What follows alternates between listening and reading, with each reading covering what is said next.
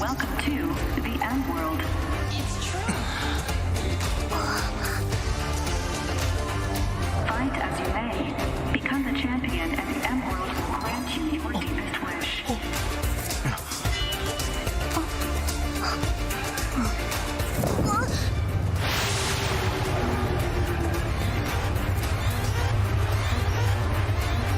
Today, the game is defeat the Trophy Guardian.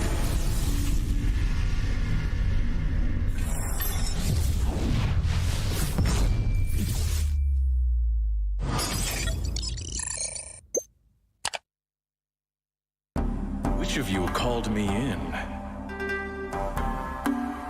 All is none.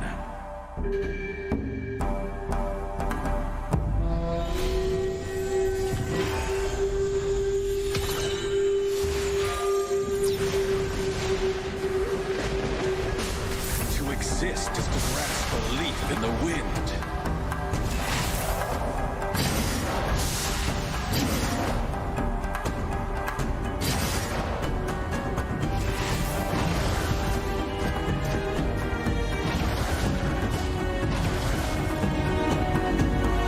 I don't require sacrifice. I require devotion. Let a storm whip up the souls.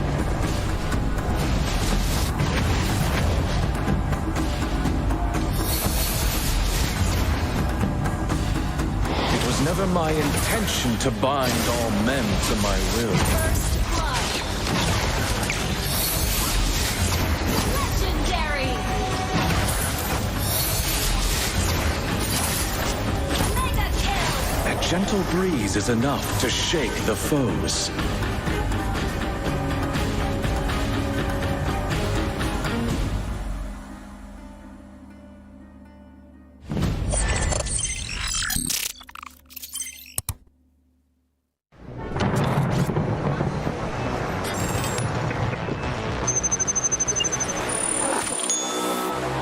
Not even death. Nothing scares me enough. Yeah! Well, as a poem but raging within. Heroes never fade! Never fade! Mega kill. You have slain an enemy. Yeah! Monster.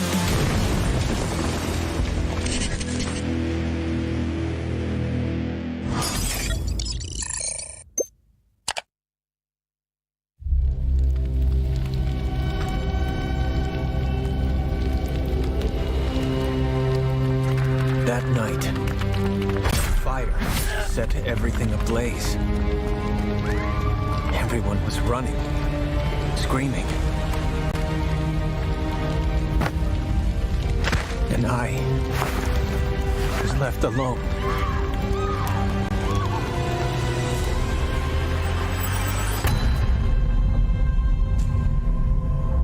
Ravens must forget their past.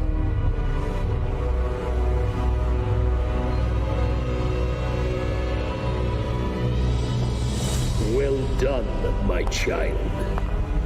The King of Light sees and rewards all righteous deeds. Xavier has betrayed the light. Now go purify. Purify heretics. For the King of Light!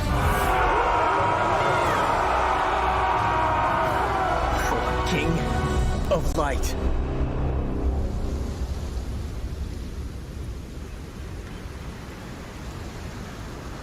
That was more fights than the past 17 years combined. Did by both the church and the abyss. That's cool! Ouch!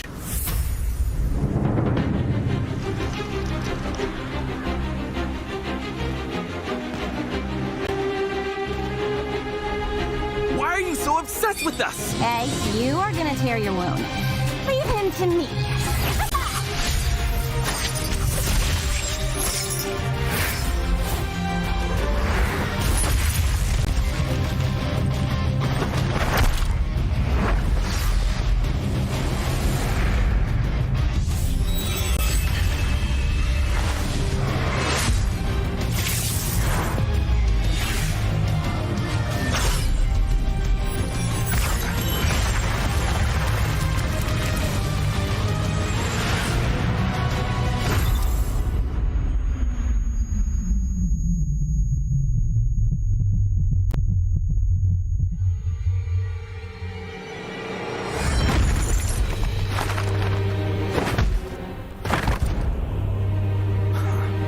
It's you.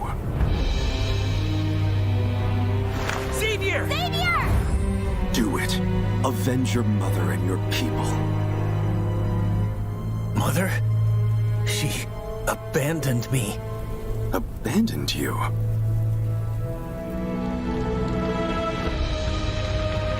That night, the church slaughtered your family in the name of purification.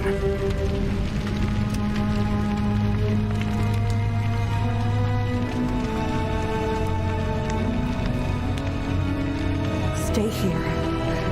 Everything will be all right. When you don't know what to do, smile. Mother! You hypocrites! Slandering us as heretics! Wanting to wipe us out! Only to steal our intent!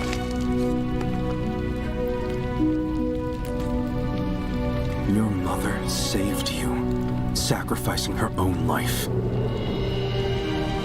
You're the last one alive of the Free Smiths Guild. That's not what I recall. That night, who sent you? I received the order from... Oh, isn't this amazing? The Arbiter of Light, hunted by the church. Huh? Did it take you this long to see that old man's true face? Aw, give me a break!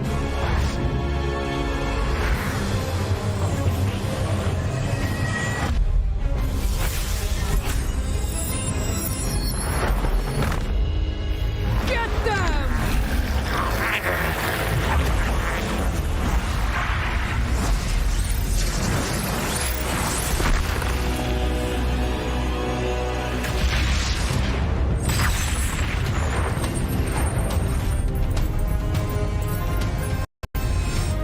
Can't die. Not now.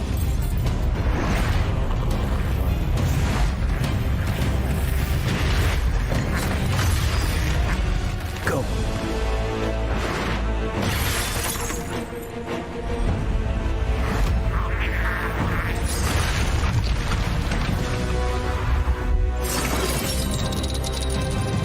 Don't die. Will he survive? He is the strongest Raven.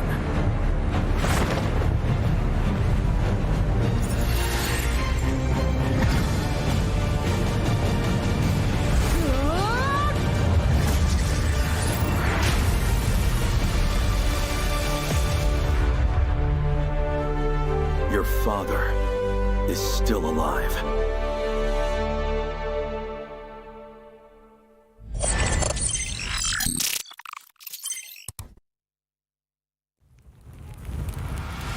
Everyone was running, screaming.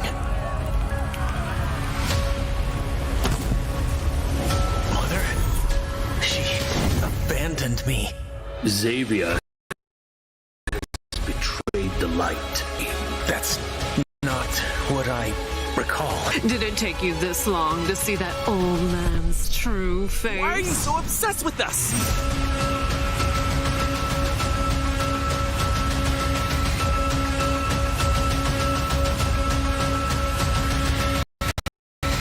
It's you.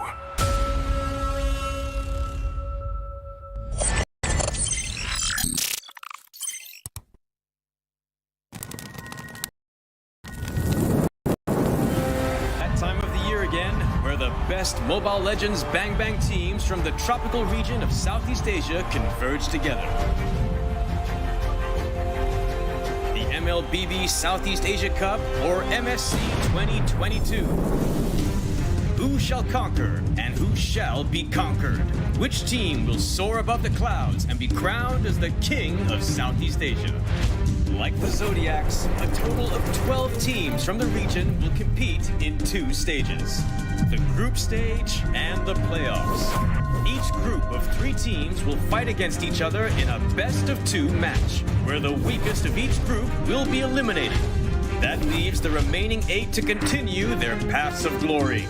To facilitate the epic battles between the giants, the MSC 2022 arena will be held at the City of Contrast and Diversity, Kuala Lumpur, Malaysia. Witness the clash of titans from the supreme MLBB region from June 11th until June 19th. Follow hashtag SupremeAC for more updates. Mobile Legends Bang Bang, where heroes make history.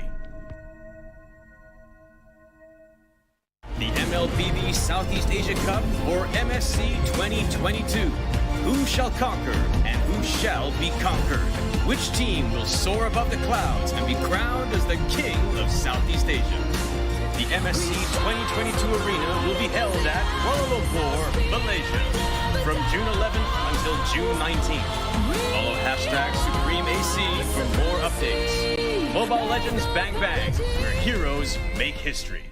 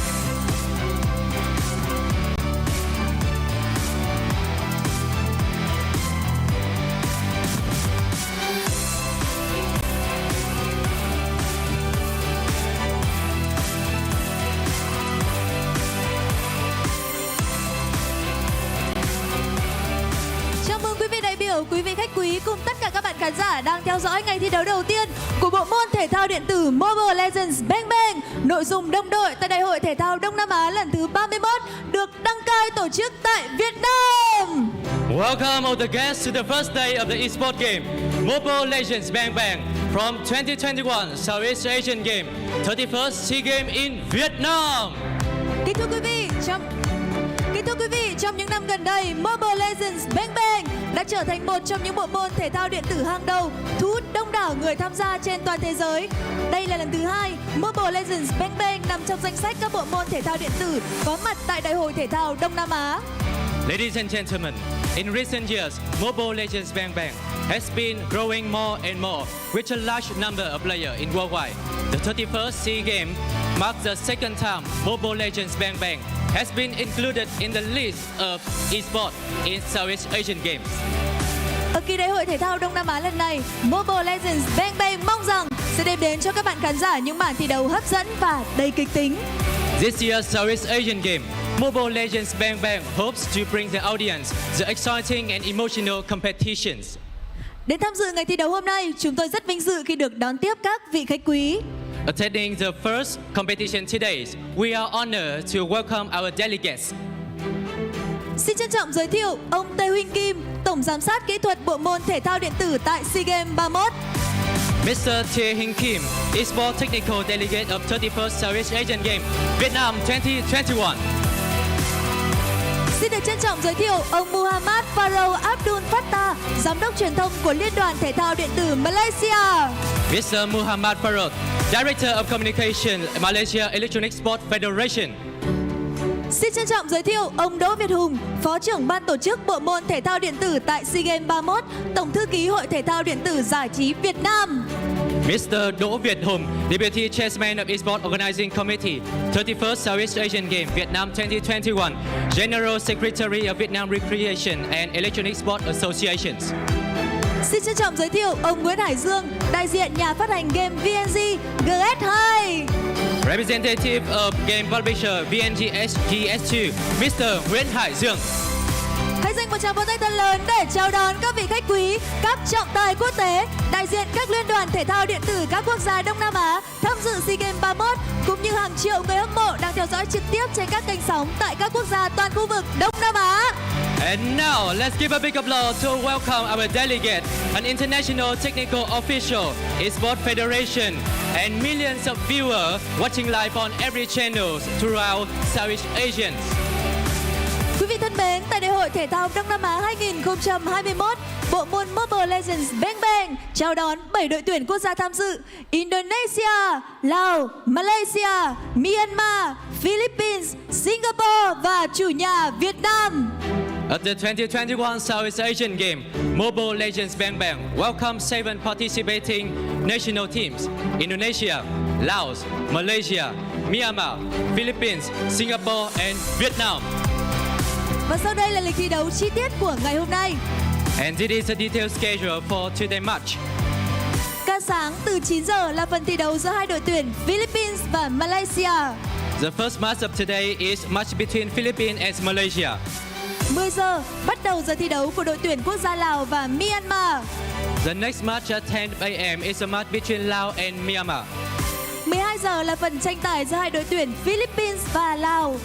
At 12 is a competition between Philippines and Laos. Ca chiều 2 giờ bắt đầu giờ thi đấu của đội tuyển Indonesia và Việt Nam.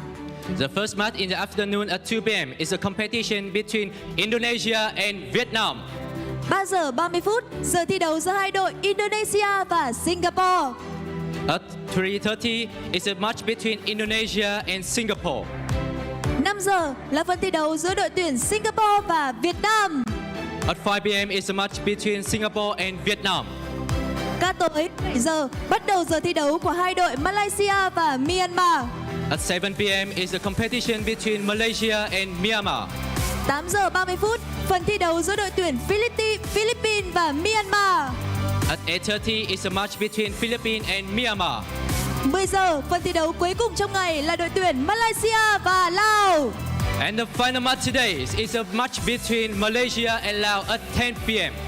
Và không chần chừ gì nữa, ngay bây giờ chúng ta hãy cùng chào đón trên sân khấu sự xuất hiện của đội tuyển Malaysia. And now, please welcome on stage Malaysia national team.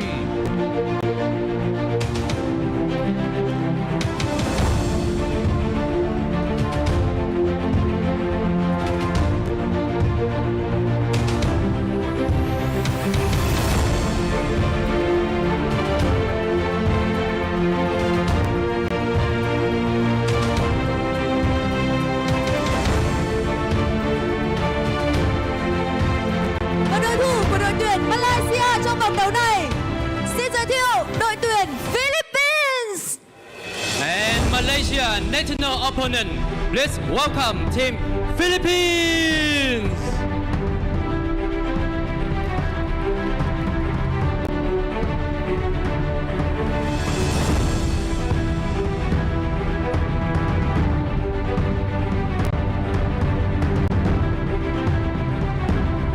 Hãy cổ vũ cho Malaysia và Philippines, hai đội tuyển thi đấu đầu tiên của ngày hôm nay. Và xin mời hai đội tuyển chúng ta hãy cùng trở về vị trí thi đấu của mình. Xin mời. Please cheer for Malaysia and Philippines, the two teams competing today. And now, please return to your playing position and be ready for the match.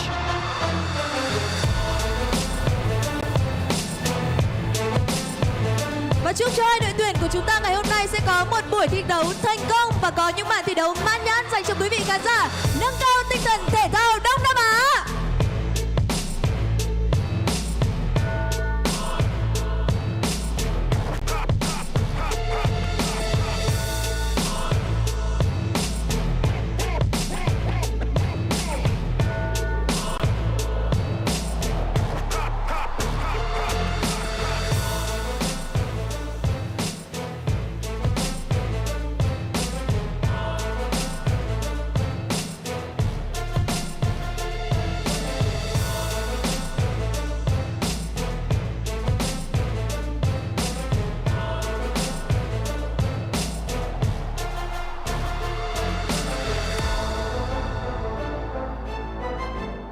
Thank you to both of our lovely hosts. I want to say a good morning to everyone all across Southeast Asia as well as everyone watching worldwide. Welcome to the 31st SEA Games Mobile Legends Bang Bang team event where, again, as our host has mentioned, 7 national teams will be competing for the gold medals, and the teams are Indonesia, Laos, Malaysia, Myanmar, Philippines, Singapore, and Vietnam. Together with me today, my name is Afel as well as Terrence. And my name is ICBaby12, of course, and I'm looking forward to give you guys some amazing commentary on the English broadcast as well. Welcome once again. It is truly an honor to be casting for you guys, as well as this is going to be our first time together, as the legendary Lafel himself has descended into the dear English broadcast. But before that, we'd like to shout out to our amazing organizers as well, which is going to be VRESA, the Vietnam Recreational and Electronic Sports Association, is the 31st SEA Games for esports organizer in Vietnam, and alongside our in cooperation with VNG Games, which is the Mobile Legends Bang Bang publisher in Vietnam,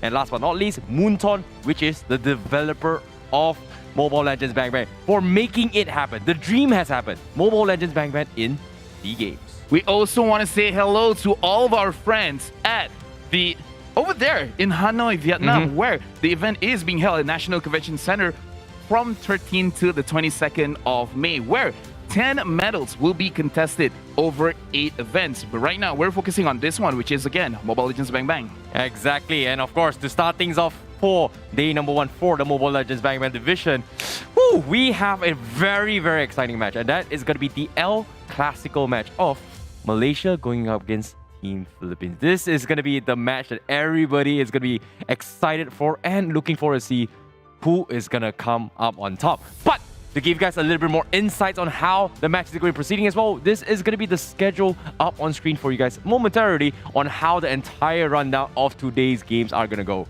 Yeah, and again, we do have to say the stakes are high because this is the Southeast Asia where everyone is representing their countries. So right now, let's put it up and let's see where Philippines will going up against Malaysia in the first series of today at 9 a.m. Follow up with Laos against Myanmar.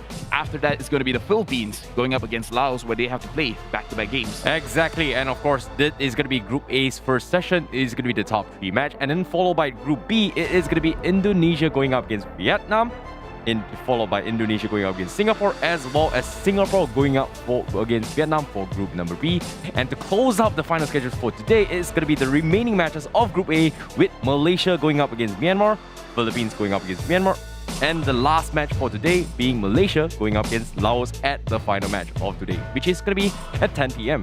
Yeah, it's going to be a very, very long day for all of our athletes, so we do have to see. This is also a war of attrition where they have to play their best games every single game, but also have to play for a very long period of time. And these are the groups. For Group A, we have Philippines, Malaysia, Laos, as well as Myanmar. And I feel like this is as good time as any to mention that the top 2 teams will move to the next to the final stage where they can compete for the medals. So even during the group stages, it's very, very competitive. Exactly. In the group stages as well, everybody's going to be fighting to get as much points as possible. And like I said as well, only the top 2 teams will be advancing into the final stage, where they're going to be competing in the semi-finals of the tournament.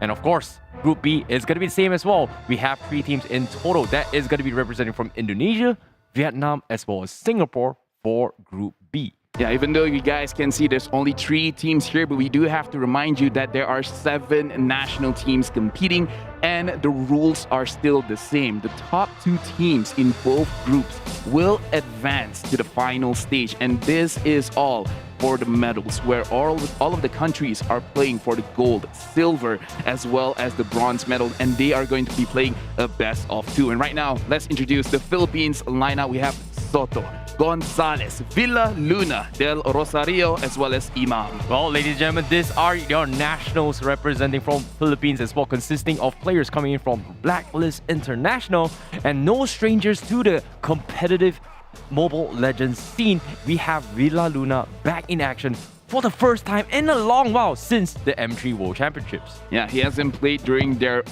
local MPL. But again, right now, Philippines, this is the time to shine because they're representing their country, not representing just themselves, just their organizations. But right now, they want to bring back the gold because, again, Philippines was the gold medalist for the 30th SEA Games in Philippines, where they were the host country for the SEA Games. Exactly, and I'm looking forward to see how Villa Luna is going to be bringing up the table as well, considering that he is, after all, the key player for Blacklist International in leading their 2 back-to-back MPL championships and also taking the M3 World Championships. Pretty impressive feat. However, the persons that is going to be stopping them here, representing from Team Malaysia, we have Momo, Chiku, Moon, Zorn, as well as 4 Mays to start up with today's first match. Yeah, Malaysia lineup consisting of 4 players from Toda and 1 player from Geek Fam, where all of these players have shown a lot of international prowess, and Malaysia in the 30th SEA Games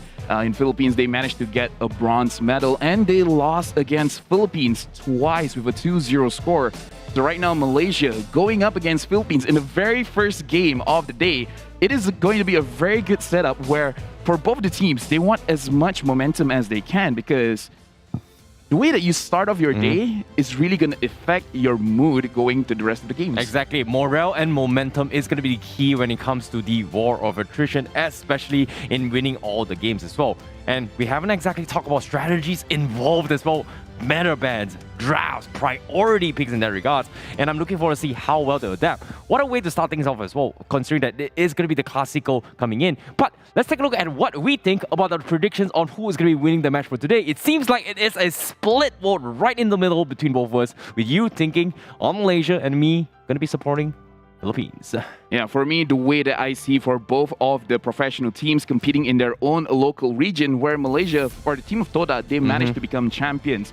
For the side of Philippines, Blacklist International is known as a powerhouse in Philippines. However, they have not done well so far in their own national MPL. You know, it's really difficult to actually predict this as well, because based on my statistics and my key book potential, Oh My Venus, also known as Villa Luna, going to be starting on his roster, is the key winner when they made their prime. The moment they took a retirement or a backseat, they didn't exactly do too well in the regard. So with his first appearance back into the official stage, I'm looking forward to see how well they bring to the table. But as of yet, let's take a look at the audience prediction. It seems like majority is going to be signing on your side, supporting on Team Malaysia. Yeah, 80% is counting on Malaysia to win this series, and 20% is going with Philippines, where again, both of the teams, they are very strong, because if you're representing your country, you're not sending your second or third best, you're sending your very best. And right now, what is the most difficult thing that's running through the minds of every athlete over here is just that, what are the opponents going to be doing? Because 7 separate countries have 7 separate ways of thinking, 7 separate priorities that they will be having in the draft, as well as how they play the game. Well, it seems like based on the audience predictions as well, it seems like majority is feeling it that Toda does have a very stable, consistent track record, whereas Blacklist, they have fallen a little bit off, considering that, like we said as well, Oh My Venus has taken a little bit of a backseat for a period of time, skipping an entire season in the pro seat. Of course, there are debates as well. He's got the talent, he's got the skill, but is he toned down to the current meta? Does the famed Estes still fit in current meta, and will they be able to pull it off against a seasoned veteran when it comes to SEA Games and also the Mobile Legends competitive team with Toda? This is the best athletes representing for both of the countries. So when we're talking about athletes, we know that in terms of mechanical skill, in terms of individuality, they're very strong. As a person, every single person here on the stage is very strong. But again, this is a team event. How do they work well together? Where Malaysia, they have a player outside of their professional org, and for the side of Philippines, they're mostly always playing together. So right now, we do have to see, in terms of how they play as a team on the stage in Vietnam, can they do as well as we have seen them do in the past? Well, arguably, as of yet as well, this is going to be the 2 powerhouses coming in from Group A based on the predictions of everyone coming into the SEA Games as well. Whoever wins this series, especially either or Malaysia or Philippines, is going to have a little bit of advantage going into the rest of the remaining match, considering that, like we said as well, that only the top 2, arguably these 2 are the strongest teams so far predicted by most of our audience, including the casters. And you know, to start things off, I'm a little bit worried for both sides, because both teams have their pros and both teams have their cons. One with flexibility, individuality, as well as unique play styles known as Philippines, and Malaysia going for the langgar style. Yeah, and right now I'm also thinking, because this is going to be a best of 2 games. So no matter what, you're going to be playing 2 games regardless. So it comes to the situation because esports is a mental game. Yes, it's physically taxing, but it's also mentally taxing. So everyone has this type of idea. Do we want to go all out and make sure that we secure the top 2 spot, or will they hide some strategy so that the other teams can't take too much from their game? So it's going to be a very difficult decision for all the players to make. Like, do we go all out and risk burning out later in the game, later in the day? I can see where you're getting at as well, Rafael, when it comes to this perspective, right? It's all about a game of chess, right? Do you want to hard win your matches, review your strategies to the rest of the teams that are going to be watching the same match as well, and risk being countered during the second phase? Or do you not take the chance and just beat your opponents as much as you can and then get as many points as possible to make sure to head into the final stage, which is going to be the top 4 teams out of all the 7 teams, which is going to be happening tomorrow? Yeah, looking at both sides, looking at the athletes coming in from Philippines, I would say they look very happy. They look very, very composed. They are very, very comfortable on stage. And right now, looking at the Malaysian athletes, they're looking a little bit more serious. They're really thinking about, because again, Philippines is a powerhouse.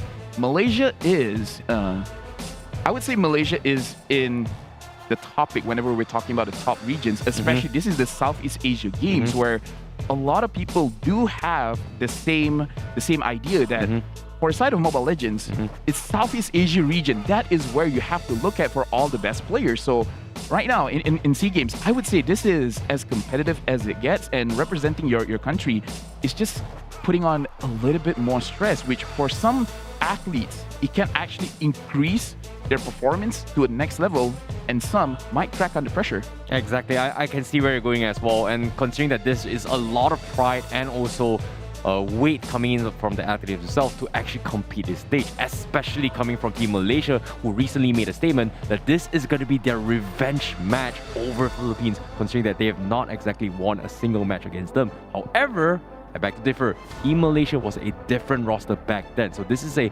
newly reformed team and they're looking to go out swinging. So if, and only if, and maybe possible coming from Team Malaysia, is that if they get the 2-0, things are going to be smooth sailing coming in from them. However, let's talk about strategy a little bit here in terms of meta picks coming in from both the teams. We know for a fact that Team Philippines, they do have that variety as well as prioritized on the Ube strategy, which Blacklist is known for 3 seasons and also into the M3 World Championship. The recent MPL didn't exactly go too well just because of how Oh My Venus and Wise has kind of taken a back seat. But now they're back. This is their first official match for a long time. Do you think their unique gameplay, their unique playstyles representing Philippines is enough to deal with Team Malaysia, or has Team Malaysia kind of predicted Philippines' playstyle and has figured a way to start things off for today? I would say Malaysia has a good understanding of how Philippines will play, just like you said, the Ube strategy, where they will be playing together as much as they can. They want to play the team fight plays, especially during the late game. So I feel like Malaysia, they know what is going to happen. It just comes to the question, can they actually handle it or not? Because for the side of Malaysia as well as Philippines, for the side of Philippines, I would say that this is definitely the best athletes coming in from the Philippines. However, we do have to mention that they're the strongest in the mid lane, where the three players over there is very, very good. For the side of Malaysia, I kind of feel like they will be looking to the side lanes. They will try to win the EXP as well as the gold lane, because the only way that you can fight against a team that likes to play together is to force them to split apart. So they have to win the EXP and gold lane to make sure that they stop the Ube strategy from happening. But that puts a lot of pressure on the athletes in those lanes respectively. Yeah, okay, to summarize as well here, to the way that Team Malaysia is going to be prioritizing is going for split push composition to isolate the Ube strategy, considering that Team Philippines is going to be having a sort of rotation where they want to cover as fight and hope to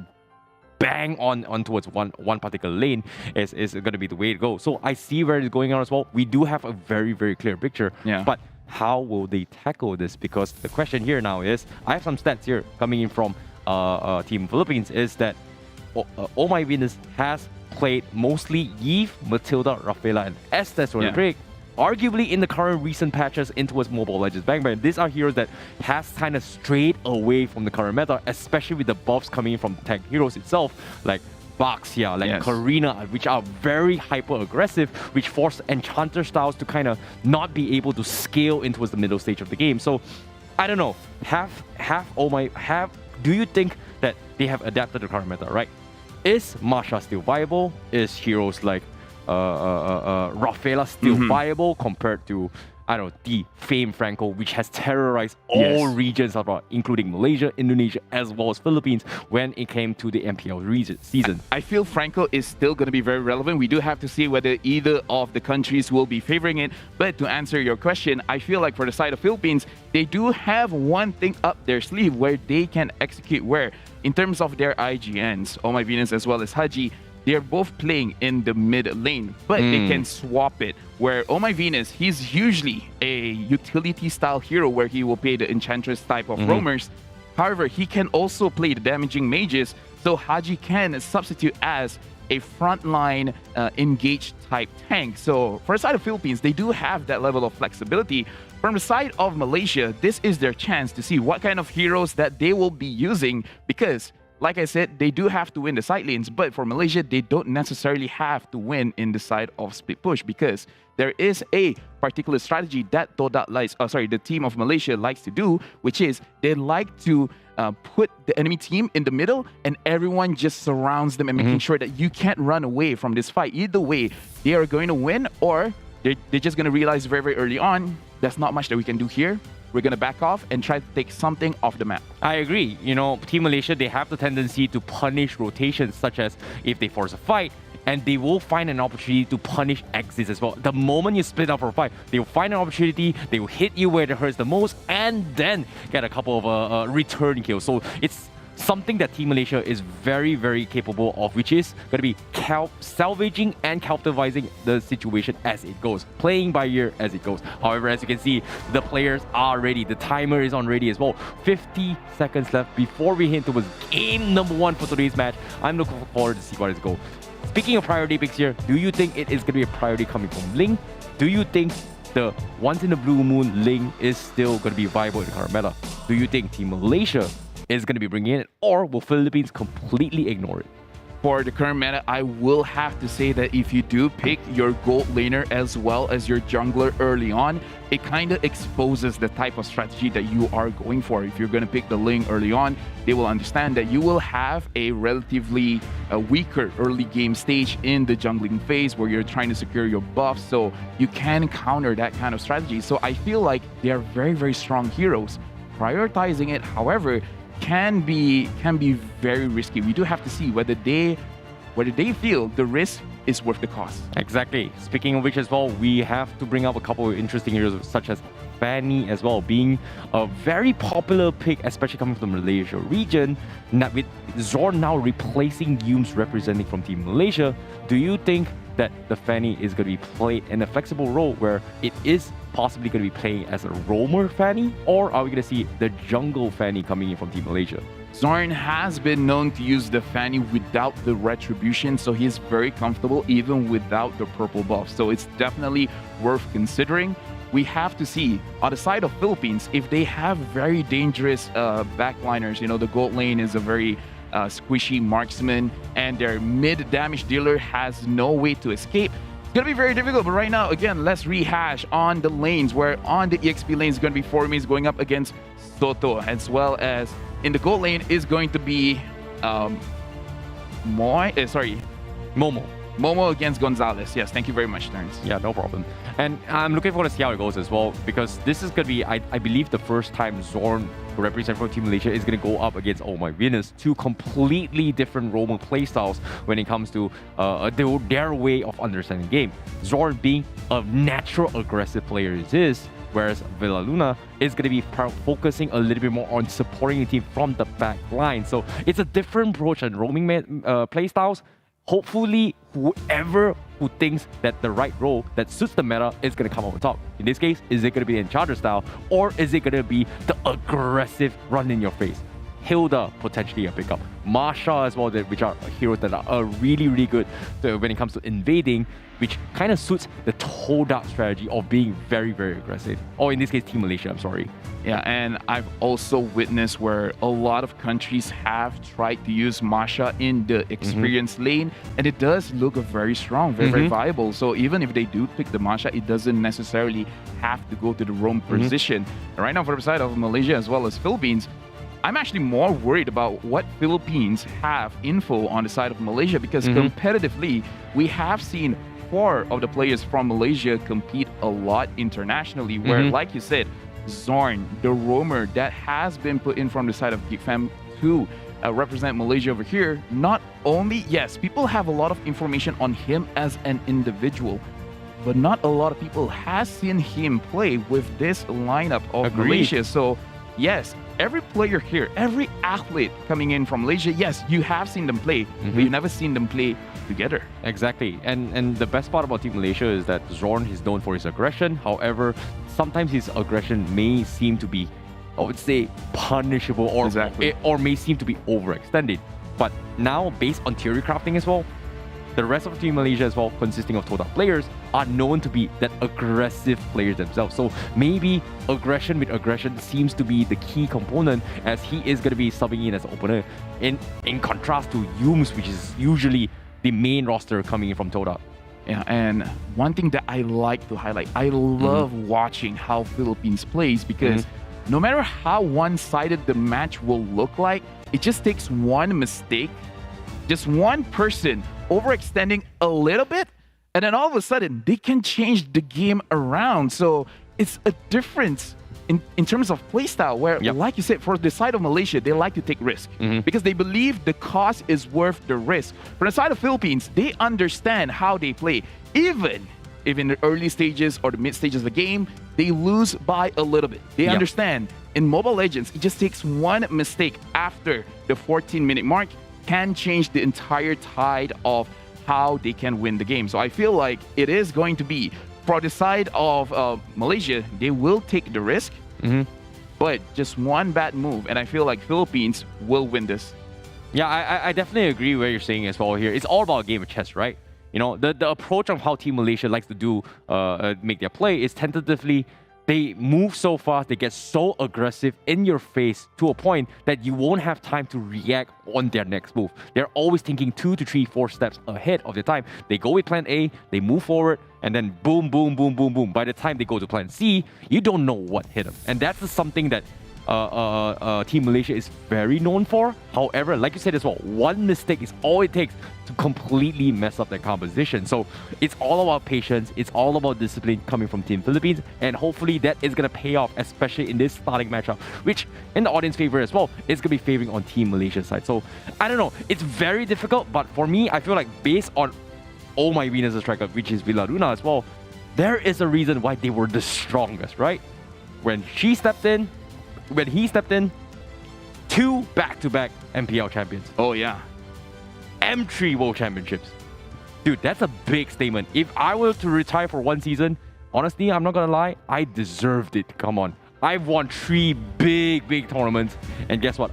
I think I can rest for a season. I'll be back. But, of course, you know, he's got the talent, he's got the capabilities, but now it all comes down to action. SEA Games, first match, official match. Have they studied Team Malaysia enough? This is why I love the SEA Games, because again, the level of competitiveness is out of this world, because everyone wants that medal, because it's, okay, you know what? It's one thing to win tournaments. You know, there's a lot of big tournaments, as you said. Currently right now, Philippines is still the reigning world champions. Agreed. So a lot of people do look at Philippines like they are going to be the favorites to be at least in the top 3 of getting the gold, silver, or the bronze medal. And why I love the SEA Games is just because whenever we're talking about medals, it brings a different side of you. And that's why I want to see what the athletes will bring to the table, because everyone is watching. Everyone Agreed. is watching. It's not just your own fans, it's your countrymen. Yeah. Because right now you're not really using you yourself individually as a professional player. Right now, you are Philippines. You are Malaysia. People just want to see you raise your flag for you to wear the medal. You know, I like how all this is coming from the guy who represented Malaysia as the coach Okay, for come on. the 30th SEA Games, and It was fun. you know, representing the coach for Malaysia, got a bronze medal. And you know, if you guys don't believe what he's saying, I'm not gonna lie, what he's saying is the truth, because he actually was there.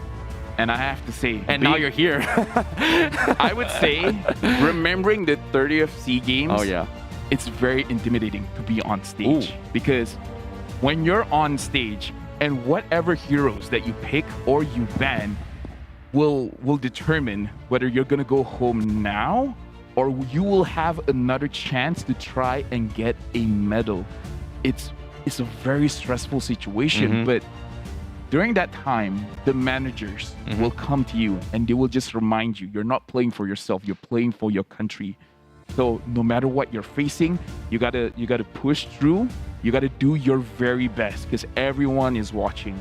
Right now, the entire country is looking up to you and hoping for you to bring something back home. And that is enough to actually give the level of confidence, the level of motivation to be like, okay, no matter how tired I am, no matter how stressful the situation is being on stage, you got to be focused.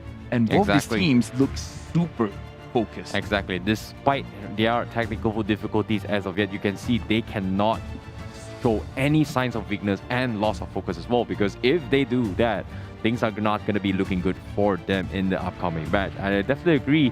The amount of emphasis of strength, the weight, the pressure that is given by your family, your friends, the people watching, your countrymen, and your compadres in arms that's going to be going into a battle as of yet, it's going to be extremely huge. And like you said as well, there is a lot on the line. There are a lot of pride going on as well. And I feel like to ensure the integrity of the game, everything needs to be restored. It needs to be ensured. And you can see the guys here in Vietnam is going to be doing their best. And without further ado, we finally got the job done, because this is going to be the first game for today, with the first games draft with Philippines currently on the blue side and Team Malaysia on the red side. I am excited right now. Yes, Philippines will be beginning with their first ban, and with their first 3 bans for the side of Philippines as well as Malaysia, we will be able to see what are they really thinking on their draft. And you talked about Ling, and Philippines respect Malaysia's Ling, so Ling has been the first ban of the day. Yeah, I like how Team Philippines is going to be focusing as well that as well. It has kind of terrorized in the usual pub games as well as the ranked game, tournament game, official matches itself. And knowing that Team Malaysia does have one of the most capable junglers in entire Malaysia, which is Chiku, has shown to demonstrate his link in M1, in M2, as well as M3 with his capabilities. So it's no surprises that Team Philippines are afraid of this and going to be taking into pool. However, Team Malaysia, they are going to be going for the usual standard bans, which is going to be the Valentina. Karina completely being ignored as of yet, but Team Philippines, they're taking the Franco into the first phase bans. All right, now let's look at what the Philippines are thinking with their bans. They ban out the Ling, which, yes, they respect Chico as one of the best junglers in Malaysia, but they also are showing that they do not want a jungler going on to the side of Malaysia that can not only be able to be good in the late game, but also can affect the side lanes very, very well, especially during the later stages of the game. The moment Ling sees that, all right, I cannot win this Lord fight, can always go to the side lanes. And Philippines, they also banned out the Franco, showing 2 things. Either one, they do not want their buff rotation to be interrupted where Franco can pull the buffs away, or they're going for a main damage dealer that will come to the front lines, and they do not want him to be disabled. Malaysia showing respect to Villa Luna, banning out the Matilda. This is really interesting considering that how many times we've seen Team Malaysia, based on their bans, right? For them to respect Villaluna's Matilda right from the get-go, it's very interesting. However, it does leave up a lot of options to be grabbed. It's such as heroes like Fanny, heroes like Lancelot, heroes like maybe even the Baxia as well, which is something that Team Malaysia may pull up to deal with Villaluna's composition. But as of yet, like you said as well, Villaluna's Matilda is gone. Will the Estes be taken out next, or will they prioritize on heroes such as maybe even the Eve in regards? And for the side of Philippines, you also have to give respect to Del Rosario, where he plays very well with Villaluna in the mid lane, where he is the jungler for Philippines, and his usual hero. He showed a very good Yi Sun Shin, and I feel like he's also very, very dominant when he has a tank jungler given to him. So for the side of Philippines, they have quite an open pool. But yes, like you said, Philippines, they innovated by showing the Estes as a very, very strong pick for Philippines that is being popularized by Villaluna. We do have to see, is it worth taking in the first pick? Yep, as of yet, 1-1 is going to be the standard bans coming in from Team Malaysia as well, has been popular really towards the meta. However, Yin is something that's going to be completely ignored, even though it's a hit or miss for a lot of teams, especially in the pro scene itself. Team Philippines, they are going to be prioritizing on the Eve. That is potentially going to be Villaluna playing it on it, or maybe keeping up his heroes a little bit more. Team Malaysia going to be for the usual Xavier, which has been very, very popular since its release in towards the world of Mobile Legends Bang Bang. Yeah, right now we have to look at both of these mid laners because Eve is very strong when it comes to the team fight, just because with the real world manipulation, you can really control what is going on in whatever area the real world manipulation is being shown at. And Moon with the Xavier is very strong just because in the early stages of the game, you're not going to be able to do much. But once you have your ultimate, the Dawning Light, there is possibilities for you to affect every single lane. Even when someone is trying to push, you can use it to clear out the minions, making sure that you can make sure at least one turret will survive a push. And Malaysia showing the show, which I feel for Malaysian fans, they're thinking this is going to be Zorn's show. Yeah, the beauty about Team Malaysia is that they do tend to keep options as open as possible as well. Occasionally, we have seen the Xavier being played on gold laners coming from Team Malaysia, even though we know this most likely this will be played from Moon. But I agree, the Cho might be played by Zorn, might be played by 4 mains on the side lane. However, Team Philippines, they're going to be prioritizing on the Beatrix and the Esmeralda in case Team Malaysia decides to go for the Fulvius played by 4 mains. Yeah, right now, Philippines, they're showing quite a powerhouse when it comes to the laning phase because Eve is very strong with the lane clear as well as the range. Esmeralda, we do know, is actually very difficult for you to handle in the early stages of the game unless Team Malaysia takes Dire off over here, which can be used to counter against the Esmeralda. And I feel like Beatrix is just an overall, everyone loves to play the Beatrix just because mechanically, if you do it well, you can have 2 ultimates in a team fight. Yep, seems like Team Malaysia, they are completely ignoring the Dirov and they're going to go for the Kali instead. However, what's really surprising for me is that considering the first phase picks and as well as the ban, the Karina completely ignored by both teams. And I feel like the next bans here is going to be respecting towards banning the Karina potentially. Whereas for Team Malaysia, I feel like Chico has a very, very big, unique variety of jungle heroes. Occasionally, we do see the Lunox as well as a cheeky pick, even though I'm not a big fan for it. But it is something that Team Malaysia has adapted into the sense where they use the Lunox to match against the Karina, which is unheard of, but has been pulled off by Team Malaysia. Right now, we do see a similarity for both teams. Both of them do not have their junglers just yet. For Philippines, they do not have a roamer, and for Team Malaysia, they do not have a gold laner. So right now, we do have to see, just like you said, for the side of Malaysia, in terms of jungler picks, there is a lot still available for Malaysia, and I feel we can say the same thing for the side of Philippines for both the jungler position as well as the roamer position, because again, it can go to Villaluna or it can go to someone else. Maybe it could go to Soto. Agreed. They could potentially put the Eve on the side lane as well and just have the Beatrix straight up in the middle, which is something that they have tended as well. But I feel like Team Malaysia, they're playing really, really safe and reacting to the drafts from the Philippines a little bit more rather than sticking to their usual pick. But as of yet, Philippines, they are going to go for the Karina. But my question now is, Team Malaysia, are they saving up potentially Shiku's heroes in a sense where they might need to bring in a Baxia jungle just to deal with a potential Estes being played for Viluna? So it's a lot of mind games and fear tactics coming from Team Malaysia, but you have to give them the respect, right?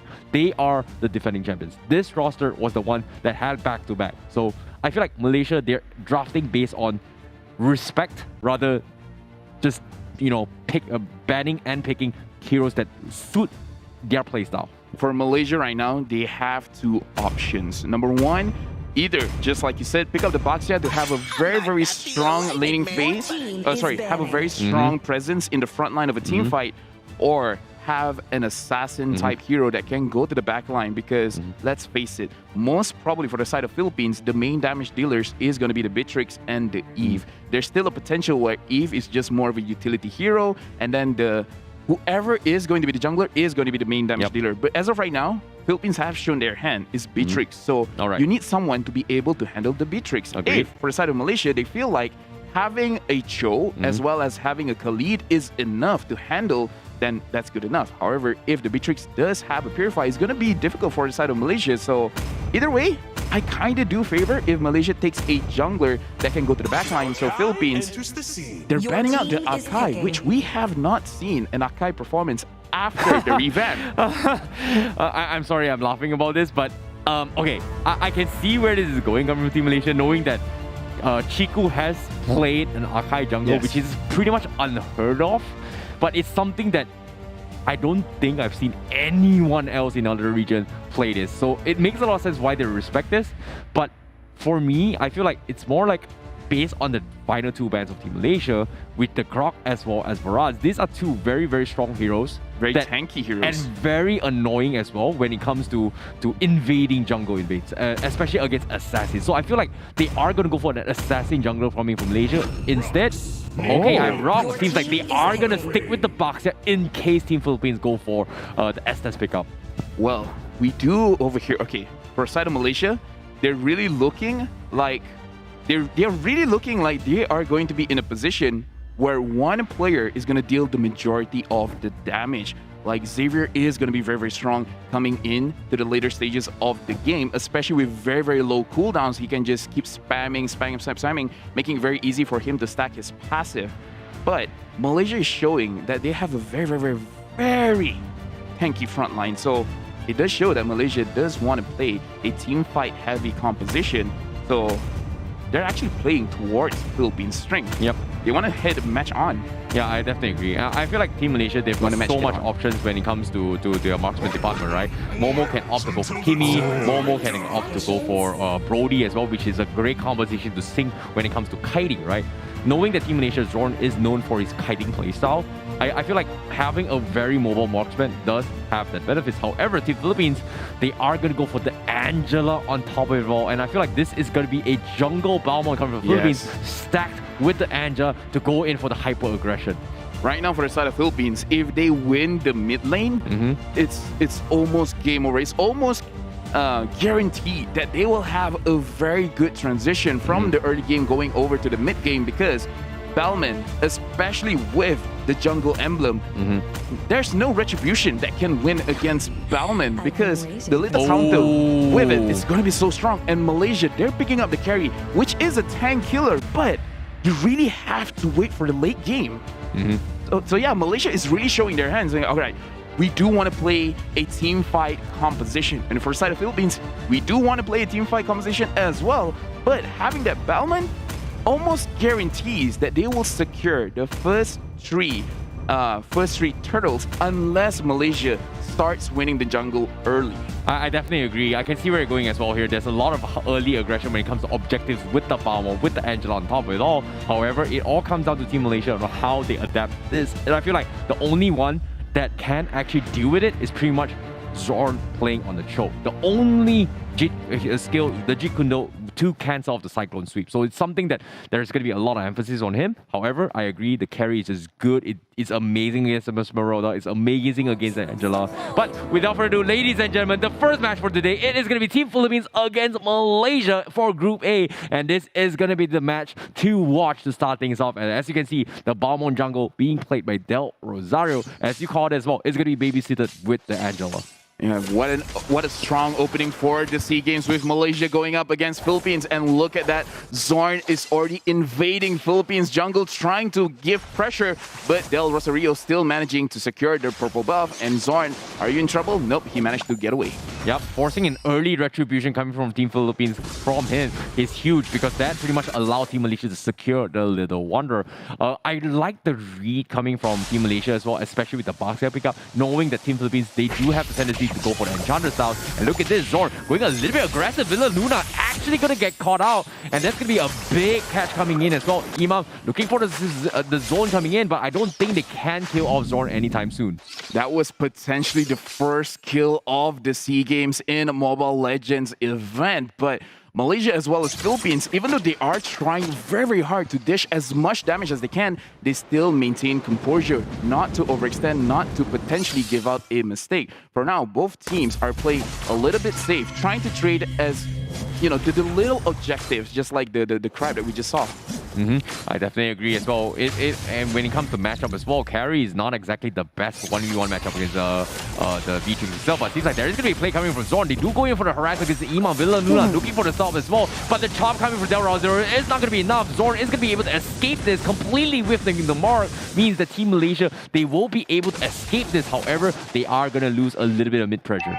Yeah, Malaysia, they escaped with just a slither of health. Like, that was good. But right now, they do have to see. And first blood has been given to Malaysia. The very first kill of the SEA Games in the Mobile Legends event. And right now, they're still continuing on the fight on the turtle. And Philippines have managed to secure it for themselves. Formace is still in front, and Moon managing to get the kill on the back line. Oh, very nicely Dawnning Knight as well. Philippines, they're taking advantage of the slows coming from Angela. However, they did not take into consideration that Team Malaysia, they do have a lot of sustains coming in, especially with the Khalid. So great invade so far, but Del Rosario, he's looking to go in for the salvage as well for Team Philippines as they try to go in and hit Malaysia hard. Now Chiku is going to be able to escape this with Moon going for the great stun coming in, and that is going to be put Team Philippines in dangerous territory. Do they want to re-engage? Team Philippines, they're playing it safe, they're trying to go in for the Khalid as well, but Zorn gets a very nice wave of the Dragon Flicker as well. Catches Del Rosario in awkward position, and guess what? And that is going to be Momo getting the kill for the carry, so that marksman is going to get a little bit more kill. However, Moon in a very awkward position, almost dying there in that vicinity,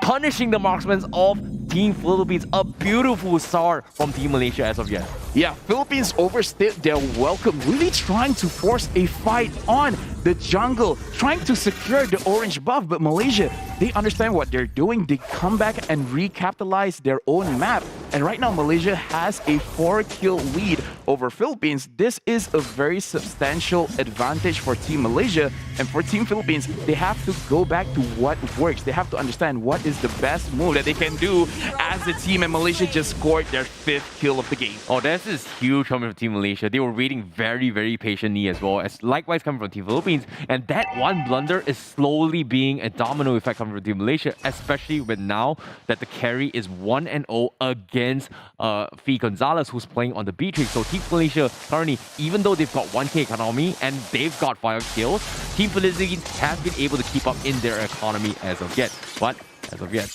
let's take a look at what's going to be happening as well. You can see Team Malaysia, they're emphasizing on mid control to try and secure the top turtle. Yeah, and right now we also have to give word that for the side of Malaysia, Zorn as well as Moon doing very good setups for both these plays, and Zorn taking a lot of damage, looks like, for both the teams. They are focusing on the turtle. The turtle has been resetted. Team Malaysia, they may not want to take this fight because, again, Philippines will show that they can secure this very, very easily. Yep, Zorn does still have the wave of Dragon. He's looking for the perfect setup as well. Like I said, so the leader counter is something that they can take advantage of with the retribution to get this kill. Looks like Zorn is looking for the kick. Does he get it? Yes, he is. There's going to be cover kick coming in. However, the turtle buff was secure from Del Rosario. He does have the damage as well as the hard guard. Team Malaysia, they're in a little bit of trouble, and that's going to be Zorn paying the price. However, the back lines, we have Formates and Momo just completely completely shredding the back lines of Team Philippines, and now they're forced to disengage. 1 for 2, an absolutely worth it trade. However, economy-wise, seems to be pretty close still.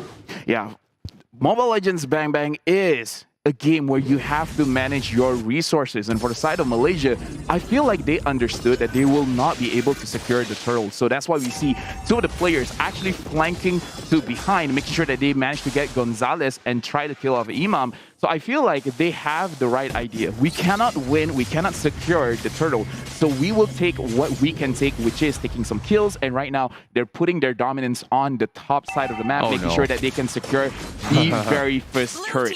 Oh no, if Gonzalez got a little bit aggressive, you can see Zorn was itching to go in for the punish. However, the Rosario going to be looking to secure the purple buff. But it seems like Team Malaysia does not have the utilities to fight this. Real Indonesia has been dropped trying to punish on the moon. You can see Chico immediately going for the cancel. However, Gonzalez from afar finally gets a kill. That's going to be a little bit of redemption economy that Team Philippines has been looking forward to. And because of that kill, you can see, based on the economy, they immediately catch up. And they're barely 1k behind. Yeah, I feel like even Moon was caught by surprise. He didn't thought that he would die that fast to Gonzalez. So even though it looks like he's playing from behind with a 1-2-1 score, but right now he's actually really stacking on his physical attributes. So the damage does hurt. So for the side of Malaysia, even with this lead, they have to be careful. Yeah, it's all about disciplined plays coming from Team Philippines, right? I like how they're able to capitalize on long-range snipes, be it the real wound mutation as well as the sniper coming in from the B trick. But that's the thing, Malaysia, you can see they're looking to get a little bit aggressive, but it's so difficult to do so just because of hard guards that may or may not protect whoever they're ganking. You can see the hesitancy of Team Malaysia to play it safe. However, when it comes to turtle objectives, Team Malaysia has not won a single turtle fight yet. Oh, they just won. Oh, they just finally won. Okay, they never just mind. I won, take it back. Yeah, over there we can see the classic Cassacris. Even during the SEA Games, it can still happen. But looking at Philippines, the way that they are rotating, they're moving as 3, they're moving as 4, so it's 7 minutes, and they're already moving towards their Ube strat. So they're feeling like, in terms of damage, they actually do have enough. It's just that we have to see what is their priority. Right now, they are focusing on jungle objectives like the turtle, but we have to see when will they transition to the lanes. Malaysia, they almost got their second turret on the top side of the map, and in the bottom side of the map, we can see Zorn managing to catch Villa Luna and got a killing spree over to carry. It seems like they're going to go for more as well as Gonzalez is going to be stranded here with no Angela protecting. Gonzalez is pretty much stranded. However, Malaysia, do they want to force the issue because the Lord is going to be up very soon in about 60 seconds. But it seems like Team Malaysia, they are going to back off and try to capitalize on the junglers itself. Then Rosario going to get caught out. A big dotted line comes in. It's going to be now shredded its way through. The render coming in is not going to be able to kill off 4 mains as they've got the sustains. But you can see Team Malaysia, they will sacrifice 4 mains as they have a bigger picture. That is going to be diving onto his Imam. But it seems like Imam does have the sustains and they get completely punished for their greed on trying to kill the mage, and this is going to be putting a dent into his Malaysia's economy. Yeah, a big miscalculation for the side of Malaysia, thinking that they can out-damage. But look at that, Momo trying to 1v2. 1v2, is that a good idea? And looks like it's not. For the side of Team Malaysia, right now they're giving a lot of advantages for the side of Philippines. They are starting to feel like their advantage is bigger than it really is. Oh my goodness, Team Philippines with that play means they are going to get a little bit more mid-control, and they are back right in action as Team Malaysia is going to be able to capitalize a little bit more. Gonzalez starting to hit like a truck. We did not expect the damage coming in from him. As you can see, Team Malaysia, they have to start grouping up as 5 because the Ube strategy is starting to kick in coming from Team Malaysia. Yeah, as we talked about before we even start the series, where for the side of Philippines, this is how they play. The moment one person makes a mistake from the side of the enemy team, they can start to capitalize. We can see after those mistakes, Philippines, they got a lot of objectives on the map. So Malaysia, they do have to learn. They have to adapt very quickly, where against a Philippine team, they are very keen. They are very aware of small micro mistakes that they can take advantage of. Right now, looking at the itemization, Vitrix already has the Blade of Despair. So the burst damage is going to be very strong. Yeah. But against for this tanky lineup, we do have to see whether Gonzalez is going to be favoring the Malefic Roar for more penetration or the Demand Sword for the percent HP damage. I'm really surprised that Chico opted to go for the Radiant Armor instead of the usual Sky Guardian helmet, just because of how much the Esmeralda and Eve is bringing to the table. So he's going to be playing a little more on his supportive side rather than for self-sustain for the invades. So it's really interesting that Team Malaysia is doing this, but you can see they are looking to go in for the ambush. Imam does have a very, very good idea. Zorn is going to try to make an attempt. Here comes the way of the dragon. However, the Purify is going to completely cancel off, and the Lido counter will chop in now. And that is going to be one man down from side Team Malaysia, and they are having to make a run for it. Team Philippines does pop the power guard in this vicinity. Chiku also going to be caught out. However, for Mace, looking to isolate the fight, he's going to be caught up in the mess, and all 4 players as the Philippines shift their focus on him and takes him out. And that is beautiful, beautiful transitions coming from Team Philippines. Yeah, we can see Philippines, they're not done yet. So the went in front. Moon still trying to dish out as much damage as he can from the back side. But again, for the side of Malaysia, they're taking the risk where they feel like the cost is not that high. But as of right now, the Lord is up. So for both of the teams, for both of the nations, Philippines and Malaysia, they have to start thinking this is going to be the 11th minute mark.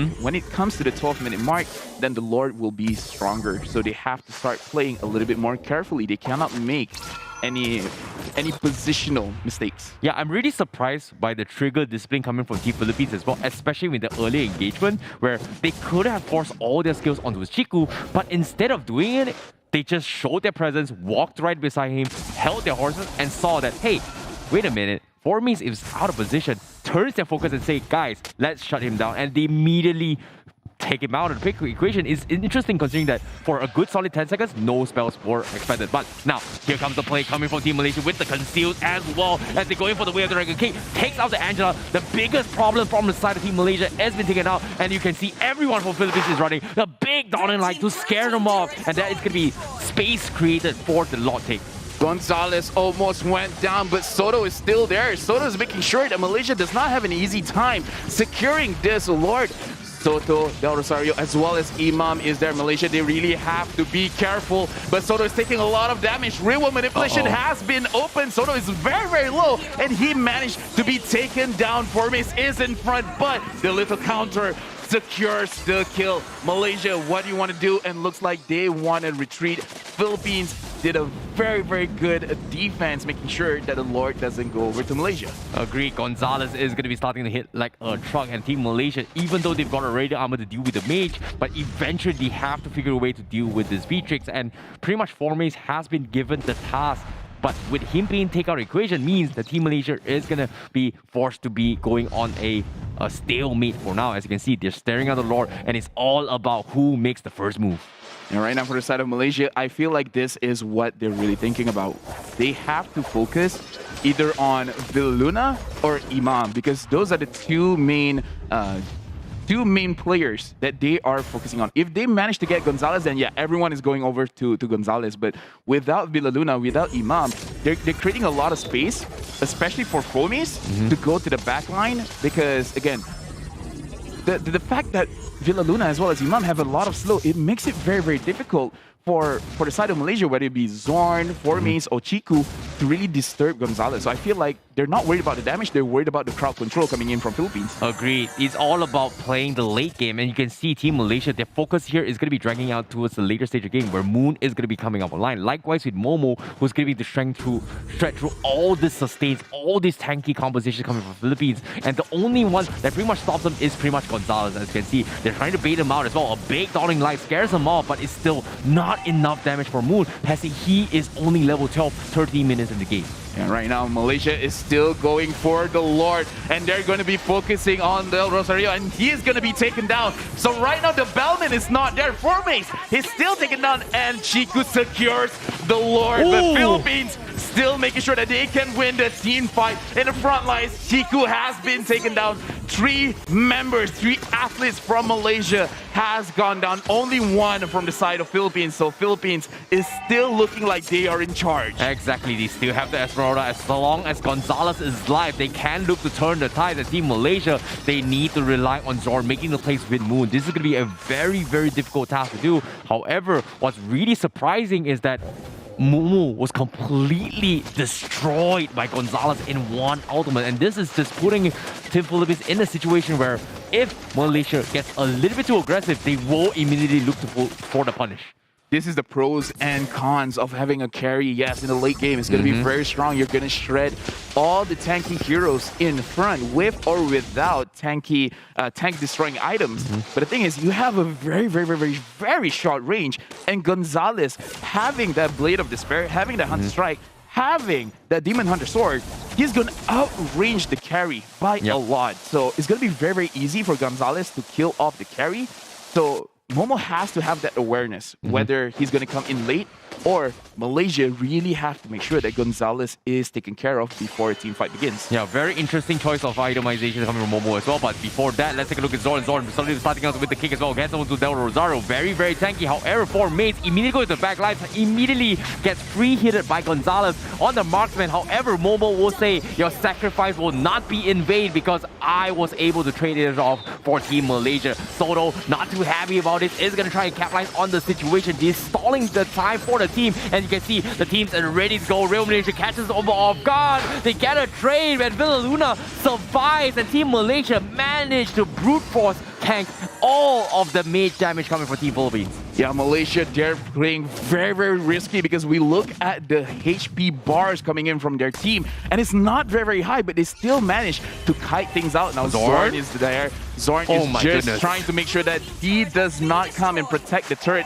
Malaysia making sure that they got the mid-second tier turret, and right now they're gonna reset, and looks like Team Malaysia, they're still, in terms of map control, they're ahead, but in terms of gold, both the teams are even. Exactly. You know, it's really smart that Zorn was able to bait out the hard guard preemptively, but at the same time, I'm really surprised that economy is still swinging 50-50s despite all these ugly trades. And you can see how close it gets, even though in terms of objectives, in terms of turret, Malaysia does have a little bit upper hand, but now we're heading towards late game territories. Items are almost getting maxed out. It all comes down to one wrong move, who makes the mistakes, and it's over. Seems like Zorn looking for the kick again, looking on the kick to Del Rosario. The hard guy comes in, they're going to be repeating the concentration, but you can see Momo completely chunking his way through. Double kill for him, and now they're ignoring the rest of Team Philippines, knowing that Momo is so strong, and this is the late game territory that Malaysia has been eyeing for a very long time. That was probably the best team fight that Malaysia has shown in this current match, because it was a very clean pickoff on Del Rosario as well as Villa Luna, making sure that both of those players are down and out. For me, it makes it an easier task for him to go to the back lines. Even if he doesn't get a kill, as long as Gonzalez doesn't have the confidence to go in front and kill off Momo, it's going to look very strong. And Malaysia, they're still going hard on this engage in the bottom side of the map. Real manipulation has been open. Gonzalez trying to clear out the minion. Zorn is in front. He has been taken out. Chiku goes to the front. Still not able. He manages to get the kill. And the dawning light from Moon unable to get more kills on the table. Malaysia looking very strong, very aggressive in this game. Very close plays coming from the Moon as well, considering that he almost got the reset. That was his second dawning light. However, Philippines a little bit too much sustained. However, with the Lord knocking in, they are going to be sending Del Luna 3 empty hard guard coming in from the side team Philippines. Malaysia is looking to concede this as of yet, knowing that they do not have Zorn to punish this. The thing that the side of Philippines, they have to worry about, because Del Rosario, even with Villa Luna coming in with the hard guard, giving extra shielding towards him, it looks like from the side of Malaysia, that really does not matter. Momo has enough damage to penetrate through the shield and penetrate through the HP of Del Rosario. So from the side of Philippines, they have to switch things up. Is it still a very good idea to protect the Balman? Or do you have to focus your hard guard on someone else, like Soto or Gonzalez? It's going to be extremely hard to actually make what's the right play here, considering that Momo has reached a stage where his final item was the endless battle, and ever since that happened, things are going to go south. However, what they can do is bully out Moon, and that is a big catch-up, because now they took down the annoying Xavier, but that just means the next target is going to be Momo. As you can see, Momo is slowly poking their way through. Soto taking a little bit too much damage, and the true damage coming from him is going to chunk his way through. Formay still has the immortality. He's going to try and bait things for Team Malaysia as they go in for a re-engage, but Zorn goes in for a beautiful flicker play from Team Malaysia. However, Team Malaysia is down in terms of cooldowns to burst him down. That's so unfortunate. Yeah, and I feel like he did not expect for the kick to be that short. I feel like even he expected for it to go a little bit further. And Gonzalez having 1 HP left, that was very, very crucial, but we do have to put into consideration he has the immortality, so he will come back alive. And Villaluna, being on the side, he can still heal up Gonzalez. So over there, Malaysia, they have understood, yes, we need to take out Gonzalez, but Gonzalez not making it easy for the side of Malaysia. So right now, even though Malaysia has a clear advantage, we cannot count Philippines out because it's a very winnable game for them. Malaysia just need to overextend once and it's game over. It's 20 minutes in the game. Agreed. Gonzalez going to be selling off his shoe and purchasing the immortality to prolong the fight. And on top of it all, he's got the Hotguard to counter negate the plate armor. But we'll hold that off for now because Real Nation is going to be on his way. Winter Trunking from 4 Maze is going to keep him alive, whereas Team Malaysia looking to submit someone on place, but a beautiful slow coming from Imam is going to slow him in his track. However, Team Malaysia is going to be able to retreat safely in that situation as they've got bigger pictures to fry. However, seems like the rod is going to be up for grabs. As you can see, they see Soto up top and a big dawning light coming from Moon. It's going to scare off Team Philippines, and this is not looking good. Team Philippines, they have to call in the carry, they have to regroup, and they are going to try and force the issue with the Lord. A big outlook of Gonzalez, not going to be able to chunk towards the Lord, and that is going to be Zorn trying to split off the fight, but seems like Team Malaysia, they're giving up control of the Lord, and they are just getting picked apart bit by bit, and the Lord is still going to be surviving, but Team Philippines, they focus on killing off all the heroes. They get the Lord, and Team Malaysia, they're scrambling. They lost everyone just like that. This is what we just talked about. Only one person has to overextend slightly and the tides of battle will change. Philippines now with 3 minions still there. They're focusing on mid. Only with Zorn and Momo there. Can they really do anything? Momo has to run away. His HP is so low. And Philippines, they have 2 minions still alive. They're focusing on the turret. They're focusing on the crystal. Malaysia as of right now, they are able to make sure that they are able to survive this one, but Zorn is not going to say the same thing. Momo with very, very low HP. Real manipulation is there. There's nowhere for him to go. No one from Malaysia is alive, and game number 1 is going to the Philippines. Oh, that was so close, but what a play coming from Team Philippines as well. The discipline plays, the coordination, the priority, the transitions as well for them to capitalize on the situation. Patience is key, and that is going to be Team Philippines as of yet. They take 1 game against Team Malaysia. And this is what we have discussed before the series even starts. This is how both countries like to play. Where for the side of Malaysia, they like to take the risk. Sometimes it works out, sometimes it doesn't. For the side of Philippines, they love to capitalize on the mistakes. The last team fight, we can see that Formies was caught a little bit off guard. He was forced to use his ultimate as well as his Winter Truncheon. And then during the fight, we can see how Zorn, he already knows what he has to do, where he has to separate the Battlement away from the Lord.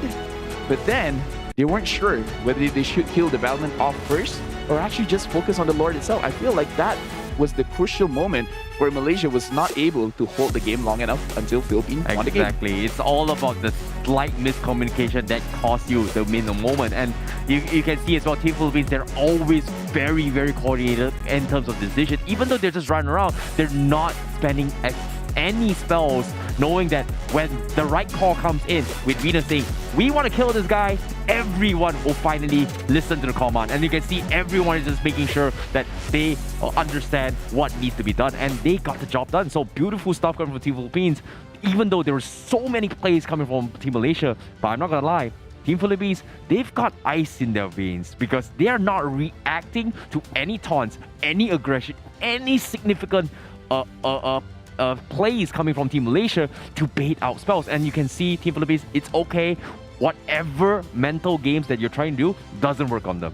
What an opening game in the SEA Games. This is just the first match of the day. And we can see how intense it is. It doesn't matter how you start, it's how you finish. So even in any of the games, do not skip over anything, because even though Malaysia looked like they were about to win, Philippines, they are showing why they are still currently the world champions. You know, I'm not gonna lie, the entire game as well, even though it it's pretty intense because there are a lot of mind games involved, right? Usually, if you saw in a normal game, you see like, oh, there's a hero, we're going to throw spells. But for them, it was all about timing their attacks, playing patiently, waiting for the right target. And I liked how Team Philippines was able to punish on Team Malaysia's aggression. Every time they react, every time they make the first move, we react. They make the first move, we react. And whenever Team Malaysia makes the full move, if it's not entirely the end of the roll, they will wait patiently and punish on players that makes mistake. In this case, they have punished on 4 mates multiple times. But before that, let's take a look at the items real quick between the first match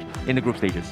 Yeah, right now I want to talk about the composition first. I want to talk about the heroes, right? Because from the side of Philippines, I really like how, yes, Beatrix, Gonzalez, as well as the Eve, I would say they are the main factors for actually winning this game, because we can see every single time the real manipulation was open, Malaysia, the side of Malaysia, they were a little bit confused. They weren't sure whether they should move in front or go away from the real manipulation. And then Gonzalez, even though he was pressured quite heavily in the early stages of the game, we can even see that the side of Malaysia, they're actually focusing on the top half of the map.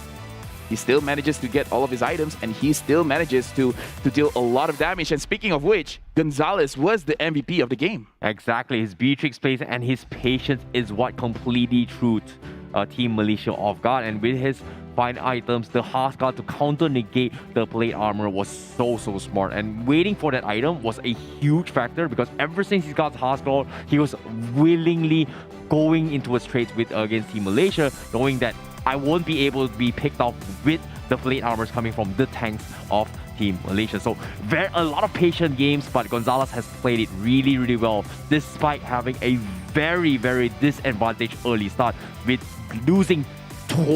dying twice against Momo. Yeah, 11, 3, and 6 match KDA, 738 gold per minute and 81% kill participation. And we do have to see, besides the immortality, it is a full damage dealer Beatrix. It looks like in this game, he was not worried at all of dying. He was pretty sure that his team will have his back. He just have to dish out the damage. So this is one showing him personally as an athlete, his own capabilities, but also the trust that he has for his own team. Yep, let's take a look at the highlights as well towards game number 1. As you can see, in the early stages of the fight as well, like Team Philippines, they got the early 2 total. Eventually, Team Malaysia was able to get up a little bit of momentum, even though playing the box here is something that wants to put them in a situation where they want to play aggressive, they want to stall them out. But when they hit this stage of the game, it was nearly impossible because they pretty much kind of missed their timing from Team Malaysia. And look at all the mistakes that Team Malaysia has made. Even though they have won certain areas of the map, they still try to invade. They still try to control the Philippine side of the map, going into their own jungle. And we can see Malaysia, every single time Zorn sees that he has an opportunity, he will take it.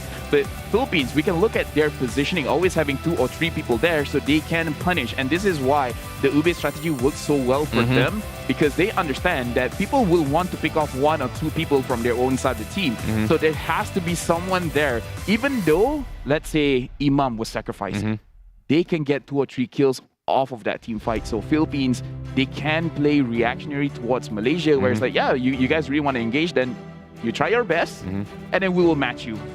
Yeah, I definitely agree. And you can see time and time again where Team Philippines is waiting for Team Malaysia to react, right? And the biggest threat here from Team Philippines is none other than Villa Luna on the Angela, because as soon as the hard guns drop down, there's going to be extreme slows to pair up with the real manipulation, which you can see time and time again why everything looks like it's in slow motion. The reason being it is because there is the slows coming from Eve, there is the slow from Angela, and it puts them in a situation where if Team Malaysia tries to back off, they will be in a position where they might close up together, which allows for a big AoE wipe for Team Philippines. Yeah, and we also have to talk about the hero picks, because for the side of Malaysia, we can see Formace, he really tries to go to the back line, trying to absorb as much damage as he can. And of course, with the execute, he does want to get some kills. But Gonzalez being there, able to dish out quite a lot of damage, and then he's like, yeah, I'm just going to heal up. I am a Khalid, I can heal up. But with Balman there, with his little counter, is like, you know, your HP is very low. My damage will outskill your healing, no problem. So over there, from the side of Formace, his hero is very good, but in that particular situation, when Balman is always there to use his little counter, it doesn't work out in his favor in this match. Agreed. once you pass down towards that below 70, when he's around 65% threshold, yeah. you're pretty much going to be a one-hit KO. So it makes a lot of sense. But I'm not going to lie, Team Philippines pulled off a composition which is very, very difficult to pull off and requires certain win conditions in order to win. As long as Angela doesn't die, everything is fine. You pick up anyone else, it's okay. Angela's going to be able to contribute as well, because if you think about it, time and time again, they tried to sacrifice, I believe, the Balmon in multiple instances. They're not doing too well. Yep. But the reason why they're not doing too well is because the plate armor is coming from Team Malaysia. Is the reason why the Beatrix is not able to chunk it out. And ever since that comes in, it's okay. We've got sustains, we've got kills. As long as we chunk them out, we're good. And we do have to say that this is just the first match, and I feel like all the other 5 countries are watching, and then they're like, yes, Malaysia and Philippines, even if they're hiding certain strategies, they're already showing a lot of their hand, where Malaysia, they do tend to make mistakes in terms of over-aggression, and Philippines, they're very patient. They're not looking like, we don't have to push for a fight if we don't have to, you know? They're not playing on the enemy's win condition. So I feel like even though this is the first match, every single athlete is going to watch and they're going to learn a lot from this first series of games. Yeah, I feel like the intimidation tactic coming from Team Malaysia is not working out anymore. And I think the only time their intimidation tactic worked was Zorn down the middle, forced Veluna to go for hard guard, and it's like, you know what, I'm just going to back out and go home. But aside from that, I did not see a lot of reactions from the Team Philippines, and they're just very objective driven. Their priority focus has been very, very on point, which is scary, considering that if you are a normal player, you would see a hero, your first reaction is to either auto attack or throw a spell. For them, walking right through them, ignoring them for like a good solid 5-6 seconds to assess the situation and then choose your targets in the midst of the conversion, it's a very, very ballsy play, but it paid off tenfold. Because why? The moment Team Malaysia make a mistake, we know they do not have spells. Yes. Focus fire, done. Job's done. And that was very, very scary. I've not seen this gameplay in a very, very long time. Yeah, and that was the first game in this best of 2. So whoever just tuned in, we are playing a 2-game series for every single game in the first stage of the SEA Games. So in the first match, Team Philippines managed to beat out Team Malaysia in the way that Malaysia was controlling the map for a very long time. The Philippines managing to catch mistakes after mistakes, managing to get back into the game and then ending the game by itself. So right now we do have to see for the second series of the game, because again, Malaysia and Philippines being known as the 2, I would say, favorites going into Group A, has not disappointed. For both of the national teams, they have shown their prowess individually as well as a team. So right now, from the side of Malaysia, we do have to see whether they will do any kind of adjustments. And the same thing can be said to the side of Philippines, because I feel like they wanted to win the early skirmishes, but they weren't able to. Yeah, that's the thing, right? Like, the beauty of the draft coming from Team Malaysia is that their intention is to snowball pretty hard in early stage game. They've got a Baxia, which arguably is a great way of dealing with an enchanter, right? The debuffs coming in and so on. But the biggest issue was that they didn't expect to lose the turbo buff in the first phase, especially when the Balmon coming in.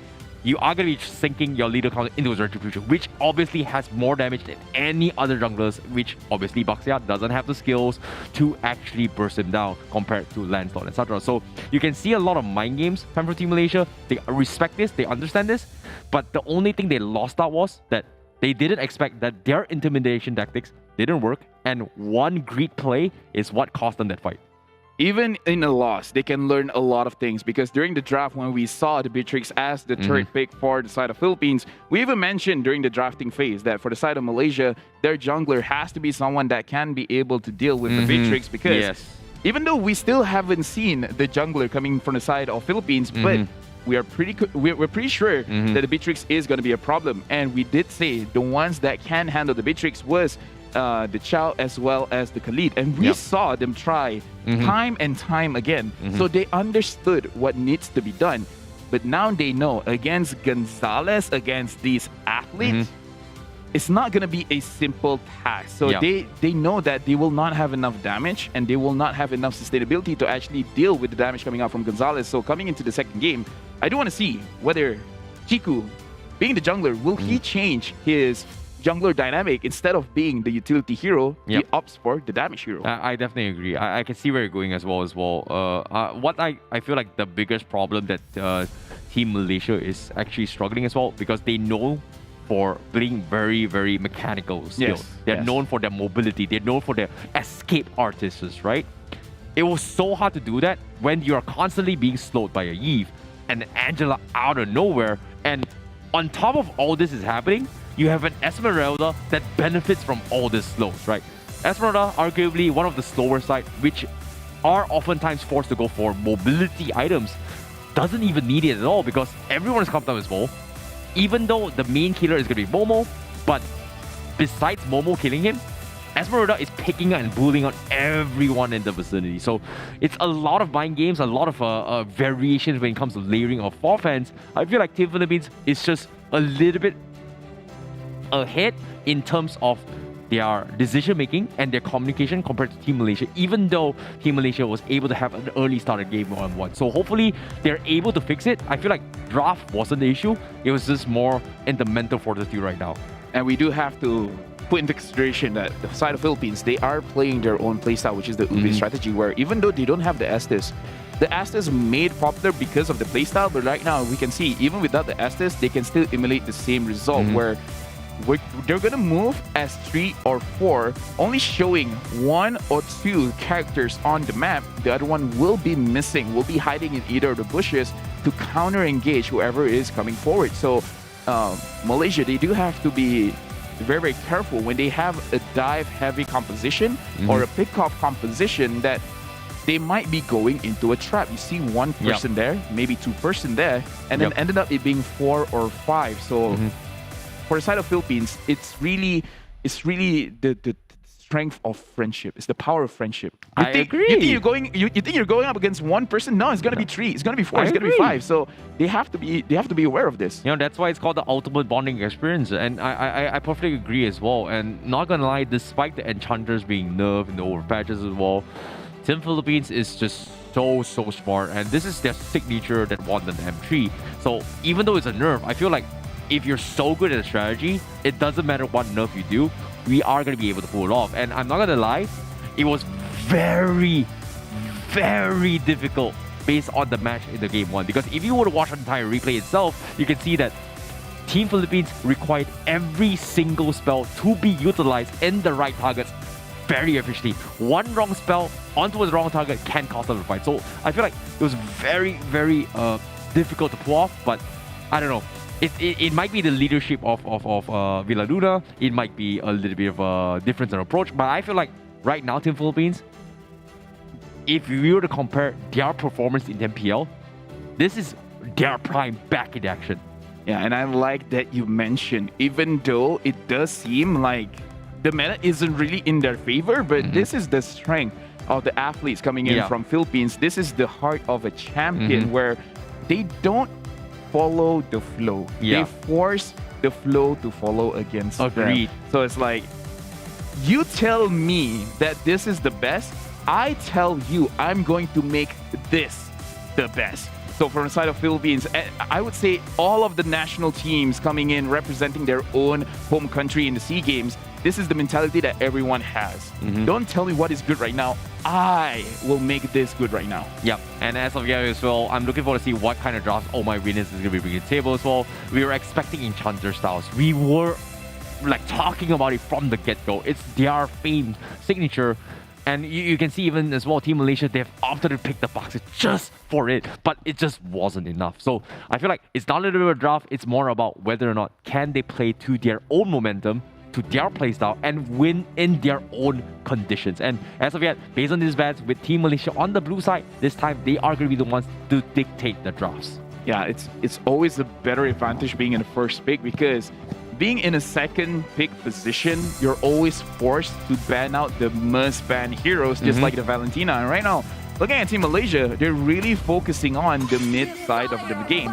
So they're still banning out the Matilda, they're banning out the Eve, showing respect to Philippines, and they ban out the Masha. So it looks like for the first series, we're not going to be able to see Masha as well as 1-1, even though they swapped sides the ban is still the same. Yeah, I feel like Masha should be taken out of the equation as well. XP lane, even though it's not really the strongest in terms of lane matchup, but it's just annoying to deal with because you won't be able to kill Masha. And what if the split push happens? Exactly. And what if the split push happens? And what if Masha decides to take a journey down to his jungle and completely chunks out 60% of your jungler's health before the fight even begins? So it's very annoying to do with. Not many heroes can actually counter it.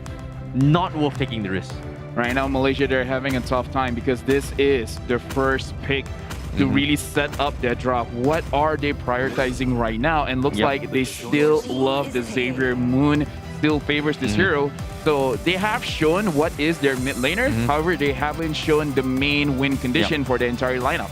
Yeah, I feel like Moon was struggling to get in position, even though he does have like a global range position, but he's not able to set up a lot of assists with his team because of the Yves composition countering, right? Once upon a time, we talked about the Yves composition against the Farsa as a great mirror matchup when it comes to mage versus mages, but when it came to that situation, it was very difficult for him to be the utilitarian for Team Malaysia, especially when Team Philippines utilitarian is just slightly stronger when it comes to AoE CCs. But now, coming in drops again, seems like Team Philippines, they are sticking to their comfort picks, and Team Malaysia might be opted to pick up the carry as well as the Angela if they want to deny it away from Team Philippines. Right now, Team Malaysia, they have seen what is the problem that they faced for the first game, where Soto on the Esmeralda managing to actually push out the backlane damage dealers away, where even Momo as well as Moon was worried when the Esmeralda is there. So right now they need an answer, whether someone has to peel off the Esmeralda, or for this time, as we discussed earlier, do they want to prioritize a jungler that can kill off the Gonzalez, Beatrix early on? But that's the thing, if you show your jungler early, you're gonna give opportunities for Philippines to counter it again. Yeah, I definitely agree. It feels like they were forced to pick the Khalid just because of the matchup, but seems like Team Malaysia, they are going to be taking an opportunity to take up the Franco, considering that Team Philippines have banned it off in first phase of the game. Yeah, and we expected Dyrov for the first game.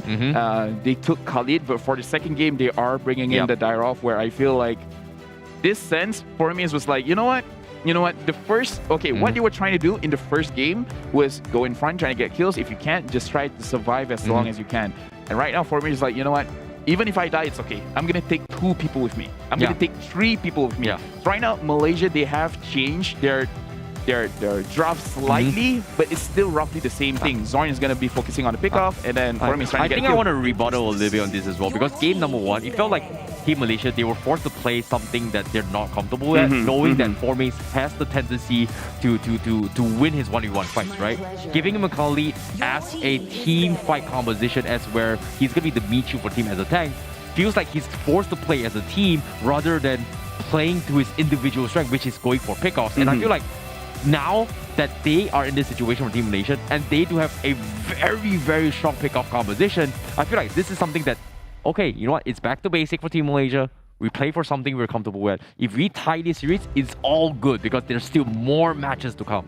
And this is definitely a pick that we have to talk about. The Akai coming in from Philippines. It's going to be either a jungler Akai going to Del Rosario, or it's going to be a roamer Akai. Because again, we've seen Akai play so many times, but now it's the revamped Akai. So we have to see how the teams adjust according to this. And then for the side of Malaysia, they think that this Akai is going to the jungle because they're banning out a roamer coming in from Angela. So for the side of Malaysia and the Philippines, they have adjusted slightly. Malaysia just have to be a little bit careful going in, because with the Hurricane Dance, he can stop you, or even worse, he can lock you down. Yeah, I feel like the Hurricane Dance from the rework run is a little bit better now, but I personally don't like the range of his mobility compared to before. But what I do like is that if you pop your Hurricane Dance straight, you can use the Town Supporter to move the Hurricane Dance to slam someone, to reposition and slam one guy towards the wall. So I feel like it's great, but at the same time, it is also easily countered by heroes such as Purify, as well as the time journey on the Diggy itself. So it's something that I don't think Team Malaysia is happy about picking about that. But it is a possibility. Yeah, and over here we can see Akai after the revamp has more mechanics compared to before, so it's going to be very interesting what we're going to see. And for the side of Philippines, they have banned out the Karina as well as the Barrettes, and for the side of Malaysia, they have banned the Angela. And then we have to see if they're really going to be focusing on a mage enchantress type heroes, because as of right now, Philippines have shown their main damage dealers, and right now they have banned out the Cho. They're really thinking that this Akai is going to be in the jungler position. Ooh, this is a possibility as well. And I feel like I'm not a big fan of jungle Akai, but if you get a pretty early level 4 and very early Hurricane Dance can be very deadly, especially in those early stages of the game. As you can see, the drafts coming from Team Malaysia, they don't have very strong level 4 items to deal, level 4 skills to deal with an Akai. But Team Philippines, they are going to go for a double marksman composition. Not exactly sure how this is going to work, but I feel like this is a mid Beatrix. There's or maybe even a tank Popo and Koopa again. There's various ways that they can do about this. They can use the Beatrix in the mid or the gold lane. Same thing that we can say about Popo and Koopa. Instead of being the damage dealer coming in from the mid, it can be a roamer. But with that being said, even though Popo and Koopa is a roamer, you can still be cheeky and put on a Blade of Despair onto the Popo and Koopa and just really bank on the damage. I wouldn't say it's the best, but if Philippines really has this Akai as a jungler, they already have an Esmeralda. Maybe they're like, you know what, we have enough in terms of defense. We just need more damage. I feel like this is kind of greedy, but at the same time, it's more like it's a difference and priority when it comes to scaling, right? Early on, Popo Koopa is going to go for a tank, and then later into the middle stage game, you are going to be transitioning to a more defensive role. So I like the role switch when it comes to scaling for Team Philippines, but I'm not exactly sure how that's going to work out. Right now, let's look at Team Malaysia. Who's going to be the jungler? They're off. Darov's going to be jungler. Yeah, they're off straight up. So the Atlas is going to be the XP laner. No, this is going to be a gold lane. No, this is going to be a gold lane Xavier. Maybe okay. Wait a minute. It's a jungler Atlas. All right. Huh? Okay, you know what, Terrence? This is the SEA Games. This is when they have to show their very best. Philippines, they have secured a lot of late game damage heroes over here. They have the Matrix as well as they have the Sicilian. So Team Malaysia, they have to be aware. You're gonna suffer a lot of damage from the side of Philippines going into the later stages of the game. And Team Malaysia, they have a lot of setup. They have a lot of ways to engage the team fight. Yeah, they've got a lot of wombo combos, but I'm a little bit concerned on jungle role. So I want to see how Team Malaysia put it off. And Team Malaysia, they've known for this very wacky draft. But sometimes if it works, it works. But if it doesn't work, it's a complete flop. So I don't know how this is going to happen. But I'm looking forward to see whether or not they can make a comeback. But this is going to be second series, and I'm looking forward to see whether or not they do so. Because that is going to be, like you said, the Jungle Atlas. I've never seen this before in my history of casting Mobile Legends Bang Bang. This is why I love my job. And right now you can see for the side of Philippines, they are trying to go a little bit aggressive, and it is confirmed that it's also going to be a Popo and Koopa in the roam position. Gonzalez has to use his flicker earlier on, where Zorn and Momo is over here bullying in the gold lane. Yep. I'm not gonna lie, Phil. I am at a loss of words, but I love my job. I know, I love my job.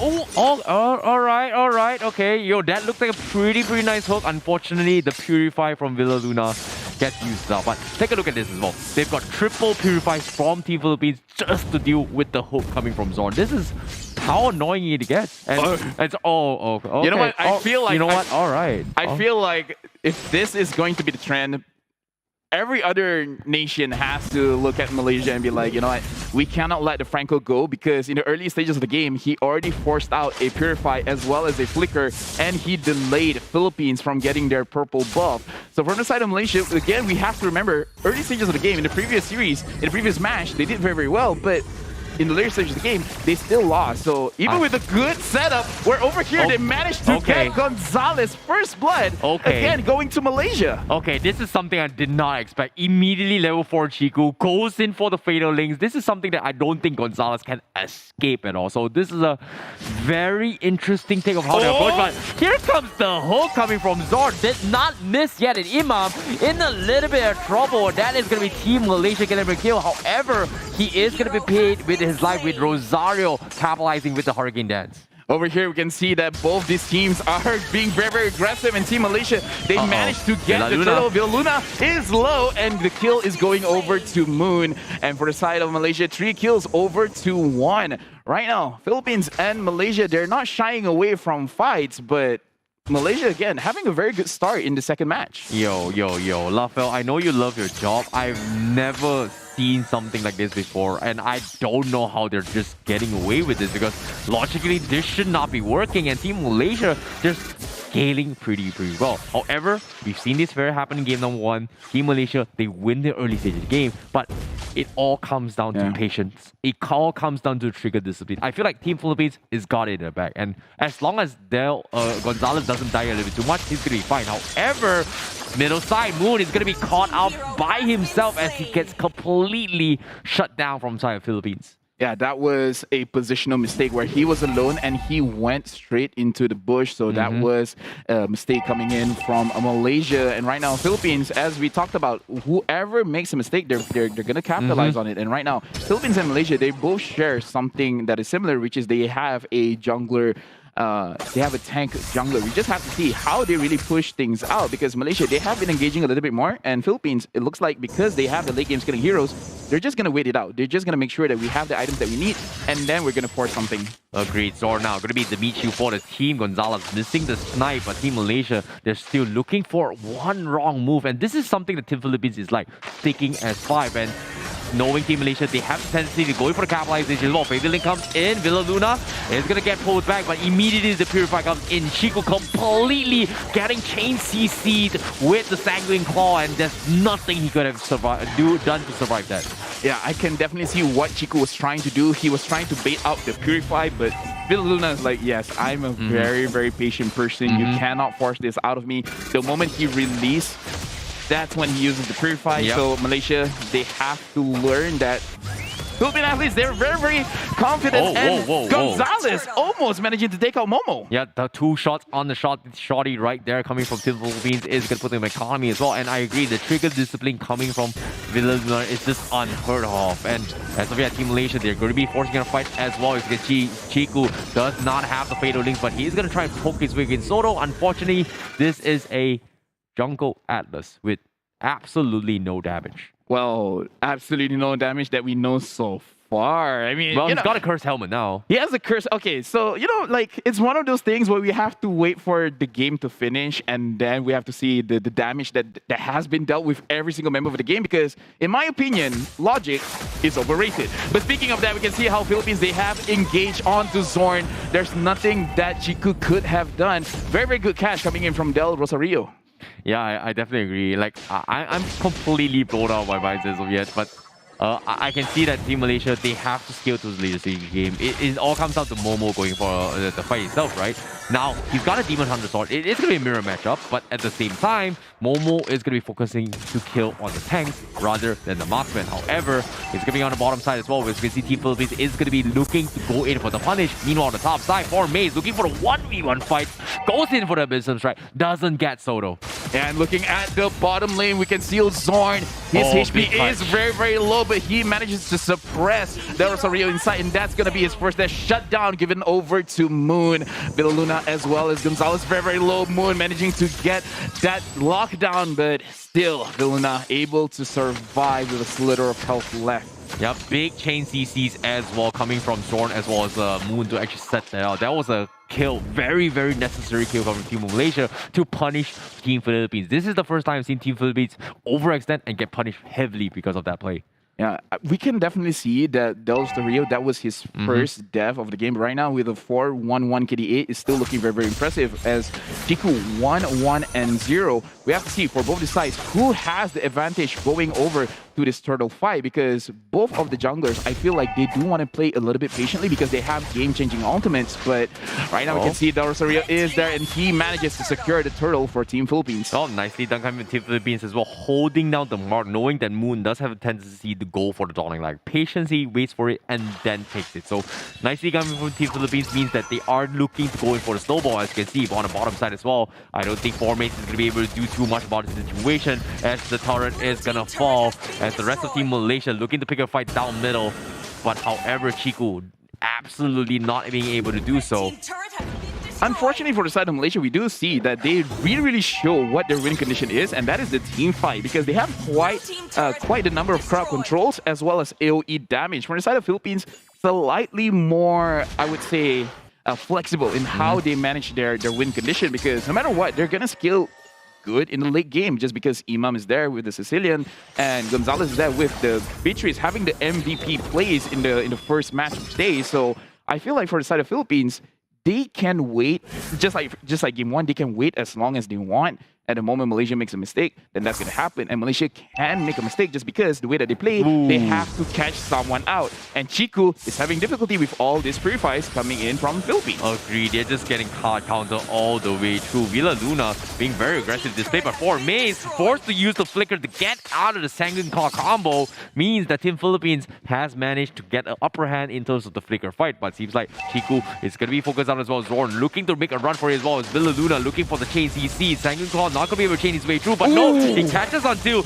looking to go for the slap. Zorn down towards the last health, but he will eventually get slapped to death as Imam pulls him out.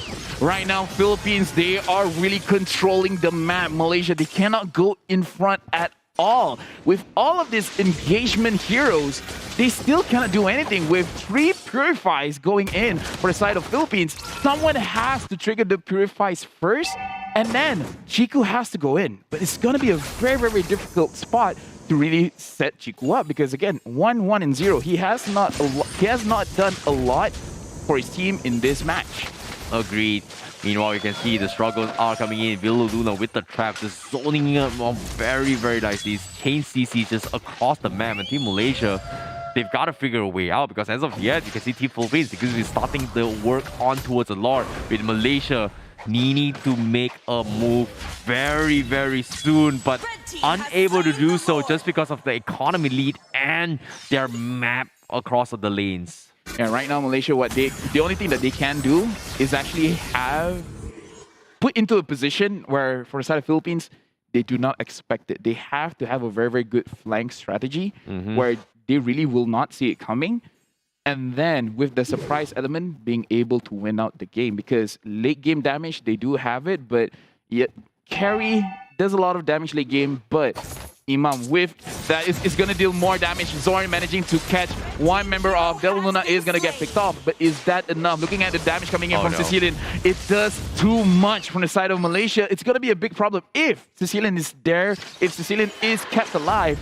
I can't see how Malaysia can win the team fight. Yeah, this is very difficult as well. It's a good kill coming from Team Malaysia, but is it going to be enough? Because the question remains, because as of yet, the Lord is going to be knocking down, and they can't seem to find the kills. Moon needs to sidestep his way through, however, gets chipped away with the bad impact coming in from the Sicilian, and that is a big boy damage coming from Team Philippines. And just like that, they're looking to get an inhibitor as they sync up with the lanes. As you can see, based on the quick items before we head into the fight.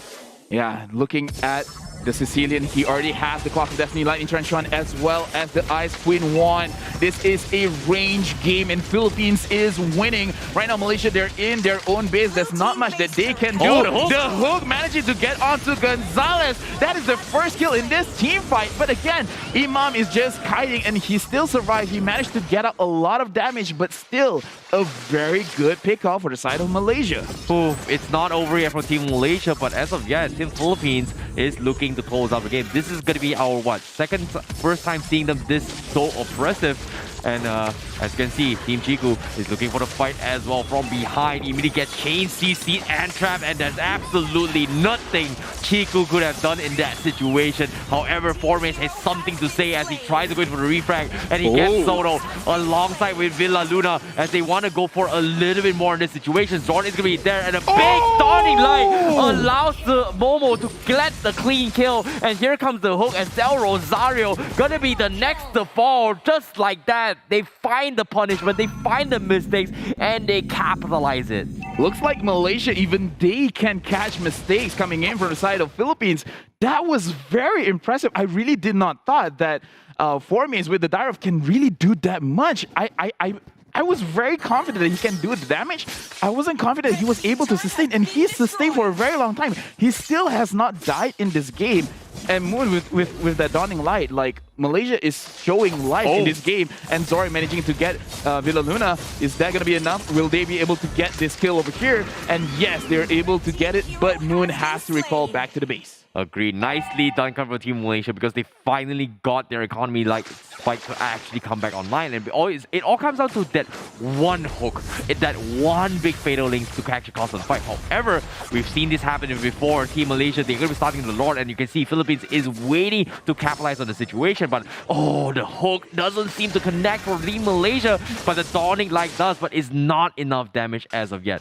Right now, Malaysia, they have to be patient. I'm pretty sure this is going to be a fairly foreign concept for them, but they do have to be patient. Wait for Zorn to catch anyone. If he manages to get Gonzalez that does not have a Purify, that will be great. Villa Luna right now, his Purify is on cooldown as well. For the side of Philippines as well as Malaysia, they're playing, they're dancing around. They're playing between the mid lane control as well as the Lord control. So they're really looking each other in the eyes and say who's gonna go first. And Soto has just went in first. Moon is gonna be the pointer. He's just coming from Team Philippines. He just got his Divine Glaive. He needs to land the big W, but here it comes. It doesn't seem to connect a lot, and Chiku is gonna get caught off, and Team Philippines will lose both the tanks from the junglers, but it's not over yet. As you can see, Formace trying his best to do as much damage today. Cheats Villa Luna, but it's not going to be enough because eventually Gonzalez is going to be the one to completely obliterate them all. Momo, however, is going to be looking to pick a fight with the tanks. He's got the damage, but Moon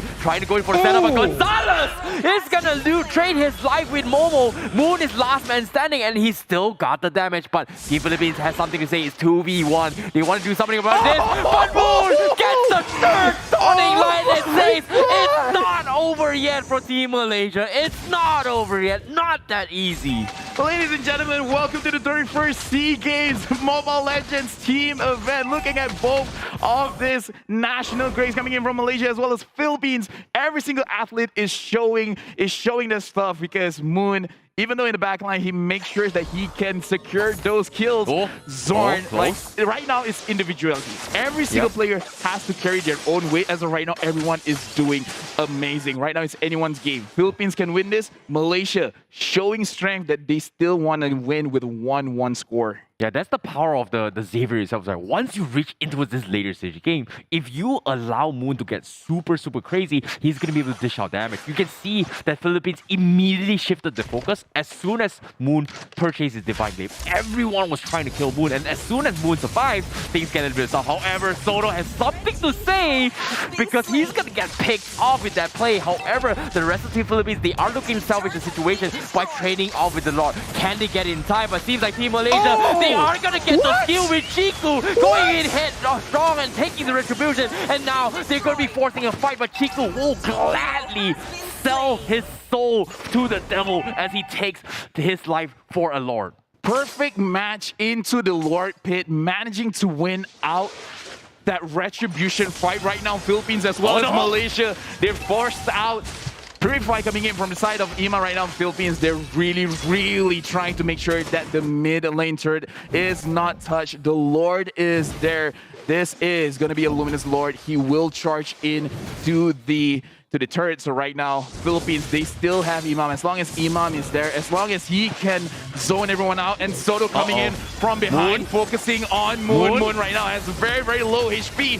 Moon is gonna go down. Del Rosario managing to actually catch Momo, but Zorn with a counter engage, giving the kill over to Momo, flicker to the front, and right now Villaluna is gonna go away. And Philippines, even though they have sacrificed a few of their members, they still managed to make sure that their turret. Oh, never mind. The turret still managed to be fallen. Oh, guess what? Team Malaysia, they're not over yet. They managed to get another pickup. This is the Team Malaysia we're talking about as well. The layers of punches they are going to be dishing on the table. And you can see the amount of fight that is happening as well. Now Zorn looking for the hooks, and they can't exactly do too much for Maze. Looking for the backline to bully out Gonzalez. However, it's going to get slowly chipped away, whereas the rest of Team Malaysia is going to be focusing on the middle inhibitor. Unfortunately, this is going to be the comeback that Malaysia has been eyeing for throughout the entirety of game number 2.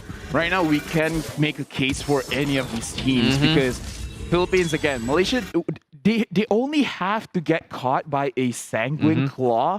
Maybe 2 or 3 people get caught in a Sanguine Claw and it's going to be over. Looking at the itemization over here, where Carry focusing on 3 damage items right now, looking at Philippines, they want to engage on the team fight. Okay, I perfectly agree that this is happening as well, but as of yet, Team Philippines, they're deciding whether or not they want to overcommit, because when they go to the choke spawn, Moon is going to completely obliterate them. Chico forces the failing post 1, but looks like they are going to extend it with the hook with Zorn. Unfortunately, the Zorn is like completely airballing, means that they need to reconsider their fight, because as of yet, Team Malaysia, Momo, a little bit too low to actually contest this, and looks like that is going to be the disengage coming from Team Malaysia. Yeah, looking at the damage coming in from the side of Gonzalez as well as Imam, it's going to be a very, very stressful situation for Momo, because 1 hit and half of his HP is gone. Looking at his items, he only has a Athena shield to make sure that he can survive against the Sicilian, but again, the Sicilian will shed through that, just because we can see that he already has a Divine Glaive, which has a pretty high penetration rate against an Athena shield. But right now, Momo understands that it's mostly about dealing enough damage, because Malaysia, the main damage dealers are Moon, Formis, and Momo, and he has to make sure that he does as much damage as he can. Agreed. This is quite worrisome from Team Philippines, just because if you pay attention to all the defensive items, none of them have Radiant Armor to actually counter the damage output coming from Moon. And now with Moon, his global presence is available. He's forced to recall back into his base, but the Lord is going to be up for jeopardy. Team Malaysia now waiting for the response for Team Philippines, as 4 Maze is going to back off as they focus on a target, because they managed to find out Soto, and here comes the pickup. Momo is going to look for the finish, and wow, Soto is going to sacrifice his immortality, and he manages to escape the grasp of Momo and also securing the Lord for Team Philippines. That is not what I was expecting. Amazing plays coming in from the side of Philippines. Soto understand that he has to sacrifice something in order for his team to get something. So he showed his face, and then he gave an option for Malaysia. It's like, do you want to go for the Lord, or do you want me? I'm a lonely person over here.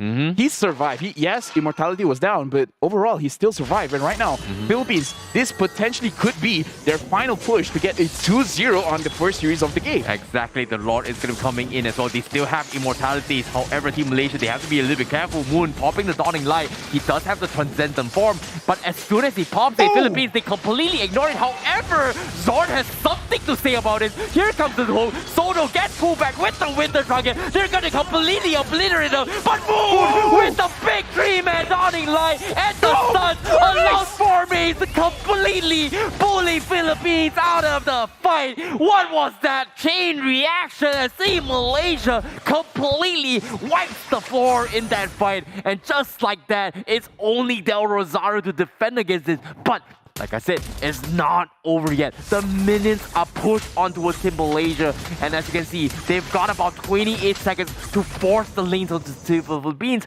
but at the same time, they have the Hurricane Dance with Del Rosario to actually buy the time for the respawn. This is almost the same as what happened in the first game of the day, where Philippines, they won in the 20-minute mark after getting almost a wipeout. And right now, it's the same situation. And right now, Del Rosario, he had to use it. Chico canceled it out. So he's going to die out first. Soto is there. Soto is going to try. But right now, Team Philippines, the rest are survived. They came here. Team Malaysia, they're trying to force it out. But looks like they are going to go back. They have to take what they can get.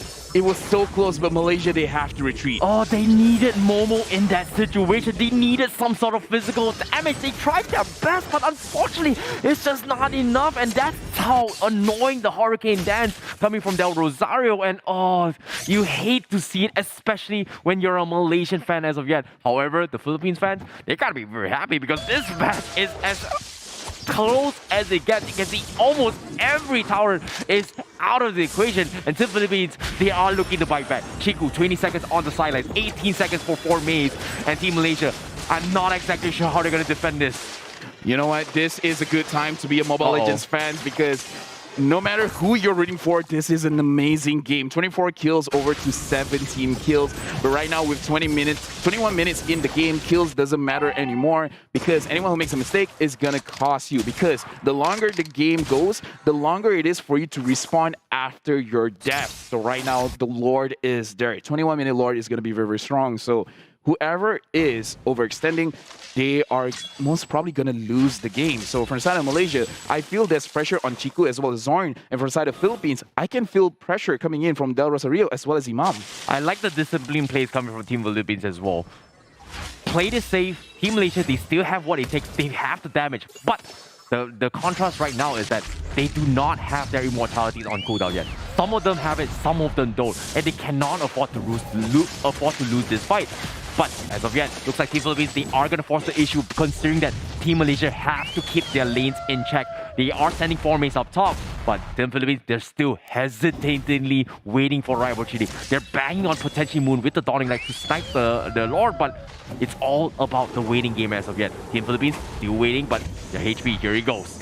Yeah, right now Chiku going to the front. We can see Del Rosario trying to avoid that fight, looking at Formies. What is he going to do? He's trying to flank, but looks like Villaluna saw that one coming. Philippines right now, their minions are pushing towards the base of Malaysia. There's not much that they can do. They can stay around, but it's gonna be very, very risky for them. Chiku, it's good thing he didn't get caught, but yeah, Malaysia, Philippines, this is a very intense situation. Soto to the side, Soto going back to the Lord, and right now the Lord was not able to be stolen for Malaysia. Chiku managing to get away. Philippines again securing the Lord to end the game. Malaysia, this is going to be a very, very difficult defend that they have to do against Philippines. But if they did what they did before, there's still chance for Malaysia to win this match. Exactly half a second too early coming from Moon. They're banging on that big Dawning Light. However, Team Philippines now in prime position to do so. They've got economy, but here it goes. The Dawning Light comes in, steals the minion. Not exactly the best reward as of yet, but with the Lord knocking in, here comes the Hurricane Dance, preemptively used for Del Rosario defensively. That is huge for Malaysia, but they have immortalities. They've got bodies. They can focus on the crystal. Do they want to fight or do they want to ignore? Team Malaysia, they're trying to go for the fight. Philippines slowly picking away, but the damage coming in is a little bit too much. Oh my goodness, the Dawning Light comes in. Gonzalez needs to make a run for their lives. The Team Philippines, they will have to disengage, and the amount of damage was unreal coming from Moon. This is a very uncomfortable situation for both gold laners, for both marksmen, because they feel like, I have the longest range, man. What can you do to me? And for side of Philippines, Gonzalez just looking at the Dawning Light is like, that's a lot of damage. And Malaysia, where Momo is trying to dish out damage, and then suddenly Imam just hits him with the back impact, and then he's like, that's a lot of damage. Yep. And this is why the late game is so scary, because you can't overestimate your own HP pool. It's not as big as you think. Yep, it seems like another Dawning Light to preemptively scout the vicinity. You can see all the players are starting to sell off their shoes to go for a little bit more damage. Likewise coming from Moon, but looks like here comes the concealed play from Philippines. They want to go in for the punch on Chico. Unfortunately, not going to be able to do so because this Atlas is just so difficult to fight here. One wrong move is all it takes. Moon, however, doesn't have mobility. This is a big catch. They have to go in for the fight. Pops the Dawning Light, does have the immortality, but the rest of Team Malaysia, they need to save his life, but they cannot do anything. However, here comes the Fatal Link as well. He's slowly chunking his way through. Looks like they are going to go in for the brute force. 4 mains go from behind, tries to isolate the fight. Meanwhile, Momo is slowly making work onto the rest of the members coming from Team Philippines. 4 mains, however, loses his life, eventually getting a couple of kills, but Team Malaysia, they still hang on. Momo, down towards immortality, has to make a run for it. Soto going for the finish. Momo Needs the last health. Needs one more auto attack. But will lose the trade against Soto. And Team Philippines comes up on top. And it's not over yet. 4 mates all by himself. This is over for Team Malaysia. As Team Philippines completely bleeds all out of all their utilities. Good game, well played for both countries, Malaysia as well as Philippines. Philippines managing to get on top with a 2-0 game. But we do have to agree that both nations played so well. And Malaysia in that final fight, for both sides of the teams, they have very, very low HP. Everyone was playing at the edge of their own seat. Like, that was not an easy game for either of the teams. Yeah, I definitely agree. And Team Philippines, they understood what was the win condition. And taking out Moon was the bigger breakthrough, because that was a big catch coming from Del Luna to actually catch him off. And you can see high fives are on his way. They know they got that barely in the bag because they needed to kill the Savior. And now from aside Team Malaysia, they know it's a good game. They understand it was very, very difficult. And Team Malaysia, despite looking for their revenge match, will not get it in this series as of yet. Looking at good sportsmanship, like even though they're fighting their very best in the Land of Dawn, but over here in Hanoi, Vietnam, all of the players, all of the athletes show great respect, because again, that was over 20 minutes for both of the games in the series, and they have earned respect from each other, even though they're from different countries. And again, we do have to say, Philippines in the SEA Games, they have beat Malaysia 2-0, not once, not twice, but 3 times in total. Yep, this is a very, very heartbreaking moment for Malaysian fans, but a very celebratory moment for Team Philippines, because they pulled off one of the most impressive games to start things off here in the 31st SEA Games. And I'm really, really looking forward to see more stuff coming from them, because guess what? They are back. Yeah, I love watching when different countries collide, because we can see that every single athlete is going to be pushed outside of their comfort zone, even though they're using the same heroes that they liked to use before. However, going up against different people coming in from different countries, they can react very differently. So even when you expect something to happen, it's not going to happen exactly your way. And yet we can see how all of the athletes, they can really adapt to any kind of situation on the fly in the game itself. So this is very impressive coming in from them. Exactly. You know, game 1 was a little bit slow, but game 2, you can see a lot of split-second decisions has been made across the map from both teams, especially for Malaysia as well as Team Philippines. But it all came down to a situation. They needed to take out Moon from Team Malaysia. They found the opportunity. That's all they need, and they just hammered it on. And that was very, very heartbreaking for Moon. I'm pretty sure that is, because who would have thought a random Archive runs in your face and catches you off guard out of nowhere, despite knowing the amount of damage the Team Malaysia was dishing out. Because logically, Team Malaysia would have come back from the game, but they couldn't, just because of a little bit of miscalculation in terms of timers on the respawns coming from Team Philippines. Well, logic is overrated. And that's just the first series of the day. It was against Malaysia going up against Philippines. So anyone who just catched us here on air, Philippines just won a 2-0 against Malaysia. And again, it's not an easy series. Both of the countries played very, very well. We're going to have more games for today, but we will be looking at some highlights coming in from Malaysia going up against Philippines. And I feel like every other country, they have to really dissect what happened, because they have shown that they're going to be a force to be reckoned with. Right now, we're going to look at the itemization coming in from both the teams. We're going to look at the heroes that they use and really talk about whether it was appropriate or not. Because again, Malaysia bringing in the Atlas in the jungle. So let's see what kind of items that he actually used for this game. And yeah, I feel like Atlas putting it in the jungle, I feel the idea is that he has a lot of AoE, so he can deal semi-okay damage, and he has quite a big HP pool. So I feel like that's the idea coming in. But the thing that they have to consider is just that Purify is in the game. That's the only problem. You know, Lafa, I've never seen this in my history of my career before. Like, if you think about it, the items coming from Chiku is just insane, and it's really, really difficult to do so. Yeah, but either way, we do have to look at for the side of Philippines. Well, Del Rosario over here, it looks like he was also going for a Winter Truncheon just in case if he overcommits. But overall, just focusing on getting as much HP as he can.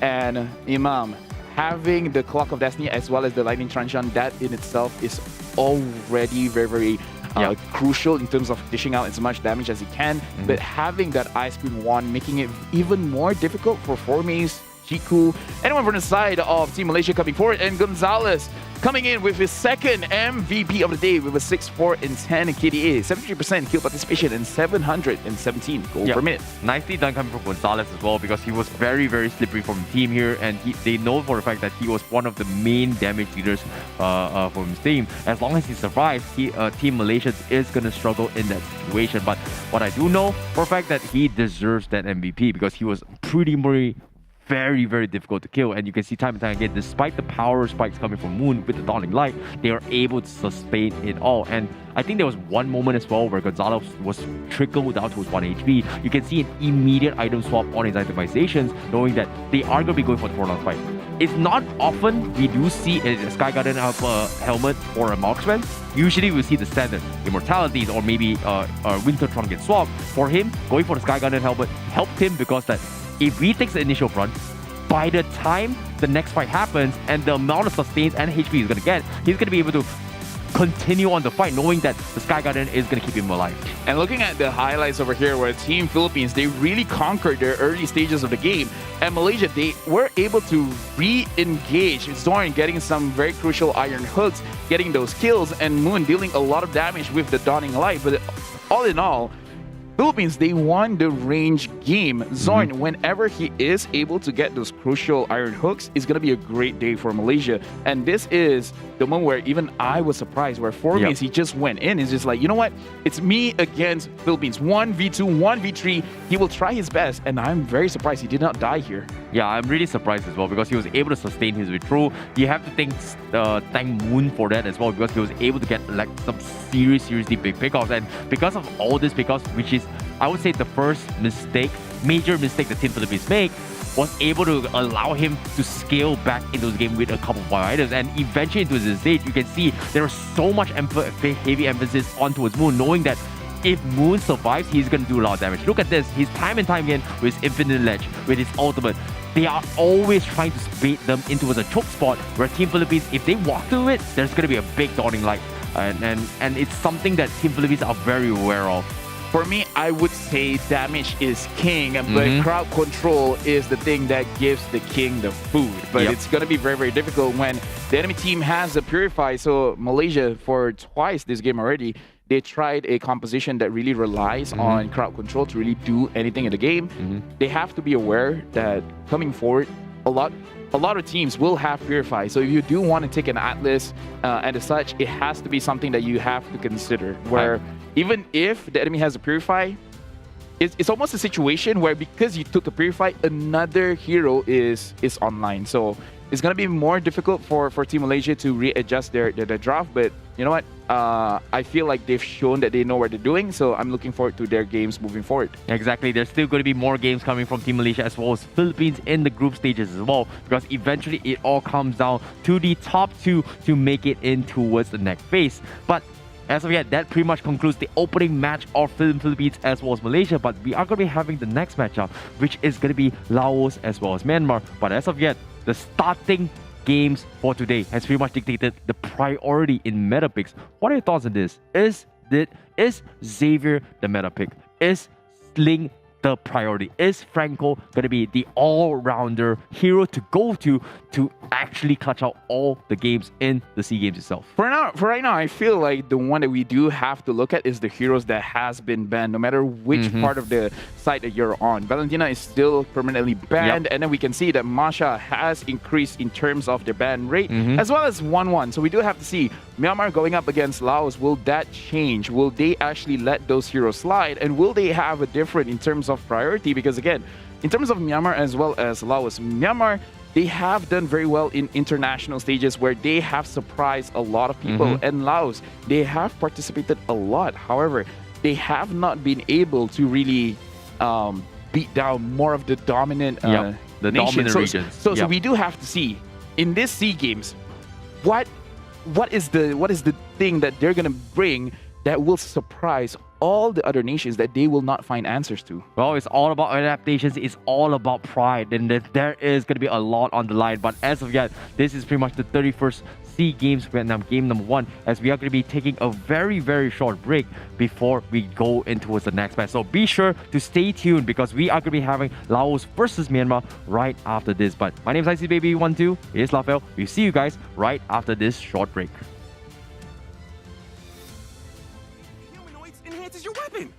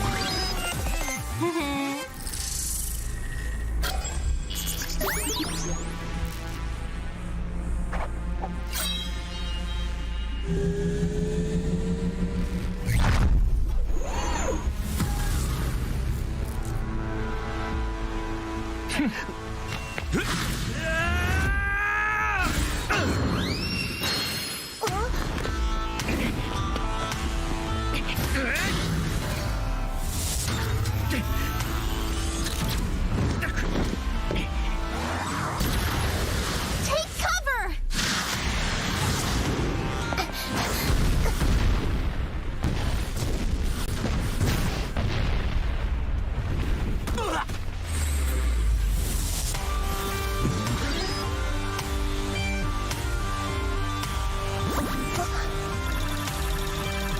So, surviving players inherit the weapon level from the defeated.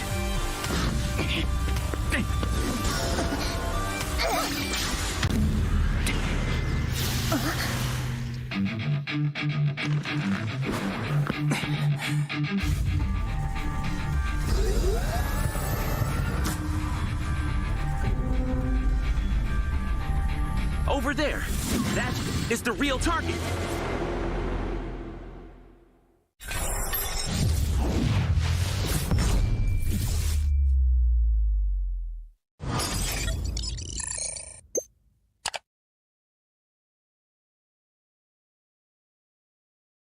Nama saya Idrin bin Abdul Jamal, IDN saya Momo. Saya bermain sebagai goaltender untuk tim Malaysia. Perasaan saya bila sampai ke Hanoi ni rasa sangat excited, dan cuaca kat sini lainlah daripada Malaysia.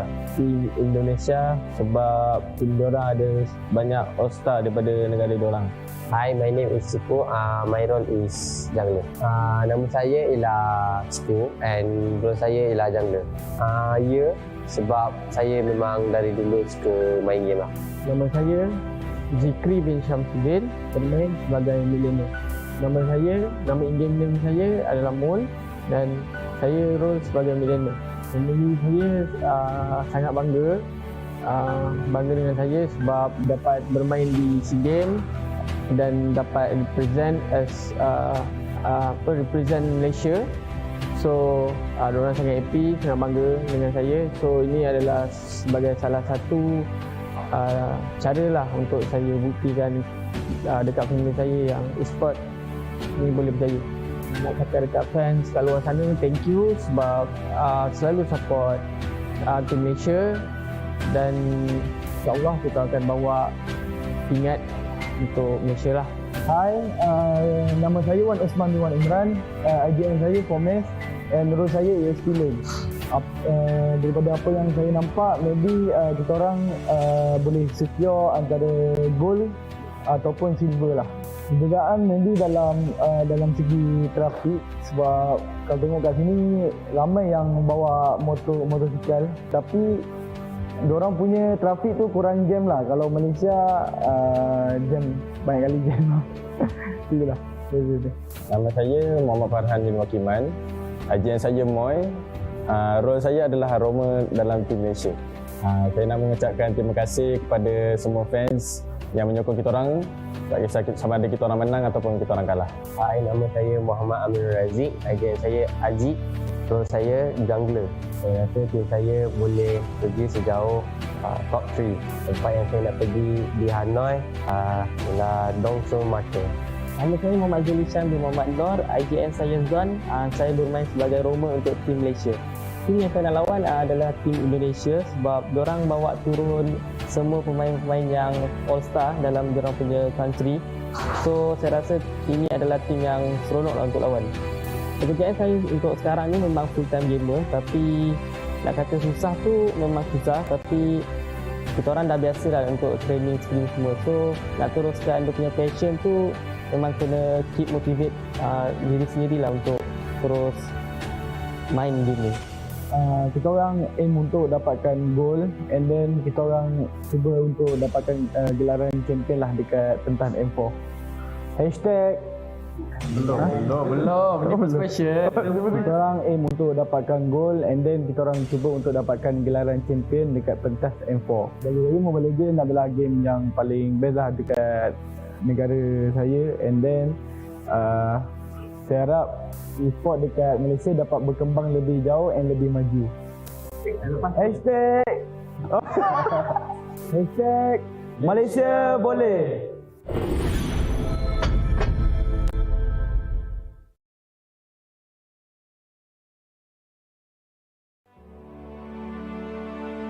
It's actually my first time visiting Hanoi, Vietnam, and in the past 24 hours that I've been here, there are so many things that I like already. But the best thing that I like about this place, Hanoi, Vietnam, is the weather. I think this is the perfect weather for me. You can go outside and wear a jacket and do not feel hot. And you could go outside and not wear a jacket and do not feel cool. It's the perfect weather. Yes, I tried it. I really like it. And also, it's very delicious and dry sound.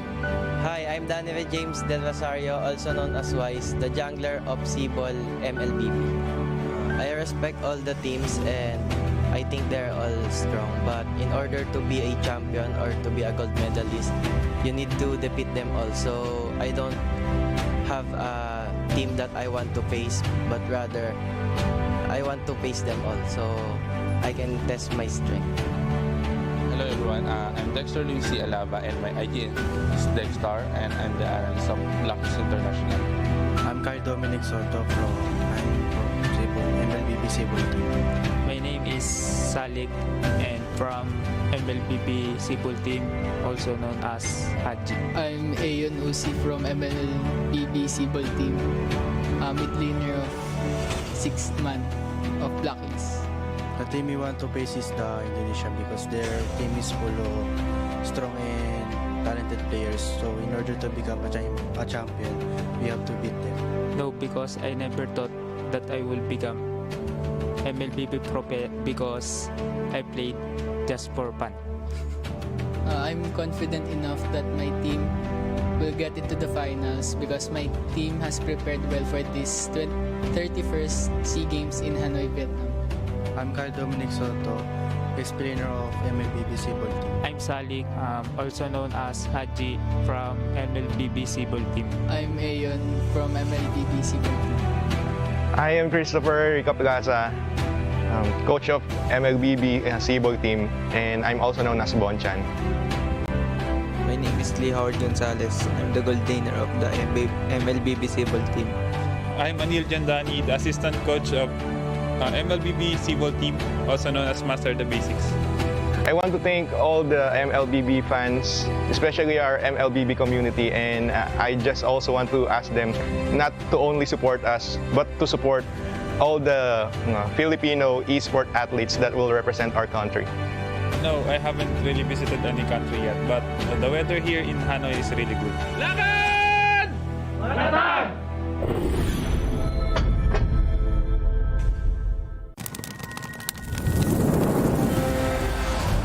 That time of the year again, where the best Mobile Legends Bang Bang teams from the tropical region of Southeast Asia converge together. The MLBB Southeast Asia Cup, or MSC 2022. who shall conquer and who shall be conquered? Which team will soar above the clouds and be crowned as the king of Southeast Asia? Like the Zodiacs, a total of 12 teams from the region will compete in 2 stages: the group stage and the playoffs. Each group of 3 teams will fight against each other in a best-of-2 match, where the weakest of each group will be eliminated. That leaves the remaining 8 to continue their paths of glory. To facilitate the epic battles between the giants, the MSC 2022 arena will be held at the City of Contrast and Diversity, Kuala Lumpur, Malaysia. Witness the clash of titans from the supreme MLBB region from June 11th until June 19th. Follow hashtag SupremeAC for more updates. Mobile Legends Bang Bang, where heroes make history. The MLBB Southeast Asia Cup, or MSC 2022. Who shall conquer and who shall be conquered? Which team will soar above the clouds and be crowned as the king of Southeast Asia? The MSC 2022 arena will be held at Kuala Lumpur, Malaysia, from June 11th until June 19th. Follow hashtag SupremeAC for more updates. Mobile Legends Bang Bang, where heroes make history. Everyone was running, screaming. Mother, she abandoned me. Xavier has betrayed the light. Now go purify. That's not what I recall. Did it take you this long to see that old man's true face? Why are you so obsessed with us?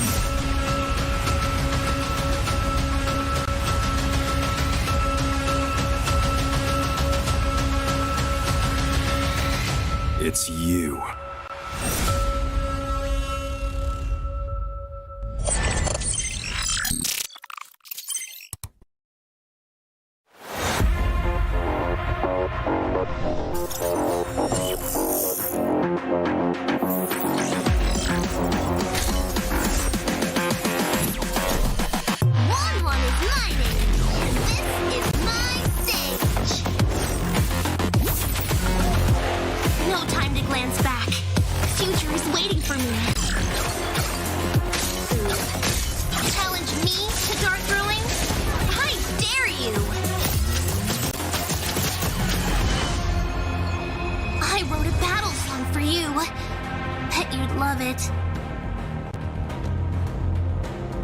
Make some noise, everybody!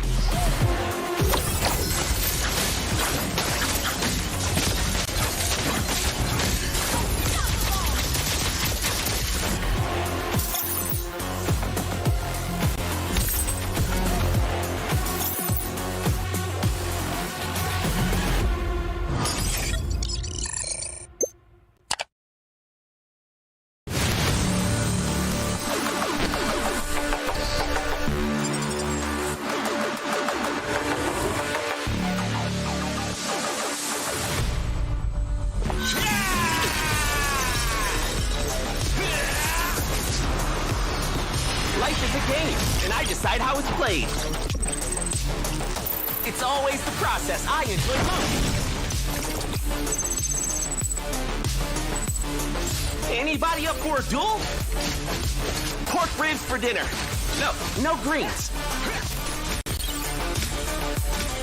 I imagine defeat tastes like salad.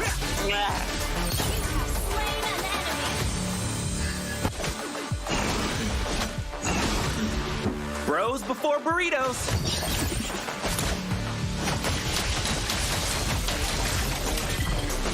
Ha, gotta move faster. My team needs me. Great team we've got here. Old friends, new team. We got this. We can make a great duo. Hope they won't ban me if I win again.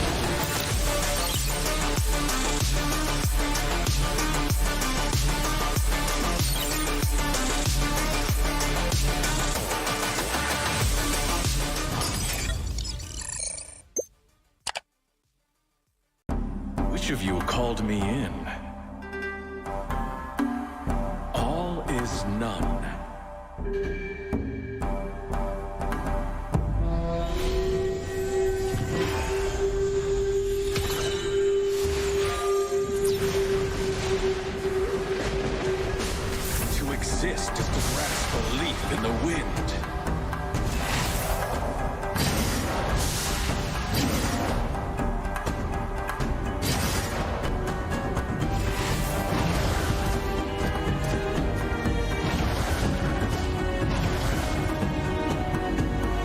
I don't require sacrifice. I require devotion. Let a storm whip up the souls.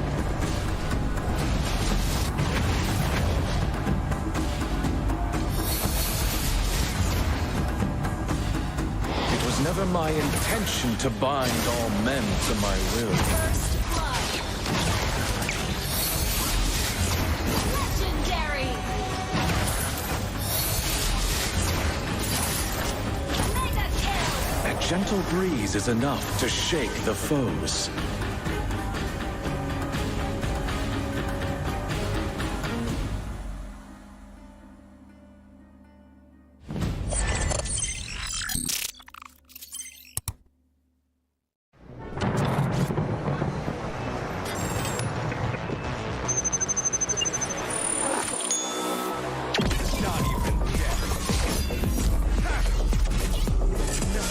Scares me enough.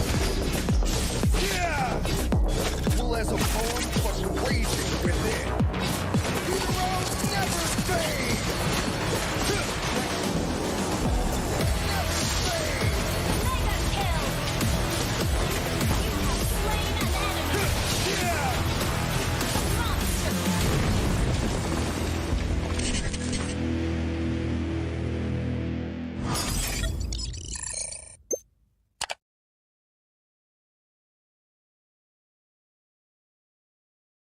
Nama saya Idrin bin Abdul Jamal, IGN saya Momo. Saya bermain sebagai goaltender untuk tim Malaysia. Perasaan saya bila sampai ke Hanoi ni rasa sangat excited dan cuaca kat sini lainlah daripada Malaysia. Tim Indonesia sebab tim diorang ada banyak all-star daripada negara diorang. Hi, my name is Suku. My role is jungler. Nama saya ialah Suku and role saya ialah jungler. Sebab saya memang dari dulu suka main game lah. Nama saya Zikri bin Syamsuddin, bermain sebagai millennial. Nama in-game name saya adalah Mon dan saya role sebagai millennial. Jadi saya sangat bangga dengan saya sebab dapat bermain di SEA Games dan dapat represent Malaysia. So, diorang sangat happy, sangat bangga dengan saya. So, ini adalah sebagai salah satu cara lah untuk saya buktikan dekat family saya yang e-sport ni boleh berjaya. Nak kata dekat fans kat luar sana, thank you sebab selalu support tim Malaysia dan insyaAllah kita akan bawa pingat untuk Malaysia lah. Hai,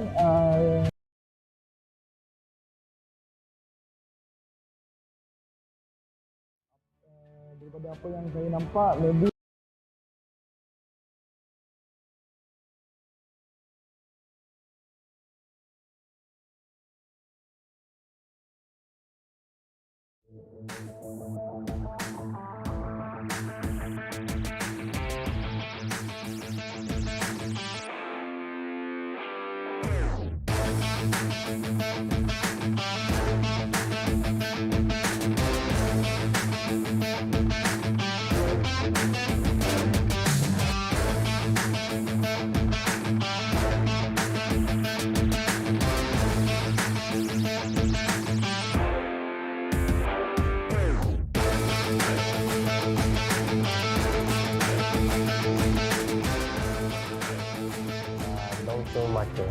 Nama saya Muhammad Julisan bin Muhammad Nur, IGN saya Zon. Saya bermain sebagai roamer untuk tim Malaysia. Tim yang saya nak lawan adalah tim Indonesia sebab diorang bawa turun semua pemain-pemain yang all-star dalam diorang punya country. So saya rasa ini adalah tim yang seronok lah untuk lawan. Pekerjaan saya untuk sekarang ni memang full-time gamer, tapi nak kata susah tu memang susah, tapi kita orang dah biasa dah untuk training semua. So nak teruskan dia punya passion tu memang kena keep motivate diri sendiri lah untuk terus main game ni. kita orang aim untuk dapatkan gol, and then kita orang cuba untuk dapatkan gelaran champion lah dekat pentas M4. Belum. Ini special. Kita orang aim untuk dapatkan gol, and then kita orang cuba untuk dapatkan gelaran champion dekat pentas M4.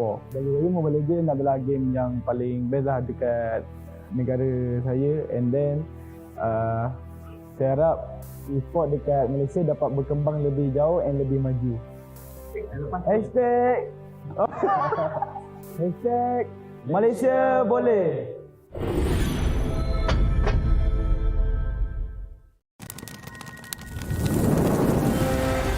It is that time of the year again where the best Mobile Legends Bang Bang teams from the tropical region of Southeast Asia converge together. MLBB Southeast Asia Cup, or MSC 2022. Who shall conquer and who shall be conquered? Which team will soar above the clouds and be crowned as the king of Southeast Asia? Like the Zodiacs, a total of 12 teams from the region will compete in 2 stages: the group stage and the playoffs. Each group of 3 teams will fight against each other in a best-of-2 match, where the weakest of each group will be eliminated. That leaves the remaining 8 to continue their paths of glory.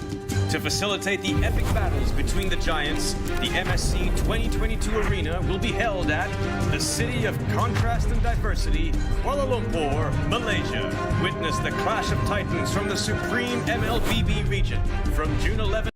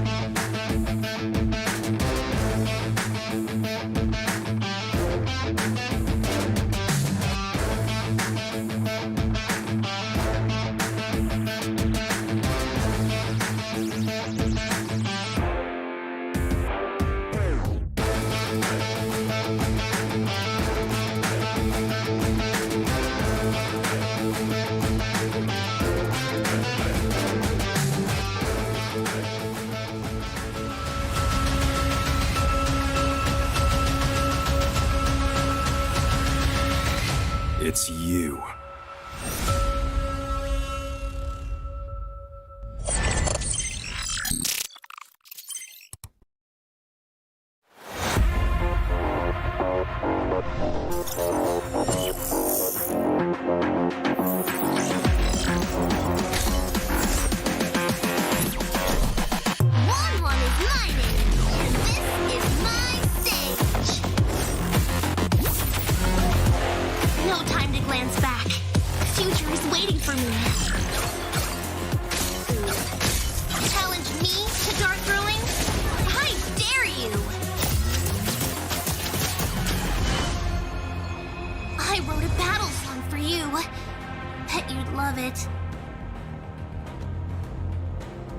Make some noise, everybody!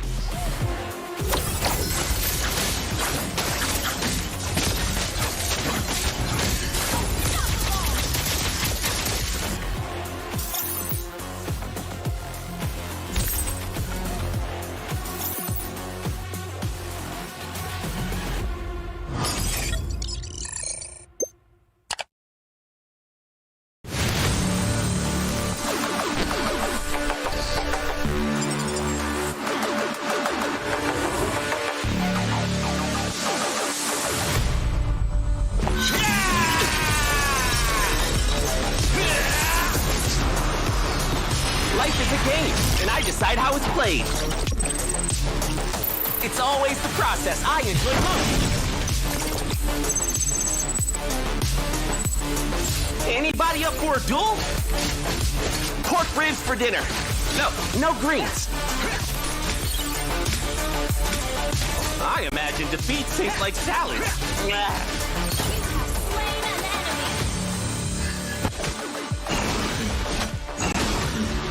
Bros before burritos.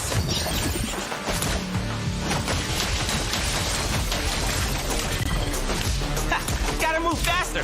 My team needs me. Great team we've got here. Old friends, new team. We got this. We can make a great duo. Hope they won't ban me if I win again.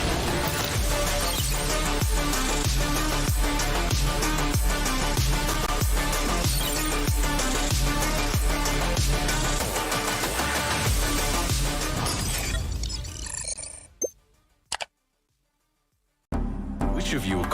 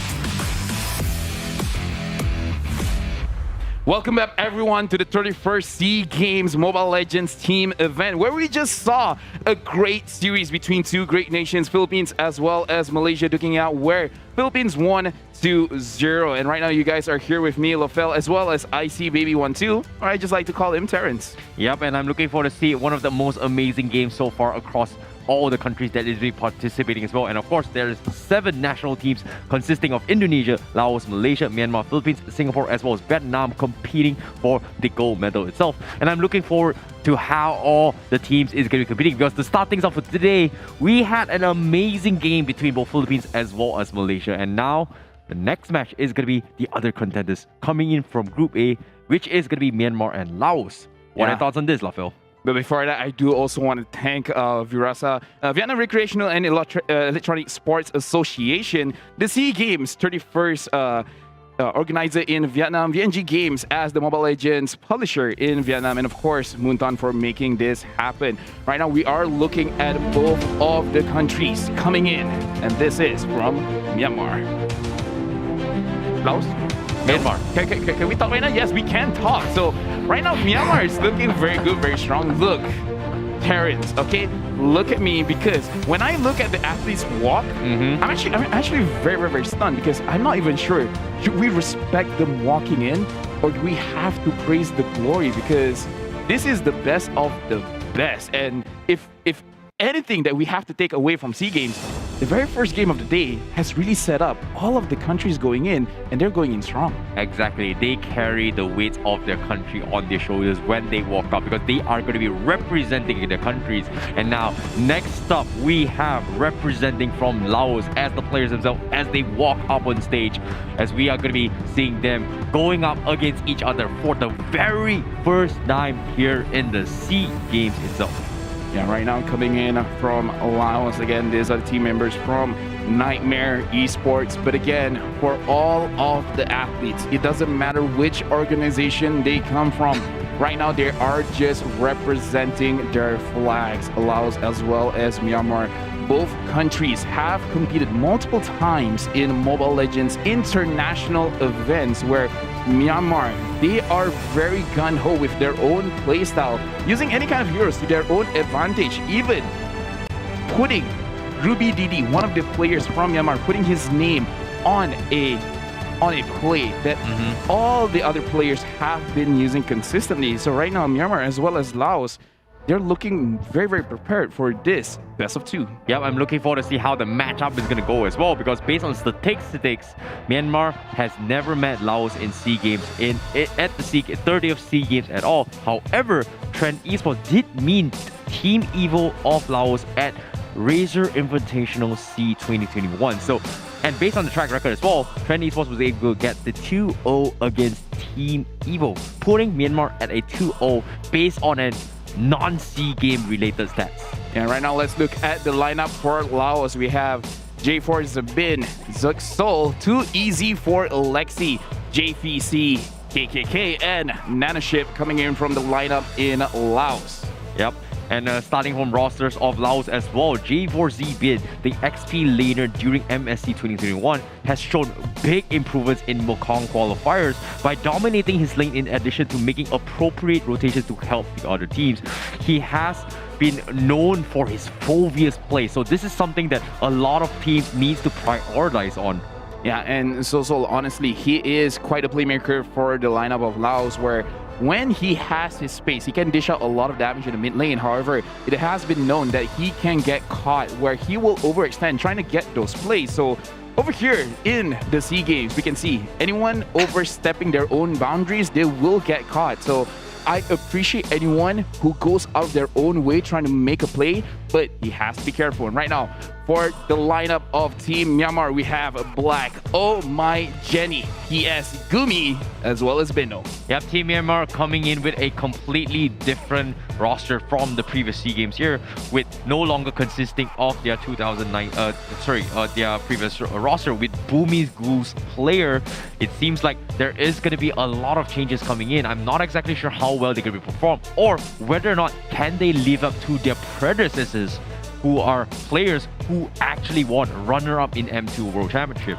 For side of Myanmar, the way that they set up their plays is around PS as well as Black, where PS is their jungler and Black is the roamer for the side of Myanmar. If Black can actually set a lot for PS, he can do a lot in the early stages of the game. So right now, for both sides of the team, I'm really looking forward to see how the roamers actually set up for their own playmakers. Because from the side of Laos, as I said, Soso can actually do a lot in terms of creating space for himself as well as for his team. But if Black is able to catch Soso out of position and PS just capitalize on it, then it's gonna be looking like a game where Myanmar can get a lot of advantage over the playstyle of Laos. Yeah, I'm definitely looking forward to see whether or not can they look up to their usual playstyle side. But before that, let's take a look at what we think about the predictions of who is going to be winning out this match. It seems like we are once again split right in the middle, but this time on the flags, it seems like you are going to be siding on Myanmar and me on Laos.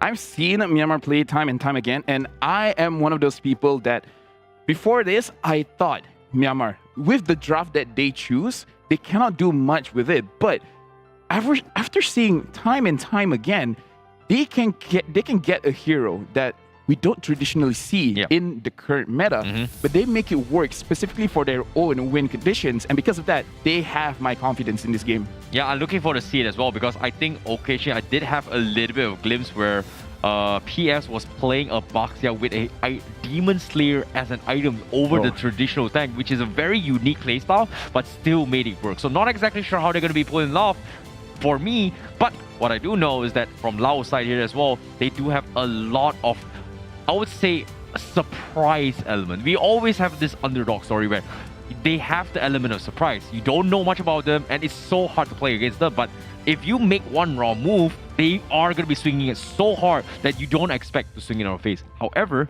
this is the group stages. It's all about adapting.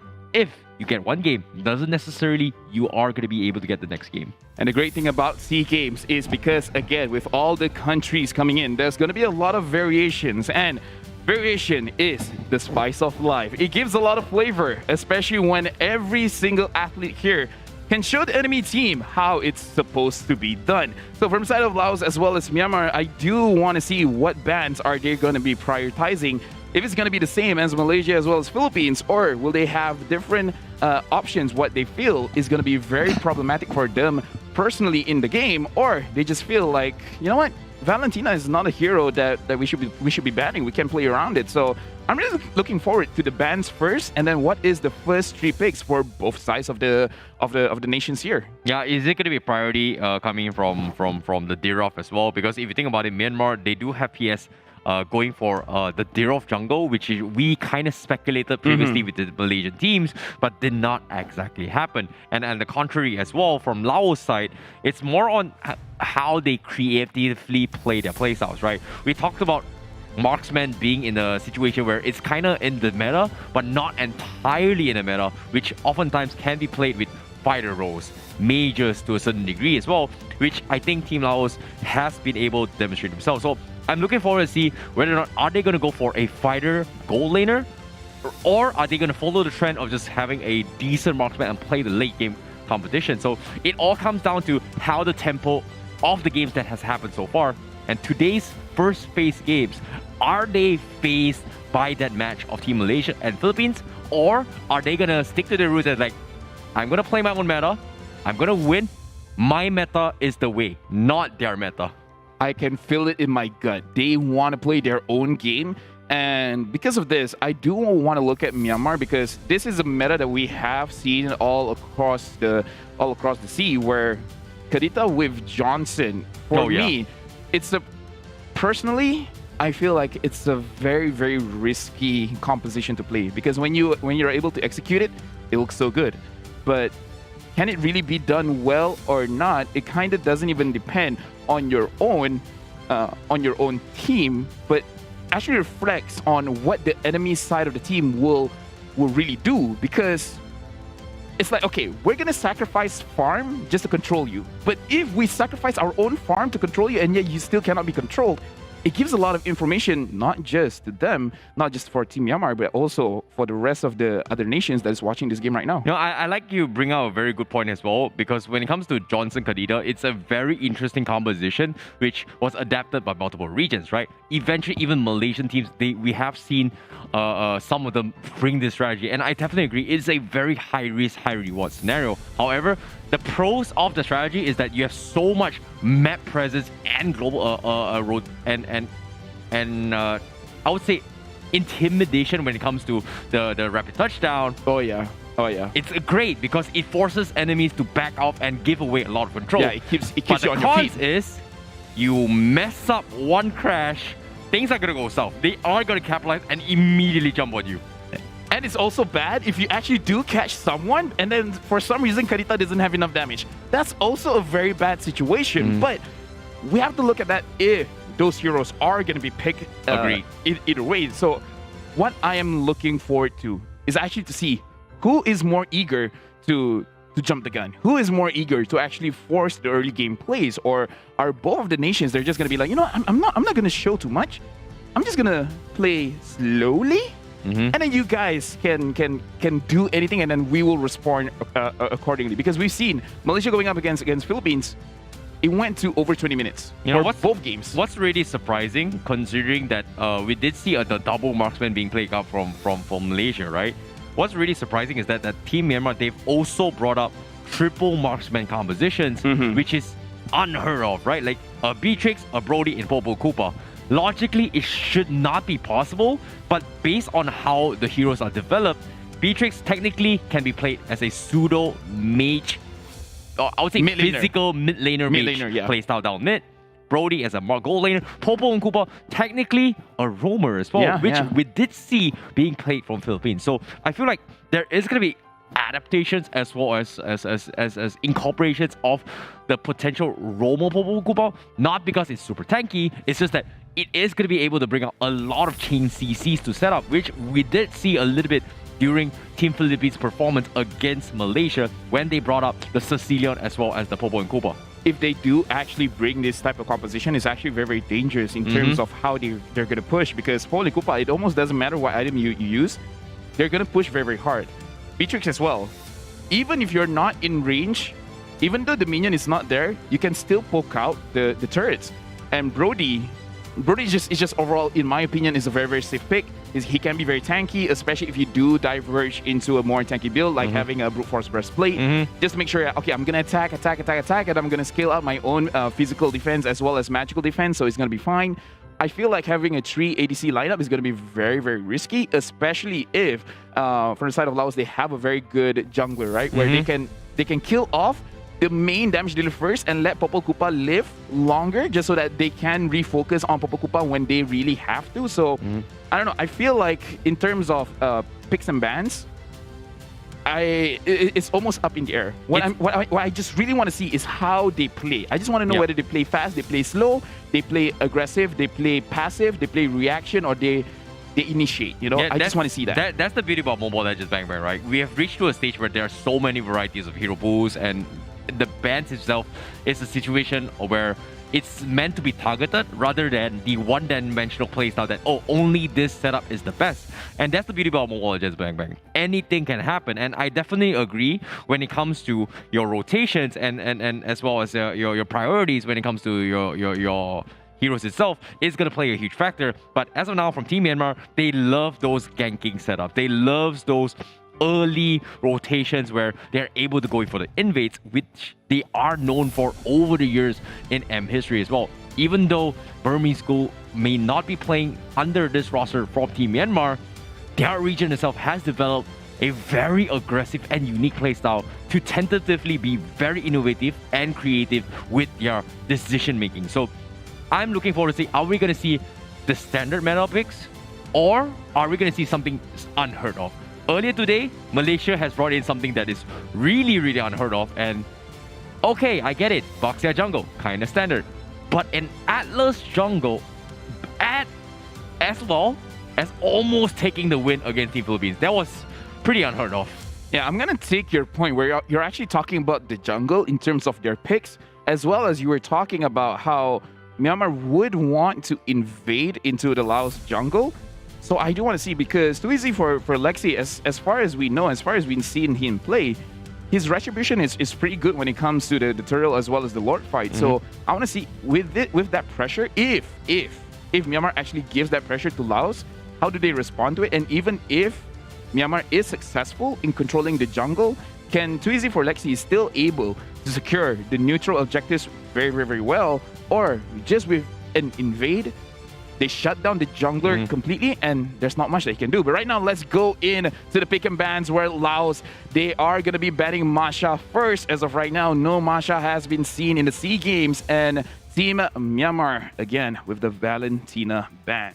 Seems like standard bans as of yet, nothing super out of ordinary yet. However, Laos going for a little bit of different approach where they are going to be taking away the Lilia, one of the annoying mages to actually be catch up down middle. So I can see why they're going for it, but that just means there are heroes such as the 1-1, the Ling, as well as the Yves as well being up for grabs in that vicinity.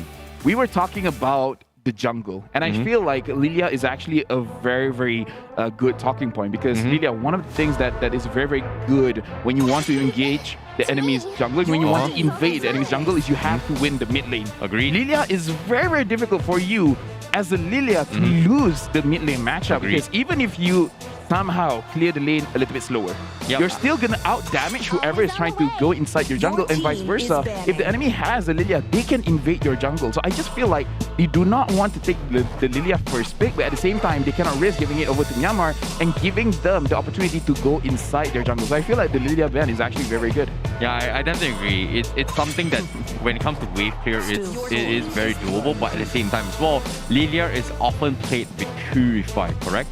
So I feel like Selena is not the end of the world, even though it's very, very off the current meta. It's very high risk and high reward. It might be something that they may consider, considering that if we're talking about priority of jungle clear, right? Usually now we see like, hey, everyone's going to go for a jungle meta. You can still opt to go for like Selena to help assist any jungler who's still opting to go for killing spree as a viable option. But looks like that's not going to be the case. Laos is going to be going for the first pick, Xavier. Not a lot of counter matchup yet as of now in the current meta. Yeah, as of right now, we can see in terms of the pick and bans, not much has changed from the first series of the day, where Masha, Matilda, 1-1 as well as Valentina, it does seem like the 4 top bans, as well as Ling, and then Laos going to pick up the Xavier. Xavier looking, again, even in a losing game, Xavier looks very, very strong, has a lot of utility as well as damage on under his belt, because even if he doesn't get a kill, at least he will show where it is. And then right now, Myanmar coming in strong with the Grok as well as the Hilda pickup. What do you think about this? Oh, I love this. I really, really love this coming from Myanmar. Like, I can see what Laos is just prioritizing on the Sicilian. Sorry, not Sicilian, my bad. Xavier, just because it does have a stronger late game potential. Myanmar, they're looking for the invades. I've talked about this before. Back then, Burmese goals were representing Myanmar, and during M2 as well, they're one of the pioneers when it comes to bringing into a jaw hit invades, right? We have seen a lot of Masha picks. Guess what? Hilda can do the exact same. But with a little bit twist with this opening pick is because they don't exactly know who is going where. Hilda can be played roam, can be played XP. Grok can be played roam, can be played XP, and it puts a little bit of a difficult task for Laos to actually overcome. What's a good matchup against this two? Honestly, in this situation, if suddenly Myanmar wants to put the Hilda as a jungler, I feel like that is still viable if you really, really hard push to make sure that you control Laos jungle, and their gold laner can really dish out a lot of DPS. Personally, I like Grok as an EXP laner a little bit more, because when you build more damage, you have more physical defense. So personally, I hope the Grok will be going to the EXP lane. But as of right now, Laos, their draft is more or less what we've already seen from the first series of the day. Beatrix still looking very, very strong in the current meta, and the Esmeralda is very difficult for you to deal with. Yeah, seems like a popular pick coming from both teams so far. I'm a little surprised that Team Myanmar is opting to go for the Yves to actually match a Xavier. We did see it happen coming from Team Philippines in Game 1 against Malaysia, but it was not an easy thing to do, right? In terms of damage-wise, it doesn't have the best damage for Yves, but when it comes to being a utilitarian, it's one of the most amazing AoE zoners in the fight. So I don't exactly know how Myanmar is going to be able to punish this as long as the Xavier is in a very, very long distance. I would have preferred the Sicilian a little bit more, but it makes sense considering that Myanmar's composition does have this near-range composition that requires assistance when it comes to retreating. Yeah, the way that Myanmar is drafting is kind of like they're saying, we won't move, you guys move. Because they're going to open the real-world manipulation, making them choose whether they want to fight in the real-world manipulation or they're going to run away. And if they run away, Grok and Hilda are very fast. Despite their size, they're actually very, very, very fast. And they can chase after them, and then it's going to be very, very difficult for them to actually take down both of these tanks, which can do a lot of damage. And right now, Myanmar batting out the Karina does kind of show... I really like it, just because Karina is good against high HP heroes, as well as, oh, your Eve is standing there with the real manipulation. Well, I guess I'm going to go in. What are you going to do to stop me? So exactly. It's a very good ban. Yeah, I think the Karina ban is just amazing. But what's really surprising for me was that Team Laos opted to ban the Dirov, considering that it's very, very highly unlikely that Team Myanmar is going to go for it. However... Hey, is it a Direct jungle? It could still happen. Yeah, I get it. No, Direct jungle is okay, but wouldn't it be better to have a Direct matchup against an Esmeralda over a Direct jungle? But overall, right now, we can see Laos what is going to be their final ban over here up against Myanmar, and they're going to ban out the carry. Beautiful. That's smart. As of right now, we can see that everyone is on top of their game. Everyone has researched all of the teams coming in. And Myanmar right now, I would say, in terms of damage, they don't have it enough in abundance. I want to see what is their main DPS hero, their main damage per second hero. As of right now, they don't have a lot of burst as well, unless, yes, the Grok goes full damage, then he will have a little bit of burst damage, but once he has his either his Blade of Despair or he finishes his Hunter Strike first. I believe right now Team Myanmar, they're lacking in terms of chip damage when it comes to chipping away Esmeralda, right? Team Laos, they've got two very, very strong late game heroes, a lot of damage coming from Xavier, a lot of tanky sustains from Esmeralda, but as of yet, Team Myanmar, they need a I would say a strong marksman that can peel away the shields. I would say the jungle boxer is an okay way to deal with the counter negate with the shield regeneration, but it's still not a final solution yet, because the marksman that they need, or maybe even actually you think about it, all those isn't exactly too bad as well. Okay, so if they decide to go for it, if Laos they don't draft a good crowd control hero that has a knockup, it could be a good situation for Myanmar to actually pick up the Claude, where if from the side of Laos they just have a lot of HP, then Claude, the Demand the Sword, as well as the Golden Staff, he can melt everyone. And since Xavier does not have any skills to run away, it's potentially a very good pick. So right now we see Laos, they don't have knockup as of right now, and they have no crowd control. Wow, Team Laos. If Myanmar takes the Claude here, it's not gonna lie, it's looking very good. Yeah, I kind of like it as well. I see where you're getting as well in terms of peel and potential, but Team Laos, they're opting to play a very similar variation of their drafts, similar to Team Philippines, which was very difficult to pull off in game number 1 against Team Malaysia. But now, doing this again, I'm looking forward to see how they pull it off, because this is a very, very difficult draft to pull off, and like we said as well, we don't exactly have a lot of information in their playstyle and drafts, and currently for them to demonstrate it right here, right now, that's the beauty about SEA Games. It's all about adapting. It's all about learning from the best, and using the best weapons out there is the way to win. Yeah, remember, if they don't want the Claw, they can still pick up the Popokupa or the Clint. Not gonna lie, I did not really expect for the Clint, but as of right now, Team Myanmar, it looks like they're building a wall, and then they're just creating space for the Clint, which, to be fair, from the side of Laos, the only one that can really penetrate is the Esmeralda, where she can jump over them, but maybe even the Balmon as well. Yeah, maybe even the Balmon, or just hoping for a good snipe coming in from Xavier. But overall, I feel like both of the teams, they just want to stick together, and they just want to fight. So who can survive the longest? That's gonna be the potential winner of this match. Yep, I'm looking forward to see how this best of 2 series as well. And of course, for these guys just tuning in, they are going to be playing a best of 2 series in a group stage format, as they are looking to secure as many wins as possible to secure the top 2 spot by the end of today to decide whether or not they advance in towards the final stage. As of yet, representing from Team Laos, we have J4ZBin, JVCKKK, Jack, also known as Jack, Too Easy for Lexi, XO Seoul, as well as who did I miss? Biston. Coming from Laos. And from the side of Myanmar, they have Black, Beno, Oh My Jenny, PS, as well as Gumi. Right now, Myanmar, their composition is actually very, very interesting, where they prioritize on defensive capabilities and then just hoping for damage coming in from Oh My Jenny as well as Gumi. We have to see whether it will pay off or not. Yep, seems like Team Myanmar, they're hoping to have Black with the Hilda going for those early invades. However, we are going to be having a little bit of pause here to try and figure out what is up. Because it seems like I do see a little bit invades coming in with the Hilda. But at the same time, is it the wise choice? Because they have an Angela which does able to sustain through the shields coming in from the harassments of the Hilda itself.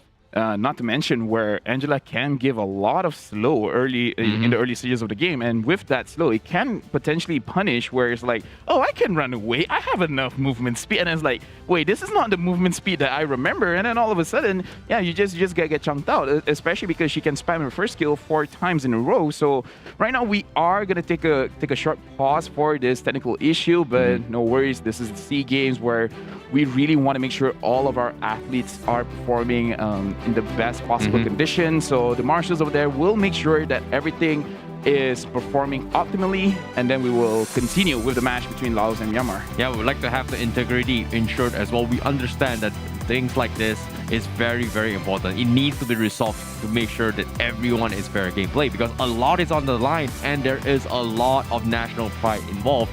And seeing how the match has happened so far, I feel like the match itself with the Hilda invades is very, very important. But at the same time, coming in from Laos, it's more about surviving the initial engagements. Hilda, extremely aggressive, extremely strong, able to get early pickoffs. But if you do not give away pickoffs like that and scale into the middle stage game, they do tentatively have the capabilities to scale pretty hard and take advantage of the mobilities and slows of the hard guard and pair it up with the Balmond, just run over I would say isolated heroes in the team fights. Yeah, I feel like in terms of scaling for both these teams, I think it's very safe to say that I feel like both teams have an opportunity to scale, because I somehow have the feeling that this will not be a short game. I feel like this game will go the distance. And Laos and Myanmar, right now, looking at how the composition is, I kind of do hope that Myanmar pushes a little bit more heavily just because they have a lot of bodies in front. If they don't, I kind of feel like they're losing their own win condition, where you have a very, very unique advantage where you can just do a lot over here. And right now we can see where too easy for Lexi and Black is there trying to trade, but not a lot of HP is gone for either side. Yeah, this is so smart coming from Team Laos, right? You can see the invades coming from Hilda. As long as you sustain all this annoyance, even with this sustains, as long as you do not die, you're gonna be fine. However, here comes the play coming from Baxia. That is gonna be PS punished for his greediness play, and Team Laos is gonna get a very, very nice convincing first blood. Yeah, and that is a situation where you have to ask yourself, was it worth it or not? Because as of right now, Myanmar, we can see that what they're trying to do is control the jungle, but you're up against a Balman, which I kind of feel like even without those orange and purple buffs, it's not the end of the world compared to when they're using an assassin jungler. So I feel like, is it worth it for you to secure the orange buff and then die? I'm not sure. Now, that's the thing, right? It's interesting enough that PS thought that he would be having the upper hand just because in terms of clear speed, but what he did not expect is that Balmond is able to equally match his pace. But now with the Toys Persona coming in, going for an early invade into JVCK, knowing that Team Laos doesn't have the damage to punish this reduction coming in, he is going to get another kill. So very, very nice pick off coming for Team Myanmar. Yeah, overall, we can see what they're trying to do is actually just control the jungle. And from the side of Laos, they're just trying to survive as long as they can. I feel like in terms of scaling, as we talked about before, is doing very well. And Myanmar, I do want them to play a lot more aggressively. And over here, 4 against 1. What is J Vorbin going to do? And he's going to die over there. The kill going over to the Hilda. And now Myanmar just going to focus on the turtle, and it's going to be a free turtle for them. Oh, that was so unfortunate. You know, Jay's been tried to go for a little bit of aggression. He wanted to get greedy by cutting on recruit base. forced rotations down bottom. However, not able to capitalize on the other side of the lane because the matchups with the marksman for Gumi as well as Biston seems to be at a stalemate. So that's going to be a death for absolutely no trade at all coming from Team Laos. And right now, Myanmar, we can see how they rotate. They try to control each portion of the map one at a time. First, they focus on the bottom side of the map. Right now, they're focusing on the top side of the map. I feel like for the side of Laos, they really should try to get this Beatrix ahead because once she has an advantage, I feel like Laos can really play off of that very, very well and try not to give too much advantage overall over to Gumi. So I don't know. They can do that or they just try to stall. Stall as long as they can. I feel like that is an option as well because I'm really not sure Myanmar in the late stages of the game, do they have enough damage or not? Well, seems like it is all about waiting for the right opportunity to strike. Team Myanmar playing a bit safe, wants to secure their marksman's economy before transitioning into the next fight. 51 seconds left before this next third of transition. You can see everyone is trying to get forced reactions. As you can see, the annoyance coming in from Black is not triggering Team Laos enough to force a reaction. However, they do force out the divide. Oh my goodness, what is going on as well? Because oh my Jenny, he's surviving it all. He's gonna force a fight coming from Lexi, and he's gonna be caught out in open as well with the Toy Blossoms coming in. But from the side, J4Z Bin Wo coming for a stalling Star Moon and take off Jenny. And at the same time, they are gonna trade two of their bodies. Not exactly sure was it worth it, but Myanmar, they're gonna be happy about this play. Yeah, and I'm sorry for interrupting just now. I legit thought the Dawning Light was gonna be enough for it to secure a kill, but actually managing to survive that long, Laos really wanted that kill, overextended, and giving more and more over to the side of Myanmar. And this is why I say I wanted Myanmar to be a lot more aggressive, just because they have this natural advantage. They have this unfair advantage where tanky heroes, they don't need that much items in the early stages of the game. And look at that. Myanmar actually does a lot of damage to Soso, where again, as we talked about, he does do a lot for the team, but he tends to overextend. And going up against a damaged Dilograu, you have to be careful of that. And speaking of which, she just got picked off by Oh My Jenny. Oh, that's a huge pick off coming over by Jenny as well. He's got the sprint. He was able to position himself to actually catch up. So now, with that kill, are they going to be able to transition here? Mid lane treasure is off the mark, and we are going to be hitting the 5-minute mark. So this is go time to actually chunk in towards turret themselves, but unfortunately they are going to be playing it safe. It seems like based on Team Myanmar's position, they're going to be prioritizing and making sure that Gumi has a very, very smooth sailing fun. However, looks like the engagement comes up top as well. Biston is going to be the way to go. Do they want to go for GVCK or is it going to be Biston? Biston can harass his way through, but they are still trying to bait the hard guard coming from Laos. But apparently not happening as Team Myanmar is slowly getting a little bit greedy in zone control, but it's all good. Forcing reactions is the way to go. Yeah, I feel like with all the tankiness that they have, I feel like it is the right play because the longer they save, the more they say that's gonna happen. And then Jack over there managing to get away just because Xavier got that crucial stun on the side of Myanmar. So right now they are looking for mistakes. And speaking of mistakes, too easy for Lexi managing to get out of that mistake. But it was so close coming from Jack. That should not have been possible, but at the same time, Myanmar's gotta force reactions. That's the way to go. Big space, take away aggression from the other side of the map, makes it easier for either the Boxer to get some sort of economy, but as of yet, objectives is going to be the big goal. 20 seconds for the next hurdle up top. Seems like Myanmar, they are going to be going for the lane swap with the marksman down bottom so that the rest of these 4 members is going to be contesting the turtle up top. Yeah, right now we can see Myanmar, they do rotate a lot, but their rotation hasn't really been fruitful. And that's why we can see, yes, they are winning in terms of gold advantage, but it's really not that big. 17,000 over to 18,000, more or less just 1,000 gold difference. I feel like it's still quite heavily, I would say that it's still advantageous for Laos just because, like, yeah, we are losing, but losing by just 1,000 gold, it's not the end of the world. I feel like they're still fine, especially with Beatrix scaling up. I just feel like, in a way, Beatrix should scale better than Clint. Clint has a lot of burst damage, but just the fact that Beatrix can win in terms of range with the sniper or with the AoE, with the Nibiru's Passion, everything like that. She has more tools compared to Clint. So I don't know. It's just my personal opinion. I definitely agree. I feel like Beatrix does have a little bit more damage output when it comes to teamfight potential. But I feel like Clint is a little bit more survivable compared to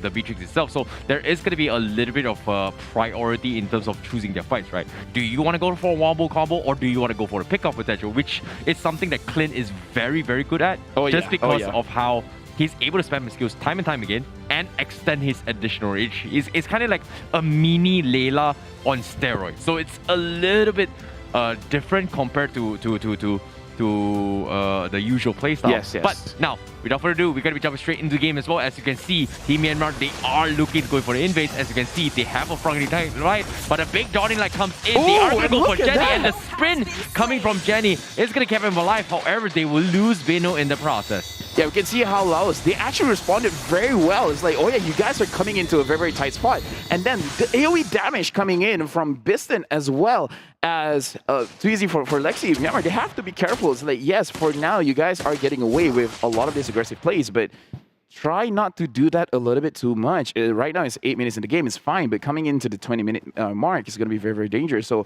from the side of Laos, we can definitely see that in terms of scaling up, they're doing very well, especially since Biston have not died yet. Agreed. This is going to be very, very hard to actually play with, but as of yet, PS opening up the map a little bit more. They are going to sync up the lanes before heading towards the Lord Pool, but it's all about going for the patience game. However, Lexi does reveal that he does have the Radiant armor in the process, so the Eve is going to be having a little bit more of a rougher spot to get off pickoffs if he accidentally hits on towards the Balmond. But seems like the Lord Sons are going to be coming in as Myanmar trying to force a couple of reactions, but Team Laos, are they ready to fight? Seems like, yes, making an attempt. They want to go for the dive with Lexi, but they force the hard guard, and immediately when they see the hard guard, they back off. They are going to bait this out and draw this out.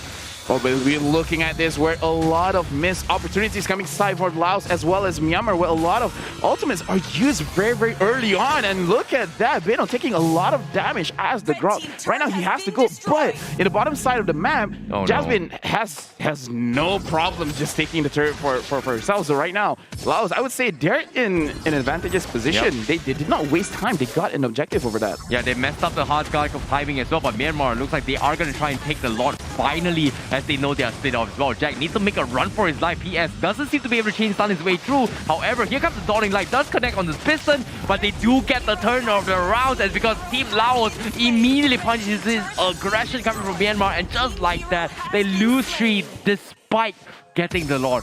So very, very greedy plays, but J4Z Bin was able to save the fight from Team Laos. That is the signs of Myanmar. This is the problem with their composition.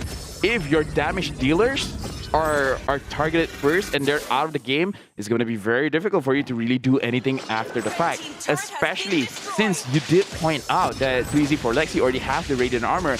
If the Eve cannot do enough damage, then it's going to be very, very problematic, especially right now. Looking at the itemization coming in from Eve, it's mostly focusing on the utilities with the cooldown as well as the slow. So not really going to do a lot up against the Balman. So it's going to be a problem where I'm pretty sure Myanmar, they can take the hits. I'm not sure whether they can dish it out as fast. This is not looking good coming from Team Myanmar as well, because J4Z Bin is slowly scaling in terms of the Esmeralda, and Gumi not having Demon Hunter Sword nor a Thunderbelt alongside with Endless Battle, he is going to struggle to finish them all. But as of yet, it's not over yet. Here comes a big catch coming from the Team Laos as they chip them all low. They get 1 kill, but they drop everyone from the side of Myanmar down low to a point that they are going to be able to defend the middle turret as of yet from Team Laos. Right now, Laos, they have the goal advantage as well as the kill advantage, and we have to look every single time it's off of those AoE team fight plays, because Biston has a lot of AoE and it does hurt. It does hurt a lot.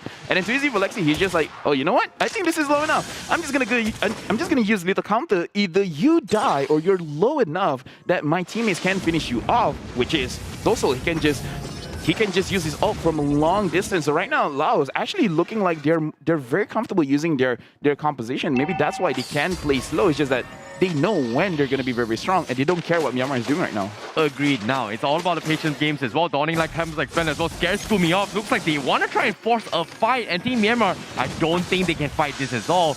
But the turrets are still standing, and mid control is going to be the way to go. It is going to be back and forth stalemates coming in from both these teams, but I feel like the biggest threat right now is Jenny. We talked about him being countered with Radiant Armor immediately. Now, the Genius One is up available. Team Laos, they have to find a way to pick a fight. But the question is, how? Yeah, besides that, we also have to look at Clint. Already has 3 damaging items. It looks like he can deal out the damage, but again, the AoE from Laos is just a little bit too much. Right now, all of the members are here, all of the athletes are here, except for J4Zebin, where again, he is just staying down there. He almost like, you know what? I don't really mind what you guys are doing. I'm just gonna be comfortable. I'm just gonna set up shop here, and then I'm just gonna force Myanmar to really respond. And I think this is a very, very good play. Right now, Laos, they're forcing Myanmar to play a Laos game. They're not falling for Myanmar's trap. And speaking of that, we can see the engagement over here. Easy for Lexi is alone going up against 4 members of Myanmar. Oh, no. And he is low, and he has been taken down. And Jack is gonna go down with him. Biston was there, but the damage was not enough. And right now, Myanmar, they're going straight for the Lord. But are they gonna get it for free, or is Laos gonna fight back? Yeah, this is gonna be tough as well, because currently Laos, they have to go for the play. They don't have the clean around coming from Myanmar, but at the same time, looks like no plays are gonna be made. Dawning Light comes in, doesn't be able to go for the play. They don't have the retribution. It's not worth taking. There is eventually, as of yet, you can see they're trying to hold them off, but unfortunately, they just don't have the damage to do so coming from Team Laos.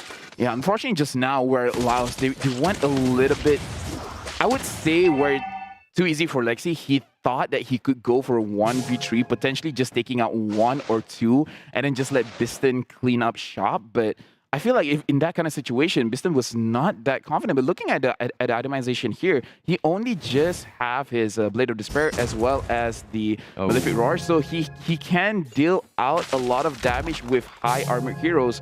Maybe he does need the Demon Hunter Sword as well, just having more DPS. I agree, but as of yet, we do see the Blade Armor purchase up on PS. This is not going to be looking good for Biston as well. He doesn't have the sustain to tank through the reflect coming in from Dit. And now another Blade Armor purchase from Black along with the Lord. This is going to be a difficult one coming from Team Laos, as Myanmar is looking to chip away at potentially taking the kill onto his Biston with the 003. Now, Real Illumination comes in. Biston gonna be chunked out towards 70% of health, and as of yet, he's trying to mow down the Lord. Unfortunately, the Real Illumination proves to be very annoying from the side of Team Myanmar to do anything against the Biston. Thompson ultimate, but the reflex coming in is just a little bit too much to work with. Yeah, right now Gumi is actually dealing a lot of damage, and Esmeralda goes in front, but look at that. She's not able to sustain that much. For the side of Laos, they can do damage, but if they can't touch the Clint is just going to be too much for them to handle. And I have to say, in that team fight, we can see how Groff just went in, used his ultimate to set up the team fight, and just that in itself made such a disadvantage for Laos. They cannot defend. Yeah, that's why I'd say it's such a difficult composition to actually play. But now, here comes another pause coming in from both of the teams as well. But you can see from Team Laos, they needed to figure a way to chunk them down, right? Grok, extremely annoying, extremely tanky, a lot of damage. And we know for a fact that Team MMR is all about the waiting game. The core coming from Team Laos is going to be Beatrix, no other as well. But ever since the Blade Armor comes in, they don't really care. They don't mind diving, because as long as the finisher composition of Team Laos can't do anything about it, they're all good. Yeah, I feel like the Blade Armor is definitely a big deterrent for the Beatrix, because based on how they're playing, it looks like Beatrix does not have the confidence to go in front. So if you have full damage items, if you sell off your boots, if you don't have your mortality, and you have all the damage items in the world, but if you don't go in front, you don't actually attack, it's gonna be a problem. And I feel like Myanmar, they understand it. It's like, you know what? With all this Blade Armor stacking and all of this reflect, the Beatrix is not gonna be feeling too good when she opens her Nibiru's Passion. So I feel like in terms of itemization, Myanmar is doing it well. And Laos, they really have to get into a situation where, like, Beatrix, for some reason, we have to give confidence to Beatrix to actually go in front and deal the damage. Yeah, it's tough. It's tough. Considering like he hasn't died a single time with 003, needs Hearthclaw. His items is just halfway in towards, I believe, to be the Malefic Roar, which is a little bit more of a I feel like damage item. Very, very uncalled for, but still, it's going to be a long one. If they want to make a comeback as well, they have to figure a way to drag this long enough for the Xavier to be max slot item and also the Beatrix to come online. So it's tough considering that Lord is already knocking towards the inhibitors. Yeah. The empowered minions are also on its way as well. And Myanmar is in a situation where they're looking to close out the game. Yeah, especially because they have a lot of frontliners over here, so they don't really have to be too afraid. And if they fail this initial push, then they could just stack up on the on more HP just so that they can survive going in front. They can have the Sky Garden helmet to just constantly regen, and especially because they have an Eve, they can just make sure that Laos just stay in a small box and then just deal as much damage as they can. So right now Myanmar is looking very, very good.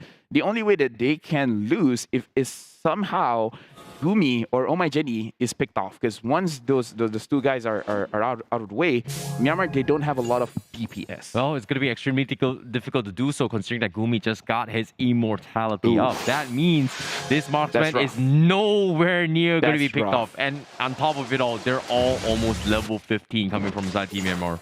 Yeah, right now Biston also just picked up his Demon Hunter Sword, so he can dish a little bit of damage, but again, just like Terran said, I do believe he does need the Hasclaw just to survive a little bit longer.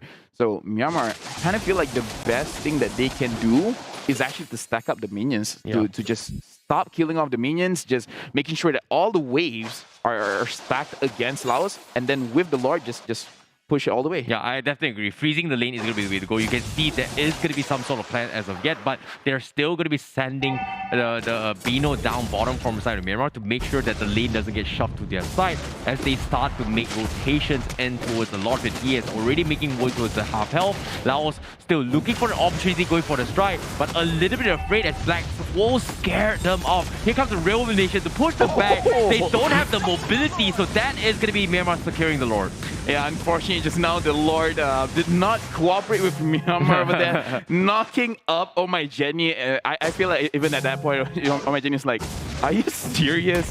Lord was the one that canceled my ult. But either way, right now Myanmar, they are controlling the map very, very well. I feel like this is their game to lose, so they should just make sure that all of the minions push at the same time. And once Biston already used all of his ultimates to clear the minions, it's high time. Myanmar is like, you know what? We're just gonna go in. We're just gonna end the game. This is a little bit tough on towards Biston as well, because he's actually opting to go for the Hunter Strike instead of the Hasclaw. So that is a very, very difficult situation to be in, considering the amount of blade armors that Team Myanmar have. But let's see how it goes, because eventually it all comes down to defending against minions. So now, with the Lord very quickly focused out from the side, Team Laos, the inhibitors are going to be exposed from the side of them, as Myanmar is going to be knocking in. Unfortunately to say, they're barely doing on. Gumi now going to be caught out. The force flickers coming in, but Team Laos, they're still able to actually win the pool of attrition in this defense. Yeah, and right now we can see the counter engage. Gumi is chunked down very, very low, but still they managed to take down the Esmeralda. Double kill going over to Gumi. Gumi right now still surviving and still, oh, never mind. His immortality has been popped, almost killed off over there. Biston using the flicker, trying to get a kill. He manages to get the Eve, but not managing to actually get Gumi. Right now, Biston HP is very, very low. Killing spree over to Gumi. Right now, 4 members of Myanmar is still alive. Only Jack is there to make sure that they can't push, but I don't think he's gonna do it. I feel like the first game of this series is going to over to Myanmar. Yep, nicely done coming from Team Myanmar. A little bit unfortunate on Biston on his end, as he was not able to deal with the 2 tank compositions coming from Myanmar with the Grok as well as the Baxia. But all in all, great stuff coming from Team Myanmar. Great understanding of their itemization as they were able to come on top in game number 1 in the best of 2 series against Laos. Yeah, we can see the difference in playstyles. Well, from the side of Myanmar, all the way from the drop, the first 2 picks, that was a surprise pick, having Hilda and Grok earlier in the game, in the draft, where they really forced things out, making sure that Laos, doesn't matter what you're trying to do, we're gonna make sure that we are able to execute our own playstyle. I kind of feel like Myanmar, they could have cleaned it up a little bit, make it more difficult for Laos, but we also can see how Laos, they can defend pretty well against Myanmar. It's just that I feel like they need a draft that can really activate Biston, because I feel like he was not being... There was not enough resources pushed towards him where he can shine. Exactly. I definitely agree. It was very difficult to pull off as well based on the draft. Like, you could see how difficult, even though Team Philippines won against Malaysia, they pulled off in a composition where it was extremely difficult to pull off, but because they had the Yeet, it was possible. Because Xavier, arguably, you have a lot of bursts, but based on the composition, you are looking for the peel and pull effect, where you are looking to try and go for this drawn-out fight, which unfortunately Team Laos did not have. So hopefully this is going to be a lesson for them. Game 2 is going to be stronger for them. So I'm looking forward to see whether or not can they make a comeback in that vicinity. But the thing is, Terrence, I do have to ask you, because we see Laos, whenever they do win the team fight, it's when, on the side of Myanmar, they overextend. So in that kind of situation, is it actually the mistake from the side of Myanmar pushing more than they really should? Or Laos actually has a good potential to punish mistakes? It's just that they weren't really brave enough to push forward with more on getting more objectives with the mistakes that they got from the side of Myanmar. I don't think the issue was them trying to capitalizing on the mistakes of Myanmar, right? Yes, arguably Myanmar, they have made a lot of mistakes, of course. I get it. But it's more like they're so afraid of this constant invades, which is understandable. You saw how Black was extremely annoying coming from Myanmar. His Hilda was constantly just banging and banging and banging. It's a tank. He's not doing a lot of damage, but he's annoying. But at the same time, he is a tank with some sort of damage that can potentially one-shot a Xavier who needs to find a position to go for a setup. So you can see that even in the Lord fight, it was a pretty clear cut that they needed to force a fight. They were still very hesitant. And as soon as they were hesitant, they backed off. You can see even the Rail Elimination to zone them off completely. So it was a difficult call to make. Sometimes you need a little bit of experience, sometimes you need a bit of luck. But let's take a look at real quick and towards the itemization coming on how they all break down. I think we did see a little bit of it's tough. It's tough. Right now, I actually want to talk about Myanmar's draft because, again, we're looking at how Grok is being played right now, and I actually love it just because he gets more when he builds damage items. In fact, if you have a Blade of Despair, after it transitions into physical, into armor, right? The armor from Blade of Despair is actually higher than Blade armor itself. It is. It's a very good situation where from the side of Grok, he only just needs an Athena shield and the rest he can just focus on damaging items. So it makes it difficult for Laos as well because just one flicker, if he manages to get onto Piston, if he manages to get onto Jack, onto Soul, they're gonna take too much damage and they're gonna be worried about re-engaging into the team fight. And he's one of the tankier heroes on the side of Myanmar. So if you can't kill the guy and he can kill you super fast, you don't even see it coming. It's a very difficult draft to fight against, honestly. Yeah, I definitely agree. I feel like the double blade armor coming from Myanmar was just so important when it comes to dealing up against Biston, right? Like he didn't exactly have pass claw. He was struggling in terms of finding opportunities going for a fight. Even in the final fight as well, I believe later on we will have a little bit of clips of the highlights as well. Like the moment he pops spell, he focused on the sword. He's objective driven. But when he picks a fight with either the Baxia or Hilda, you start to see his HP get peeled off very, very quickly. He went for a last hurrah saying that, hey, you know what? I'm going to just die to backlives. I'm going to focus on the clan. I'm going to focus on Yves. Smart play, but still, eventually there are still two tanky heroes that can run in your face, not afraid of damage, and still kill you off. Focusing on the Clint, I think, is a very good idea. But looking at the KDA 4, 1, and 5, only dying once in an 18-minute match is very, very impressive coming in from Gumi. And again, in the later stages of the game, we can see he does a lot of damage, especially with that Malefic Roar.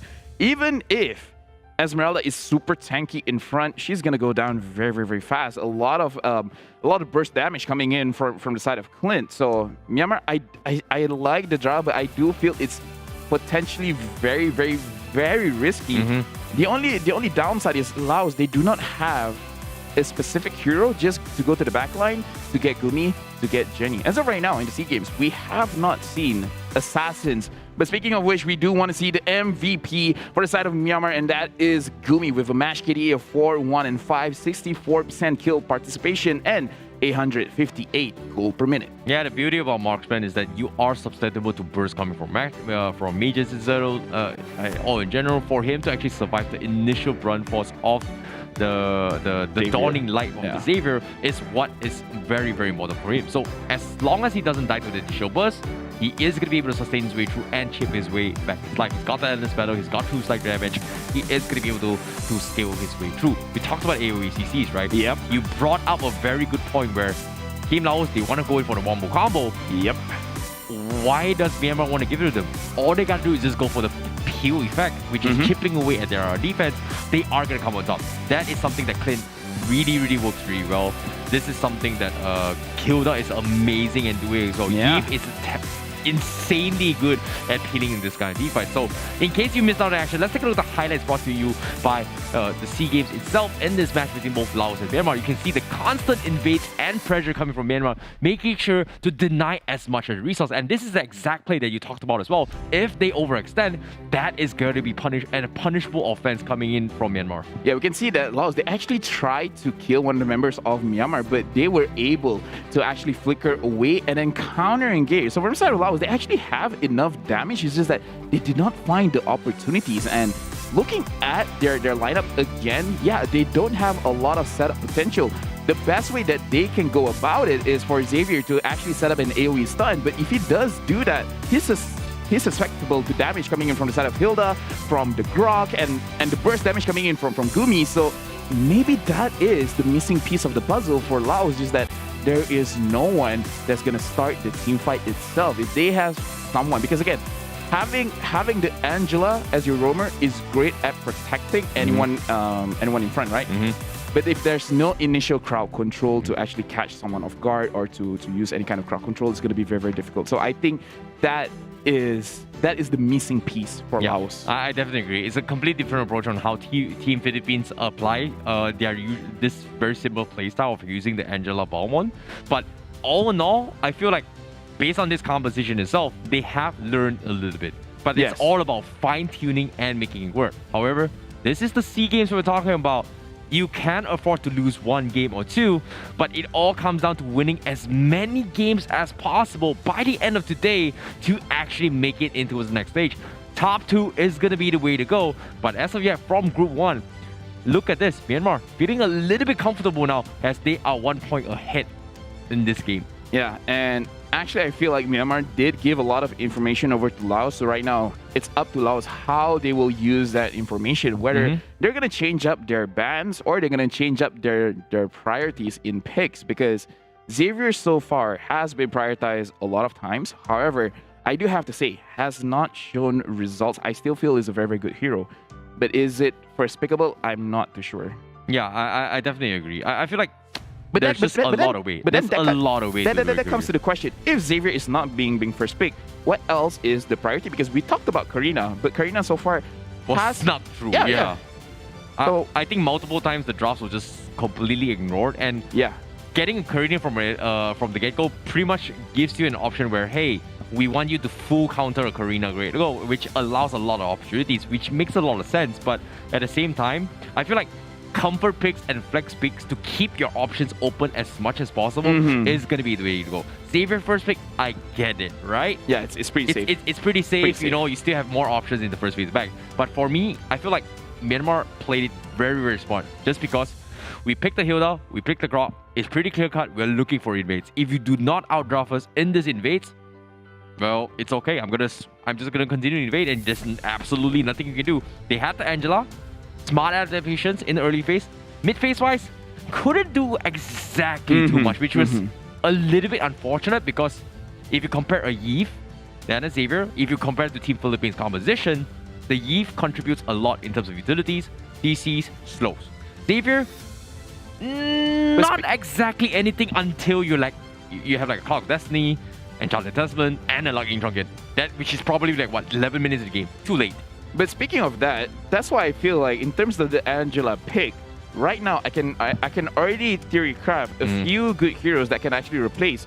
One of them is Valer, where he's also very good in early invades, and he has the crowd control necessary. Like, okay, whenever someone comes in, I'm gonna push you away. Yeah. So that's number one. The other thing is, if you don't want to use a mage roamer, you can still use something like a Nakai or anything that can at least peel away to make sure that no one is attacking the Xavier or attacking the Beatrix. So I feel like what they really needed was some kind of crowd control, whether it's engaged type of crowd control or appealing type of crowd control. But if they wanted a mage, I kind of feel like the Valor pick would be quite a surprise, and I think would garner a lot of good results. Yeah, I'm looking forward to see whether or not are they going to be able to adapt. I like the ideas coming in, but it needs a little bit of fine-tuning, because as of yet, Myanmar very comfortable.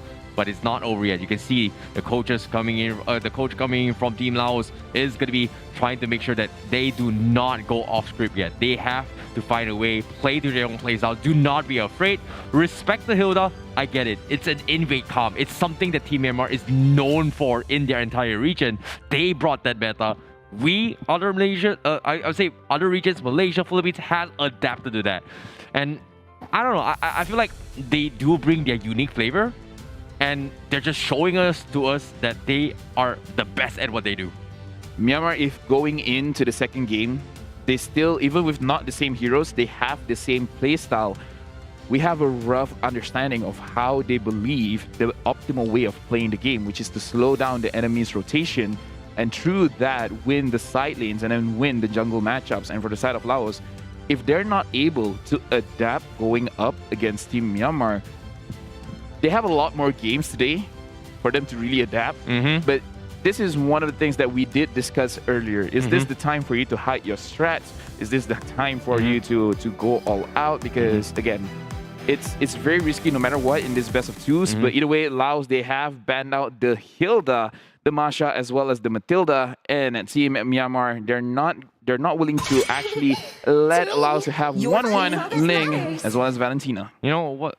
As of yet, this is going to be game number 2, and Myanmar is going to be playing on red side again, and Team Laos on the blue side. Means this time they are going to respect the Hilda from the get-go.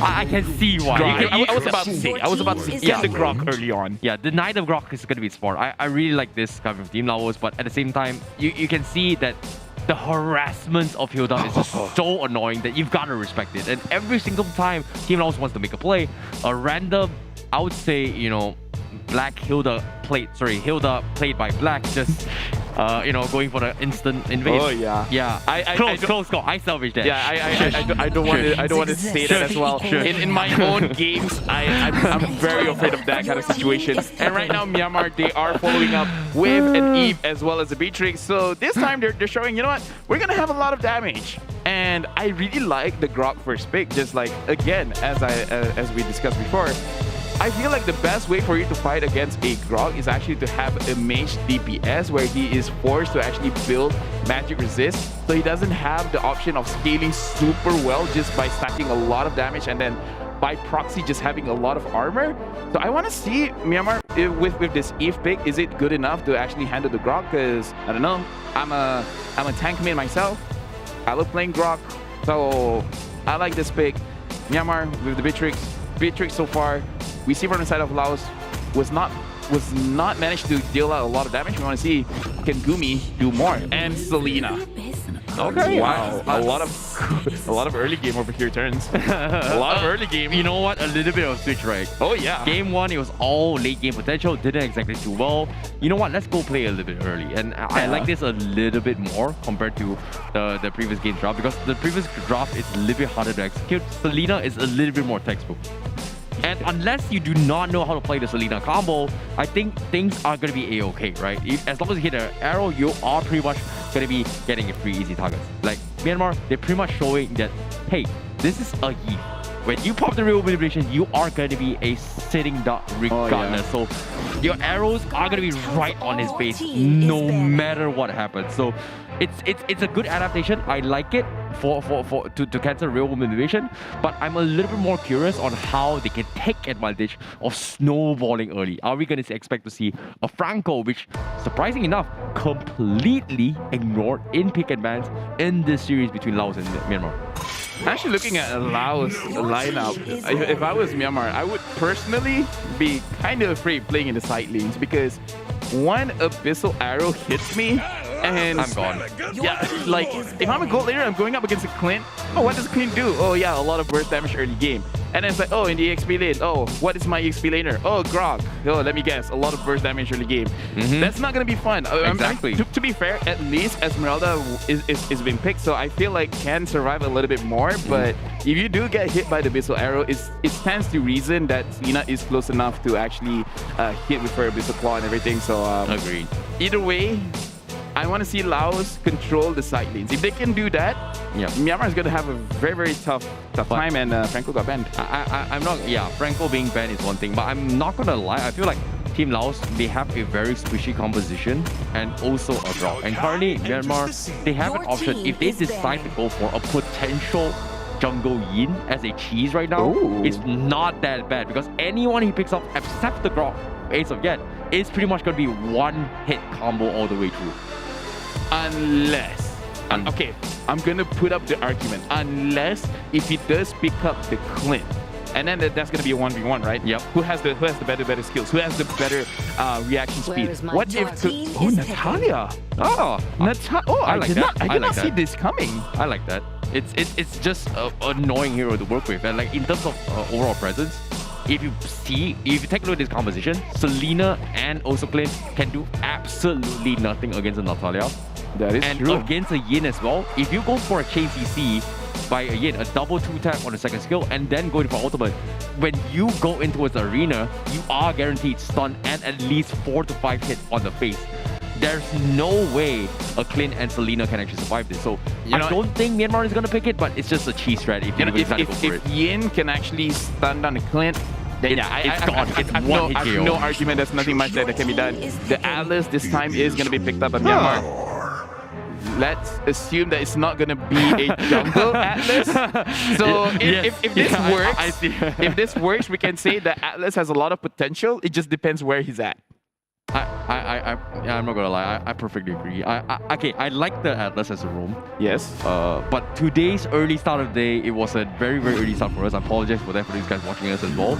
But we completely don't know how to play Mobile Legends back anymore. But what I do know is that, okay, this is a very, very nice cheese coming from Laos. They are gonna go with Fanny.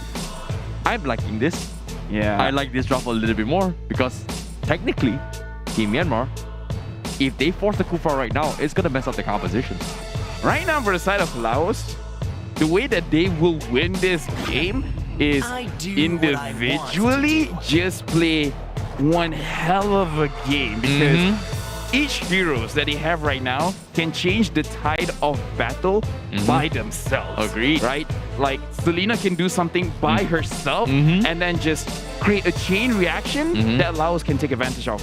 Right now, for the side of Myanmar, they're playing, I would say, a more safer composition, but Gumi as well as Omaijini, they have to be careful. If this Fanny cannot be stopped, then there's not really much that they can do because Fanny with a purple buff is very scary. I'm not gonna lie, I love the adaptations coming from Team Laos as well because this definitely catch Team Myanmar off guard completely. It caught us off guard. Yeah, this Fanny pickup just completely throws up their current draft. But here comes the question. Is this a flying Fanny or is it a grounded Fanny? But without further ado, ladies and gentlemen, this is going to be the second game of Team Laos versus Myanmar. Whoever comes up on top is going to have a little bit more points. And currently, Team Myanmar is one game ahead against Team Laos.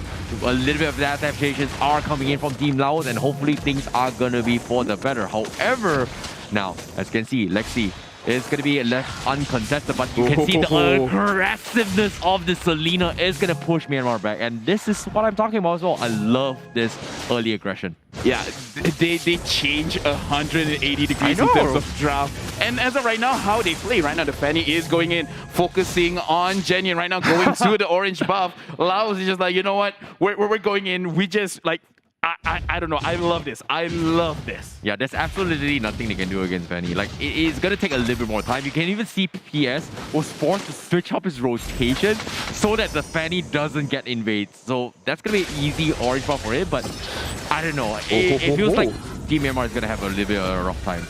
And he has to be careful because Meno is actually winning that 1v1 for now.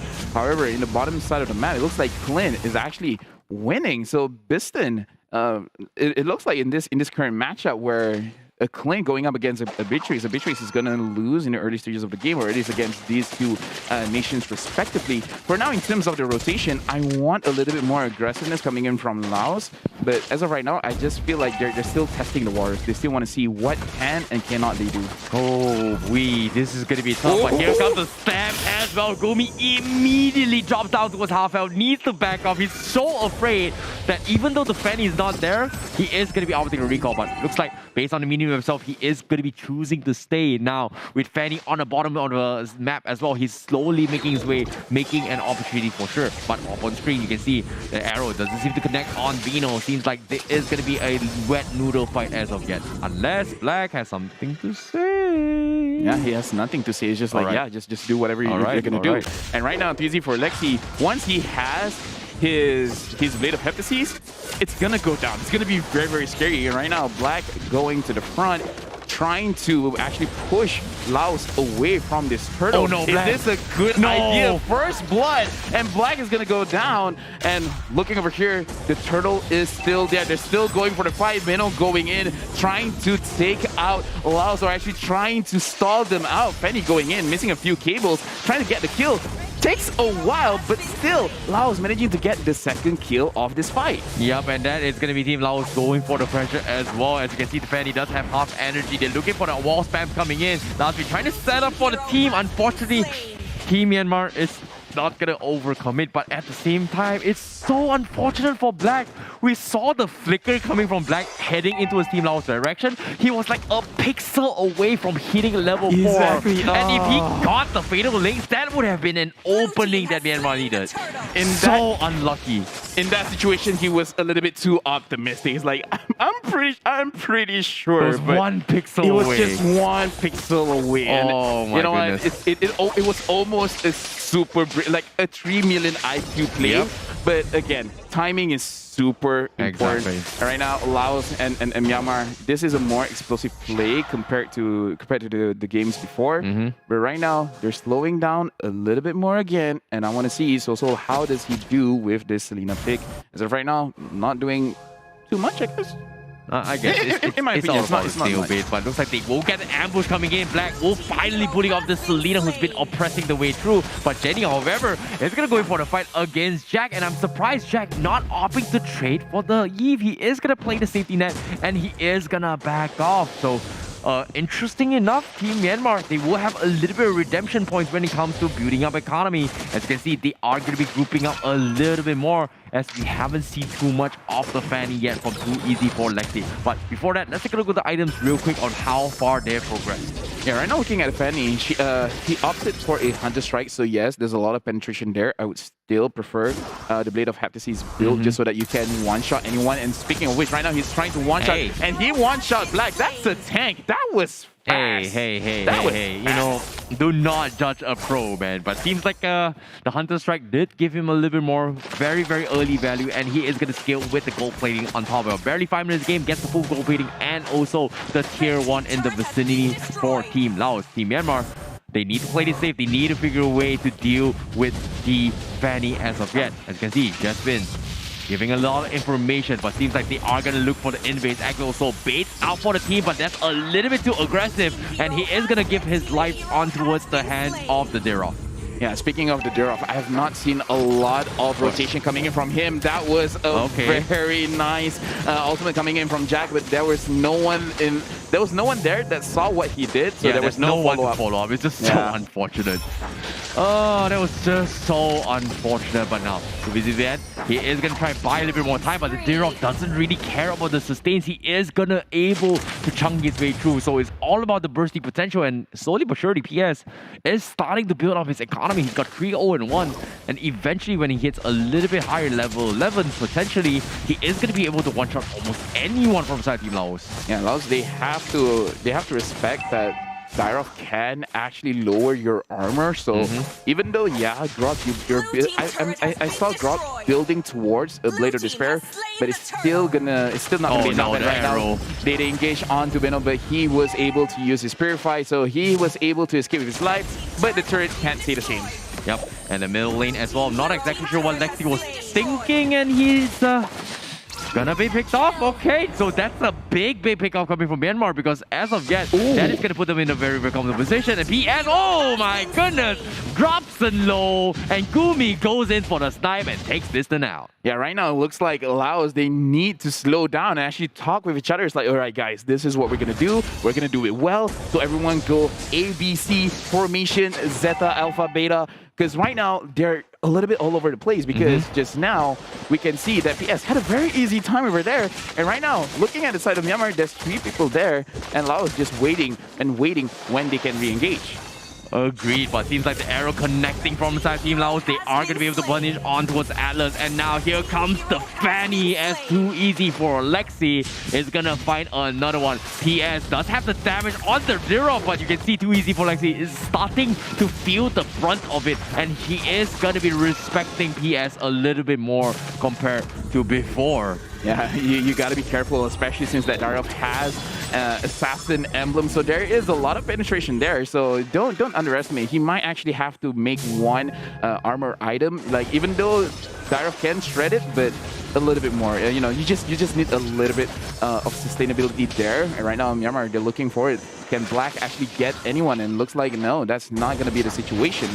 Well, Black now looking for the opportunity. He does have the fatal links as well. Cone still comes in. Black does count that out as well, but he is going to wall charge and go away. So great wall charge with this engage. However, like I said as well, no follow-up from Team Laos. But as you can see, the hesitancy coming from Team Laos just because they do lack a lot of CC to chain their way through. It's only the Grok for the follow-up. So there's nothing much you can do.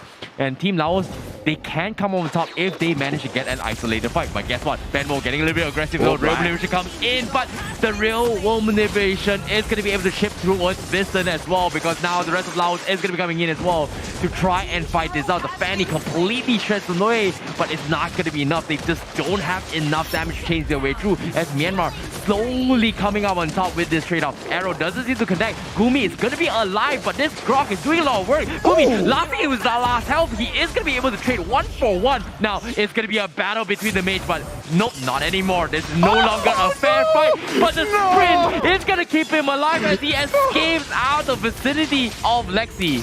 That was unfortunate. Lexi was there. He was like, you know what? I got you. There's nowhere for you to go. There's nowhere for you to run. But then at that very moment, the purple buff, the wall actually came up so he cannot fly through. So it's unfortunate if you're from Laos. It's fortunate if you're from the side of Myanmar. But you hate to see it, man. You hate to see it. You really do. At that point, Lexi was like, come on, are you serious? Like, come on.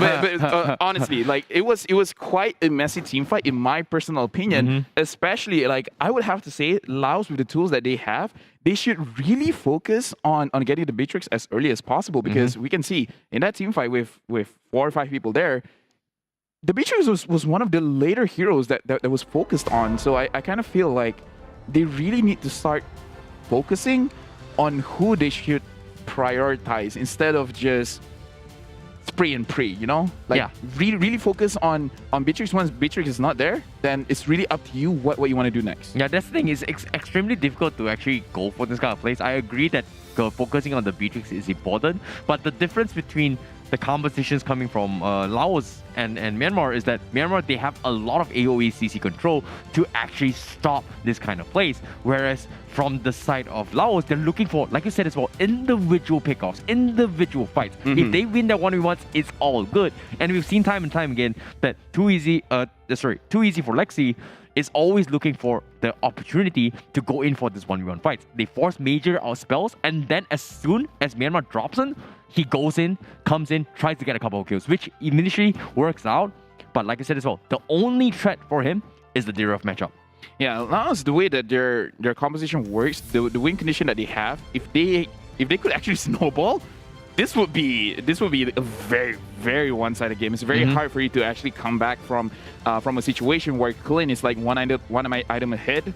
He's gonna burst anyone. It doesn't matter if you're a tank, if you're an XP laner or any of the such. But seeing how Myanmar can actually delay this much, actually slow down the game, it looks like both of these nations, they're working with equal gold, equal EXP. So Laos is actually losing steam over here. They're losing the momentum. They're slowly losing their own win condition unless Myanmar themselves put themselves in a unfavorable situation where they lose a team fight or any of the such, and then Laos could just end the game very, very quickly. But as of right now, I would say Myanmar is ahead. Yeah, I feel like it is true in terms of experience and decision naming as well. I feel like Myanmar, all they gotta do is just drag this long enough towards the later stage of the game where Fanny most Fanny power spike do tentatively drop significantly compared to early stage of game.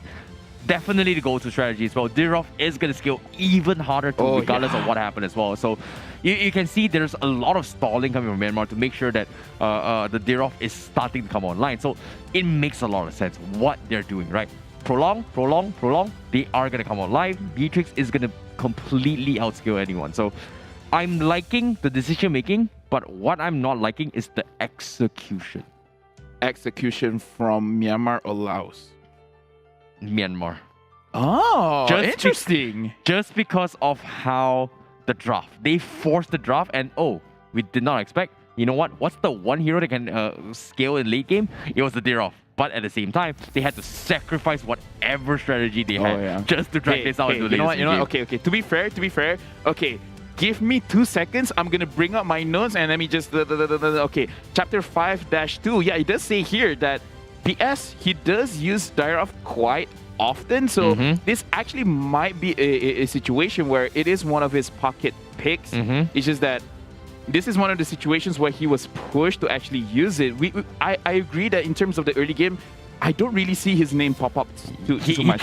He can't. He was struggling to get a jungle. And you can see that he was just dodging. Yeah, but now it's like, even when Fanny is flying towards him, when he's able to hit his enhanced basic attack, even Fanny is like, wow, wow. I'm gonna avoid you for a while.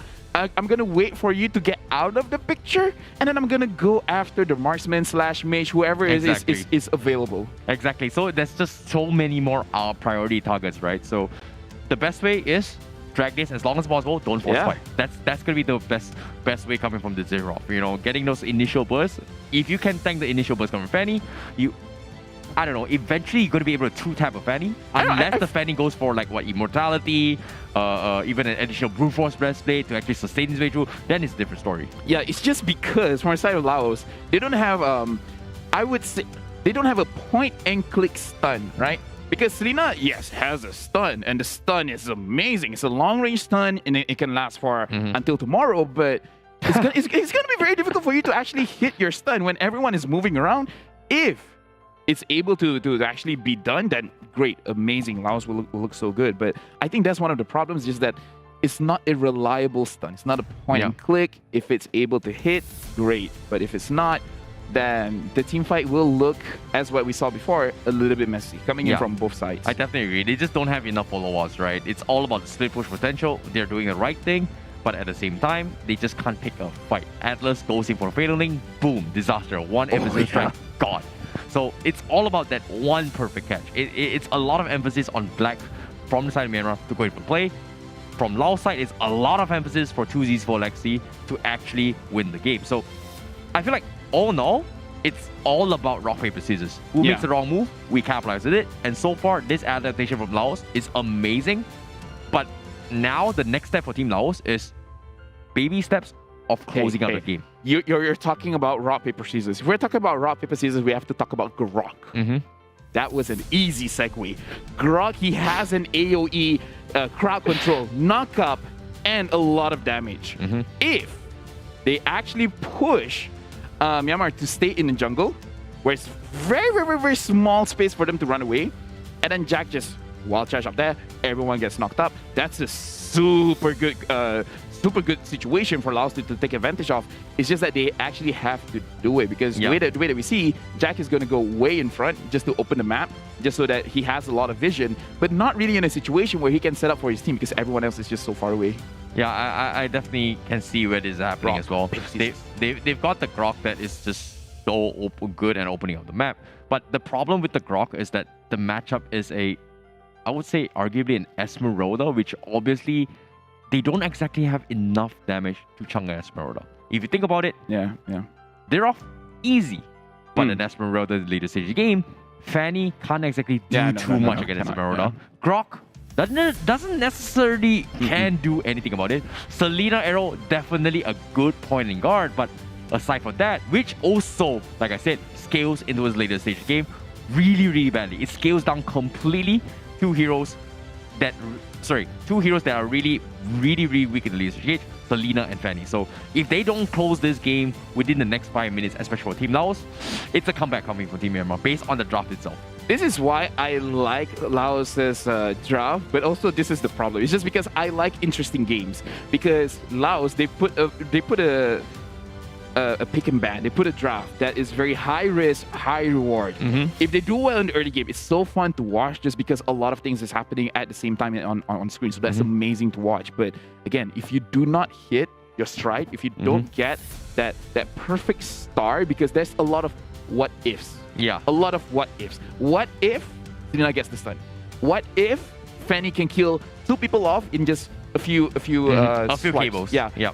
What if Grok can hit 3 or 4 people with his wild charge? Technically, we did see it. Yeah. Technically, we did see the but no wild one charge. was there. It's kind of like you doing something cool, but your friend is not there to see it. You know? Oh, that's kind of sad. It is kind of sad, and that is kind of sad. That is very sad. But in this situation, Laos still has the opportunity for that to happen, because eventually people will want to go for the Lord, right? Lord is in the riverside. Oh yeah. I would not say that's the best place for a Grok ult, just because there's a lot of space. Everyone can go everywhere. But if for some reason in Myanmar they're all grouped up together, and Grok is able to hit a lot of people at once, there is a chance. Yep. There is a chance, but still it's a pretty slim chance, because I feel like Myanmar, their draft is so much more safer that I kind of doubt that thing will happen. But if it does happen, then I'm gonna react quite wildly to it, because that's awesome. Yeah, I definitely agree. But I don't know. It feels like anything can happen right now. And based on the situation that they are facing as of yet, they need to figure out. They have to plan on the spot. They need to close out the game in 5 minutes, or the game is pretty much over. Myanmar on the other side, they need to stall more than 5 minutes and then get enough items to tank the burst coming from Fanny, especially coming from Squishies. And what I mean by Squishies is the Yi, the Beatrix as well, to be able to sustain this victory. Because eventually, Beatrix, once to the later stage game, to 1 or 2 auto attacks from the SMG itself is going to be able to chunk the Fanny down health. 1 punch from the Dirov is gone. The Fanny completely lose all reasoning to actually continue with his cables. Yeah, we're actually talking about all of the what ifs that Laos can win, but I do kind of feel, again, Myanmar, they, with the composition that they have, with the pace that is going right now, not gonna lie, I kind of feel like Myanmar, they have the high ground. They can force situations. They can force Laos to be like, if you don't respond, it's gonna be even worse for you. Because if Myanmar gets the Lord, what can they really do? Because Selena cannot clear the lane fast. Oh yeah, you're right. Fanny, if you want to clear fast, you're gonna do your cables, but then eventually you're not gonna have a lot of energy. And if you're stuck in the middle of the lane, away from your own base, and you don't have enough energy, then that's just basically giving yourself over to your enemy. Well, so technically they still have the Clint, you know. So yeah, but you know, it's one of the situations Clint wants to clear, and then Black with the Atlas, when he has the flicker, yeah, Clint, come over here. Come over, you know, I want to introduce you to my friends. Yeah, true. So either way, once what kind of friends are you talking about? That's so... No, you know, Myanmar's like, okay, I have an Atlas. Okay. I'm going to bring Clint. It's like, hey, come meet my friends. All right. Specifically, Dairoff.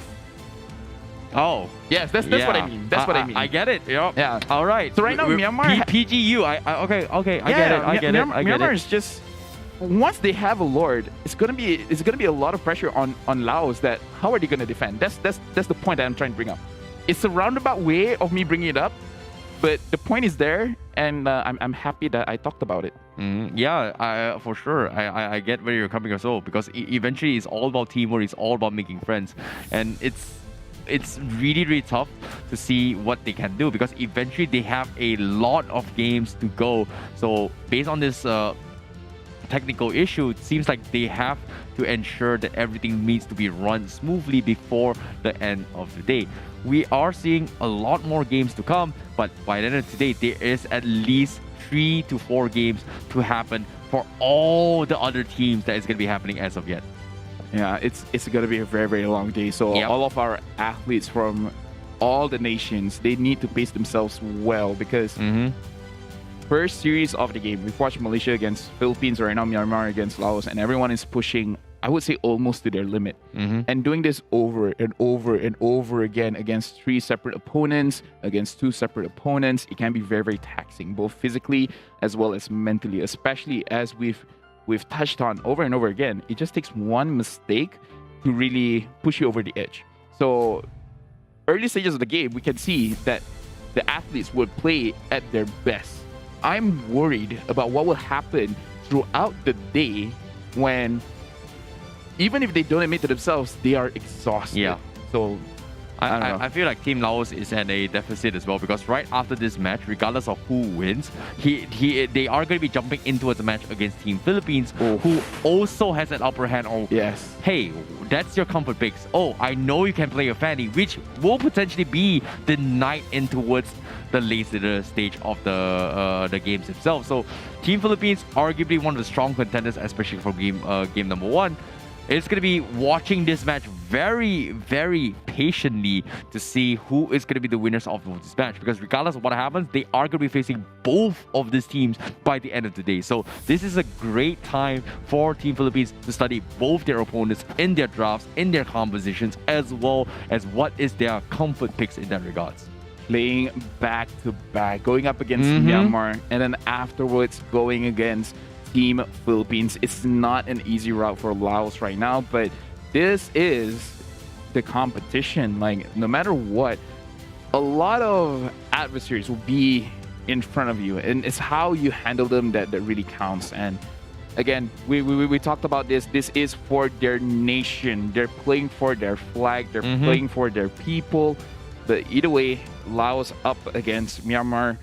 Everyone's main goal for today, of course, everyone wants the gold medal. They want a gold medal. Oh yeah. They want, silver and bronze, but we have to think about today first. Okay, they need to be like I top said, 2. it's all about baby steps, right? Baby steps. Take it slow, I take see it baby easy. 1-2 steps. Yes, absolutely. Take step 1, take 2 steps, and then eventually reach towards the goal. Because eventually, it all comes down to execution. Team Laos, they messed up game number 1. It's not their fault. It was pretty much outdrafted. Yeah. Game 2, adaptations was good, but they need a lot of early aggression. Yeah. They did a fantastic job early phase of the goal. They were able to slow down the dare off, but eventually they need to close out the game because, like I said as well, late game is where Team Myanmar is going to shine. However, without further ado, we finally gotten the game on the road. We're jumping straight to the game, and how dare you lie to me? Well, come on, Terrence. Like, right now, looking at the games, right? I'm pretty sure even the athletes themselves, they have a lot going through their mind, because Laos, they understand the situation. Myanmar understands the situation, and this is one of those things where they're really tested on their mental stability, because at any moment they could just like lose focus and then go back to the games like, wait, what's our plan again? Let's hope that does not happen. Yeah, sometimes that will happen to me. I'm that kind of person. I would right? too. I would too. And any normal human being would be able I'm to easily completely... distracted. I'm looking at you and I'm distracted. Wow. I don't know if that's a compliment. That or is a it gonna be- compliment. All right, I'll take it as a compliment. That is a compliment. Or is it That is a compliment. Speaking of compliments, right now, Myanmar against Laos. I feel like Laos, the way that they can win is if they do something that Myanmar doesn't expect. Like if they have a crazy flank where suddenly the Selena is at the back line, imagine Black, right, with his Atlas, he goes up and it's like, I'm gonna catch a lot of people, and then he goes out, it's like, wait, there's just 1 or 2 people here, where are the rest? And it's like, oh, the Fanny is at behind, Selena is at behind, and then like, oh wait, but I'm the tank and I'm in front and my team is at the back. And then that just creates space for Laos to... All I'm saying is they need to do something that Myanmar can expect. Like, Myanmar, after watching 4,065 things possibly happen, and then Laos did the 4,066 thing, then that's a Doctor Strange reference, I'm just saying, yeah. You do realize I've not watched it. No, Infinity War. It's Infinity War. That was years ago. Don't remember it. Don't do this to me. We will have a talk after this, Terrence. Like, no. We will have... No, it's... okay, that was years ago. So the reason why I don't want to have a talk about it is because you guys and the rest on the not production, the colleagues, the other casters, has spoiled me enough with a lot of information that I cannot focus on my game at all. I want to focus on the game. So we just talked about distraction. We got distracted.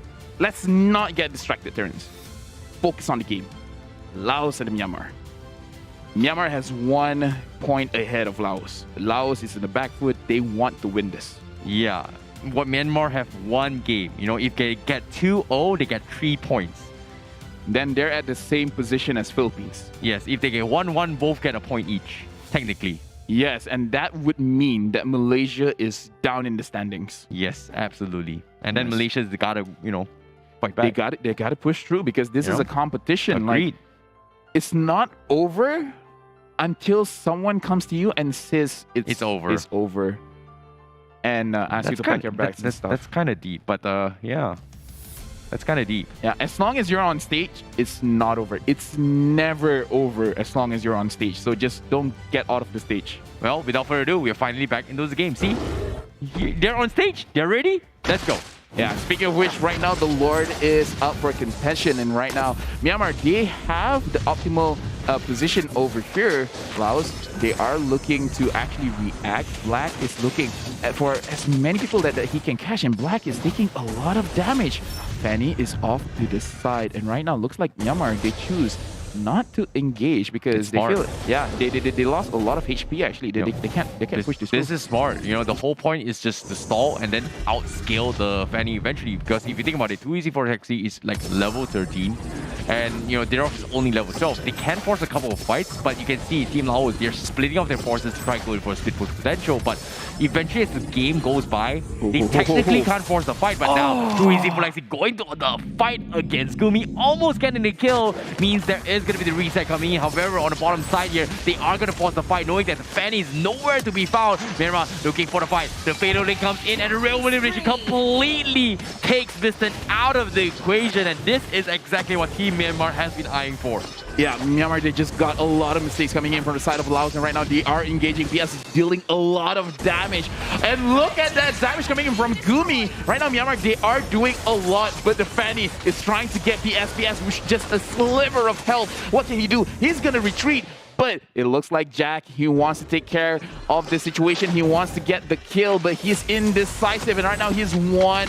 He's alone against the rest from the side of Myanmar. He has to use his ultimate to run away. But as of right now, Myanmar, they are controlling the map. Jack, there's really nowhere for you to go. And a mega kill is going over to the Eve. And right now, it looks like Uranus is gonna follow suit. He's trying to run away. He is able to. And right now, Alexi, he just got caught. He's trying to run away using the steel cables. He was able to, but that was a very, very, very dangerous situation. And he manages to get the Matrix out of nowhere. Oh, that is huge coming from him. Just Forbidden as well, getting slowed down. But this is a Uranus with a lot of sustainability. But Team Myanmar, they can't seem to finish him off. And who can blame him? It seems like they are going to be focusing a lot, but the Fanny comes in. Oh no, misses the cable. He's 1 second away. And that is going to be him missing out on the action. However, he's not too happy about the situation. Lexi forced up all the cables. Doesn't have the purple buff. PS takes advantage and goes in for the 1-punch.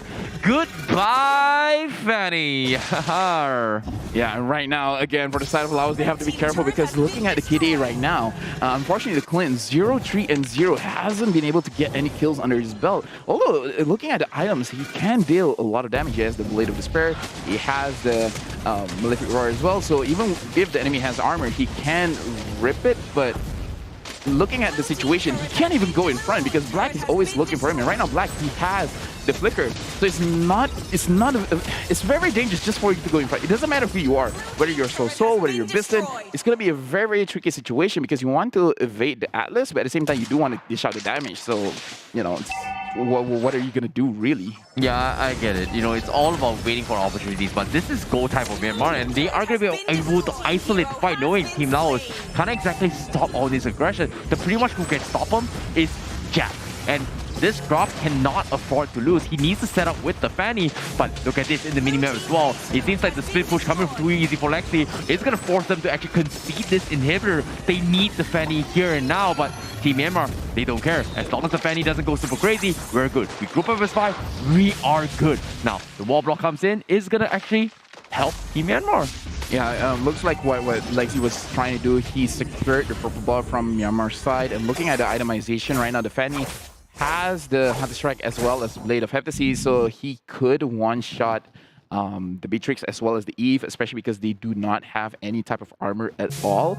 But getting to them seems to be quite a difficult task, just because even if he managed to get there, there's a lot that he has to consider. Where PS is there, he's gonna deal a lot of damage. He has a lot of penetration right now. So either way, I feel like Lexi has to almost give up his life. Like, as long as he gets the Beatrix, if he can get Eve as well, that's great. It's like, all right, I sacrifice my own life and then just trust my team to finish up.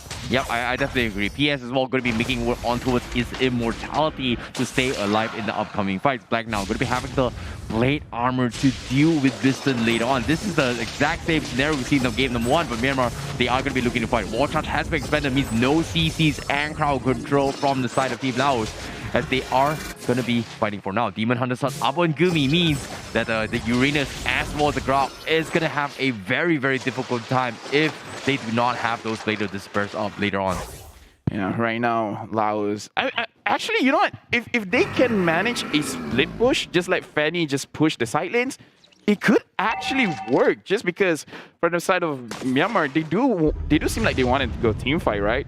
But if that does happen, the Fanny must be able to actually win a 1v1. Right now, we're looking at Myanmar. They are starting up the Lord. And look at Lexi. Lexi is going behind, trying to catch anyone off guard. But the thing is, right now, Minnow is there. And Black managing to get Jack, not exactly the target that he wants. Biston is at the back line. No one is touching him at all. And right now, looks like Myanmar and Laos, they're like, you know what? We're not going to follow suit. And Lexi, he has to look at Beatrix is there. Beatrix is trying to push. Is that the right move to do? That is so smart. He's going to get a free inhibitor on top of it all. Yes, he is going to lose his life. However, he gets the pop. He did not lose the fight. Jack completely gets popped off just like that.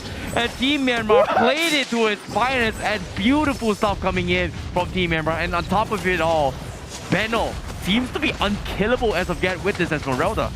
I'm sorry, I was half expecting for the Grot to just one-shot.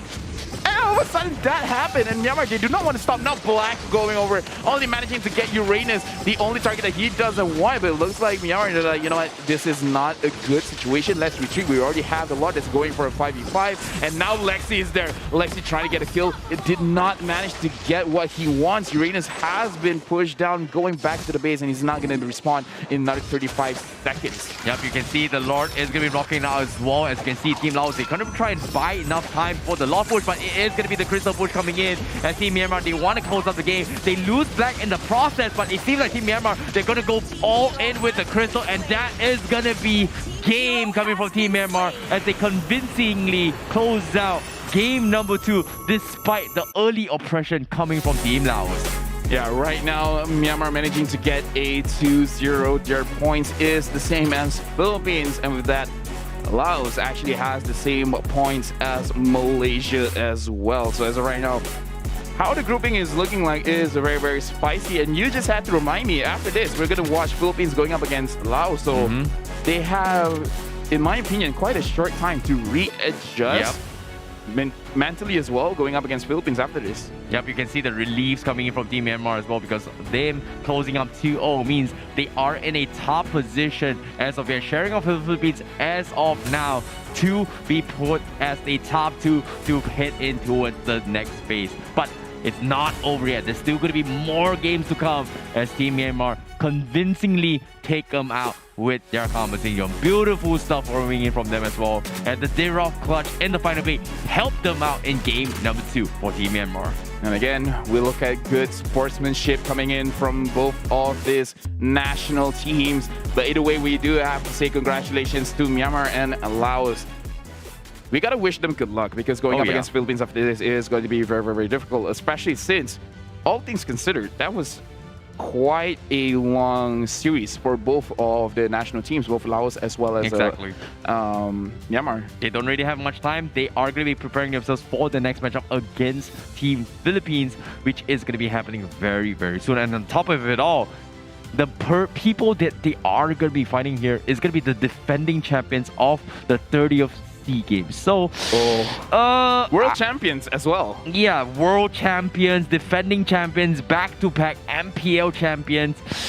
You know, to see how their weight were in game number 1 against Team Malaysia was a big statement to get go. You know, here's the thing about sports. Oh yeah. I like to see people winning against the odds, right? It doesn't matter what is stacked onto you, it's just how you overcome it. Agreed. I'm pretty sure for everyone, especially from Laos right now watching, they're cheering on their national team. And even though it looks difficult, it's never impossible. Yeah, I definitely agree, because I definitely voted on Laos as well. I was expecting a little bit underdog. They did bring in elements surprise, but it's all about refining and also fine-tuning those plays.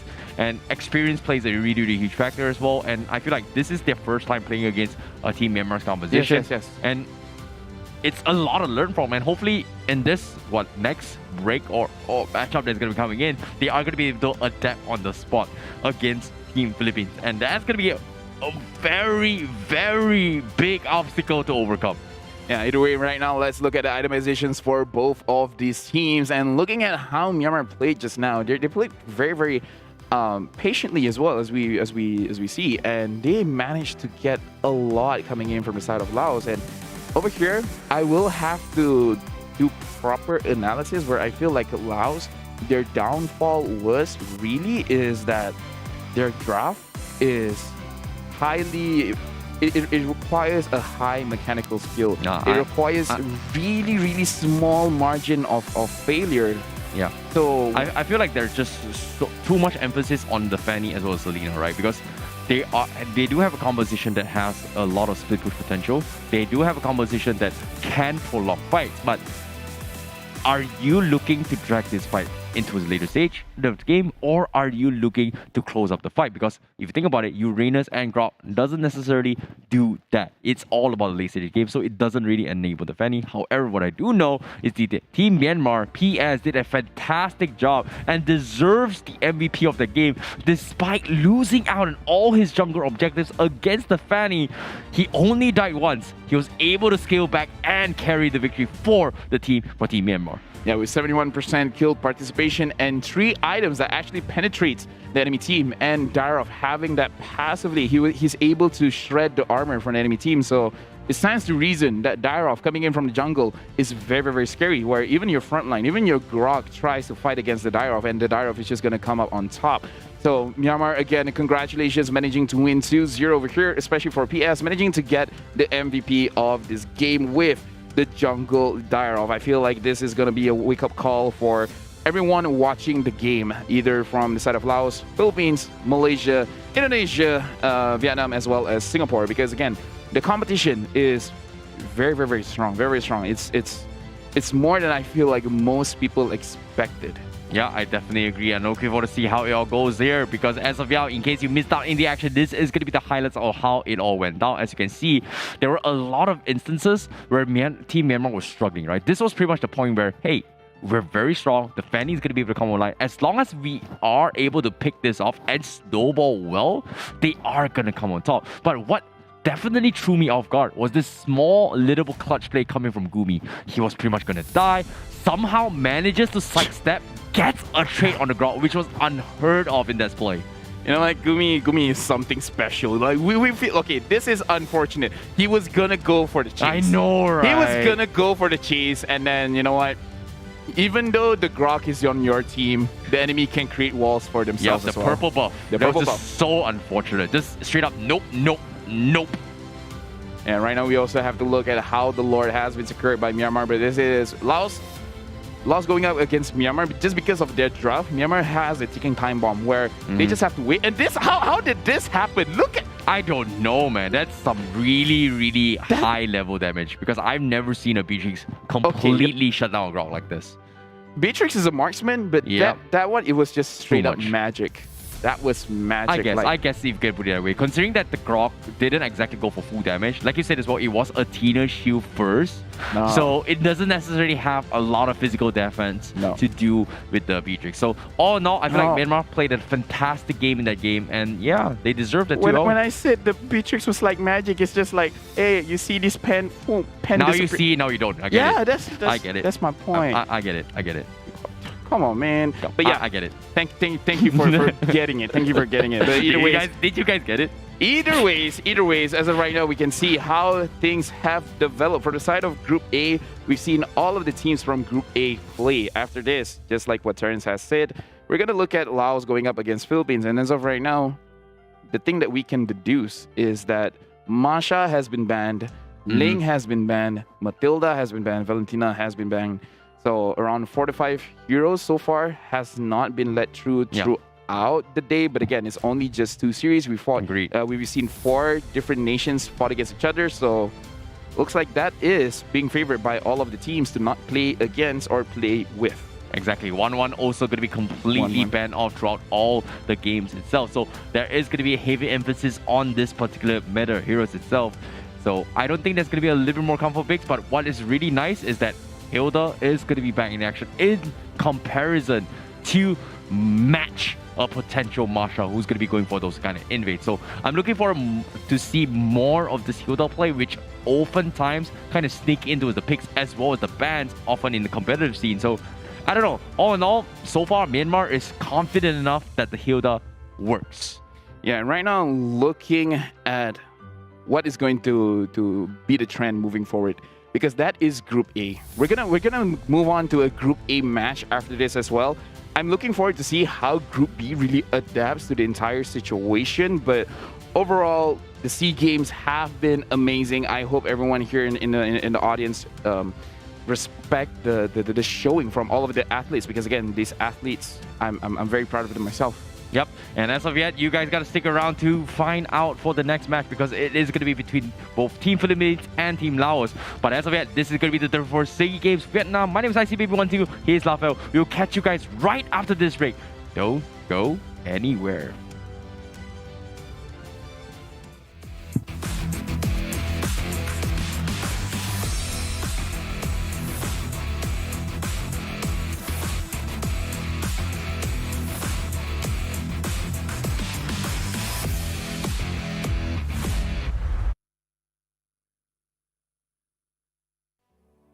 Hello, my name is Jin. My role is Equilane. I am member of the Lao team. คอยรู้สึกตื่นเต้นและดีใจหลายเพราะมันเป็นครั้งแรกของข่อยที่อยู่ฮานอยข่อยมักอาหารและอากาศของพวกเขาเพราะมันคล้ายกับประเทศของข่อยถ้ามีโอกาสข่อยจะกลับมาอีกครั้งแน่นอนข่อยจะเจอประเทศอินโดนีเซียเพราะพวกเขาเก่งและมีประสบการณ์หลายมันก็เฮ็ดให้ทีมของพวกข่อยพัฒนาไปหลายกว่าเก่าผมคิดว่าประเทศฟิลิปปินส์ Hi, my name is Alex. My role is Jungle. I'm member of the Lao team. อยากเจอทุกทีมเพราะว่าทุกทีมเก่งหลายคิดว่าฟิลิปปินส์มีโอกาสที่จะชนะเพราะว่าฟิลิปปินส์เป็นแชมป์ M3 อยากเจอฟิลิปปินส์เพราะว่าแชมป์ M3 ครอบครัวข่อยภูมิใจในตัวข่อยหลายและเฮาก็ดีใจหลายที่ได้มารับชัยชนะในครั้งนี้และเฮาจะได้เต็มที่สุดเพราะว่านี่เป็นความฝันของเฮามาแต่ต้นแล้วและได้เต็มที่เพื่องานเหรียญมาให้ได้ฝากถึงแฟนๆและ FC ช่วยให้กำลังใจพวกเฮาในเด้อพวกเฮาจะได้เต็มที่เพื่องานเหรียญกับประเทศให้ได้ Hello, my name is Tony. My role is mid lane and member from Laos. ข่อยบ่เคยคิดว่าข่อยจะกลายมาเป็นผู้เล่นบาลิเจนแต่พอฮู้โตอีกเทื่อนึงข่อยก็สามารถมาอยู่จุดนี้ได้และข่อยก็จะเฮ็ดให้เต็มที่ตอนนี้ข่อยมีความสุขหลายที่เล่นเกมบาลิเจนและข่อยก็จะเล่นเกมนี้ไปอีกโดนอยู่ตอนนี้ข่อยเป็นนักศึกษาอยู่ส่วนเรื่องเวลาก็ไม่ต่อหนึ่งยากหลายที่จะแบ่งเวลามาเล่นเกมแต่ข่อยก็พยายามที่จะเฮ็ดให้มันบาลานซ์กันเพื่อบ่ให้เกิดผลเสียมาตามหลังข่อยคิดว่าการแข่งขันอยู่ประเทศของข่อยยังน้อยอยู่และข่อยก็อยากให้การแข่งขันอยู่ประเทศของข่อยให้มันหลายขึ้นและส่วนตัวของข่อยคิดว่าอยากให้มีการแข่งขัน APL อยู่ในประเทศลาว Hello, my name is Tham.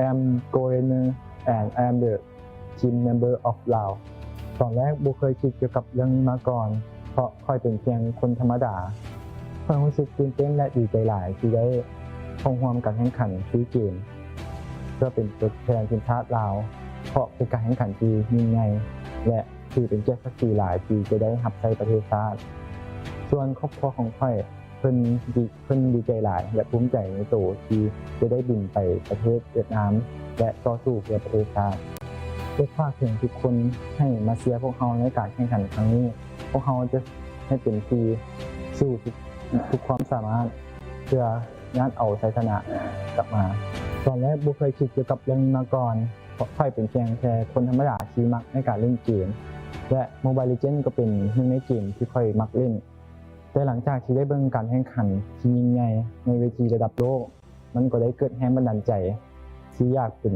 นักกีฬามืออาชีพเพื่อไปยืนอยู่จุดนั้นที่เวทีที่ยิ่งใหญ่แบบที่ค่อยเคยเบิ่งมาก่อน Hello my name is Dan I am captain of the team my role is roaming ที่เกม31ข่อยรู้สึกว่าข่อยดีใจหลายที่ว่าได้มาเพราะว่ามันเป็นครั้งทำอิฐของข่อยที่ว่าได้มาซีเกมนี้แล้วประเทศของเขานะบรรยากาศของเขาหันถ่ายคือบรรยากาศอยู่ลาวแล้วอาหารของเขาหันแซ่บหลายบางอันก็แซ่บเลยแหละแล้วอาหารบางอย่างหันนะก็เป็นอาหารที่ว่าข่อยมากคืออาหารทะเลเป็นสิ่งที่ว่าข่อยประทับใจหลายข่อยคิดว่าทีมของข่อยหันจะผ่านเข้ารอบ4ทีมสุดท้ายแล้วข่อยตั้งเป้าหมายว่าข่อยจะเอาแชมป์มาให้ได้ฝากถึงคนที่มาเชียร์พวกเราฝากเชียร์พวกเราแน่พวกเขาจะเฮ็ดเต็มที่ที่สุดเพื่อเอาแชมป์ให้แก่ประเทศให้ได้สบายดี Hello my name is Jack my role is roaming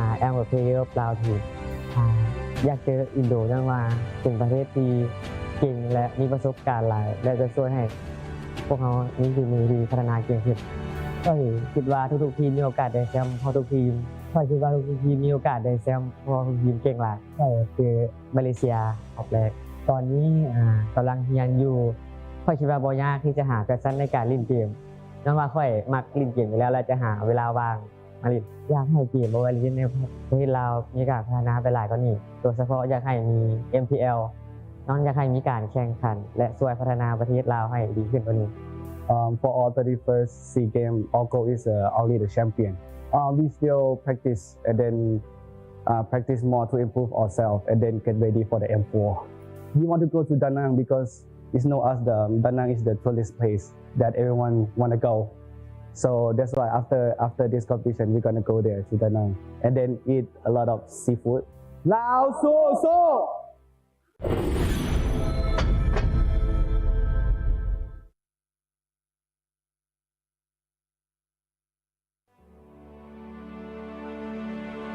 ဆန္ဒရဘုရားဒီမြန်မာနိုင်ငံနဲ့နည်းတော့ကွာတယ်တော်တော်ကွာတယ်ဒါတည်းယူကတော့မြန်မာနိုင်ငံနဲ့မတူဘူးအေးပြီးတော့နေလို့ကောင်းတယ်ဒီအစားအသောက်နေနဲ့ကြတော့တကယ်ချင်းကျွေးရဲ့ဘုံချဆိုရဲဆန်စားဖြစ်ခဲ့တယ်ဆက်လို့ကောင်းတယ်ဒီလမ်းနေရတော့လည်းကျက်တယ်မြန်မာနိုင်ငံနဲ့စားလို့ရှိရင်အားလုံးပဲမင်္ဂလာပါကျွန်တော်နာမည်ဝေဖြစ်အောင်ဖြစ်ပါတယ်ကျွန်တော်ရဲ့အင်္ဂလိပ်ညာ PI ဖြစ်ပါတယ်ကျွန်တော်စောင့်နေတော့ဂျန်လာလို့ဖြစ်ပါတယ် The team I want to face the most is the Philippine team in this tournament because they are one of the powerful house and my idol of my business is in the team. ကျွန်တော်ဒီမှာကိုအားပေးနေတဲ့ပြည်သက်အားလုံးလည်းကျေးဇူးတင်ပါတယ်ကျွန်တော်တို့ဒီမြန်မာအနေနဲ့အကောင်းဆုံးရှင်နိုင်ဆောင်ကားခဲ့ပါတယ် I have not visited Hanoi before, but people here are very friendly and it is a very beautiful country. I hope I can visit Hanoi.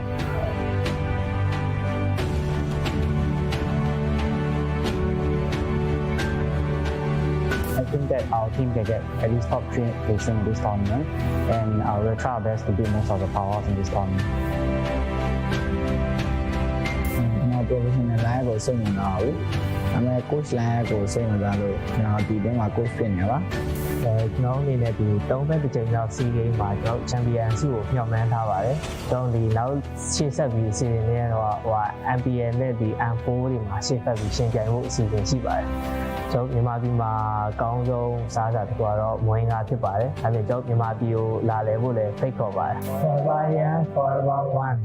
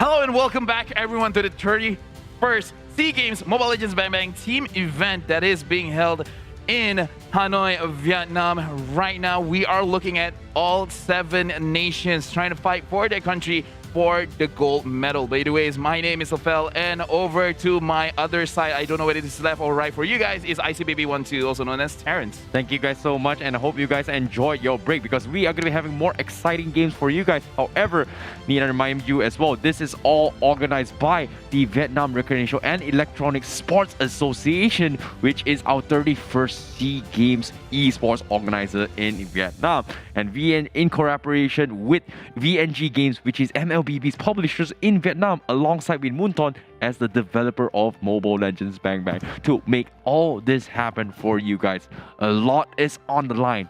Nation's pride, a lot of sweat, a lot of tears, a lot of weight has been played into the game, and of course the powders of their players while they are going to be enjoying their games in Hanoi, Vietnam. Hey, you know what? Seriously, like, I played, like, I know you won't believe me, but I've played on stage before, and trust me, having that powder, having non-sticky fingers, it does help a lot. It helps a lot. It's a game changer. Yep. I would legit call a pause just to reapply.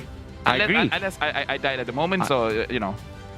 Yeah, it makes a lot of sense as well, considering that it is going to be a lot on the line. But like I said as well, we are going to be introducing Team Laos once again up on stage, as they have had a very, very long battle early on. Hopefully, they are going to be able to redeem themselves, carrying on the banner of Laos to bring glory and also achievement to the country to fight for the SEA Games here for the Mobile Legends Backpack Team Division.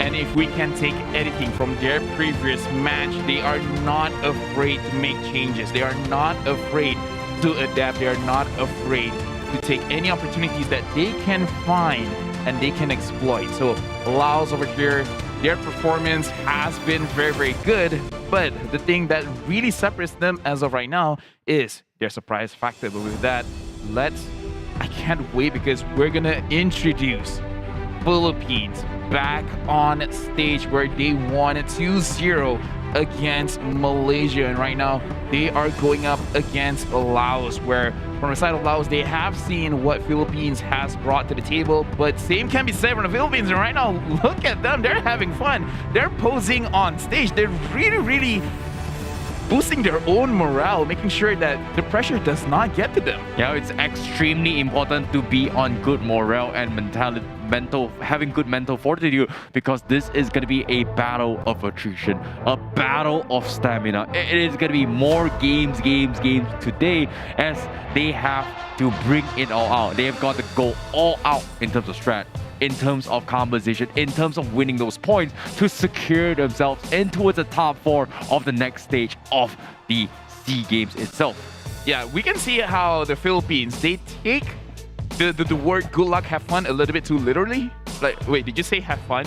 Well, guess what we're gonna do on stage. So I like the mentality, but this also shows their maturity, because they've been here quite a couple of times. This is the second time the Philippines represented in Mobile Legends in the SEA Games, but overall they've been all over the world. They fought so many battles, and now going up against Laos, they have seen what Philippines has done in terms of the draft. However, I feel like against the Philippines, drafting is almost not enough, because they can take a losing battle and turn it into a winning battle. Agreed. It's all about adaptations. They have very, very similar drafts. However, introducing once again from the side of Team Philippines, we have Soto, Gonzalez, Villaluna, Del Rosario, and Imam starting our roster representing Philippines for the starting lineup on this match again. Yeah, and Philippines, all 5 of these athletes have shown that they are a force to be reckoned with individually. Gonzalez is very hard to catch this guy, and Imam will set up a lot for his own team, but that is individual plays. Playing as a team, they're able to coordinate everything very, very well. Right now, let's actually look at the lineup coming in from Laos. J for Zabin, so Soul too easy for Lexi, Jack, and Piston, where they just fought a very long series against Myanmar, and now they have a very short time to recover, and are now going up against Philippines. It is an uphill battle, but this is where we want to see their national spirit, where they want to try as hard as they can. Yep, and now when it comes towards the priority picks coming from both teams, Team Laos as well as Team Philippines, we did see Team Philippines bringing the Enchanter style, which they are known for. We did see the Angela being played, but same can be said from Team Laos. However, the drafts coming from Team Laos may have very, very similarities coming from Team Philippines. When it comes to execution, a little bit tough. But let's take a look at the predictions so far from us both. It seems like we are going to be splitting up the vote this time, with you believing in the hope of Team Laos with their ever-changing adaptations from game number 2, and me going to be signing on Philippines for this matchup itself. I don't know what to tell you, but I like people that take chances. I like people that be like, you know what? If we try the same thing over and over again, it doesn't work. What's the solution? You got to try something different. So I still believe in them, even though Philippines is a powerhouse. But again, nothing is impossible. Well, believe in an underdog story. Who doesn't like an underdog story? Yeah. Nothing is... Never say never. Yeah, Justin Nothing Bieber. is impossible. Yeah. Mission impossible. Just want to quote Justin Bieber over there. But if we're going to talk about the draft, right? I feel like one hero that should be prioritized, whether it be banned or picked, is actually the the Beatrix, because Gonzalez has shown that his Beatrix is crazy, is amazing. Mm-hmm. And I feel like if from the side of Laos they let that go, then Gonzalez is just gonna pop off. But then that becomes a question. It's like, even if you don't give Gonzalez the Beatrix, I kind of feel like he has a lot hidden dip in his pocket. You know, it's really interesting to see an adaptation when it comes to priority picks, right? From Team Malaysia, you know, we tend to see like Beatrix completely being ignored to a certain degree. Yes. But from both these games coming from Myanmar as well as the Philippines, they do have the tendency to first phase pick the Beatrix as well. Not necessarily first pick, but still in the first 3 rotations as an opening pick. So far, Esmeralda Beatrix has been the strong opening pick based on the 4 games that we've seen so far. But the first pick seems to be a Yves pickup still. So Yves is still an amazing all-rounder. Can be flexed as support, can be flexed as an XP laner, can be flexed as a damage leader. Overall, it's just amazing crowd control. And so far, it seems like we are back at the Yves meta, even though it's kind of fallen off in the recent patches. You know, I feel it's a nation thing. But speaking of which, I do want to talk about Laos, where I feel like in the draft that they have shown for Game 1 and Game 2 against Myanmar, they're a little bit too much on one side and not enough on the other side. Where the first game, they don't have enough crowd control. They have a lot of damage. They are pretty tanky, but not enough crowd control. For the second game, too much of relying on the mechanical skill. They have a lot of flashy heroes, but they don't have enough heroes that can set up things very, very safely. So I kind of feel like going up against Philippines is very, very crucial because, again, Philippines, they have an eye for mistake. Yeah. Even for us, for average viewers or just casters, like, oh, that's a normal thing. That's a normal path to take. But they're like, no. You should not be doing that. And then they can make one thing into something bigger. Yeah. So draft something a little bit more safer. That's my opinion. Yeah, I definitely agree. When it comes to trigger discipline, so far out of all the 4 matches, they have demonstrated that they have one of the best trigger discipline. And oftentimes, like I said as well, it's all about being able to utilize your skills as efficiently as possible. And so far, priority targeting and emphasizing on focus firing is going to be the way to go, especially when it comes to the ultimate bonding experience strategy coming from Team Philippines. And I'm looking forward to see how well they've done so far, because they have shut down Team Malaysia, who's arguably at the start of the day the favorites to win that particular matchup. And again, we have to say where, we keep bringing up the Ube strategy. I feel like everyone has talked about it. But the thing is, they keep winning. So we have to keep Even though it's been nerfed. Even though it's been nerfed. Favor has been nerfed. Everyone has seen it before. Everyone has their own theory crafting of how they want to deal with it. Split them up. Do some kind of split push. Coming from the back, destroy the damage dealer first. There's a lot of ways to do it. But planning is one thing, execution is another thing. Agreed. So right now, from the side of Philippines, they're kind of like showing their book to everyone. This is our playbook. So what are you guys going to do now? Agreed. You know, it's all about adapting. It's all about learning. And as of Yao, I really like how Team Philippines is using their comfort picks as well. Because if you think about it, yes, it is comfort picks. But guess what? When the playoff comes in, we're not going to be using comfort picks. We're going to be using pocket picks. And it's all about getting towards the later stage and also getting that medal to be the best of the best here in the SEA Games. Yeah, and Laos, they also have to be very careful. Well, I feel like how we watched Del Rosario play just now, especially with the Akai, he is looking forward to actually get a lot of picks. And both teams have shown that they do like to use the Bellman. So for the side of Philippines, it looks like they do favor having a tanky jungler. From the side of Laos, they've shown both sides. They played a tanky jungler and then go all the way to the assassin pool and take up the Fanny. He was okay. However, I feel like maybe the nerves on the stage does not help because, again, Fanny, just one mistake, just one missed cable, and you're losing a lot of energy, and without energy, you can't really move forward. Yeah, I definitely agree, and it all comes down to execution and precise. I would say ease of precision, right? I would say ease of use. If like when I was a coach, I want to create a composition that you could almost play with your eyes closed. Because a composition that has simple is good, simplicity is key. Like it makes a lot of sense. If there's like only 10% of ways for you to actually make a mistake, then that's a pretty good draft. And right now, Laos, they're starting off with the Matilda ban, and Philippines not shying it away. Valentina, get out of here. Yep, standard bans coming so far in all the games thus far. Valentina, Masha, and Matilda has lived to tell the tale for quite a while. And it is most likely going to be followed by the 1-1 as well as the Link coming from Team Philippines. Don't exactly want to take the risk with dealing with these heroes as of yet. So pretty strong. Looking forward to see how it all goes down. But as of yet, Team Laos, they've got to decide what is it going to be. Or is it Philippines side of Ben? Yeah, Philippines. Oh, sorry. Yeah, Team Laos. Then, yeah, okay. We got a call for it. It seems like Beatrix got to go. Yeah, I'm happy to see it just because I said it live. Right now, Philippines, if we're going with the same trend, 1-1 is going to be banned out, and then Laos, they have the opportunity to either get the Xavier first or they want to get the Grok. I would not actually say Selena is a good pick for Laos early on. It's definitely possible, but again, I prefer getting heroes that has very small margins of mistakes. Yeah, I definitely agree. I think Karina is an amazing hero. Yeah. But as you can see, they're hovering from the side to the Philippines. Which would they choose? Do they ban the 1-1? Do they ban the Karina? Because eventually some of this hero is going to be slit off.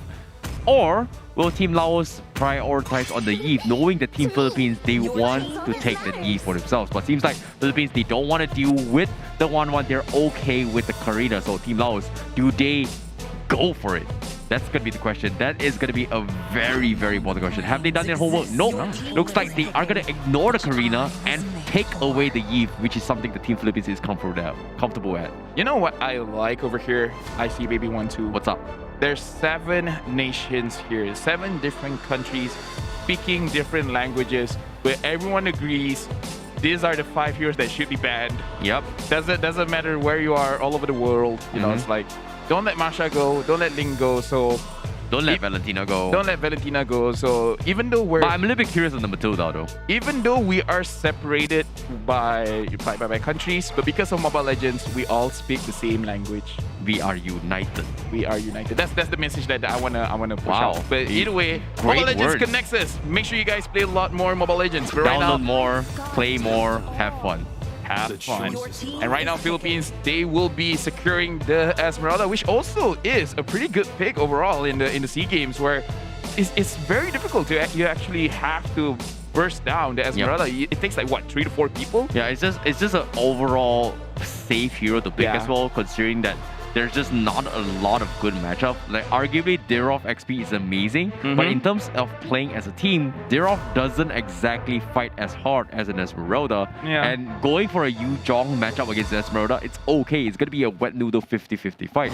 Whereas if let's say if you go for a Masha and an XP lane, Yu Zhong is a pretty good counter against Masha, surprisingly, when it comes to the XP matchup. But Team Laos, they're gonna take away the Popo and Kuba as well as the Franco. Very, very similar picks compared to... I think they have done their homework when Philippines use these heroes against their matchup with Team Malaysia. Okay, here's the thing. I like these 2 pickups because I feel like it's actually pretty good going up against the Esmeralda, because Esmeralda, if you can spam your first and second skill, then you're gonna get a lot of shield and then you can sustain for a very, very long time. But if you're stunned up, you know, either by the Popolo Kupa, because they can deal a lot of damage, and now since the Franco is there and the Eve is there, we know that the Eve is going to go over to the mid lane. We know that the Franco is going to go to the roam position, so this Popolo Kupa will be a gold lane Popolo Kupa. So I kind of feel like this draft so far is actually pretty good going up against the Esmeralda, but I'm not so sure whether it will be good enough to handle the rest of the draft coming in from Philippines. But we do have to see. And Claude has been brought up here. I would say it is sort of flexible. Okay, it's still kind of risky, just a little bit, just because Popolo Kupa has crowd control. They have a knockup, they have a stun. The Franco, he has the suppress. So there are margins of error, but if the Claude can avoid all of this crowd control, then Popolo Kupa, they're gonna get chunked down very, very fast. Yeah, technically, if Team Philippines wants to play this, they can opt to go for a jungle Claude, even though I'm not personally a big fan of it, but it's still a viable option to actually affect their way through. Meanwhile, Team Philippines, they are gonna respect the Fanny coming from Team Laos. They have done their homework. They will ban it away from too easy for Lexi. But my question remains, is the Karina gonna be picked off? Because it is kind of completely ignored But at the same time, it makes a lot of sense why Team Philippines does not want to pick it, considering the amount of obstacles that they have to go through. Like, you've got a Eve Real Woman Division, even though it's good, it's easy for you to go through, you have to think about the traps. You've got to think about a potential Franco hook. So, long story short, I feel like in the late game stage, the Karina is gonna struggle. But if you win and snowball an early stage game, it's not that bad of a pick if the Team Philippines decides to go for it. It's kind of crazy we keep talking about these assassins, and the number one assassin that we keep talking about is Ling and Karina. But Karina just getting ignored. I don't know why. Yeah, but the thing is, we can also see like the drop in assassins that ever since the tank patch has been pushed in, we're not seeing a lot of Lancelots. We're not seeing a lot of Hayabusas. Even though like going up against a Claude, I would assume that Hayabusa and the Lancelot is pretty good. But the fact that there is a possibility that from the side of Philippines, Del Rosario can just take a tank jungle, and all of a sudden the assassins just won't do enough damage, or just like they just invade heavily, and then the assassin would just not have enough damage. It's crazy how the meta can shift just with one type of hero just getting pushed up. Yeah, I feel like one of the biggest change was pretty much the itemization buff onto his Curse Helmet, where the damage scaling goes towards 100% extra damage onto his minions, which kind of allows a lot of tanks to utilize the situation. And oftentimes we do see it like assassin versus assassin matchups, right? Sometimes we have these instances where, a fighter jungler is an amazing way to deal with it. So we did see a lot of Paquito back then, but ever since the nerf, we have kind of dwindled down on the amount of heroes that can actually go for the matchup. But seems like Team Philippines, they will take on that advice, and they are going to bring the Karina to the table. Well, we keep talking about it, right? So eventually it will. Yeah, because my dad did say, if you keep saying something, then it will become true. I'm gonna get rich, and saying in the middle of times, will I get rich? You better say yes. Eventually. Eventually, you know?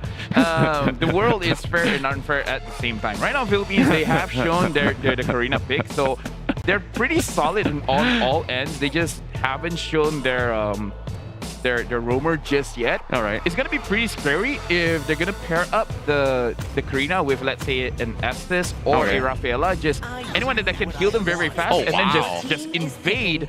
And right now, the Dyrov as well as the Baras as well has been banned out a couple of times, but right now has been let through. I kind of want this Barat to go to the jungle, but we'll see what happens. Yeah, it is very possible as well. The Baras jungle is an okay, decent matchup against a Karina, because this is gonna be a tank versus tank-ish jungler. But the only difference between the Barats as well as the Karina is that the Karina does have a little bit more mobility, whereas Barats is going to be leaning on the tanky side. So Team Philippines, they do have the Claude, but final pick there, it is going to be lacking the roamer position. So it's something that they may need to go for. But okay, I'm a little bit surprised with the Lolita pickup, but I can see that the amount of shield stack on the Karina is going to help him out a little bit more in this passive ability. And the Numenor Blast is a great way to completely shut down, I would say, a 5-second standing dinosaur going for some meal. If that makes sense. Sure. But yeah, I feel like Daytona as well. Come on, okay? Get it? You know, 5 seconds. Yes, dinosaur. I do. Anyways, I feel like the Lolita pick is very good, just for the reason that number one, has a very reliable stun in her first skill. So whenever the Karina actually does want to go in, he could just stun up anyone in front, and then the Karina is like, okay, you know what? You chose, and I'm just gonna follow up. Going there, get the kills, and then you know, like in the later stages of the game, if they do not know where the Lolita is, and then they're just gonna get surprised by the Numenor Blast. They're just like, I don't remember being this low before. Yeah. And then by the time you realize, oh, it's too late. It's very, very hard to actually predict as well, right? But without further ado, ladies and gentlemen, this is going to be the match between Team Laos as well as Philippines, with Team Laos on the blue side and Philippines on the red side. This is going to be the third series for today, as we're going to be having more games to come, as all the nation's national teams are going to be battling it out. However, we do see the invades coming in right from the get-go, as Nano Ship looking to go in for the reset, but it seems like instead of going for the reset, he is going to go for the harassment. But the Lolita shields is going to keep him alive, and somehow they are going to be able to win in the trade-off from Team Philippines. Yeah, overall, Villa Luna has been very well, like managing to actually help secure the buff and managing to help your mid laner stay alive. in just the first minute of the game has done so much. But now we have to see how it scales up, because we are looking at both the Karina as well as the Barats. How will they perform? Which one is actually going to have a clear-cut advantage when it comes to the turtle fight? Because I feel like that is what both these teams are waiting for. Get a level 4, try to get a turtle fight, because as of right now, up in the EXP lane, it looks like Soto is having a little bit of a rough time going up against this Darov coming in from JZ Bin. Yep, I definitely agree. Meanwhile, on the bottom side as well, Gonzalez, he is playing the safe approach as well, with Distant going to be able to win on the trade-offs against this harassment. But now with the Koopa down in the equation, I like how Team Laos is trying to secure the farm and win this lane, whereas Team Philippines is just looking to react to this. So it's going to be a defensive play, but they are not going to be able to do too much coming from Team Laos with this push down, rotation down bottom. Yeah, I want to see Team Laos actually winning more on the look at this. on the lanes. And right this now, is big. Yes, Barat is pretty big going up, and right now Soto is engaging, but it looks like the Barats will not have that big of an issue. Will Philippines actually commit for this turtle or not? Yep, seems like they might consider as well. There's going to be a 4v4 fight straight out from the get-go. Who's going to get the turtle? It seems like that is going to be Del Rosario securing him in the vicinity, but there's no transition as Team Laos completely goes in for the reset and retreats. All right. Yeah, we have to see where Philippines, they know when they want to go in. For Laos, they're still considering whether they want to or not. And something interesting here to point out is that the Claude, before that, we look at Soda over there in the top side. There's nowhere for him to go. And First Blood goes over to the Philippines. Yeah, that's going to be a good pickoff coming from Team Philippines to go in for the fight. Meanwhile, bottom side as well, Team Laos, they are going to be occupied on trying to secure the farm on towards Viston. Meanwhile, the invades are coming in from Team Philippines to deny resources of jungles away from Team Laos. Right now, for the side of Philippines, again, I just feel like they're just waiting. They're just waiting for Laos to actually overextend, because as of right now, Philippines, they don't mind waiting for a bit. And right now, they see that something is going on in the orange buff area. And they're considering whether they want to commit or not. It looks like, you know what, it's not really worth it. It's just an orange, but we have one too. Yep, the Clock of Destiny, very early one coming from Imam as well. It's only 3 minutes in the game, and right for the get-go, this is gonna give him an early stack to actually scale a little bit more. Coming with the Xavier, seems like they are gonna be experimenting with the Xavier as well after being thrown in their face time and time again when they're matched up against Team Malaysia earlier today. And here comes Doric. Like, oh my goodness! That's some big boy damage coming from Imam. That is a lot of damage. I feel like he just wanted to help clear the minion, and then he did a little bit more. That's an overachiever. Nominum Blast managing to hit on to the Franco. And right now, Real Woman Volition has been activated, and right now, Team Philippines, they're trying to go away, but one by one, they're getting pushed out. Del Rosario managing to survive just with, I would say, non-existent health. I did not see any HP on that bar just now. Just one auto attack. Del Rosario was able to escape it all. But in the midst of this confusion as well, even though there was trades after trades, Team Laos, they're faring pretty okay in terms of economy. And look at this. Looks like they are going to be focusing on the harassment as Team Philippines looking to concede the turtle just because Del Rosario was bullied out of the situation. But once again, Team Philippines, they're going for the reset. It seems like they are going to try and stall this game a little bit longer just because they need some more items on Imam. Yeah, Gonzalez has to be careful just because we can see the Franco kinda likes being down here, likes to be on the gold lane side, and he probably understands what's going on. That's why he keeps using his Blazing Duet just to clear the minions, and then, you know, I'm just gonna back off. I'm just gonna go home. And right now on the top side, we're looking at this Dyrov against Esmeralda matchup, and Dyrov is looking very happy. I can see the smile in his face. Yeah, it's pretty clear-cut as well. The Dyrov is going to be able to win the matchup as well, considering that going for the Festival of Blood means they is going to go for a little bit more in a sustained division coming in from J4Z Finn. But as of yet, you know, despite all the trades here, it seems like Team Philippines, they don't really care about winning the early engagements. It's more about trading 50-50s as long as they can. And eventually, in terms of scaling, they do scale a little bit harder compared to Laos just because of what the Karina can bring to the table, the Claude can bring to the table, as well as the Xavier. So they're not taking any unnecessary risk. But guess what? Biston is going to be forcing the issue as he gets a nice kill onto his Gonzalez. Meanwhile, the rest of the teams here comes the spread and the Daytona Smoker from Lexi looking for the play. The Numenor Blast connects on two, but Imam is trying his best to poke his way through. But Del Rosario, despite being bit off, chewed and spat out, he was able to come up alive with 1 HP. How did he survive that? Okay, that was amazing, but I do have to say, I like what Team Laos is doing right now. They're making sure that they win the EXP as well as the gold lane. 1v1, no problem, you know?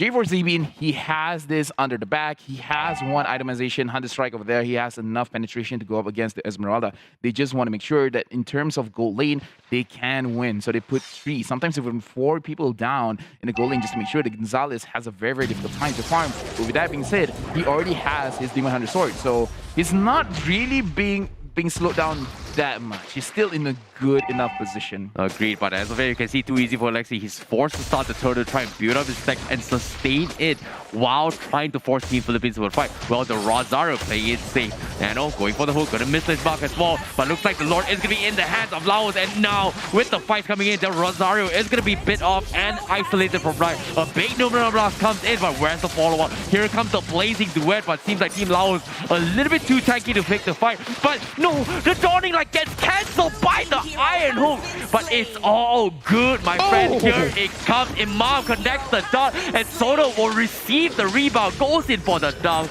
gets a kill. And Team Laos seems to be losing a little bit too much, more than expected. But as of yet, Team Laos, they're forced to go for the full retreat despite those trades. We can see that for both sides of the teams, all the athletes here, they kind of want to take a little bit more. They're like, you have little HP. I just really want to go in front. I just want to do a little bit more basic attack damage, but they understand the stakes are high, so better not. And right now we can see the 1v2. No problem for Dairo managing to actually get the Esmeralda. Almost getting a double kill over that. That is actually very, very impressive coming in from the side of Laos. Very, very good Dairo play from J4ZB. Agreed. Now, Team Philippines, they are going to struggle a little bit more. Real Mission comes in from the side also, Zo to fight his way through. Well, Luna blocking as much as she can, but unfortunately will get chipped away. Prompts the Numenor Blast, not going to do too much. Biston, however, will survive towards last HP. Rosario thinking about going for the chase, but instead is a little bit afraid of what Nano Ship is going to do to him. Just been going for the fight. Here comes the Dirov, getting a little bit scary. But seems like Philippines, they are going to back off and not overextend this play. However, bottom side, here comes the catch. Gonzalez actually getting chewed by too easy for Lexi. It seems like a little bit of adaptation, a little bit of a hero switch. Team Laos, they are looking stronger than ever. And look at the items coming in from the side of Farad. He has the Brute Force Breastplate, so every single time he attacks, he's going to get a little bit more tanky. And then with the Sky Garden helmet, whenever he just walks around, he gets a lot of regen. But once he uses Daytona Welcome, which has more regen, it's going to be even more insane. And right now we can see that the team fight on the mid side, they want to secure this mid. Laos is able to get it. Villaluna with very, very low HP, but already having the immortality. Laos are just going to be like, we have what we wanted, and let's just back off.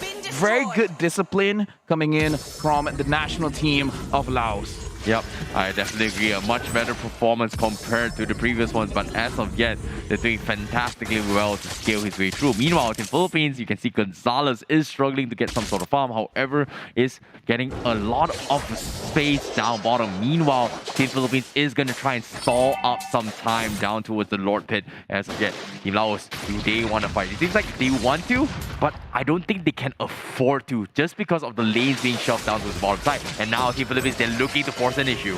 Yeah, we can see how Team Laos, just as what you said, Terrence, they want to look for a fight. They're just not sure what angle is the best. Nanoship is just trying to get an Iron Hook. He just doesn't matter who. And Gonzalez goes in using the Blazing Duet, but not hitting any targets. And that is a big ultimate down coming in from the side of Philippines. Laos, if they want, they can take advantage of it. But right now, Philippines, they have to be careful because the Dairov can't actually deal with the Esmeralda. A lot of invisibility is going on. And on the backside, we can see Real Manipulation has been opened up by the side of Laos, but no one really caught up in it.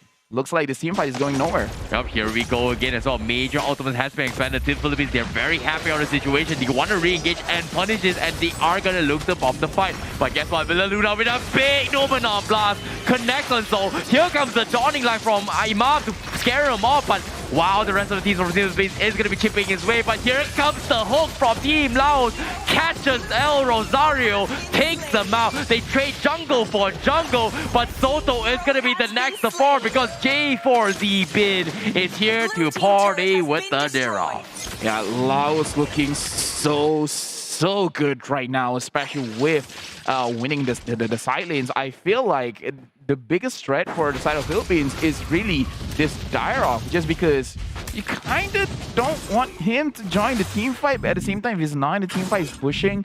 And then when he's pushing, as of right now, no one is really able to deal with him because the Esmeralda has tried and has not succeeded. Yeah. It's going to be a little bit difficult to actually deal with the Derov. It's going to take a little bit more time, especially coming from Gonzalez when he's playing as God. And because once he actually gets his items, and alongside Imam, I don't think the Derov will be a big threat. It's more on going for those execution plays. But as you can see, Team Philippines, they are going to try and make an issue as well. Nanoship tries to go for the hook. Unfortunately, not going to be able to connect. So it's going to be a little bit more trading in terms of economy. Even though Philippines is losing out a little bit more, they're trying their best to salvage the XP, salvage the economy to try and scale in towards the ultra late stage of the game.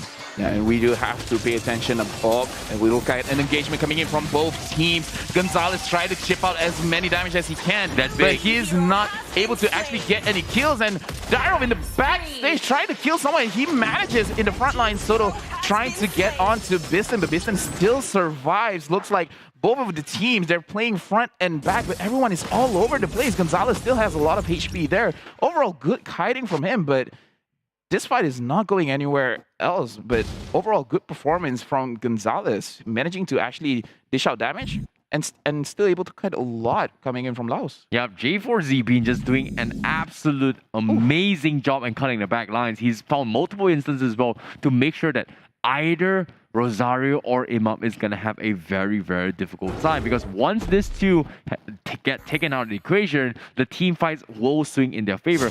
And he's been targeting Imam for a very good number of reasons. But as of yet, based on the itemizations, as of yet, Imam is looking for that big Divine Clays purchase. And once that's up, Team Laos, they've got to be very careful.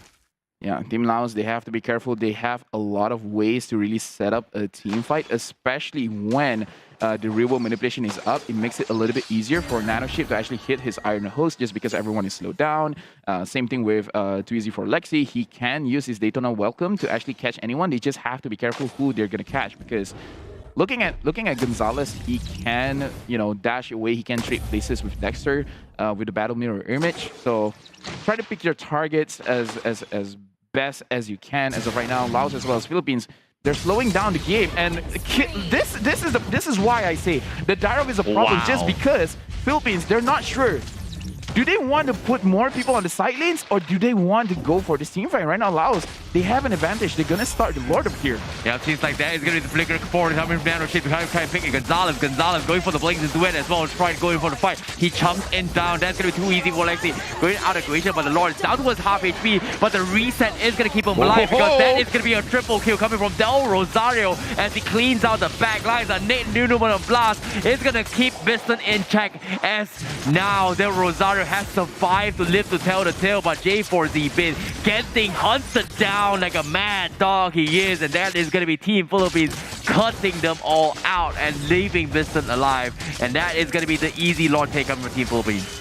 I don't understand how Del Rosario does it. He just dances all around. Like, he understands that you want me. I just got a triple kill. You probably think I want a maniac. I do, but I'm going to run away from you first. Very good performance coming in from J4Z Bin, but I would say better execution. And again, just like you say, trigger finger. I like that word. I'm going to keep using it after this. Agreed. But 60% of the health being chunked up from one Dawning Light coming from Imam on towards Biston. As you can see, based on the items as well, he doesn't have a lot of defensive maneuvers. So that means one full combo coming from Imam is going to be able to shut him down. So this is going to be a very difficult situation, but hopefully they are going to be able to scale a little bit more. But let's take a look at items real quick coming in from Del Rosario as well. Almost nearly full items as well. Yeah, just waiting on one immortality, and then probably going to finish off with his Cursed Helmet. as of right now from the side of Philippines, they're looking very strong. They're looking very good. Right now, the Lord just secured a turret for them. Whether they want to engage or not, looking at Gonzalez, he looks like he wants to go in. Real Revelation has been opened up. Too easy for Lexi. Took too much damage, and look at that dawning light. Philippines right now, they're going in alongside with the Lord. They're pushing hard on the bottom turret, and we can see how Daryl tries to fight back. An amazing hook, pulling back, but he dies first. Gonzalez staying in the back line, dealing out a lot of damage. They're gonna focus on the Crystal, and the Crystal is gonna go down. First game going over for the side of Philippines. Very, very convincing game coming from the Philippines as well. It's all about hitting those timings, and they have done it very, very convincingly coming from Team Philippines. Another point in the hands of Philippines so far in all the matches they've gone. Very, very dominant force indeed. We do have to look at patterns though, because even against Malaysia, in the early stages of the game, they actually let the enemy team take advantage. I wouldn't say let, but it becomes a situation where in the early stages of the game, not often do they get a lot of punishing plays from the enemy team. But once they have the items that they desire, once they have the levels that they need, once their ultimate has 3 stacks on it, they can do a lot. They can do a lot in the mid and late stages of the game. So I feel like if you're able to push Philippines far enough in the early stages of the game, you might have a chance. Yeah, I definitely agree. But it's all about timing. And so far, Team Philippines has been really, really smart in their decision making. Play it safe, play it slow. There's no point taking unnecessary risks in the early stage of the game. Drag it towards our timings, and we will eventually outscale them. And you can see time and time again on how they prioritize on getting those farms. The moment the Xavier got the Divine Glaive, you could see how Team Philippines is looking to close out the game. They know this is their power spike. It's go time. Similar to the Claude as well, saving very, very patiently with the stacks and then going for the boys with that. You could see that there was absolutely nothing Team Laos could have done ever since the Lord pushed back into them. I have to highlight the mechanical plays coming in from Gonzalez as well as Del Dosario, where plenty of times we see them running away with virtually no HP. That is the main factor that you want to see coming in from your main damage dealers, from your carries. Yes, you want to deal a lot of damage, but your number one thing that you have to do is to not die. And I feel like they did that very, very well. Both Gonzalez as well as Del Dosario, they played super well. Even when they engage, even when they take a lot of damage, they don't die. Especially that one time where the Karina got chain CC'd by the Franco and then by the Barras and still survived. How? Yeah, logically, it's just not possible. Logic is overrated. That's the beauty of setups as well, and the beauty of Tank Karina. You can get away with a lot of situations, but of course, we are going to be taking the highlights later on. But before that, let's take a look at the items real quick of how it all happened between the players themselves. But what I do know is that when Adel Rosario got his curse, I would say the Molten Essence and Intuit's the Sky Guarded Helmet, he was very, very tanky. But what I really like about his adaptation is that instead of going for the full curse helmet, you take the Molten Essence just for the wave clear in terms of AoE damage. You also get a little bit on the Dreadnought armor to tank through all those stuns coming in from the Barats. But you know, remind you as well, the MVP from that match is going to be Imam, playing on the Xavier with a very, very early Clock of Destiny to kick things off, to scare off the forces of Team Laos. Not to mention 93% kill participation.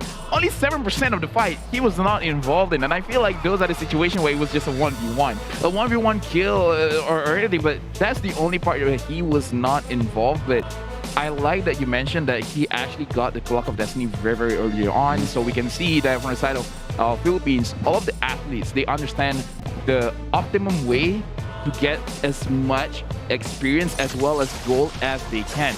And again, this is one of those crazy things, crazy feats, where Del Rosario, virtually no HP, still able to survive, showing that he has, I would say, the highest knowledge or understanding of how much this hero can take damage and how much he can deal damage. Yeah, you can see as well, a lot of times, even this Dawning Light, they didn't exactly connect, but ever since he has the mana, it pops it out, everyone was gonna get completely obliterated. So, well done coming in from them, but at the same time, what I really want to talk about is the positioning of Villa Luna's Numinon Blast.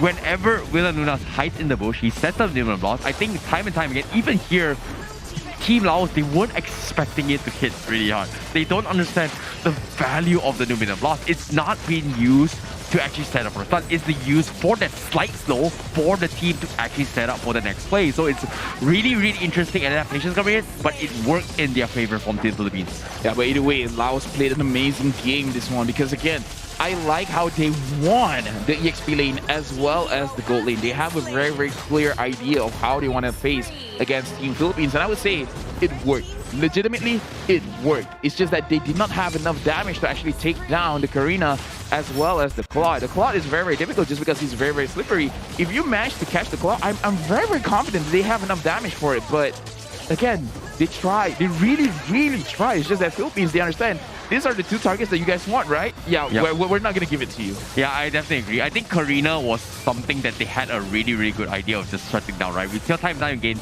Team Laos, they were just cutting them out, picking them off bit by bit. But eventually, the moment Rosario was able to get like a little bit more items to sustain his way through, if you think about it, Team Laos doesn't exactly have a lot of damage to actually chunk through the defense coming in.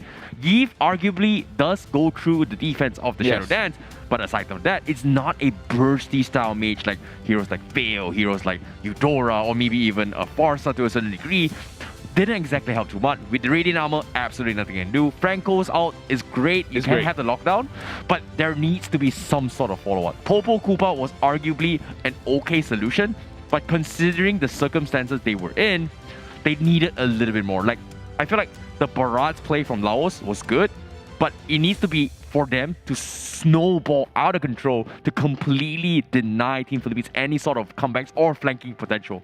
Yeah, and this is where, you know, my professional opinion comes in, where Laos, this is something that I talked about before in their previous series, where they do not focus on one target at a time, where, all right, we can see that they got the Karina, but then certain members of the team, they spread out their damage, hitting this person a little bit here, this person a little bit here. I feel like if everyone just focus everything they have on Karina first, and then it's like, okay, what's next? What's next? Even if you focus on Villa Luna is a tank, not the best idea. But if everyone's on the same page, all right, just focus on one person and then move on baby steps. I see maybe 1-2 steps, you know?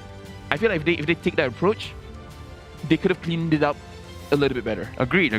But as of now as well, I have to give a very, very commendable shout out towards J4Z Bin because his Dirov was amazing. He did the best of his abilities well. He was able to isolate a lot of fights, making sure that the backlines didn't exactly go too much into its Philippines' favor, because if he did not make the play, things would have went way much more one-sided. So I would say it's a commendable approach, but so far 3 games coming from Laos, I've seen adaptations, I've seen their improvements. It's good, but is it enough to keep things alive, to actually make it to the next stage? Because right now, they're 3 points down. Yes. And they have not gotten a single point. If they get a win in the next stage, and they get a 2-0 against their matchup against Malaysia by the end of today, they have a pretty decent chance to make it into the final stages. And right now, I would say that they're looking very good against Philippines because in a way they have this warm-up momentum. I'm not saying they were warming up against the previous team. It's just that the more you play, the more you get better. The more you get comfortable, right?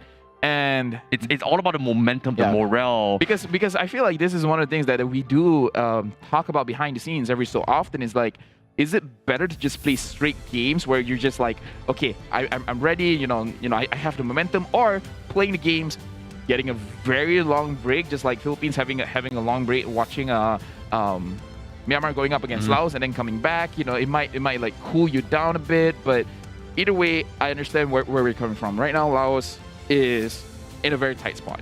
Yeah, very tight spot. Yeah, I believe it's all part and process when it comes to practice and endurance, right?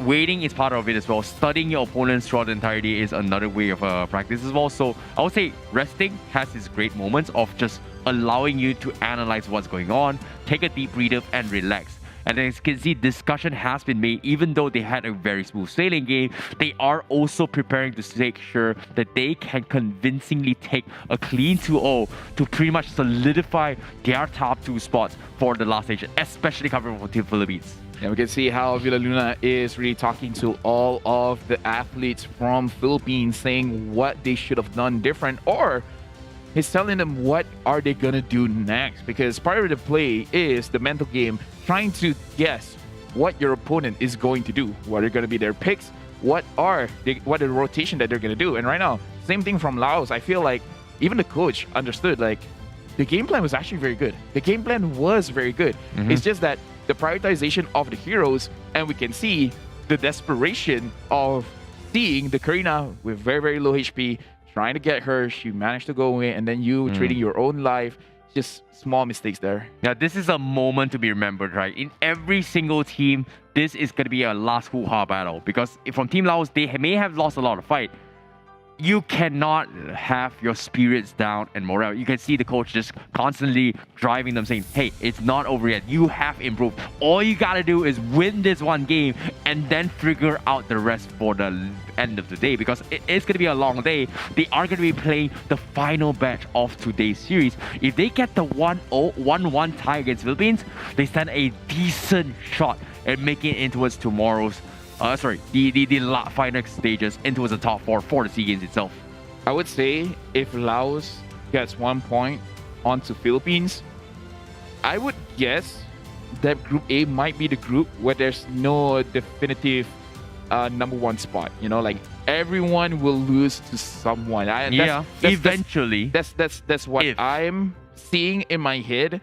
But either way, right now we can see the players have finished discussing, and right now they're moving towards the stage. They're getting ready, and I wonder, Laos, they've changed their strategy 3 times now. Do they have a 4th strategy against Philippines? Well, they have demonstrated that they are very, very flexible and able to adapt on the fly. It's all about a learning process. Even though they may not have the most competitive experience compared to the other regions, they do take this as a learning process for them to progress further. And I feel like this is part and parcel for you to grow as a player in general, to get better. So I'm looking forward to see whether or not can they adapt. They're ready to rumble, and Team Philippines, I don't know, can anyone stop them at this stage? I feel like at this point, they just have to understand how Philippines play in the mid and late stages of the game. Once they crack that code, then they can win against Philippines. Until then, I feel like Philippines themselves, they will keep adapting. They'll keep adapting what the enemy is trying to do, trying to figure out what they're trying to make sure that the Philippines cannot execute, and then they can just play around it. Because again, this team is very, very experienced. The athletes that we have here is the best of the best coming in from the side of Philippines. But overall, going into game number 2, for anyone that just came in, this is a best of 2 format. And right now, you guys are watching the match between Laos going up against Philippines, where Philippines just won their first game against Laos, and right now we are getting ready for the second game, where Laos, every single game that they play, they keep getting better. And I feel like that's why Philippines, they're on their toes as well. Yeah.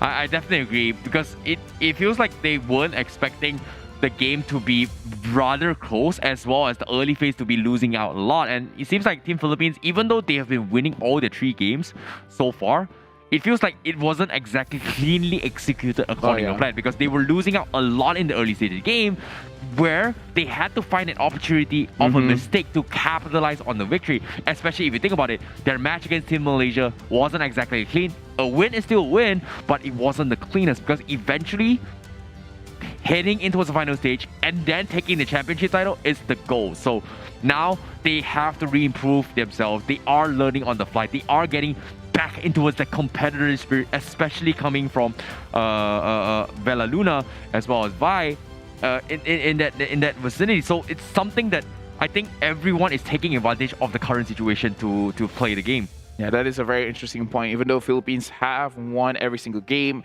it looks like every single game they're being pushed into a corner and then they have to fight back out. For Team Laos as well as Team Philippines, we're 1 minute to the draft. And looking at the draft, in terms of the bans, I'm not looking at too much of a difference unless Laos is really trying to switch things up by letting a lot of heroes go. But I would argue that's a little bit too risky. You know, that's a little bit like they just let go of Karina, which we have not seen, but has not been first pick and then given to the side of Philippines. You can see that it's a little bit too much for you to handle. So I feel like the bans should be kept as standard. It's just that the heroes that they prioritize is going to be a little bit different. Yep, you can see the drafts are on its way. The teams are already into the couple phase as well. I'm looking forward to see how it all goes down, especially when it comes to Team Philippines. It's going to be on the blue side this time. I believe so. You know, I believe to be on blue side, but you know, if we were to judge based on the perspective of the phone, we're always going to be on the blue side, regardless whether we're red or blue. Unfortunately, I am colorblind, so I'm not too sure. No, I am. Anyways, right now, we have gone into the pick and ban, and Laos will be the first pick. Philippines will be the second pick. And in terms of the ban, we're going to say the same thing. So if you guys didn't have missed the previous matches, only Egypt has been the new one on the ban list for Laos. Well, wow, that's okay. You know, I can respect that. That's something that they've got to go. Philippines is going to be banning off Franco this time. We did see this happen during their matchup against Team Malaysia by the end of the day. You could see how annoying the Franco was and how terrorizing it is. But guess what? One of the OP ones, the most banned hero so far in today's SEA Games dates, it is going to be the 1-1 being first picked from side Lao. Yeah, I was about to say, because there was no hesitation at all. The moment Philippines banned on the Franco, it's like, but they're just like spamming it. They were kind of like hoping it's like, they're going to let go of 1-1, they're going to let go of 1-1, and then 1-1 has been picked. 1-1 is one of those heroes where it's so annoying for me personally, because it's like, I want to gank 1-1, but why did I die? He's one of those heroes that can turn things around just because you have that purify, that built-in purify in your second skill, as well as you have a stun. But Philippines right now, they're flexing the Grok, and they managed to secure the Xavier, which again can get his farm very, very fast. And then we have to see whether this Grok is going over to the XP lane or the roamer position. I'm a little bit surprised with the Grok pickup in terms of switch up for Team Philippines, but I guess it makes a lot of sense. I was expecting to see maybe the Esmeralda pickup just because of a potential full wheels denial, but at the same time, I feel like they want to keep it up on the opens to actually deal with it. But of course, knowing that both teams do have the tendency to go for Esmeralda, Team Laos, they are going to be opting to preemptively pick the Dirov, which was an okay, I would say a comfortable pick coming from Team Laos, especially from J4Z Bin, based on his performance for the past 2 games. I feel like that is why Philippines was hestant to actually pick up the Esmeralda, because I'm pretty sure like the coach was asking like, so how was the fight against Dirov? And then it's like, didn't exactly go too well. It was not good. You know, it's like, so do you want to use Esmeralda again? It's like, I'm open to suggestions, you know, so I feel like that's why they're really delaying it right now. Philippines, they're bringing in the signature Estes pick. So yeah, they're bringing their A game. Philippines is bringing their A game.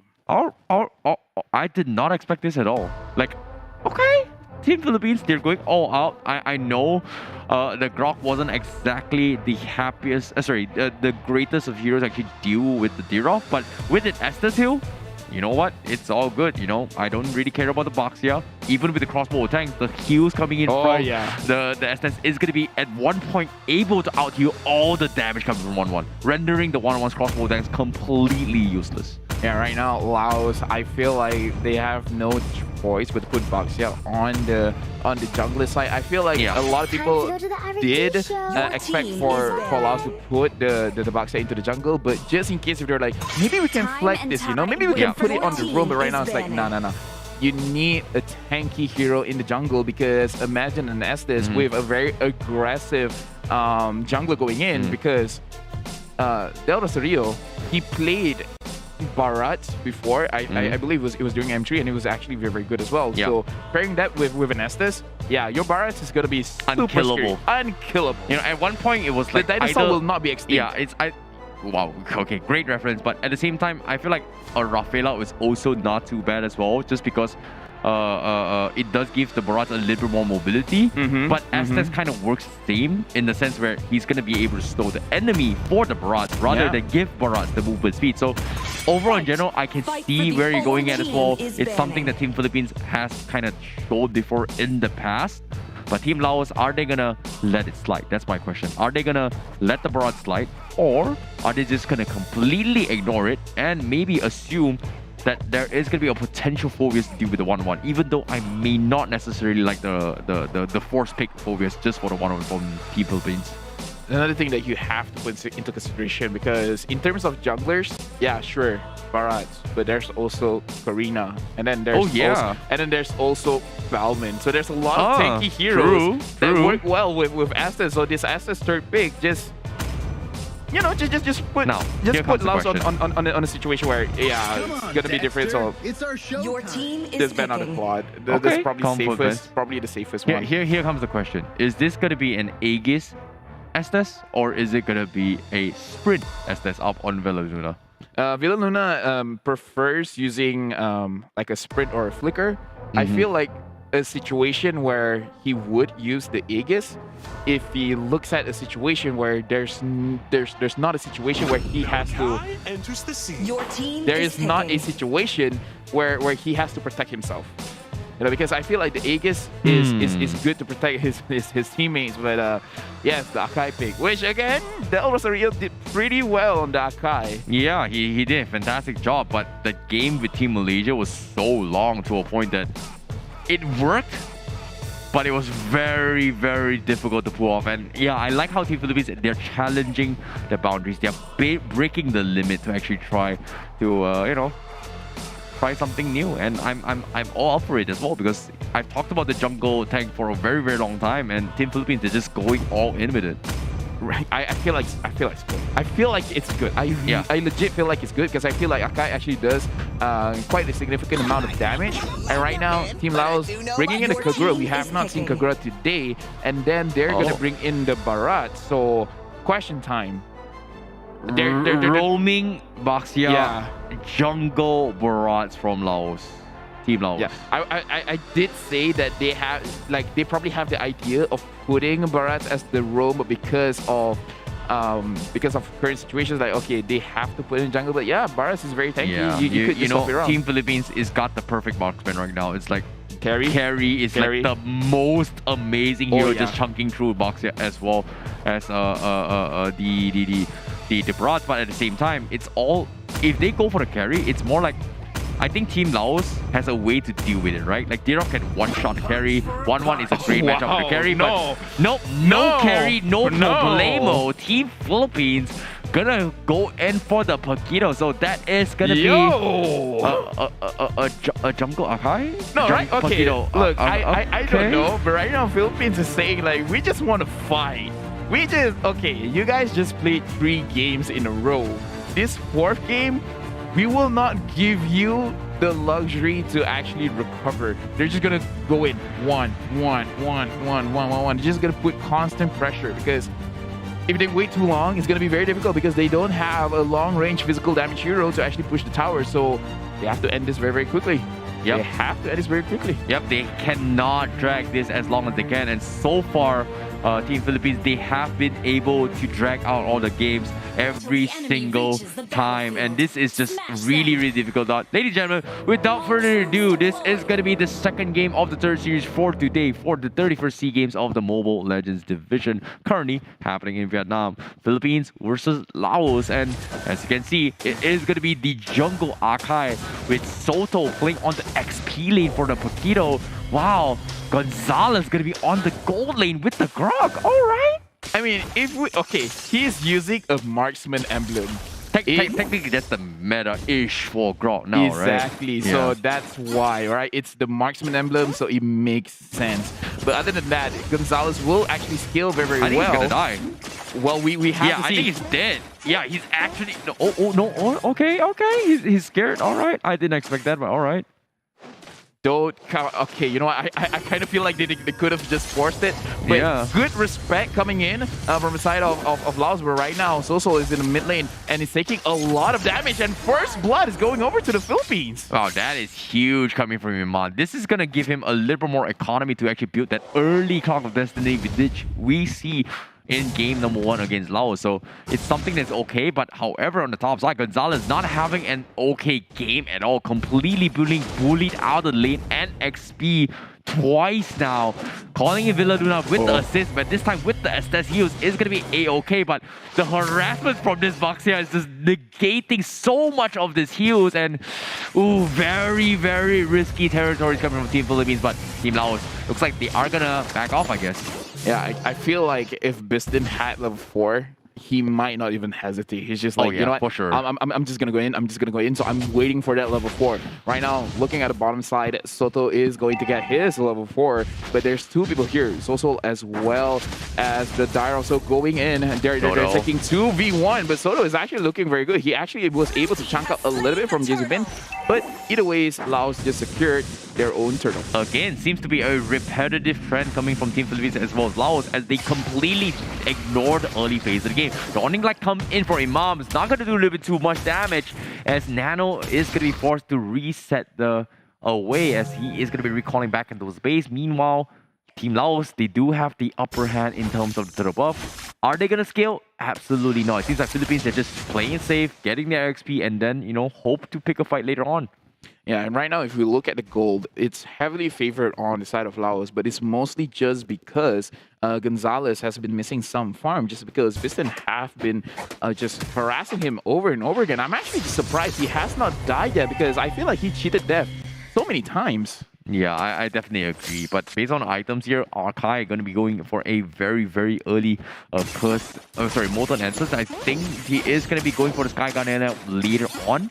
But eventually, somebody's got to stop Biston. Here, a big Dawning Light just scaring Biston, helping Gonzalez a little bit more in the lanes. But I feel like this is very, very difficult to play. Corruption Scythe already up on Biston means that there is going to be a lot of 1v1 action later on. Yeah, I'm just waiting for Gonzalez to be like, you know, I have enough damage, and he's just going to flicker and just use his wall charge. But either way, both of the teams are playing a little bit slow right now, not looking to get any crazy pickoffs, not trying to force any kind of situations. Even though the Philippines did get the first blood, but that was minutes ago. Right now, the turtle will spawn very, very soon on the bottom side of the map. We have to see whether the side of Philippines or Laos is looking to actually capitalize on that. For now, Laos, they've been on top of the turtle, and Philippines have not really put so much priority on that target specifically. Yeah, I definitely agree. Meanwhile, now as of yet, as you can see, Team Philippines, they are gonna play this a little bit slow, but finally Del Rosario will make the move to contest for the second turtle. But Team Laos, they're ready to party as well. He does have the Hurricane Dance to try. He's going for the zone, but the Tortoise Baton from the box here is gonna scare him off. Then Rosario will steal the turtle away, immediately going for the Hurricane Dance. As you can see, Exo so needs to run for his dear life and gets bullied down. That's gonna be a good, easy pick, while the rest of the members coming from Team Laos, who's trying to regroup to save his teammates, get slowly chipped away at the members from Philippines. As you can see, they will lose 2 members in contrast to absolutely no trades. Yeah, I'm guessing Philippines, they were just waiting for that one item or just to get to a certain level, and then they're gonna push their advantage, because we can see how Villaluna, he got his ultimate. Just like, you know what, let's fight for this, and then they managed to get 2 kills off of that, and then the pause is gonna come in. As of right now, for the side of Philippines and for the side of Laos, both of these teams are playing at a slower pace kind of style, where for the side of Philippines, I did expect a little bit more aggression, but I'm guessing just because the Grok is having such a difficult time up at top lane in the gold side, it makes it difficult for them to actually push too hard, because the SS doesn't have that much of a choice, having to actually go and make sure that the Grok survives. So yeah. Yeah, I get it, you know, considering the amount of the lanes as well. I believe that right now, even though Team Philippines, they have a little bit of small victory, right? They need to get a little bit more, considering that if this game goes a little bit too long, the 1-1 is just going to go absolutely out of control. Team Laos, they are going to come up on top in every single fight if they do not figure out a way to kill with the 1-1. And I get it. It's very, very difficult to actually deal with the situation, right? if it makes sense, like Grok has the one-shot potential Yes. onto what's 1-1, but the problem is that there's an instant free purify on the 1-1. If you do not get the combo in, the 1-1 is just gonna go out, easily proc the crossbow attack, and then just one-shot you, or potentially even just chain CC and run away. Yeah, even if 1-1 just has 1 HP left, because again, there's only 3 stacks of the weakness stack. So once all weakness stacks is gone, and then she goes up in the air, and then presses her spell, Inspire. So the damage is going to be crazy, but the healing is going to be crazy as well. So then it becomes into a point where, like, guys, legit, I tried. But there's a reason why this hero keeps getting banned. Yeah, it's not a easy hero to actually counter as well. It's not a fun hero to play against. Yeah, it's not a... Okay, it's a fun hero to play at, but not against. Yeah, I definitely agree as well. And you can see the hesitations as well coming from Team Philippines to pick a different marksman, right? Because logically, there's not a lot of marksmen that could potentially one-shot 1-1. They opted to go for Paquito, a safer choice, just because if they sync the combo with the Grok and the Paquito in time, they can technically just one-shot this 1-1.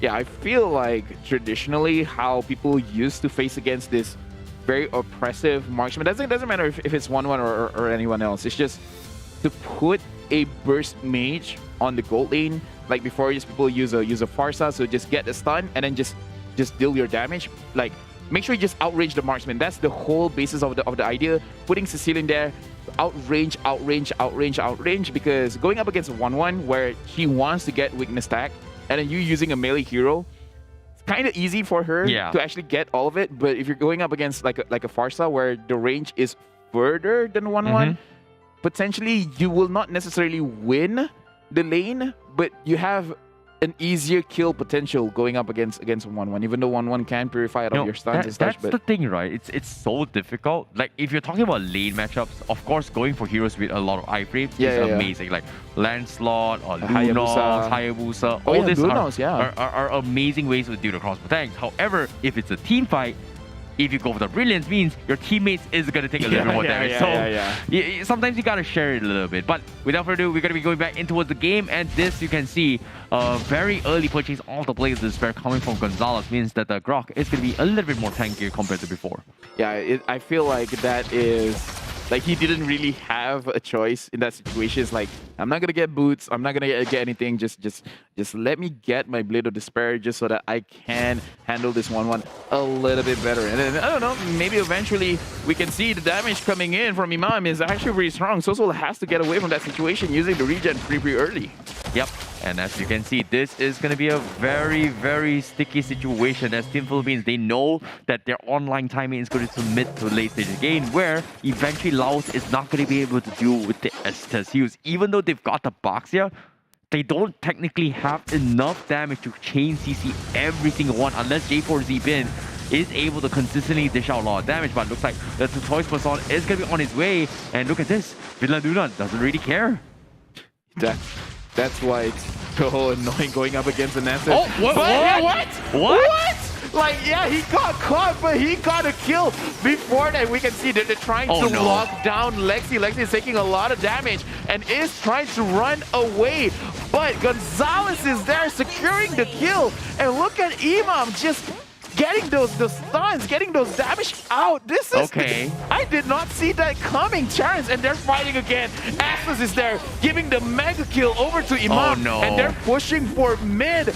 Philippines, out of nowhere, they just dealt too much damage and they just recovered so much HP. Oh my goodness, Imam just catching people left, right, front, and center. And with the Transcendent Form, is able to spam consistently as well. And barely 6 minutes into the game, this Xavier's got 4 kills and arguably a very, very early Clock of Destiny. On top of it all, you can start to see the damage is already scaling rather early.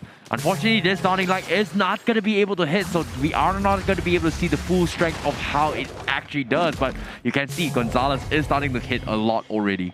I'm so sorry, but I was so surprised. Like, we saw that the Daytona's welcome. Whoa. Look, what? Enchanted Desperate as well as the Clock of Destiny 7 minutes into this game. That's pretty fast. on a Xavier. No, yeah, that's the mid laner, which you don't always associate having the highest gold per minute. Yeah, that's scary. Right now, he has the second highest gold in his team. The highest one is Gonzalez, and he is a gold laner where, you know, the minions give up extra gold. And right now, Indonesia is taking a lot of damage. So, for example, Philippines, like, I'm just so surprised. I did not expect that to happen. Oh, Abysm Strike doesn't seem to connect. That is going to be Soto baiting him out. However, Soto, looking for the right opportunity. He can go for the one side, but at the same time, oh, the cancel recall. Oh, Soto was just only clearing the minions. Really unfortunate coming in from J4Z being top side. However, it's going to be having a little squall skirmish. They lose a tier 1. Immediately, Team Philippines is going to capitalize on this mistake and this position as they go in for the pickup. They've got one, but guess what? Imam completely took Nano ship to the moon, bro. And that is going to be Viston going to be looking for next. The crossbow dex comes in, but the Estes heals is going to completely mitigate all the damage done. That was very good teamfight coordination where we can see Gonzalez actually creating a wall just for that. Del Rio has another angle to use his Hurricane Dance to lock it down too easy for Lexi, because we can see that there was an attempt to use the Daytona's Welcome but was not being able to execute. Right now, Philippines, we have talked about where in the early stages of the game, they let the enemy team to do whatever they want, but hey, you know what? Introduce the Estes in the mix. 8-0. 8 for Philippines. Laos has not secured any kills so far. Yeah, that is really, really scary. Now with Del Rosario having a Brute Force Breastplate means that it's going to be a little more tankiness coming from Arkai. However, for how long can they out-sustain? Because eventually they need some sort of damage, and I feel like Imam is doing as much as he can, but eventually they need some sort of DPS, which I don't exactly know how Team Philippines is going to do, because eventually you can see J4Z is starting to scale. Lord was the kill from Philippines, but the Dawning Light completely pushing business out of the initial fight. The Toy Song coming from Nano is going to be there, but the wall block is going to keep him trapped, and that is going to be Philippines getting a pick-off.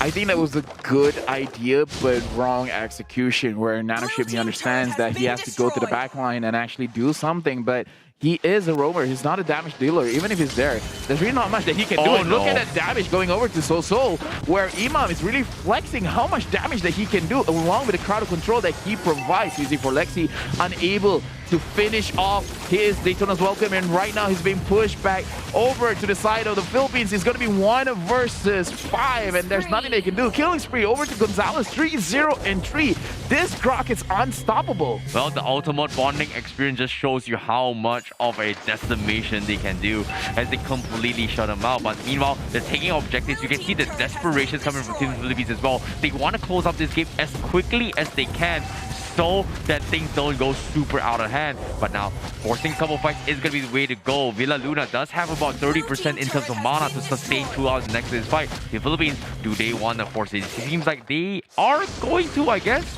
Oh, it looks like they want more. Look at that Dawning Light dealing a lot of damage, and Team Philippines, they're losing HP, but hey, you got an SS. Let's fight, let's continue. And the thing is, for Team Laos, I saw that actually So tried to use the Yin Yang Overturn, but there's basically no damage. So if you don't have enough damage and going up against an Estes, that is a big problem coming in from the side of Laos. Philippines, looks like they almost secured their own win condition. You know, Team Philippines, they tried their best. They understood the need to force an issue. Unfortunately, the minions was cleared off. If things didn't go exactly according to plan, it's all good. As long as they don't die, they don't give any unnecessary comeback mechanics in terms of kills, all is well. Because right now, if Team Philippines loses 1 or 2 members in this next upcoming fight, Team Laos, they are going to immediately scale back in terms of economy, and they are going to be able to stand head-to-head 50-50s against Team Philippines, as long as the game does not drag as long as they can. However,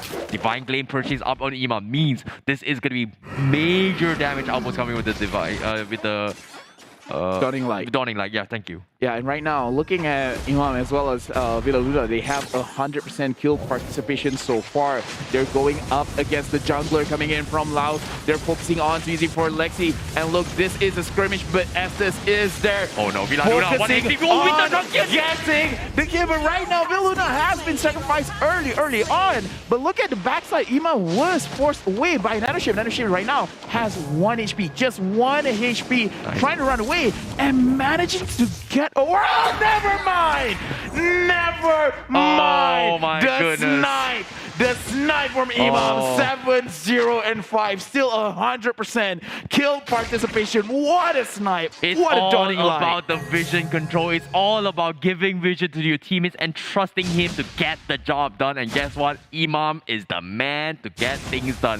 Well done coming from Team Philippines. However, need to remind you as well, this is very, very clutch plays coming from Villa Luna as well, because he was just right in the middle of all, down towards the last thing, manages to prop the winter trunk in time. He loses his life. It's not an end of the road, considering that it is a roam. So yeah, in terms of scaling when it comes to comeback, it's not that too much. So it's all good for now. But this is going to be the second lot coming from Philippines. They need to secure it, and they will get it. And it seems like they are going to force the issue as of yet. Lexi getting picked apart bit by bit. The Totoi Facade is going to come in for the corner plate as well. But the ultimate bonding experience is going to keep them all alive. But the Abyssal Strike doesn't come out from K4Z Bin to get a kill. As Team Philippines, they are going to be able to sustain their way through. Biston is going to make a run for it, but you can start to see the fights that are going to be coming from Team Laos as they are slowly getting their items and damage and power spike to fight back.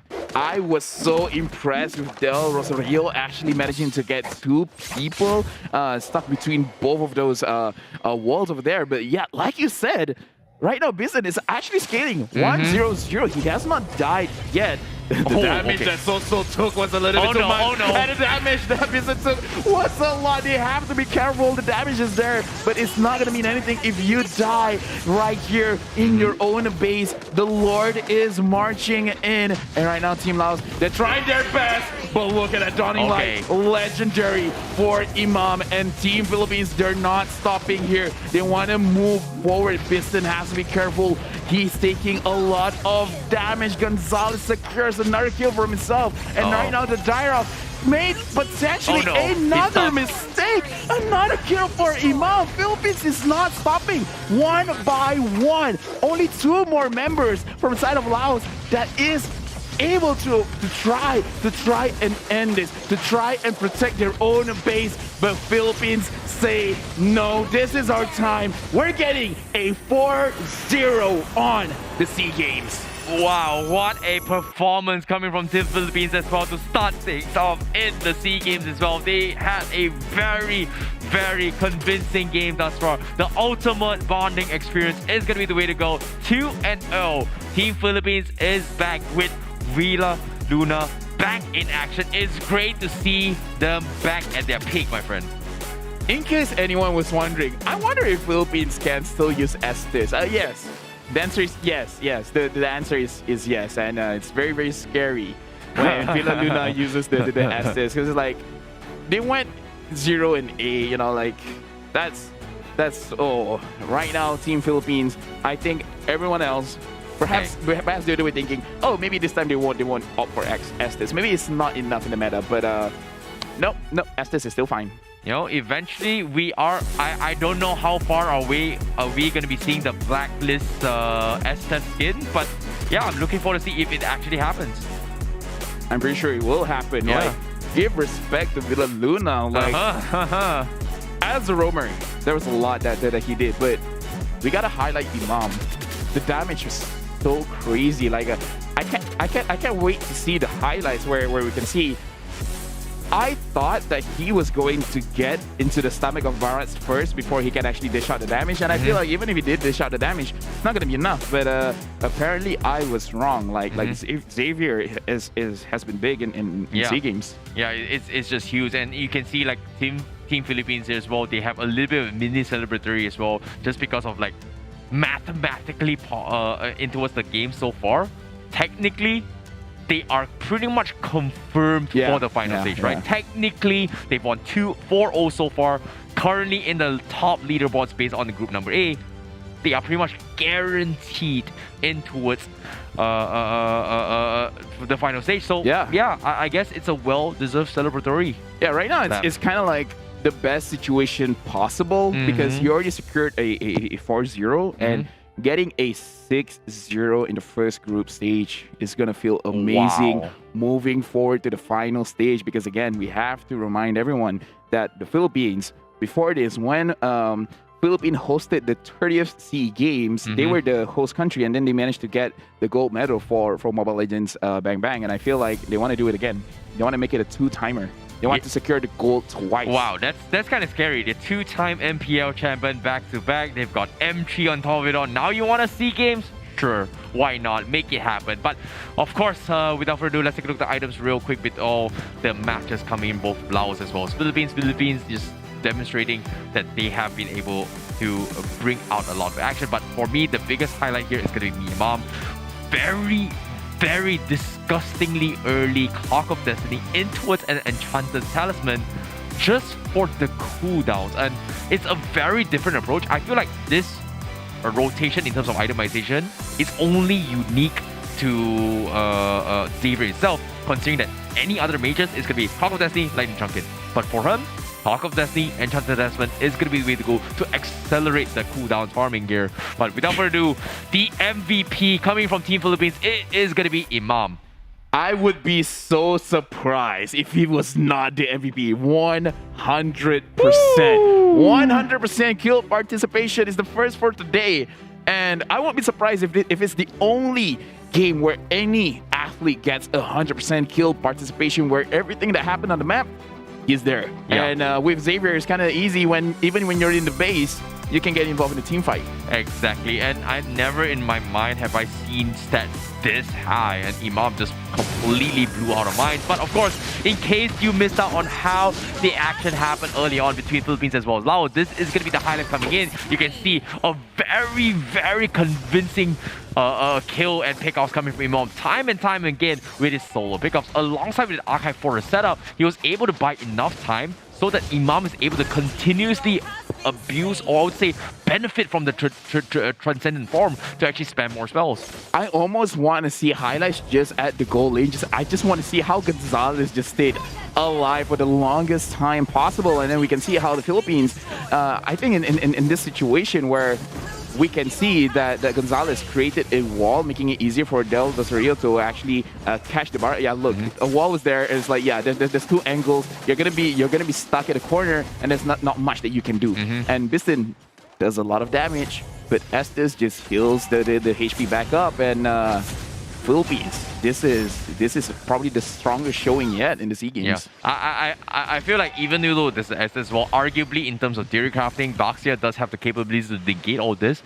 But that's the thing, it's only negatable in the early stage of the game. Down towards the mid and the later stage of the game, it doesn't necessarily matter, because eventually Estes does scale pretty hard in those mid and later stage of the game. Time and time again, we've seen a lot of instances. There were a lot of comeback mechanics coming from Team Laos, but they needed a little bit more time. If they dragged out maybe a 3, 4, 5 more minutes, maybe get a little bit more economy, maybe even one more item out of 1-1, things could have been completely different. However, a win is still a win. Objective driven, no pushovers in the SEA Games itself. Team Philippines 4-0 so far.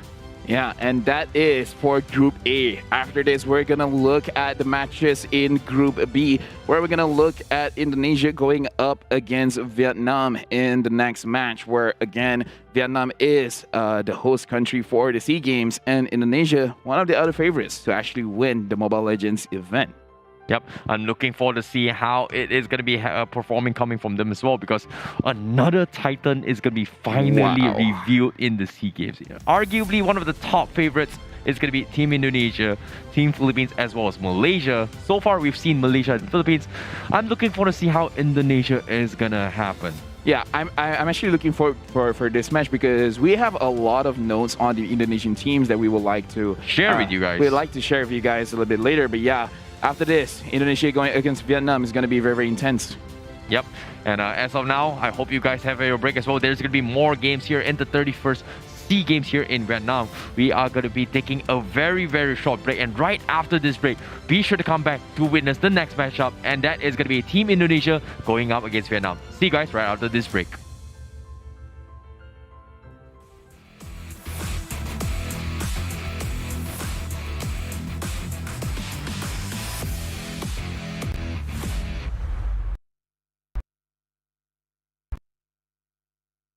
Hello, my name is Jin. My role is EP lane. am member of the Lao team ข่อยรู้สึกตื่นเต้นและดีใจหลายเพราะมันเป็นครั้งแรกของข่อยที่อยู่ฮานอยข่อยมักอาหารและอากาศของพวกเขาเพราะมันคล้ายกับประเทศของข่อยถ้ามีโอกาสข่อยจะกลับมาอีกครั้งแน่นอนข่อยจะเจอประเทศอินโดนีเซียเพราะพวกเขาเก่งและมีประสบการณ์หลายมันจะเฮ็ดให้ทีมของพวกข่อยพัฒนาไปหลายกว่าเก่าข่อยคิดว่าประเทศฟิลิปปินส์ Hi, my name is Alex. My role is Duncan. I'm member of the Lao team. อยากเจอทุกทีมเพราะว่าทุกทีมเก่งหลายคิดว่าฟิลิปปินส์มีโอกาสที่จะชนะเพราะว่าฟิลิปปินส์แชมป์ N3 อยากเจอฟิลิปปินส์เพราะว่าแชมป์ N3 ครอบครัวข่อยภูมิใจในตัวข่อยหลายและเฮาก็ดีใจหลายที่ได้มารับใช้ชาติในครั้งนี้และเฮาจะได้เต็มที่สุดเพราะว่านี่ความฝันของเฮามาแต่ต้นแล้วและได้เต็มที่เพื่องานเหรียญมาให้ได้ฝากถึงแฟนๆและ FC ช่วยให้กำลังใจพวกเขาในเด้อพวกเขาจะได้เต็มที่เพื่องานเหรียญกับประเทศให้ได้ Hello my name is Tony my role is mid lane and member from Laos ข่อยบ่เคยคิดว่าข่อยจะกลายมาเป็นผู้เล่นบาลิเจนแต่พอฮู้ตัวอีกเทื่อนึงข่อยก็สามารถมาอยู่จุดนี้ได้และข่อยก็จะเฮ็ดให้เต็มที่ตอนนี้ข่อยมีความสุขหลายที่เล่นเกมบาลิเจนและข่อยก็จะเล่นเกมนี้ไปอีกโดนยืนตอนนี้ข่อยเป็นนักศึกษาอยู่ส่วนเรื่องเวลาก็ไม่ต่อยุ่งยากหลายที่จะแบ่งเวลามาเล่นเกมแต่ข่อยก็พยายามที่จะเฮ็ดให้มันบาลานซ์กันเพื่อบ่ให้เกิดผลเสียมาตามหลังข่อยคิดว่าการแข่งขันในประเทศของข่อยยังน้อยอยู่และข่อยก็อยากให้การแข่งขันในประเทศของข่อยให้มันหลายขึ้นและส่วนตัวของข่อยคิดว่าอยากให้มีการแข่งขัน MPL อยู่ในประเทศลาว Hello, my name is Tham. I am Gorener and I am the team member of Lao. ตอนแรกบ่เคยคิดเกี่ยวกับเรื่องนี้มาก่อนเพราะค่อยเป็นเพียงคนธรรมดาค่อยรู้สึกตื่นเต้นและดีใจหลายที่ได้เข้าร่วมการแข่งขันซีเกมเพื่อเป็นตัวแทนทีมชาติลาวเพราะเป็นการแข่งขันที่ยิ่งใหญ่และถือเป็นเกียรติศักดิ์ศรีหลายที่จะได้รับใช้ประเทศชาติส่วนครอบครัวของค่อยเพิ่นดีใจหลายและภูมิใจในตัวที่จะได้บินไปประเทศเวียดนามและต่อสู้เพื่อประเทศชาติเรียกฝากถึงทุกคนให้มาเชียร์พวกเราในการแข่งขันครั้งนี้พวกเราจะให้เต็มที่สู้ทุกความสามารถเพื่องานเอาชัยชนะกลับมาตอนแรกบ่เคยคิดเกี่ยวกับเรื่องนี้มาก่อนเพราะค่อยเป็นเพียงแค่คนธรรมดาที่มักในการเล่นเกมและ Mobile Legends ก็เป็นหนึ่งในเกมที่ค่อยมักเล่นแต่หลังจากที่ได้เบิ่งการแข่งขันที่ยิ่งใหญ่ในเวทีระดับโลกมันก็ได้เกิดแรงบันดาลใจที่อยากเป็นนักกีฬามืออาชีพเพื่อไปยืนอยู่จุดนั้นที่เวทีที่ยิ่งใหญ่แบบที่ค่อยเคยเบิ่งมาก่อน Hello, my name is Dan. I am captain of the team. My role is roaming. ที่เกม31ข่อยรู้สึกว่าข่อยดีใจหลายที่ว่าได้มาเพราะว่ามันเป็นครั้งทำดีของข่อยที่ว่าได้มาซีเกมนี้แล้วประเทศของเขานะบรรยากาศของเขาถ่ายคือบรรยากาศอยู่ลาวแล้วอาหารของเขาแซ่บหลายบางอันก็แซ่บเลยแหละแล้วอาหารบางอย่างนะก็เป็นอาหารที่ว่าข่อยมากคืออาหารทะเลเป็นสิ่งที่ว่าข่อยประทับใจหลายข่อยคิดว่าทีมของข่อยจะผ่านเข้ารอบ4ทีมสุดท้ายแล้วข่อยตั้งเป้าหมายว่าข่อยจะเอาแชมป์มาให้ได้ฝากถึงคนที่มาเชียร์พวกเราฝากเชียร์พวกเราแน่พวกเขาจะเฮ็ดเต็มที่ที่สุดเพื่อเอาแชมป์ให้แก่ประเทศให้ได้สบายดี Hello my name is Jack my role is roaming I am a player of Lao team อยากเจออินโดจังว่าเป็นประเทศที่เก่งและมีประสบการณ์หลายและจะช่วยให้พวกเขามีฝีมือดีพัฒนาเก่งขึ้นก็คิดว่าทุกๆทีมมีโอกาสได้แชมป์เพราะทุกทีมก็คิดว่าทุกทีมมีโอกาสได้แชมป์เพราะทุกทีมเก่งหลายก็คือมาเลเซียรอบแรกตอนนี้กำลังเรียนอยู่ค่อยคิดว่าบ่ยากที่จะหาแพชชั่นในการเล่นเกมนั่นว่าค่อยมักเล่นเกมอยู่แล้วจะหาเวลาว่างมาเล่นอยากให้เกมMobile Legendsในประเทศลาวมีการพัฒนาไปหลายกว่านี้โดยเฉพาะอยากให้มี MPL น้องอยากให้มีการแข่งขันและช่วยพัฒนาประเทศลาวให้ดีขึ้นกว่านี้ For our 31st SEA Game, our goal is only the champion. We still practice and then practice more to improve ourselves and then get ready for the M4. We want to go to Da Nang because it's known as Da Nang is the tourist place that everyone want to go. So that's why after this competition, we're gonna go there to Da Nang and then eat a lot of seafood. Lao so.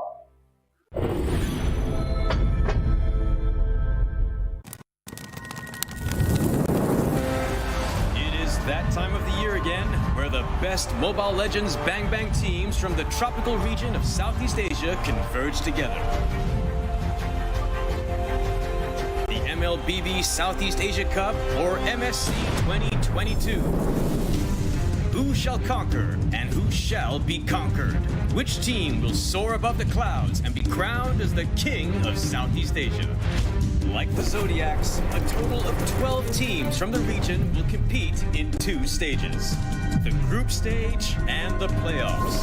Each group of 3 teams will fight against each other in a best-of-2 match, where the weakest of each group will be eliminated.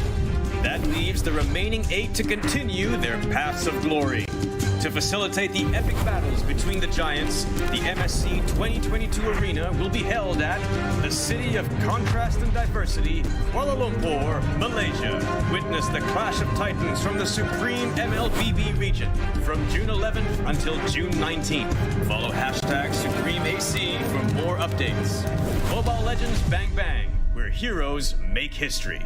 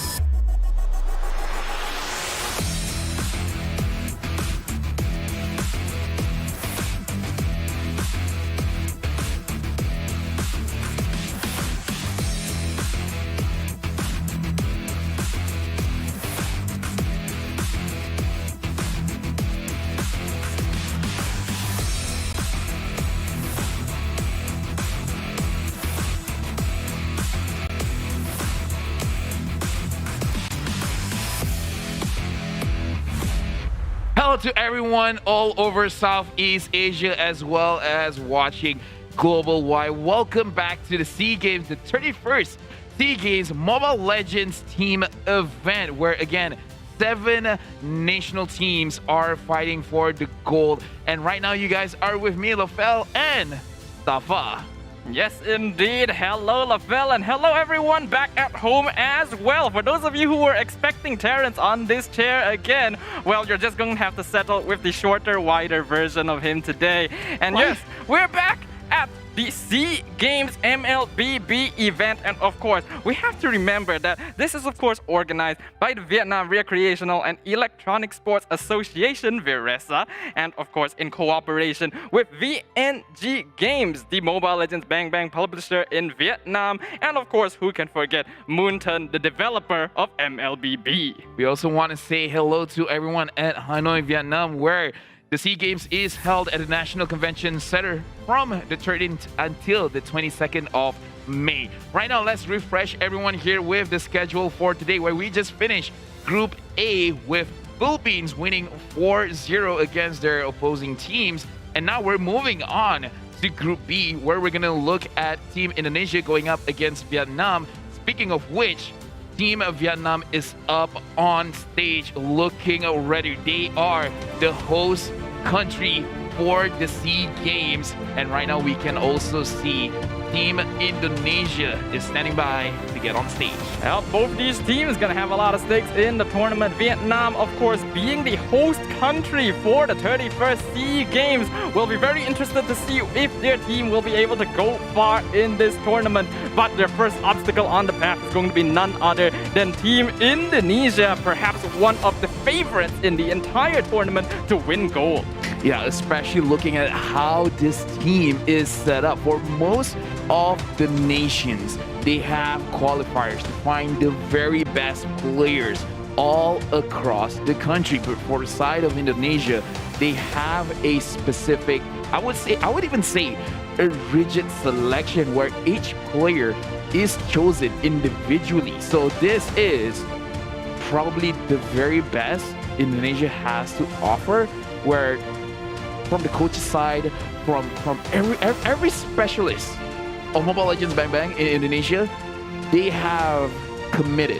They have invested so much in this team. So that's why a lot of people are looking at Indonesia to be the potential powerhouse, especially since the previous SEA Games, the 30th SEA Games, they did not manage to get gold. They only managed to get silver. So now they're looking like they want to push all the way. So let's introduce them. For the side of Indonesia, we have R7, CW, Albert, Luminaire, and Keyboy. Yep, as you mentioned, Lafel, Indonesia, they're coming back into the SEA Games with a vengeance. This is an incredibly intimidating lineup that is incredibly unique from all of the other national teams because, as you pointed out, they did not go through a qualifiers. These players were hand-selected to form perhaps the most elite squad of Indonesian players. On the opposite side, though, we're going to have the boys on homeland, Vietnam, consisting of No, Mio, Nok An, Duc Nam, and Gnart. Yeah, Vietnam, again, they actually have entered a lot of international Mobile Legends event, and honestly, they have been playing very, very well. It's just that they're going up against Indonesia, which again looks very, very good. They have 3 teams, core members from Cyber EXE, and the rest is from Next League Esports and Kuang Ngong Ke.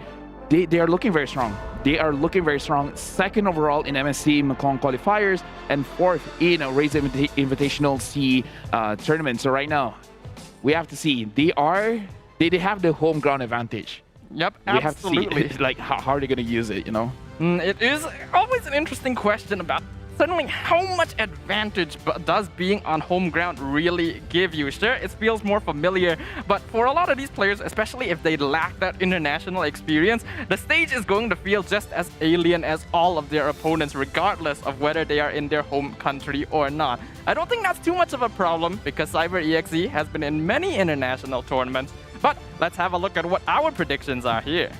Yeah, and I'm sorry, but I have to go with Indonesia because I've seen them play many times, and I truly believe like they will be the favorites. Like I feel regardless of which position they're gonna go home with a medal. If they do not, it's gonna surprise everyone who's watching the SEA Games right now. Personally, I would be pretty surprised as well if they didn't go home with a medal. But the reason I've gone with Vietnam today is, as you mentioned, home ground advantage does some pretty peculiar things. And who doesn't love a good underdog story? These players are here to prove themselves on this grand stage. Indonesia, they're here to prove that they have what it takes to be champions since they were so close the last SEA Games. But Vietnam, we can't just count them out just yet. Yeah, I love that this is a best of 2 format. So no matter what, you're going to play all 2 games. And in this kind of situation, you have to score as much points as you can. So there are times for you can actually be a little bit innovative to see what your opponent's trying to do for the first game and then try to react on the second game. But you have to be careful because something that we do have to point out for Group B, there's only 3 teams in the entire group. And again, the top 2 teams of Group B will move on to the next stage, the final stage, where you can compete for the medal. So even though, yes, like I said, innovation is good, but it's still very, very, very risky because there's only 3 nations, 3 teams in Group B. Yep, some people might think that, hey, there's only 3 people in Group B compared to 4 in Group A, so it should be the easier group. And from an objective standpoint, you could say that is true, but there still needs to be that one unlucky third place team that doesn't get through. And none of these 3 teams in Group B want that to be them. What really ups the stakes right now is that we're going to be seeing all 3 of these teams go head-to-head in 3 consecutive series, instantly deciding 2 teams that will be moving on to the semifinals tomorrow. Yeah, looking at the pros, you have less opponents to go up against. Looking at the cons, you do not have a lot of opportunity to get points. So that means there's very little margin of error. So even if you come into the game thinking like, oh, you know, I'm just gonna hide some strategies here and there. Well, the thing is, you don't have a lot of opportunities. So you might just take your secrets to the grave. So be careful. And it just means that every single victory, every single loss is that much more impactful in a group that has less participants. So I think as we go on into these next few matches, we're going to be seeing even more intense gameplay than what we saw beforehand, which, all things considered, sounds pretty impossible. Oh, yeah. But there is never a limit in terms of MLBB. We've already seen some really intense gameplay with different metas from different nations clashing head-to-head to create our very own SEA Games meta. How much further will this meta develop? I cannot wait to see what Vietnam actually brings to the table because I want other nations to surprise these powerhouses because everyone who plays Mobile Legends Bang Bang, they have a rough idea who's at the top, which is Philippines as well as Indonesia. So if we're able to make gods bleed, it's gonna create a lot of very interesting chain of events where a lot of things can happen. And even though, yes, I voted for Indonesia to win this one, I really want to live in a world where Vietnam manages to actually take games from Indonesia. Yeah, it would be a really, really huge thing to happen if Vietnam is able to take this game away, because I think it's pretty obvious that for most people, the favorites for this matchup specifically are going to be Indonesia. But as you pointed out, if Vietnam are able to take this, it could produce a massive butterfly effect. It immediately tells the world, all of the other teams, that the underdogs are here to play. They are serious and they have shown they have what it takes. They are capable of turning the status quo upside down. And that is always something that we're eager to watch out for. Yes, and this is the Mobile Legends team event. So overall, we have to see how each individual performs as a team.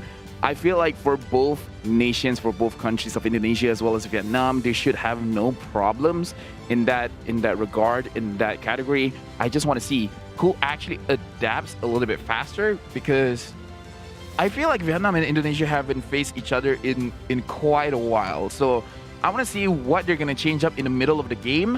And I want to see what speed are we playing at, because in Group A, it's a little bit more passive than aggressive.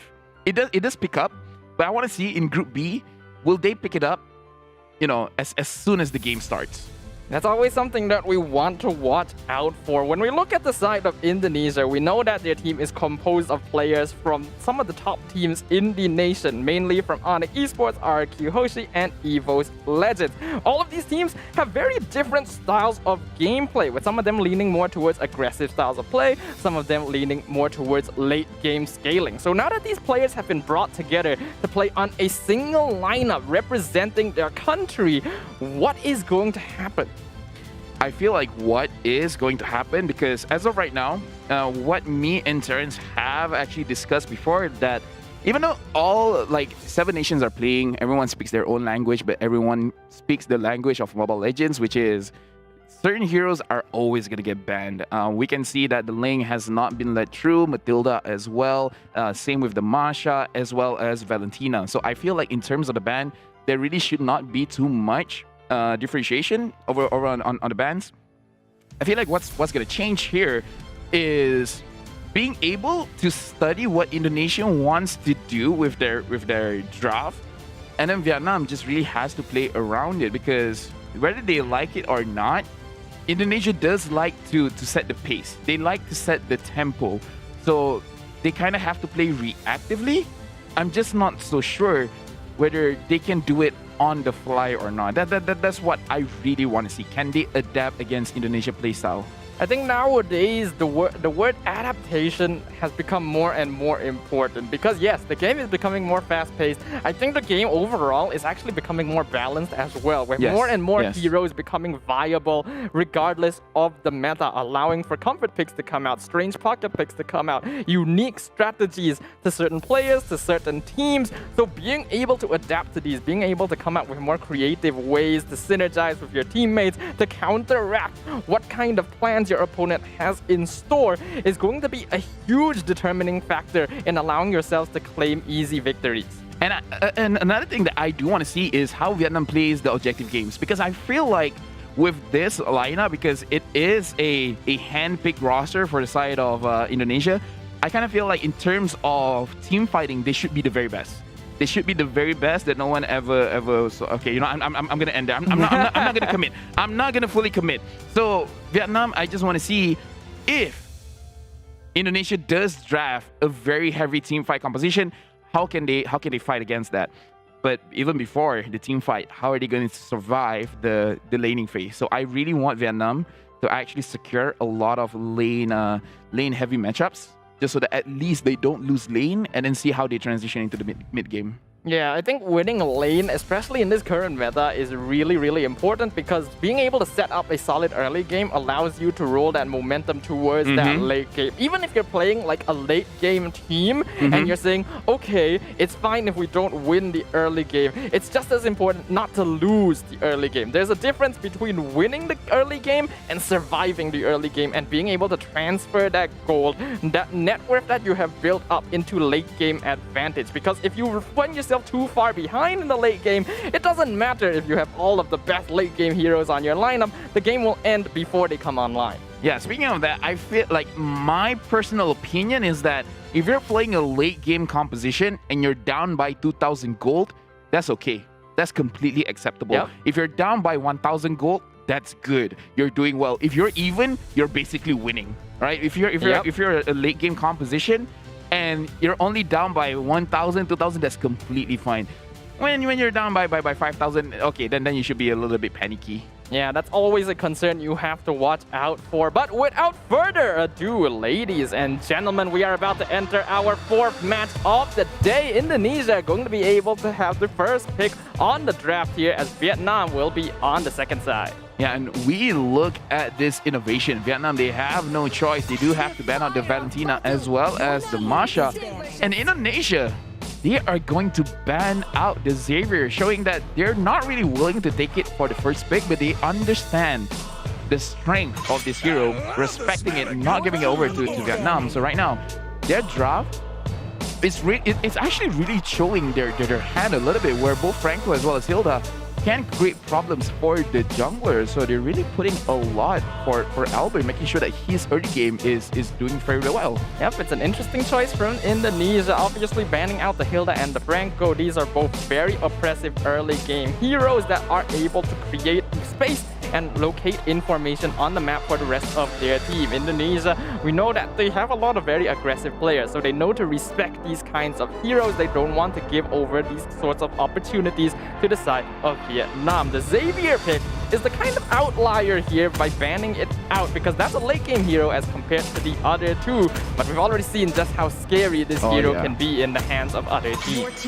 Yeah, I feel like I appreciate this level of respect. Really don't give anything that you feel has like a 5% chance of winning a game. Vietnam already has banned another hero over here, and we have to see what is going to be the first pick. What is the priority for Indonesia? Because I would say there's a lot of safe picks, and Ling has been this is scary because Albert is particularly very good with the Ling, and Ling hasn't Ling has always been banned, so this is very, very interesting. Yeah, Ling has been one of the heroes 100% banned so far. This is the first time we see him here in the 31st SEA Games. Vietnam, they're going to be matching things up with a pretty common second pick opener, locking in the Eve and the Grox. Lots of teamfight setup, lots of AoE damage. But this Ling is still something that I think we have to be very concerned about, because this is a late game hero with lots of mobility to be able to play around the map early on. And we know that Indonesia, they have a lot of players that like to be super aggressive in that early game to get ganks and get momentum to snowball. Right now, I'm heavily favoring Indonesia's draft because they have 1-1. Okay, they have two of the heroes that's consistently banned throughout the day. 1-1 as well as Ling, and then getting the Angela, making sure that the Ling has an extra layer of protection. I feel like Indonesia, they're getting very, very heavy in terms of their comfort. And looking at the mid lane, there's still opportunities for Vietnam to actually win just because they have the Eve. We do have to see what other heroes that Indonesia can pick up for themselves. Vietnam ending the first phase of the pick and bans, taking up the Karina. I feel like it's a good pick. And right now they're gonna ban out the Dairoff. Interesting.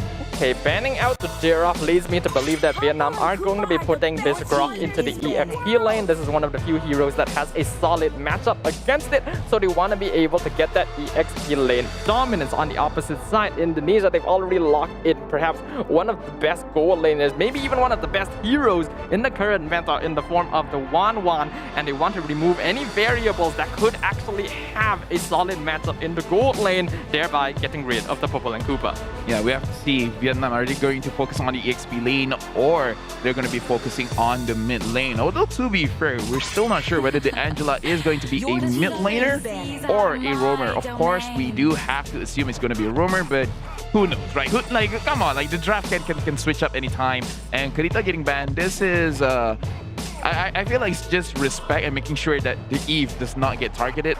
However, I kind of feel like with Ling being there, Eve is still going to have a pretty hard time. What is notable about Indonesia's draft so far is that they don't really have easy ways of CC just yet. All they have right now is the Tempest of Blades and the Puppet on the String, which are both spells that you want to save or take a while to activate. So right now, they don't have an easy way to stop the real-world manipulation or even hold down the Karina. As we know, this hero, if it gets snowballed, can be very scary.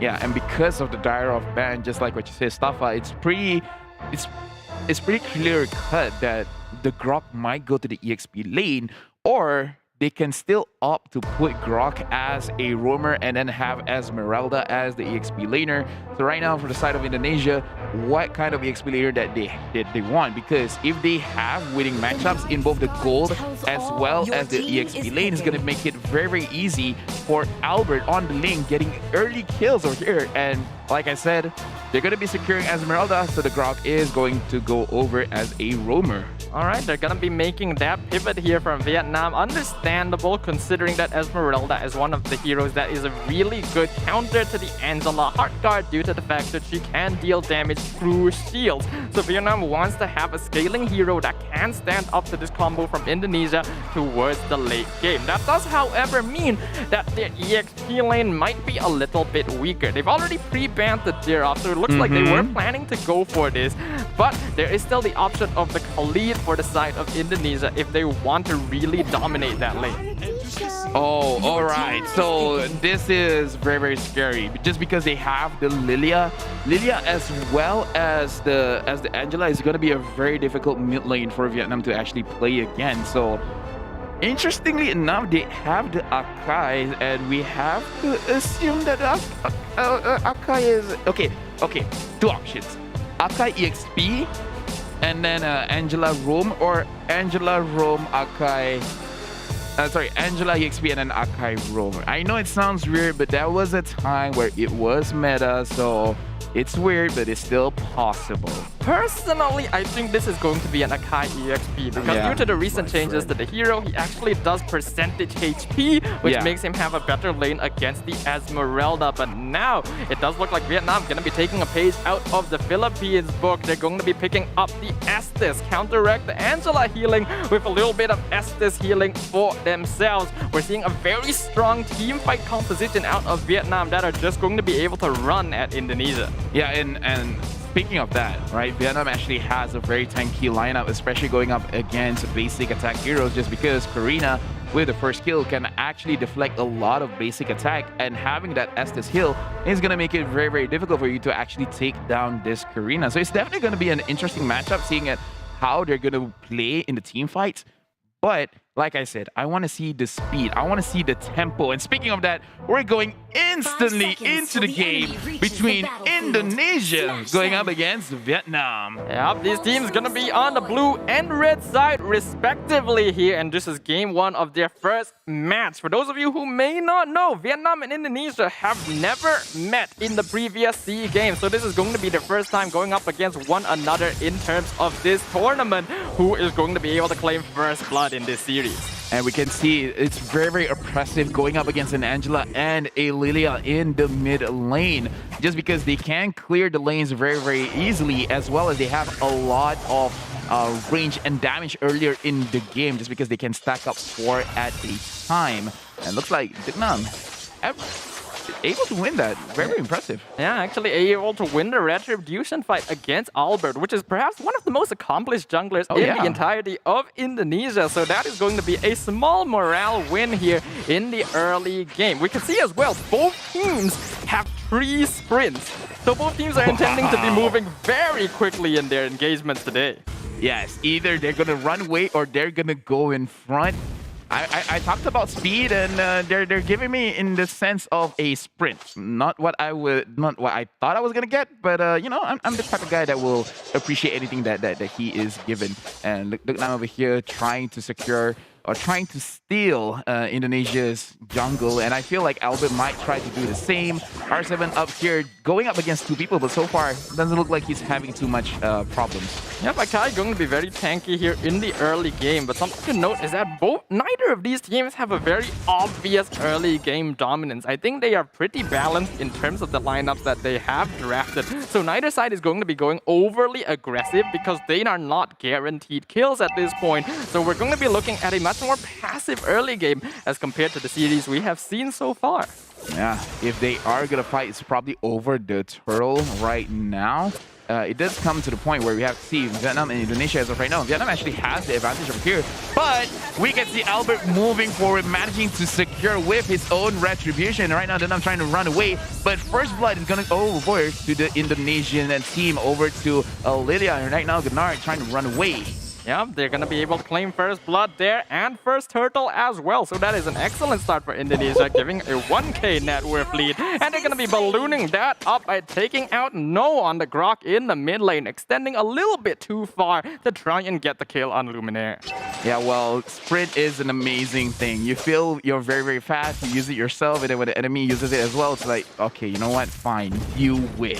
It's just one of those things that from the side of Vietnam, they have to put into consideration whenever they do want to go for those crazy kills.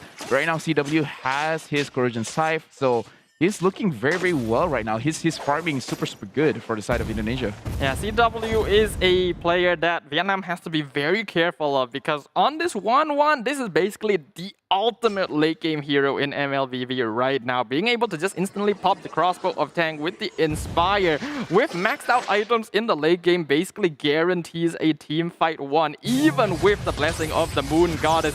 So they cannot allow CW to get easy farm. But that's exactly what Indonesia is going to be trying to do. Yeah, and as you said, Stafa, for now, both teams are playing a little bit passively. With this come to the question, what are they waiting for? Are they waiting for a certain item? Are they waiting for a certain level to be achieved? Because right now, we can look at the itemization, and most of the players over here, most of the athletes already have their first item, except for the side of Vietnam. No one has actually completed their initial item just yet.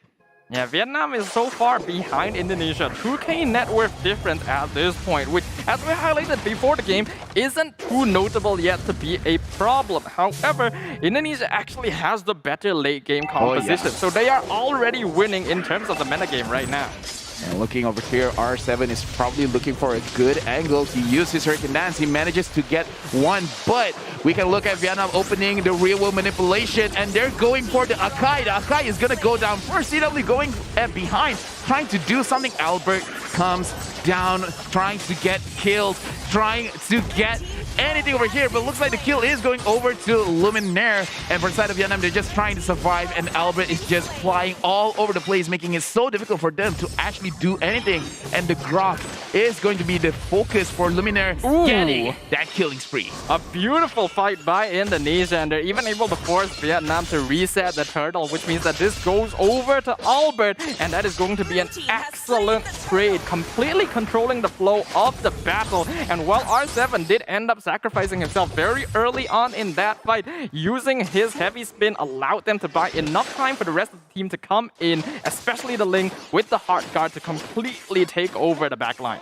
Right now, we do have to talk about the goal difference because, yeah, we talked about it being 2,000 behind. It's okay if you're a late game comp. Right now, it's 4,000, 3,000 difference. And Indonesia, just like you said, have the better scaling comp just because they have the 1-1 and the Ling. Yeah, this is going to be a problem for Vietnam already because Albert, he is confident. He goes straight in on Gannat. We have Duc Nam there providing healing, but it's not going to be enough as the Estes instantly gets taken out. Heart Guard on top of the Ling, and we will be able to immobilize Duc Nam. They're jumping on top of the Karina underneath the tower. The crossbow tank already popped down. That's going to be a double kill going over to the Ling, as Albert will be able to escape from under the tower. Crossbow tank picks up the final kill. A 3-for-0 trade.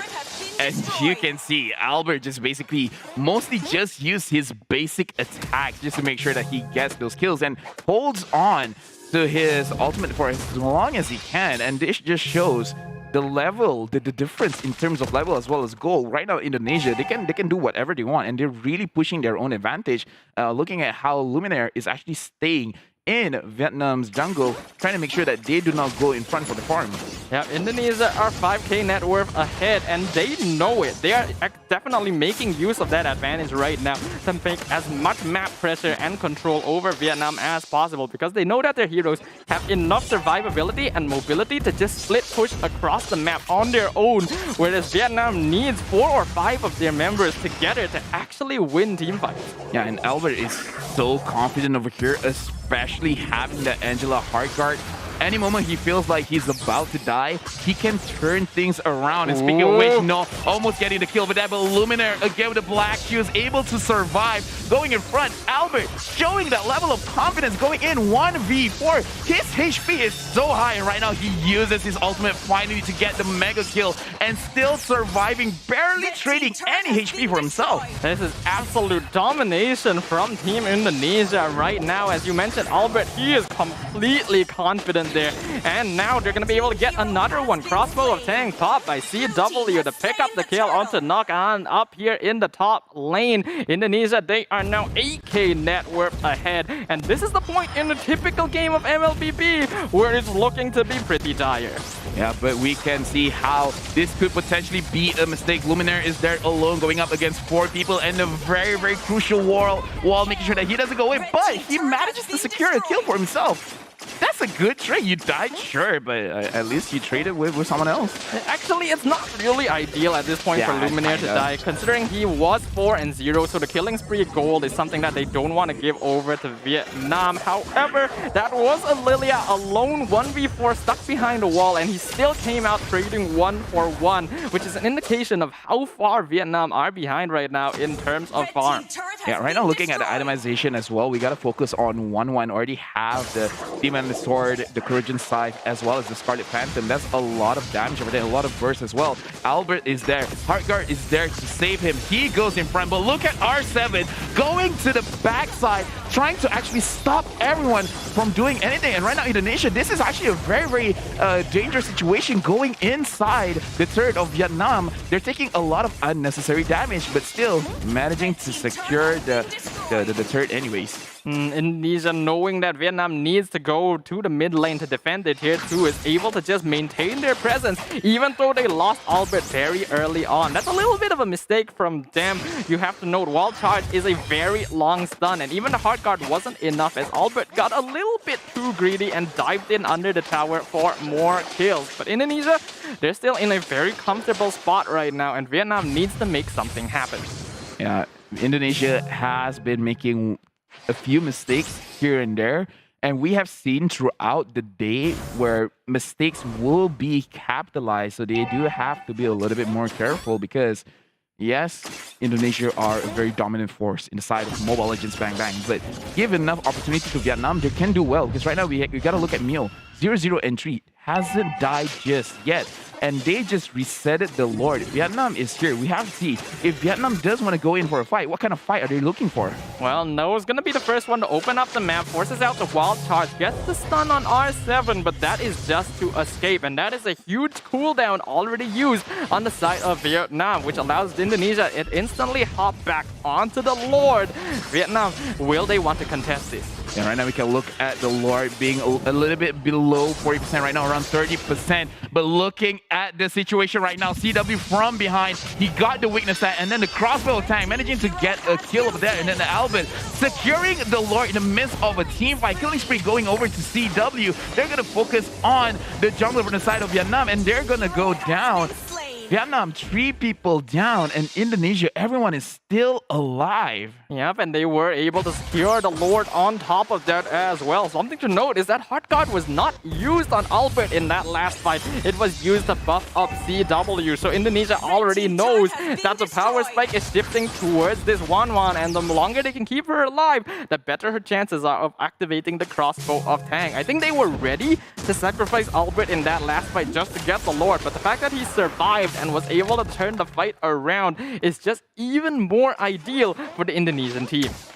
11 minutes coming in, and we can look at Ling as well as 1-1 almost having 10,000 gold each. That's actually very, very crazy. And right now, Indonesia, the Lord has appeared on the top lane. They are going to try to secure this inhibited turret. We have to see how Vietnam will try to fight back. R7 just using the Hurricane Dance to peel everyone away from his own team, and they are going to push again in the mid inhibited turret.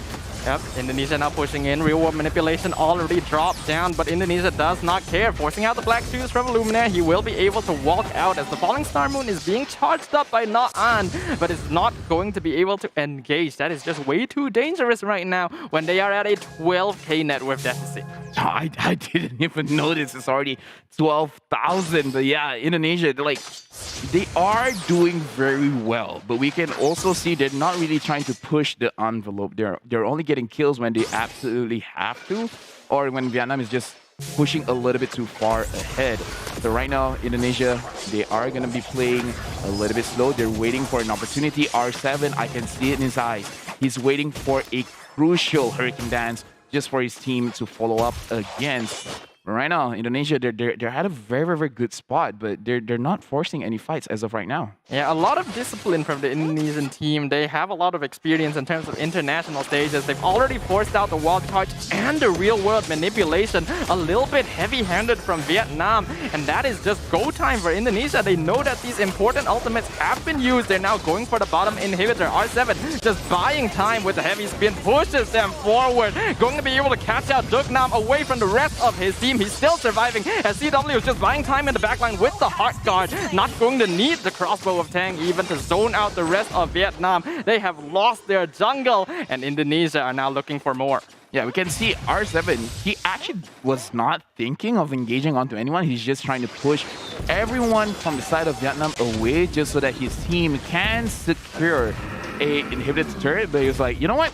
This is a pretty good angle. I'm just going to push someone away, and then they managed to get the kill. This is why I feel like they're very, very disciplined in terms that, do they have to get a kill? No. So they're not going to force it. But if the situation calls for it, they're just going to secure it. In fact, this Lord, no confession at all. Indonesia, they're going to get it for free. Yep, since they were able to pick out Duc Nam out of everyone on the Vietnam team, that means that the jungler for Vietnam was out of the running for a while, which allows them to take down another Lord. Now, Luminous Lord gonna be pushing up the top lane. Only a single inhibitor standing between Indonesia and Vietnam's Crystal.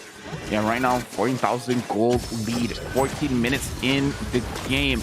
No, managing to get R7 there, but he has an immortality, so even if R7 somehow makes a mistake, it's not going to be that apparent. The Lord is going to be marching at the top side of the map, and Ling is going to be escorting them. Right now, Vietnam, where are you going to push? Where are you going to protect the top side or the mid lane turret? We can see Indonesia pushing all three. They're trying to get this mid lane while R7 is pushing the minions from the bottom lane. They managed to get the mid lane inhibitor turret, and we can see R7 engage. And then look at CW, triple kill. Maniac! Will he get the Savage? I don't know, but you know what? I'm gonna call it. He got the Savage. He doesn't really care about that because he got the game, and that victory is what matters in the end. Indonesia are going to be coming out 1-0 in their series here against Vietnam, and that's going to be putting them in a pretty comfortable position here in Group B. Okay, I have not seen a goal difference that big for a while, but it's also in a fashion that's very controlled. Because we cannot say for sure that, like, oh, they're playing super aggressive or passive or whatever. I would say controlled. Indonesia played in a very, very heavy control kind of game, and it does show their level of experience fighting against multiple enemies coming in from multiple nations. So right now, Indonesia really showing their stuff and not really overexerting themselves, just doing what they were thinking that they're gonna do anyways. Yeah, I think honestly that was just textbook MLBB gameplay. That's exactly how you should be playing the game to secure yourself a guaranteed victory. Slowly gain advantage wherever you can. Be disciplined enough to not push too far for kills, for objectives. Just know your limits, know what you can take, and slowly but surely choke out the lifelines from your opponent. I do have to say as well that Indonesia, they got a lot of their own comfort picks. Like CW with the 1-1 is insane, and then Albert managing to actually get his Ling.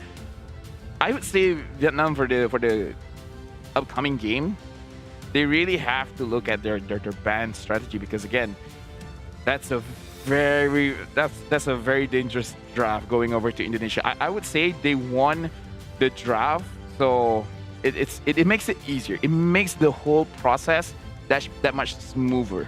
Yeah, honestly, I agree with you. Indonesia just got the much better draft lineup there. And it's kind of strange considering that teams have basically been permanently banning Ling and Wan so far. And Indonesia gets both heroes for free. I don't know if that's a little bit of an oversight, a mistake in the draft to prioritize the Eve and Grok over the Wan, which was still available. Maybe the hero pool didn't quite fit, but Indonesia was very quick to snap up on those opportunities, and you simply cannot allow those to go through in a tournament of this scale. Yeah, and we do have to mention that it is part of the reason is because Indonesia, their bans, they're really focusing on certain heroes and not really focus on the current meta bans. You know, they didn't ban the Masha, they didn't ban 1-1 or Ling themselves. They're like, yeah, even if you guys take it second pick, it's totally fine. They just make sure that the enemy doesn't have a reliable crowd control in Franco. No one can control the jungle, so they banned out the Hilda and then banning out the Zarya, which looks super good in the 31st SEA Games right now. But either ways, right now we got to look at the itemization for both the teams. But again, we have to emphasize the drafting coming in from both teams. So right now, let's look at the draft for Team Vietnam as well as Team Indonesia, where again, Indonesia, very solid pickup, and R7 bringing in the Akai in the EXP lane.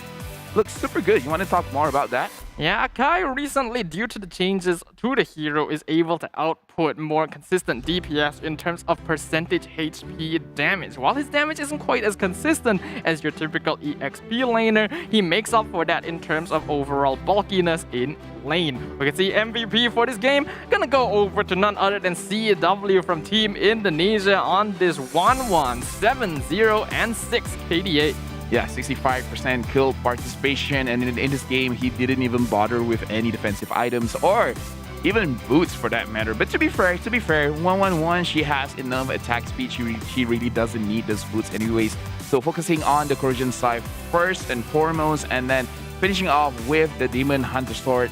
After that, it's just going to be full on pushing as much damage as you can with your criticals, as well as just having a lot of physical attributes on yourself.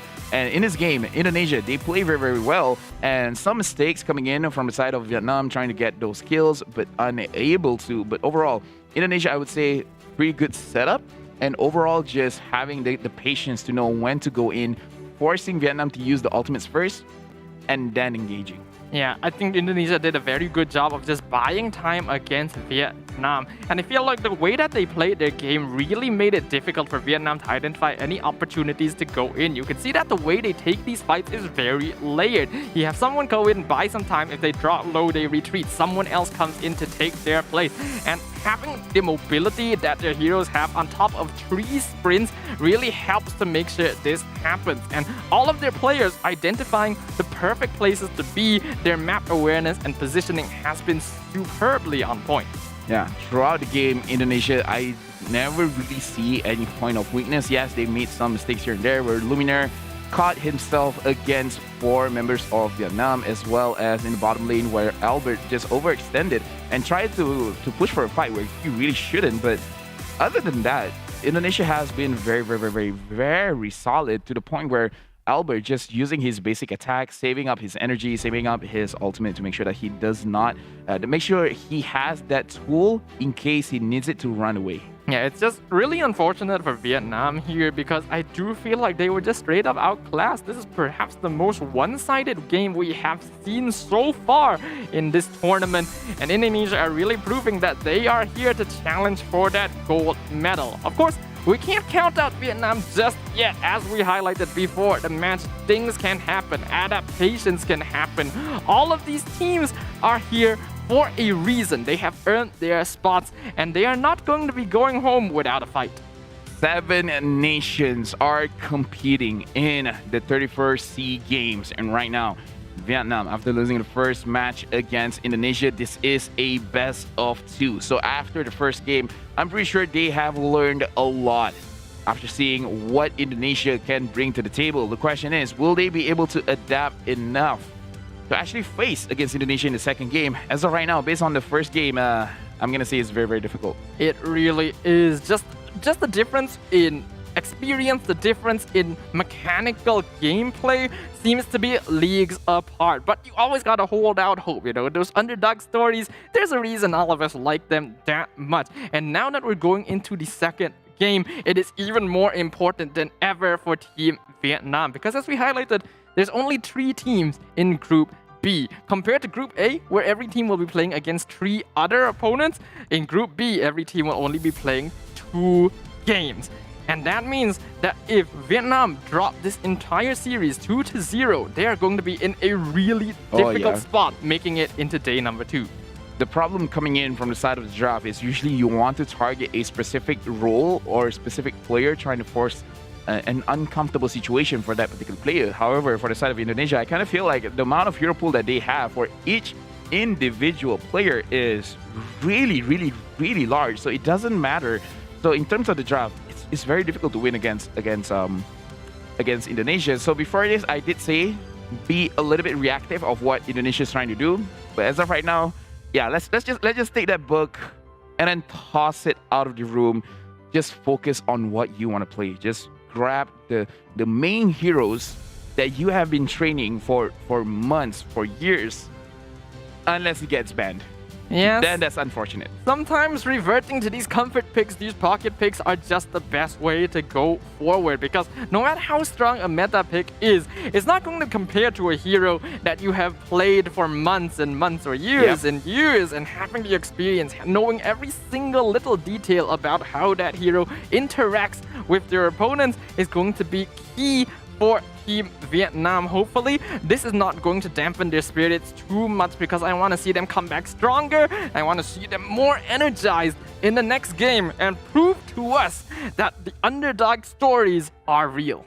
Yeah, they need that energy going up against Team Indonesia. Again, to anyone who just got in the broadcast, this is the fourth match of the day between Indonesia going up against Team Vietnam, where we are playing a best of 2, where the first game did go over to Indonesia. And right now, we're about to go into the second game of this series, where Vietnam, they have another opportunity to get a point against Indonesia, or Indonesia, just like what Philippines have done today, win straight 4-0.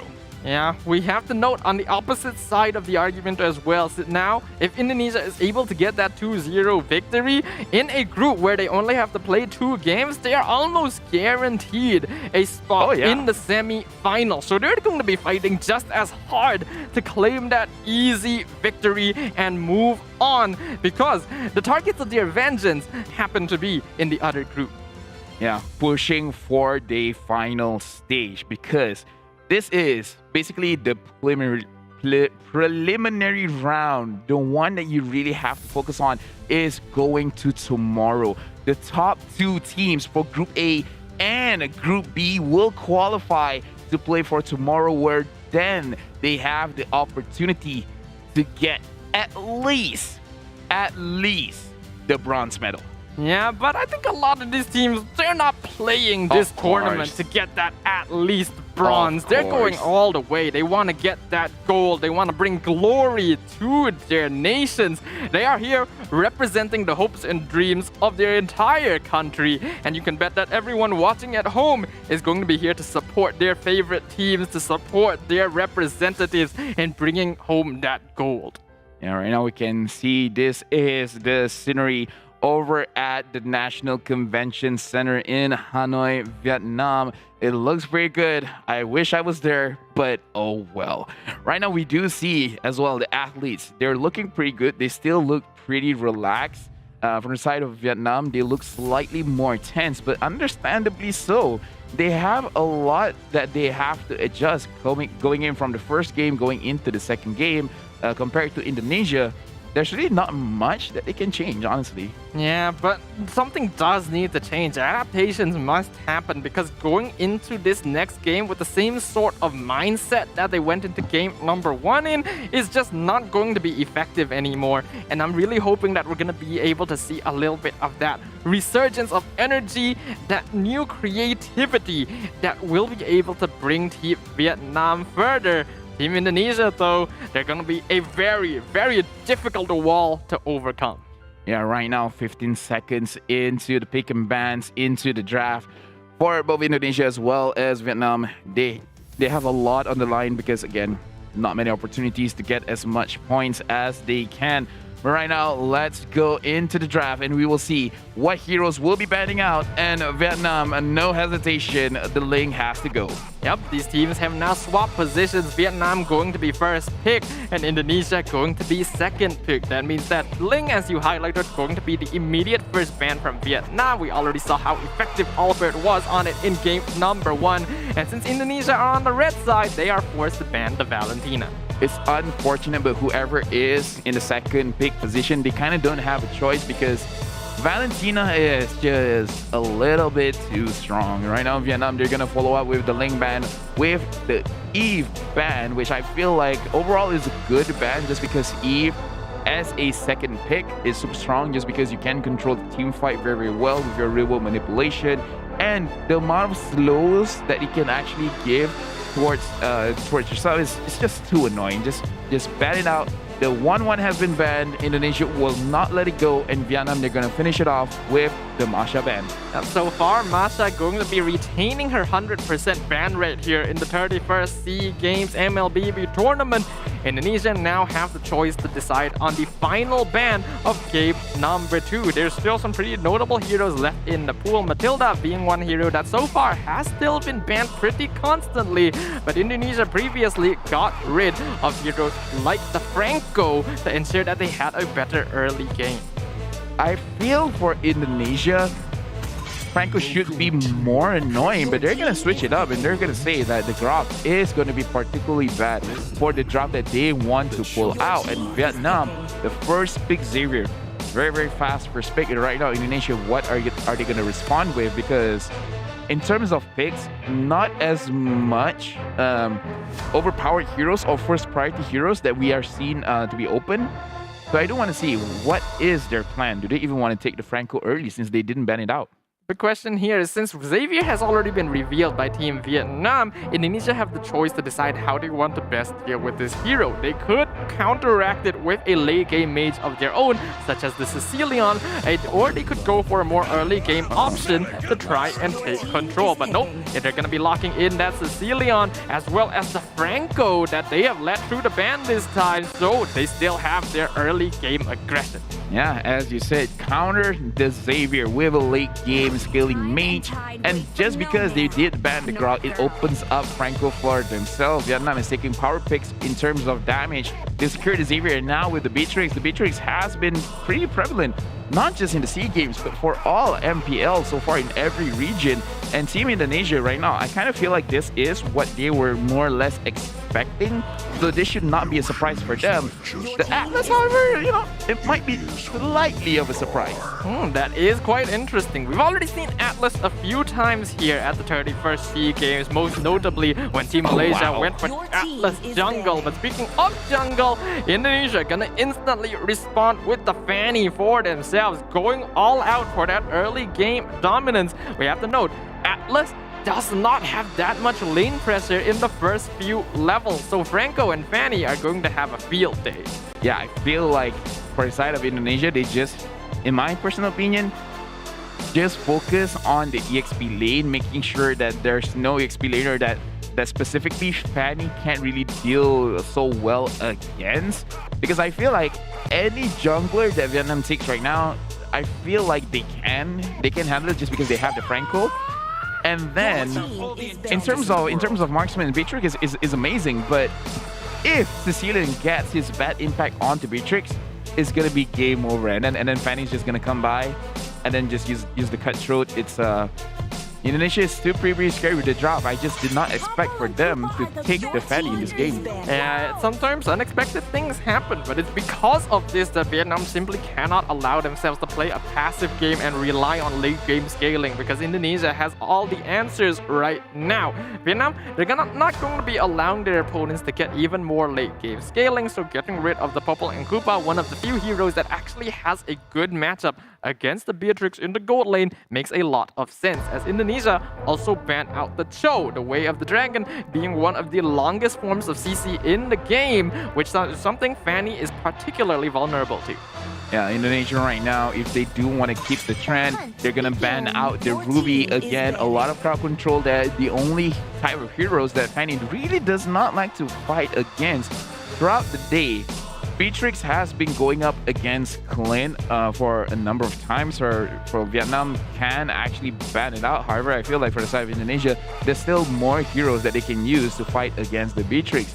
If they want, they can even put a mage there like Lunox just to survive for a while, and then have that moment of weakness where Beatrix is caught off guard and then just going with the Darkening. But again, Indonesia, they have a lot of picks. They don't have to take the Lunox. They could take any marksman, or they could just put a fighter. Honestly, anything could happen. A Paquito, I wouldn't be surprised. Yeah, I do think that a fighter gold lane for Indonesia right now would actually be really good. Something like the Paquito. We already saw the Grok gold lane against Beatrix earlier in the day, so many options for Indonesia. Because of this, Vietnam, they're going to be focusing on the EXP lane instead, considering that Indonesia has not yet locked in their hero. They are banning out the Esmeralda, which is a very interesting choice, because usually we see teams focusing more on getting this hero for themselves and banning out counters like the Dera. if Esmeralda is bad, does that mean they want the Phoveus? Because Phoveus is the one that can actually deal with the Esmeralda. Sorry, Esmeralda can deal with the Phoveus. So that is potentially very interesting if that is the idea coming in. If not, it's probably just a lane matchup that they don't want to face again. It does make a lot of sense that they might want to lean towards the Phoveus here. We'll just have to wait and see, as Indonesia are going to be locking in the Brody. Many of the more common marksman picks have already been banned out at this point, so they're going to be locking in this one last solid laner to go up against the Beatrix. Now the question goes to Team Vietnam. Will this indeed be locked in on Phoveus, or will they pivot towards something else? The Matilda is actually still open in the lineup and is a hero that Esmeralda normally counters. Yeah, right now, looking at Team Vietnam, they're looking for a jungler. The Paquito is going to be secured. However, we got to see what is the last pick, whether this is a EXP Paquito or a jungler Paquito. Oh! Ooh! Interesting. I did not expect that at all. Yeah, this is the first time we have seen Benedetta in the entire tournament, and honestly, this is a hero that fell out of meta a very long time ago, so it can be quite risky to go for it, especially when you're looking at the side of Indonesia. They have a lot of damage output that Benedetta simply cannot survive right now. What this does do for Team Vietnam, though, is that we're not too certain which of these two heroes are going to be playing in the EXP lane and the jungle. So they're keeping that question open for Team Indonesia to make sure that they have at least a little bit of unpredictability. I feel for the side of Vietnam, they're really looking for a wombo combo type of situation. Indonesia, they finish up their draft with a Dire pick. But again, looking at the side of Vietnam, they have a lot of AoE, whether it's the same, whether it's in the sense of damage or crowd control. Because if we imagine in a perfect world, right, where Atlas is able to use the Fatal Link onto like 3 until 5 heroes, for the side of Vietnam, they have a lot of AoE damage over there, so I can see the logic. I just feel like it's such a difficult thing to pull off. Yeah, it's a very difficult lineup to have to play around because the Atlas Fatal Links being the only way for you to set up team fights is incredibly risky. It is a high risk, high reward sort of strategy, whereas on the side of Team Indonesia, they have one that is easier to pull off, and each of their heroes are a little bit stronger individually as compared to their counterparts. However, if Team Vietnam are able to pull this off, we could be seeing a very interesting upset today as we enter the land of Dawn.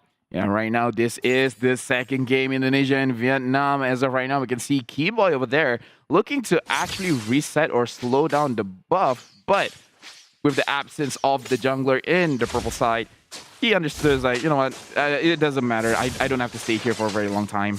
Yeah, that's a very smart play from the Paquito, as the Iron Hook's going to be catching out Mio in the backline as well. That's just a little bit of a mistake. You should not be walking in a straight line at this point, but not too big of a problem for Vietnam yet, as they're able to secure their first buff. They give up on the Little Wanderer.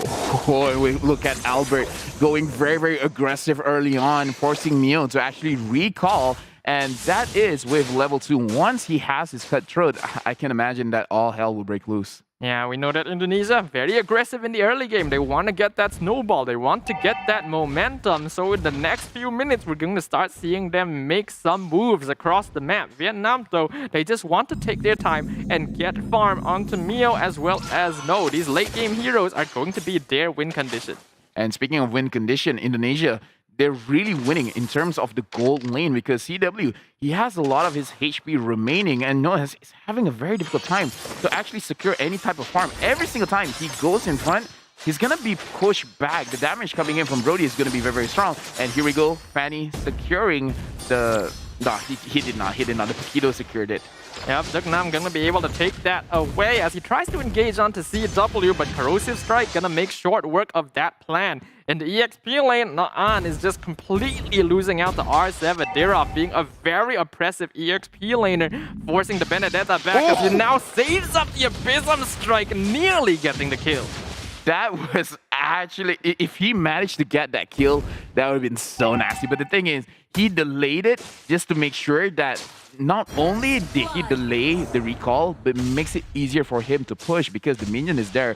And for the side of Vietnam, there's nothing that they can do right now. Indonesia, they're controlling the map. Right now, they're controlling the riverside to secure this turtle by themselves. Yep, and we can see in the top lane as well, CW getting first blood against the Beatrix, and that is with the Paquito helping out his gold laner, so that means that their jungler not going to be in position to take the turtle away, giving it over to Albert, who now wants to steal away the enemy orange buff. And right now we can see that he is there, but Keyboy is waiting just in case Albert needs any kind of protection. But Albert is there, forcing against Mio, cutthroat onto the Xavier, and the Xavier has nowhere to go. Albert, with no more energy, will not push for more kills. Literally nowhere to run for Mio on this Xavier, just instantly going down. But now Keyboy out of position, finally giving a kill over to Team Vietnam as Dugnam picks that up. He wants to defend his tower against CW,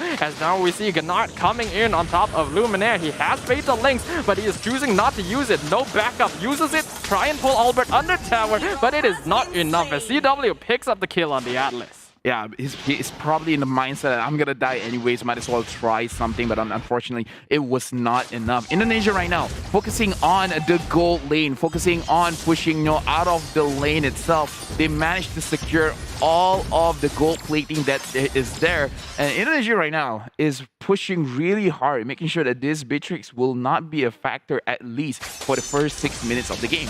Yep, this is already familiar gameplay we are seeing out of Team Indonesia. They've already built up a sizable 3k net worth lead only 4 minutes into the game because Team Vietnam are trying to over-rotate to deal with them. R7 now caught out of position, going to be feeding a kill over to the Benedetta as Knock-On now going to be the target of Albert, coming in with the steel cables. Luminaire providing backup, will be able to pick up that kill. Yeah, unfortunately, we can see how R7 was not able to run away from that situation. But other than that, Indonesia right now is still, again, playing a controlled type of game. Yes, they're getting the gold lead, but they're not really forcing situations. If it seems convenient, they will go for it. If not, it almost feels like Indonesia, they're actually playing slow, but at the same time, they're kind of making sure that things happen the way that they do want it to happen. And that's exactly what's been happening so far in this game. Mio nearly getting the turtle steal, but looks like it's gonna cost him his life as the killing spree goes over to Albert, who just zooms down mid lane to pick up a free kill on this really low mobility enemy mage hero. Knock-On gonna be using his ult to clear up the bottom lane, buying time for the team to pick up the top tier 1.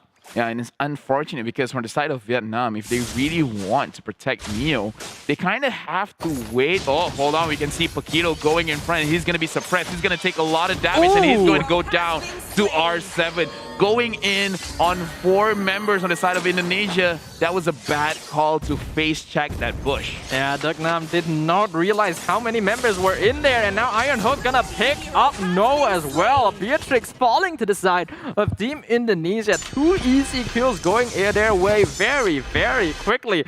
This means that Vietnam, again, is not able to exert pressure over the map, allowing CW to pick up a free tower. Yeah, and we look at Albert going in. That's nothing that Mio can do, and he's still flying around with the steel cables. And look at Keyboy, making sure that he gets the jungler from Vietnam. Not enough to get the kill, but still enough to make him understand, be careful, I can catch you. Yep, but we're already seeing a pretty dire situation for Team Vietnam at this point. CW are going to be using the flicker to get on top of No. Forces out a torn apart memory, giving the killing spree just barely. That was just enough damage to be able to pick up that kill. And again, Vietnam, they're just not in a position to fight. Yeah, and again, who's going to stop Albert? Like, if it comes to a situation where Gennard as well as Dugnam is moving with Mio, sure, there is crowd control there. You can potentially punish Albert.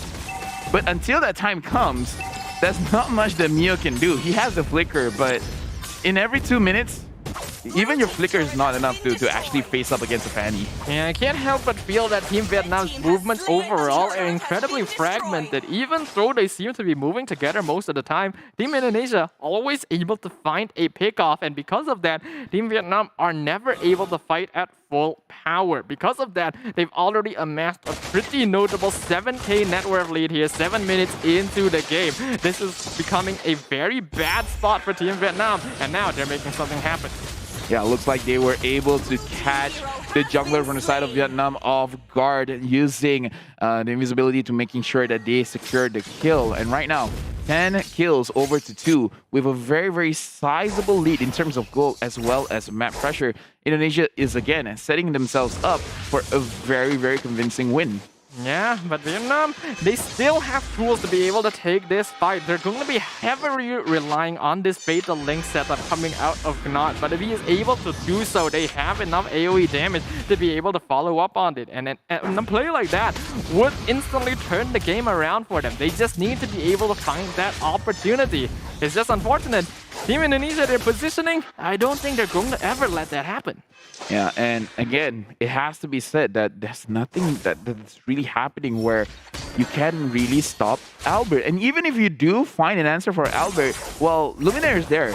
It is a late game Sicilian. He is going to hurt. And right now, Indonesia, they're just waiting for the minions to come by. Vietnam, they are moving as 5, but still, it is a very, very dangerous situation. They're just waiting for Gnart to get a crazy Fatal Link, but, you know, that's an if. And Luminaire having that Purify, making sure that at least he is able to survive, I kind of feel like, yeah, Vietnam overall, they need Indonesia to make mistakes. Yeah, it's going to be very difficult to do so, though, because now Albert, we just saw that he has picked up his immortality as well. So not only was this Fanny already difficult to catch, he now has a second life. Vietnam, their task just becomes more and more difficult as time goes on. And now that the First Lord has arrived, Indonesia already in position around the Lord Pit. They have a lot of damage. We'll be able to take this out quite quickly if Vietnam do not try to counter. Yeah, Vietnam over here, Gnart going to the front, and he is gonna get locked down. Look at how fast his HP went away. Albert, he has the immortality, but he has to be careful. And look at the position of the Gnam. He is staying in that bush. Keyboy, it looks like he knows what's going on. It looks like Keyboy knows that the Paquito is there. He's trying to force him out, and he is going forward. Look at how Nogan is trying to get kills over there, but I don't know what happened, but I feel like the Paquito just secured a kill. He managed to get CW, and R7 tries to get a kill, making sure that he at least gets Mio. But a return kill. Team Vietnam is actually getting kills over here. Albert secures the Lord, but a team fight will pursue again. Albert getting another kill, unstoppable for this Fanny. But looks like he got popped by the Beatrix. If it's not for his immortality, he would have been gone. Some slight mistakes coming out here from Team Indonesia, giving over kills to Team Vietnam that honestly they should not have been able to claim, but they are still able to pick up the Lord and take some pretty beneficial trades in their favor. Getting killed in exchange for pops on their immortality at this stage of the game is going to be quite valuable, because the more objectives they're able to take away from Team Vietnam, the harder it will be for them to get their farm, to scale up and actually defend against Team Indonesia's powerful late game. Yeah, but it looks like we cannot underestimate the damage coming in from the side of Vietnam, because apparently the Paquito can still dish out a lot of damage, and that Beatrix with Wesker, it's amazing, it's crazy. Even Albert could get potentially one-shotted if he does not have that immortality. Yeah, so it's gonna come down to how well No is able to position against the steel cables right now. A test of mechanical skill against mechanical skill to actually be able to out DPS the enemy jungle. Conceal now going to be popped down. Not gonna be going for the Fatal Links onto the Dirov. Gonna be able to pick him up, but Albert now jumping in the backline. Monster kill on top of the Beatrix. R7 still alive. Killing spree going over to Franco as they pick up one more, as well as one going to Luminaire as they get a 3-for-0 trade. How does R7 survive that?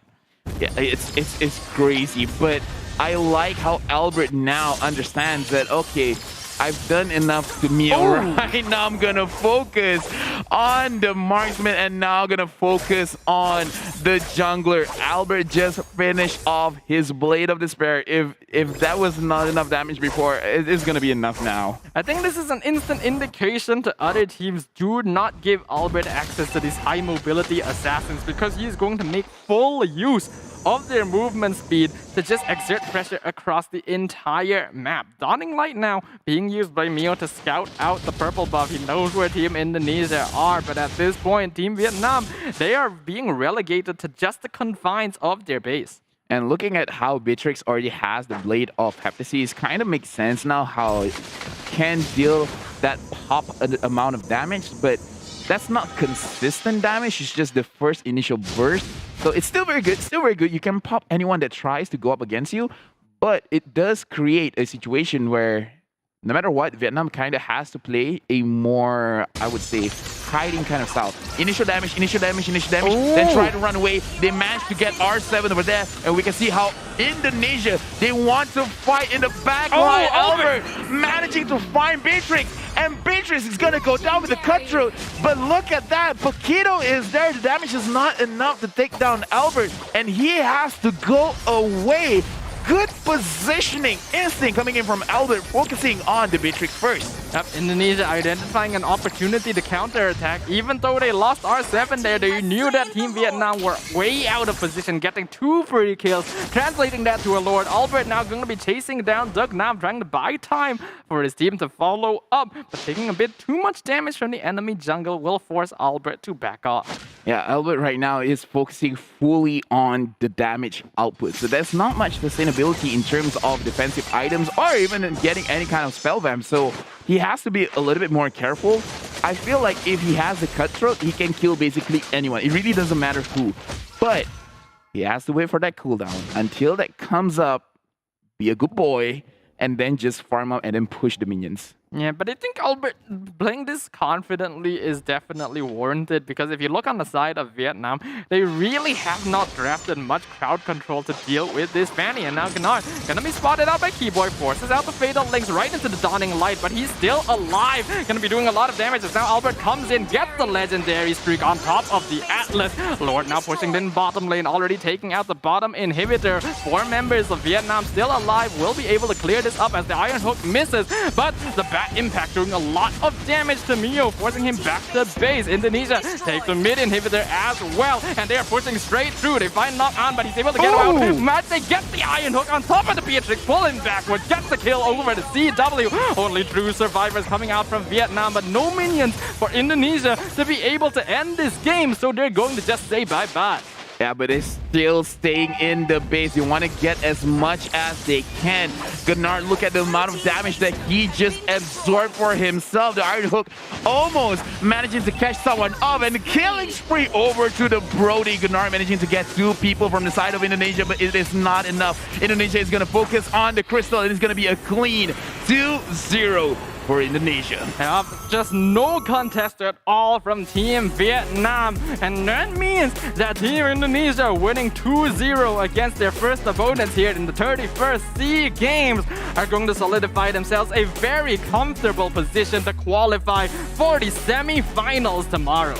Yes, but after this, Team Indonesia will be going up against Singapore, so they're gonna play back-to-back games.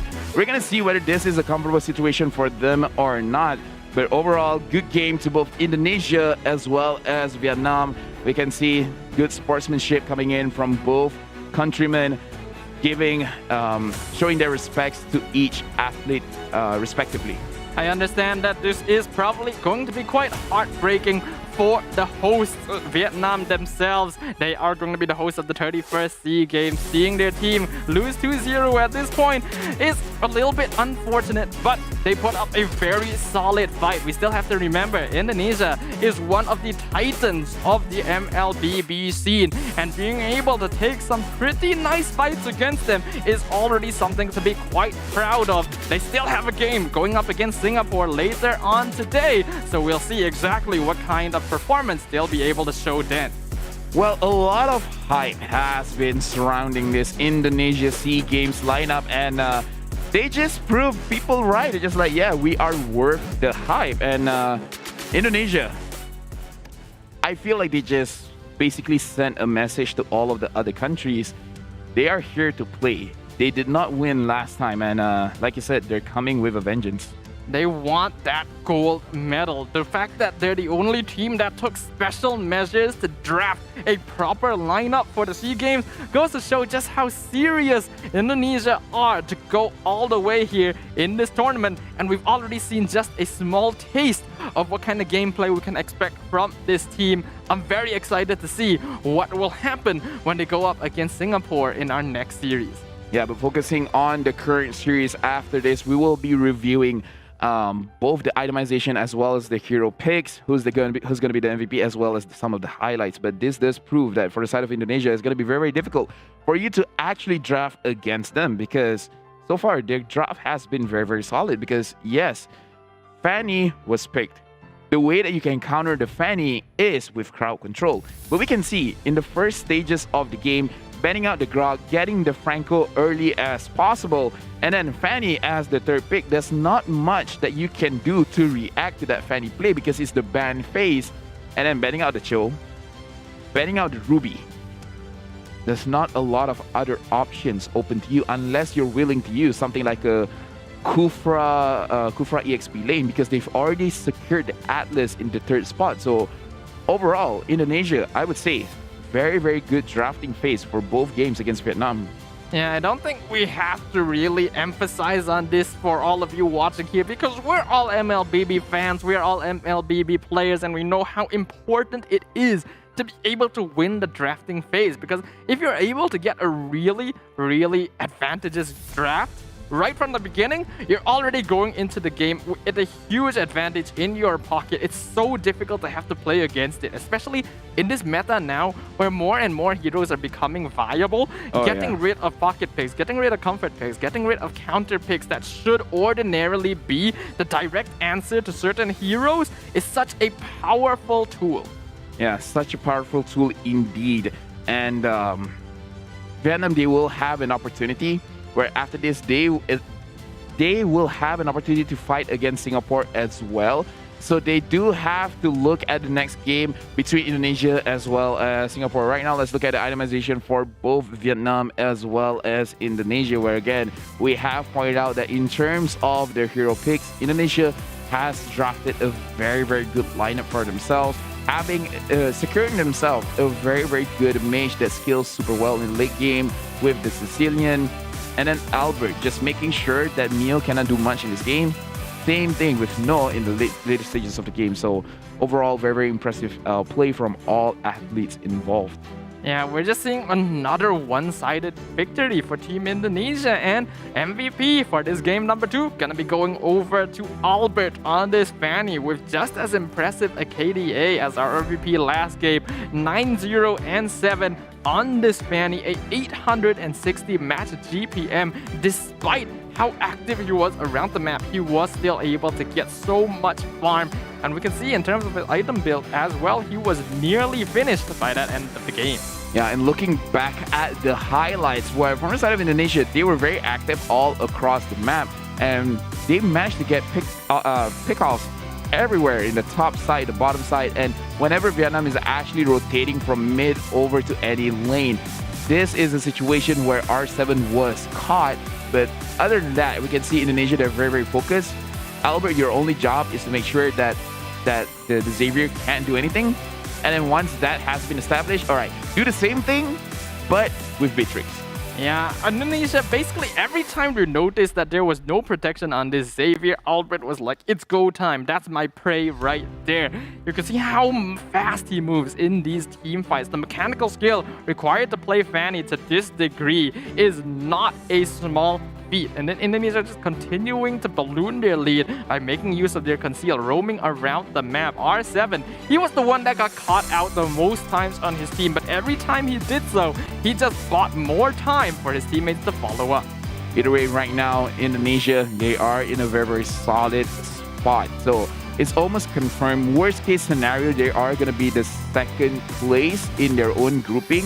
However, with their performance, it's more than likely that they're going to be the first spot. So right now, it's between Vietnam as well as Singapore.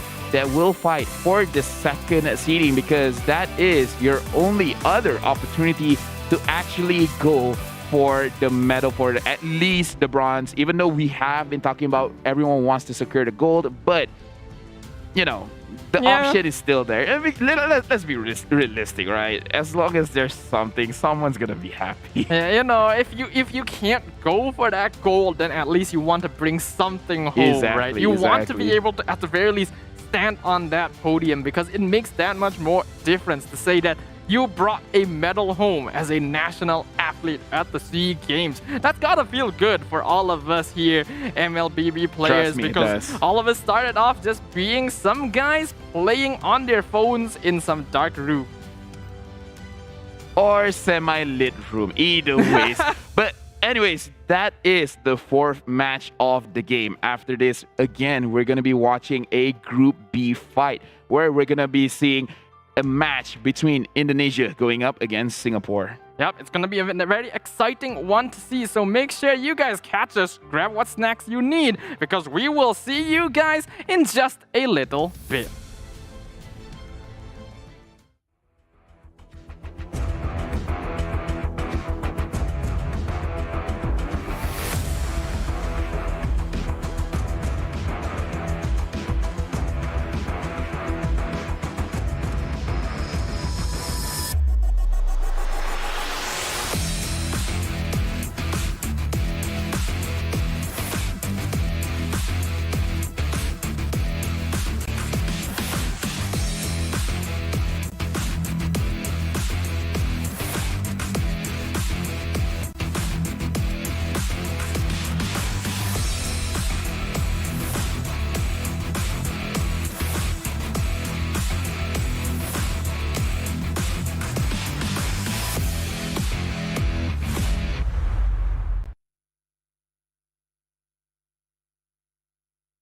Xin chào mọi người, mình là Lê Ngọc Anh, có nickname là Mèo Ú, và mình đến từ team Let's Play Esports và mình đang chơi ở vị trí offlane cho team.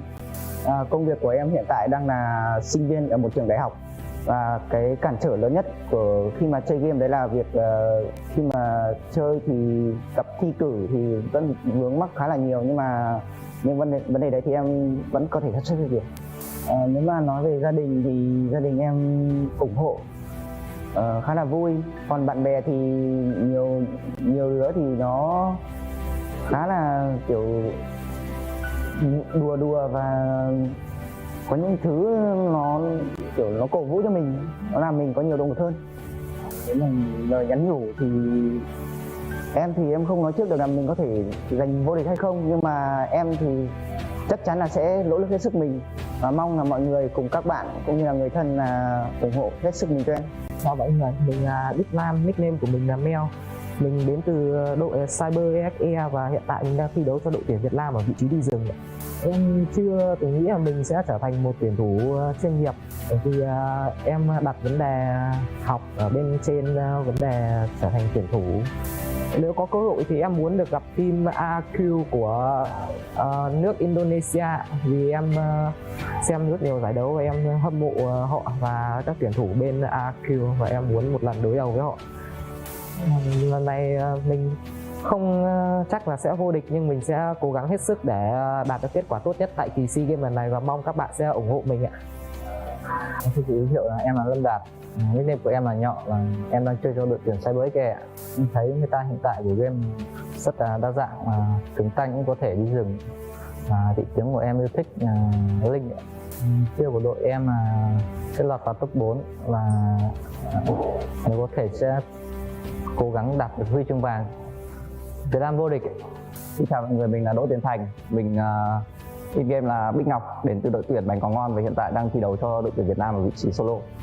Đến với bộ môn Mobile Legends Bang Bang cũng là một điều khá là bất ngờ, vì khi mà mình đang rất là rảnh và mình lên App Store mình đã tải bộ môn này về chơi thử và thấy rất là đam mê. Thành quả là mình đã tham gia khá nhiều giải đấu trong nước, và đây là lần đầu tiên mình được tham gia một giải đấu lớn ở tầm cỡ quốc tế. Thực ra là công việc hiện tại của mình cũng khá liên quan đến game và rất là rảnh về thời gian, nên là tham gia kỳ SEA Games này không ảnh hưởng nhiều đến công việc của mình. Công việc hiện tại của mình cũng liên quan đến game, nên là có nhiều thời gian rảnh và không bị ảnh hưởng gì khi mà tham dự kỳ SEA Games này. Việt Nam vô địch. Xin chào mọi người, mình tên là Phạm Ngọc Tráng. Tên tiếng Việt của mình là Ginat và mình đến từ đội tuyển CBT và mình được đại diện team Việt Nam tham dự giải đấu lần này. Và đây là lần thứ 2 mình được đến với Hà Nội và mình thấy không khí Hà Nội rất là mát mẻ và đường xá thì rất là đông đúc. Mình đến với tựa game này cũng là khá là bất ngờ vì mình tải lộn game. Giải đấu này bọn mình không chắc chắn là sẽ vô địch nhưng mà mong các bạn khán giả và mọi người luôn ủng hộ team mình. Việt Nam vô địch. Xin chào mọi người, mình là anh Tú và mình có nickname là Mio Extreme. Mình đến từ tổ đội của NXP và hiện tại mình đang đi vị trí đường giữa cho đội tuyển của quốc gia Việt Nam. Đến thời điểm hiện tại thì Mobile Legends đã xuất hiện ở Việt Nam độ khoảng được gần 5 năm. Ở trong giải đấu lần này thì mình muốn đối đầu với đội tuyển của Philippines bởi Philippines là một trong những đội tuyển khá là mạnh và hiện tại thì họ đang đứng top đầu về thế giới trong nền Mobile Legends Bang Bang và mình rất là muốn gặp đội Philippines để học hỏi những kinh nghiệm cũng như là cái trau dồi thêm cái kỹ năng của nước đội tuyển lớn mạnh như vậy ạ. Vâng, tại SEA Games 31 thì chúng mình đang đặt ra mục tiêu là đặt vào vị trí top 4 và nếu tốt hơn thì sẽ ở vị trí cao hơn. Việt Nam vô địch. Trong tương lai thì sẽ có rất nhiều giải đấu và team em chắc chắn là sẽ tham gia và mọi người sẽ tập luyện cũng như là cố gắng hết sức để gặt hái được những thành quả trong giải đấu. Việt Nam vô địch!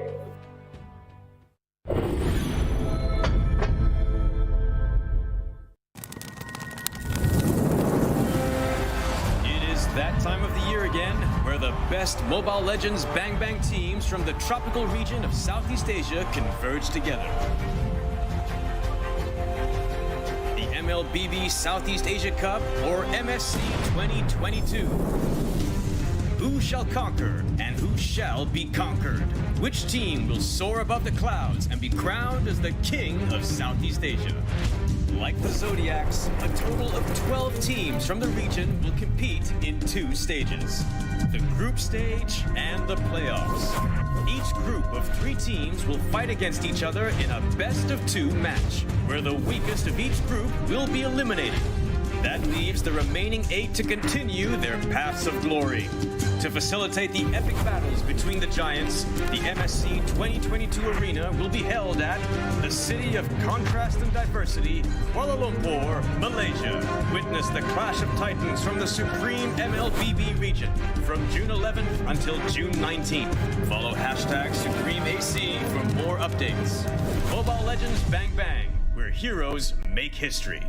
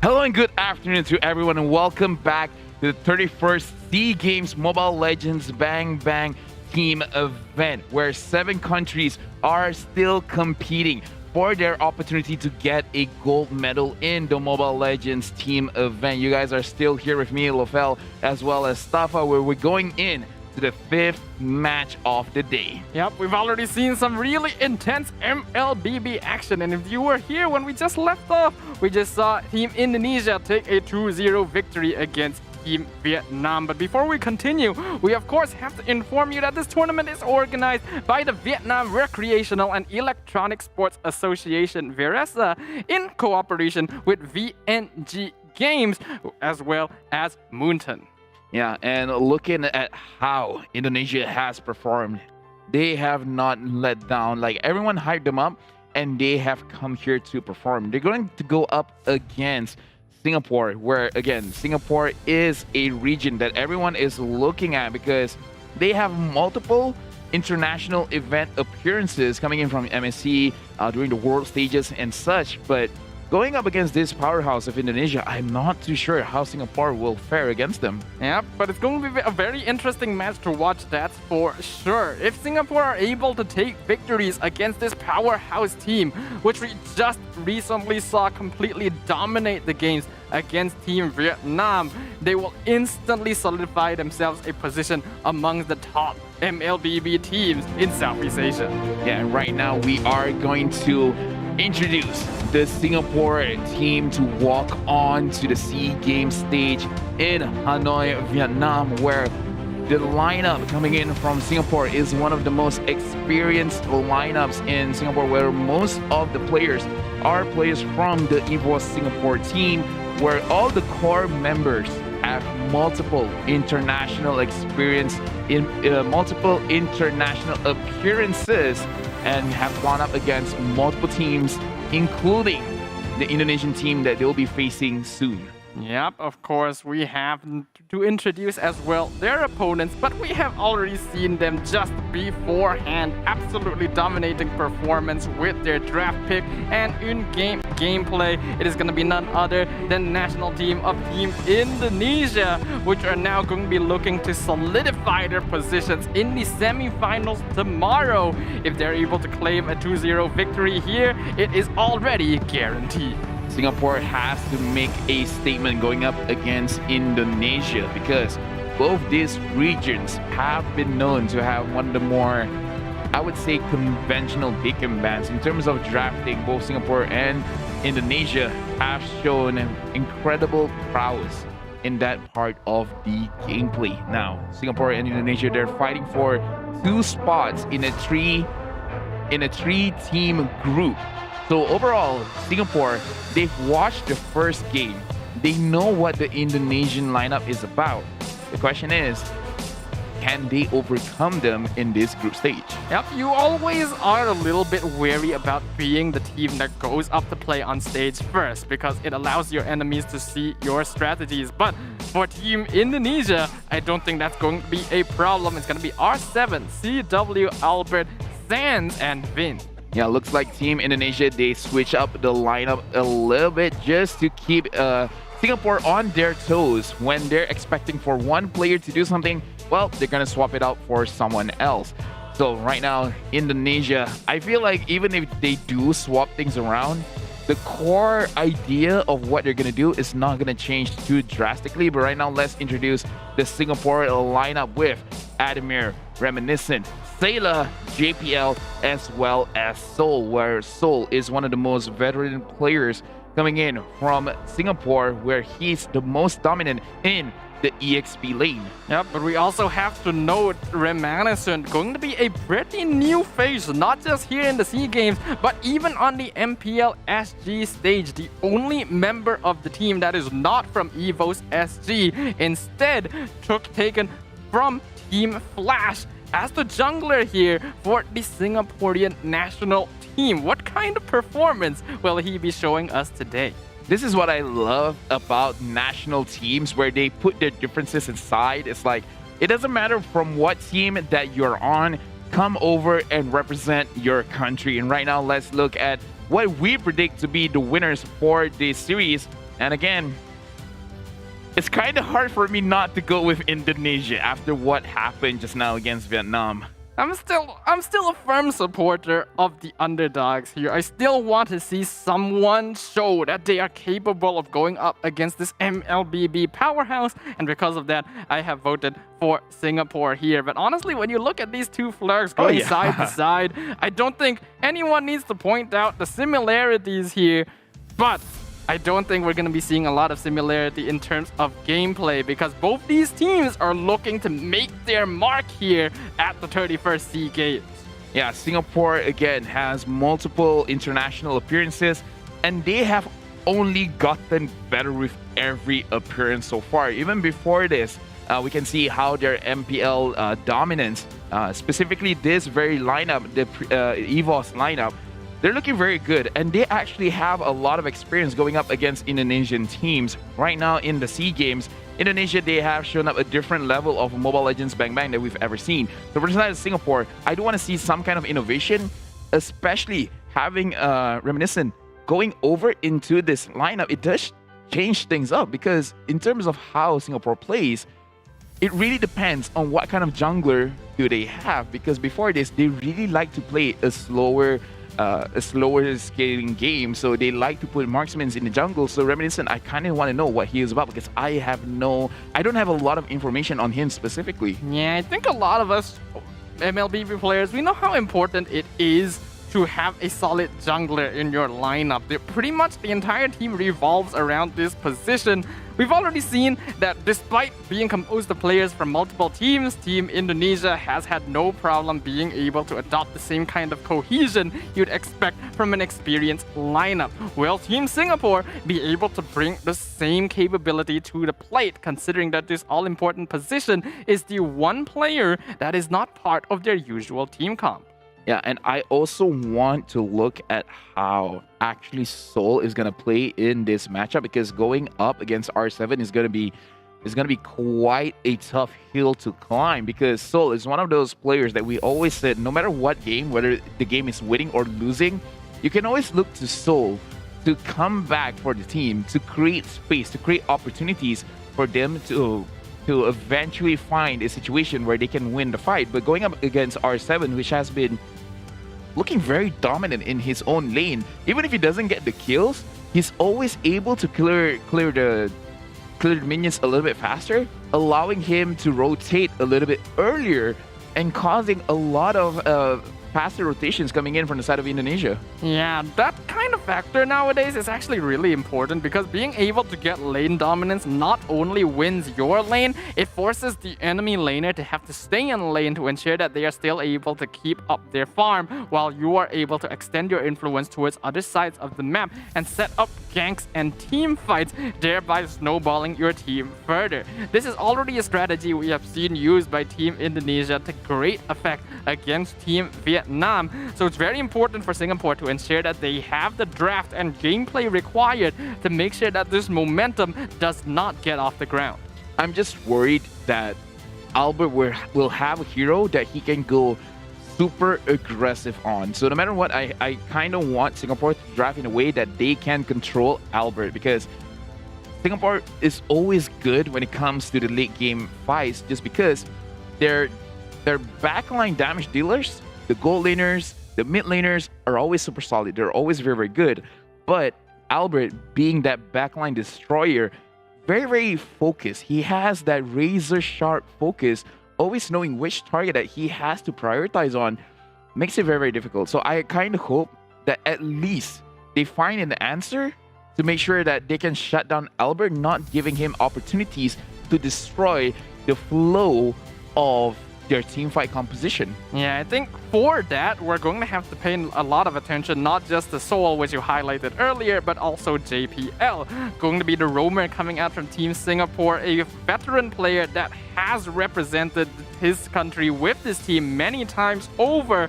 The roam position is often going to be picking up heroes that have a lot of crowd control and team fights set up, because if Albert is able to jump into the backline, it's going to be up to these tankier heroes to make sure that their squishier DPS backline heroes are not the primary target. Yeah, and JPL is an old school player. There was a time where the Jawhead was still relevant in the meta. It was almost impossible to give JPL either a Jawhead or a Cho, just because he's very good at setting up any kind of pickoffs to give to his respective jungler. And right now, it's not really a pickoff kind of meta.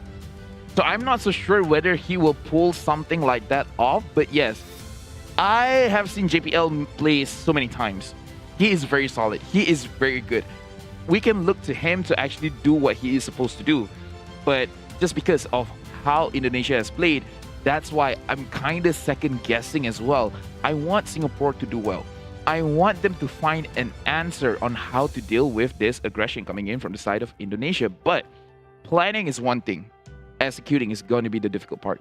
Yep, it does sound like a little bit of bias here for those of you who might be watching at home, thinking that Indonesia seems to be this really huge obstacle for most of the other teams in the tournament. But unfortunately, that does seem to be the case, especially after the game we saw from them previously. This is a team that knows what they are doing. And yes, the players from Team Singapore will always be able to do what needs to be done when it needs to be done. But against a team of this kind of capability, this kind of potential, they have to go further. They have to go beyond. Sayla over here is also another player that I am looking at, because Sayla, if I'm not mistaken, during his M3 run, he was one of the more outstanding players for the side of Singapore, showing incredible mechanics, making it difficult. If I'm not mistaken, during that time, he was using mages like the Kagura, like the Eve. Very, very difficult for people to actually catch him off guard, and usually he is the one doing the pickoffs. So against Indonesia, I want to see this level of map awareness from the side of Singapore, because as we talked about before, one of the things that happened in favor of Indonesia was that they were able to pick off each player from the side of Vietnam while they are rotating. I want to see Singapore having a better map control or map awareness to understand what Indonesia is really doing. So even when you don't see them on the map, you have a rough idea of their current position or where they are stationed at, so you don't accidentally check a bush when there's 4 people there. I 100% agree with what you mean here. Having that map control nowadays is just so important because, yeah, as you highlighted, not getting picked off easily just because you're not aware of where the enemy team is super important nowadays, because snowballs are becoming more and more prevalent, and it's very difficult to be able to come back from a huge deficit against most of these teams, because they're not going to be making the mistakes that let go of these gold advantages. For that reason, as you highlighted, Sayla in the mid lane is going to have to play a big role in ensuring that they're able to maintain lane priority in the middle of the map and allow their side laners to make more comfortable rotations with the jungle and the roamer. But if we're gonna be pointing out Sayla on the side of Team Singapore, I think we also have to give a bit of a highlight to Luminaire on the side of Team Indonesia. He has been doing insane in that mid lane. Yeah, but either ways, right now, let's go into the draft where Indonesia, they have banned out the Hilda early on. This does signify that, all right, they're gonna give priority to Albert again, where he's probably gonna use an assassin jungler, where everyone has moved to the tankier side, but Albert is a firm believer of a lot of damage. Yeah, and a lot of damage usually is going to be the way to go. Hilda going to be banned out by Indonesia. This is something we already saw from them previously. They don't like to have to deal with these really strong early game roamers because they want to get that easy snowball. Team Singapore, being on the red side, are again forced to ban out the Valentina. Yeah, and Indonesia, they banned the same thing where they banned the Xavier as well as the Franco. Does open up the Ling as well as the 1-1. So for the side of Singapore, they kind of don't have a lot of choices in the bans that they'll be making, because Indonesia, they understand they cannot have a lockdown hero open for the side of Singapore. So right now, they actually banned out the Grog. Looks like they really see this Grog as a problem, and I personally agree, just because I like this hero personally. It doesn't seem fair to me that when he builds damage, he actually makes himself tankier. So I agree with this ban. Yeah, but there is a weakness to Grok in that. Because of that, he tends to be weak to magic damage because he only gets physical defense from physical attack items. However, despite that, there's a lot of crowd control and a lot of early game damage on this hero, so it is understandable that, again, Indonesia would ban it out. They seem to have a trend of getting rid of these early game lane dominators. Singapore, they're going to be banning out the Ling because we already saw what Albert is capable of on this hero. Yeah, right now we have to see Indonesia, what will be their ban, and they're gonna ban out the Angela. So they're expecting not being able to get the Angela first pick, especially now that the Ling is gone. They're not looking to get the Ling earlier on. So we do have to see whether, just like all the other teams, will they be heavily favoring the Xavier first pick, or do they have a different hero that they feel is more worthy of the first pick, just like a hero like an Eve maybe? But as of right now, I think it's up in the air. For now, Xavier looks to be a little bit too strong of a pick for anyone. Yeah, especially if Team Singapore ban out the 1-1, which is going to be the obvious choice here. Indonesia, obviously, they're hoping don't ban the 1-1 and we will take her for sure. But I don't think Singapore are going to make that same mistake. That means that Xavier is the obvious first choice for Indonesia. Lots of teams are leaning towards this hero as a first pick. We've already seen teams counterplay this with the Sicilian, but what will be Singapore's answer? I kind of want them to... Okay, Xavier is there, so you have to fight with the mage again, but there is a lot of options. You can potentially get it on the third pick. I kind of want Singapore to have a a reliable lockdown hero. It can be the Franco, it can be the Ruby, it can be the Cho. It almost doesn't matter what they take, whatever is the best for JPL. They just need someone to either be able to initiate or counter initiate. They cannot go with full damage pick. They have to get a crowd control hero and then a damage hero, just like maybe a Beatrix. Oh, and Masha, I honestly forgot that Masha was still open. Masha and the Akai, so some damage there and some crowd control there. Overall, still a good formula. And Masha going to be joining the ranks of the heroes who are no longer 100% banned, as Team Singapore will be the first teams to finally get this hero led through the draft. The Akai going to be their second pick. Many teams have already started leaning towards this, a hero that can be flexed into the EXP lane, the jungle position, and even as a roamer. It does allow a lot of flexibility for Singapore to adjust their draft based on what heroes Indonesia locks in next. We can say the same thing for Masha, can be flexed on the EXP or being played at the roam position. Indonesia right now securing Esmeralda for themselves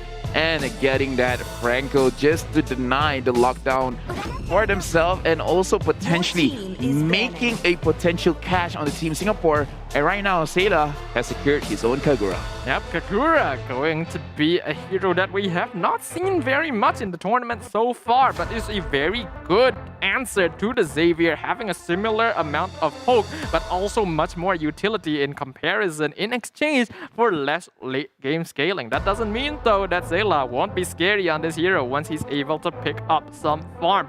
So both teams right now having solid flexibility options, but Indonesia leaning a little more towards the late game in comparison to Singapore. Yeah, right now I feel like Singapore, the safest way for you to play is, I actually want to say ban out the gold laners, because it's good to ban out junglers from Albert. It's just that he has too big of a hero pool that it makes it very difficult. So banning out the Barats I feel like is fine, just because they have a good understanding of what heroes are strong against their particular draft. So if they ban that kind of way, then I'm completely okay with it.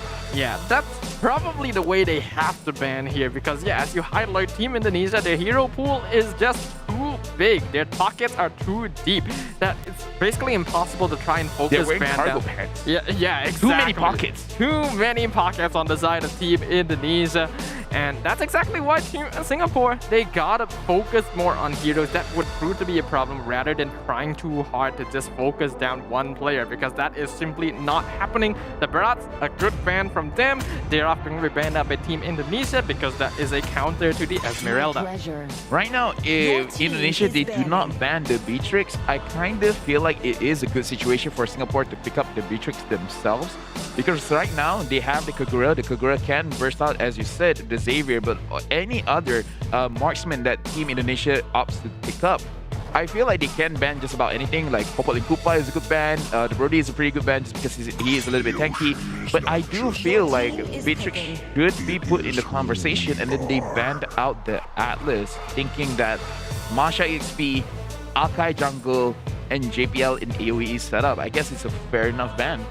Interesting coming out from Team Indonesia. I would not have expected the Atlas ban at all at this point, because it can really only combo with the Kagura, and while yes, the Fatal Links into Yin Yang overturn would be massive, we've already seen teams have a lot of trouble setting up the Fatal Links in the first place. Especially considering they have an Akai and a Masha, picking up an Atlas on top of that makes me feel like Singapore would have very little damage in the late game. So I'm still questioning this ban. But the Beatrix going to be led through a very long time here in this draft, allowing Team Singapore to pick it up. Yeah, Singapore has secured the Beatrix for themselves. Right now, Indonesia looking at their hero pool, what to take in the gold lane as well as the jungler.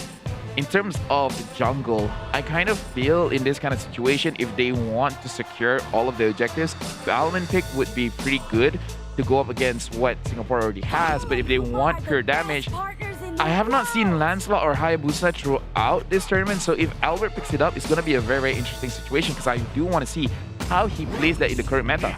Yeah, but I like the Baxia pick a lot more because going for an assassin hero like Lancelot or Hayabusa at this point when the enemy has Masha and Akai is just not going to work out. And since they're worried about early game invades due to this Masha and Akai, better to have a more durable jungler that would be able to deal with early game aggression. Right now, for the side of Singapore, the last pick will determine which position that the Akai as well as the Masha is going to go, because we still don't know whether they're going to be roams, EXPs, or the jungle, because as of right now, we've seen a few Akai jungles.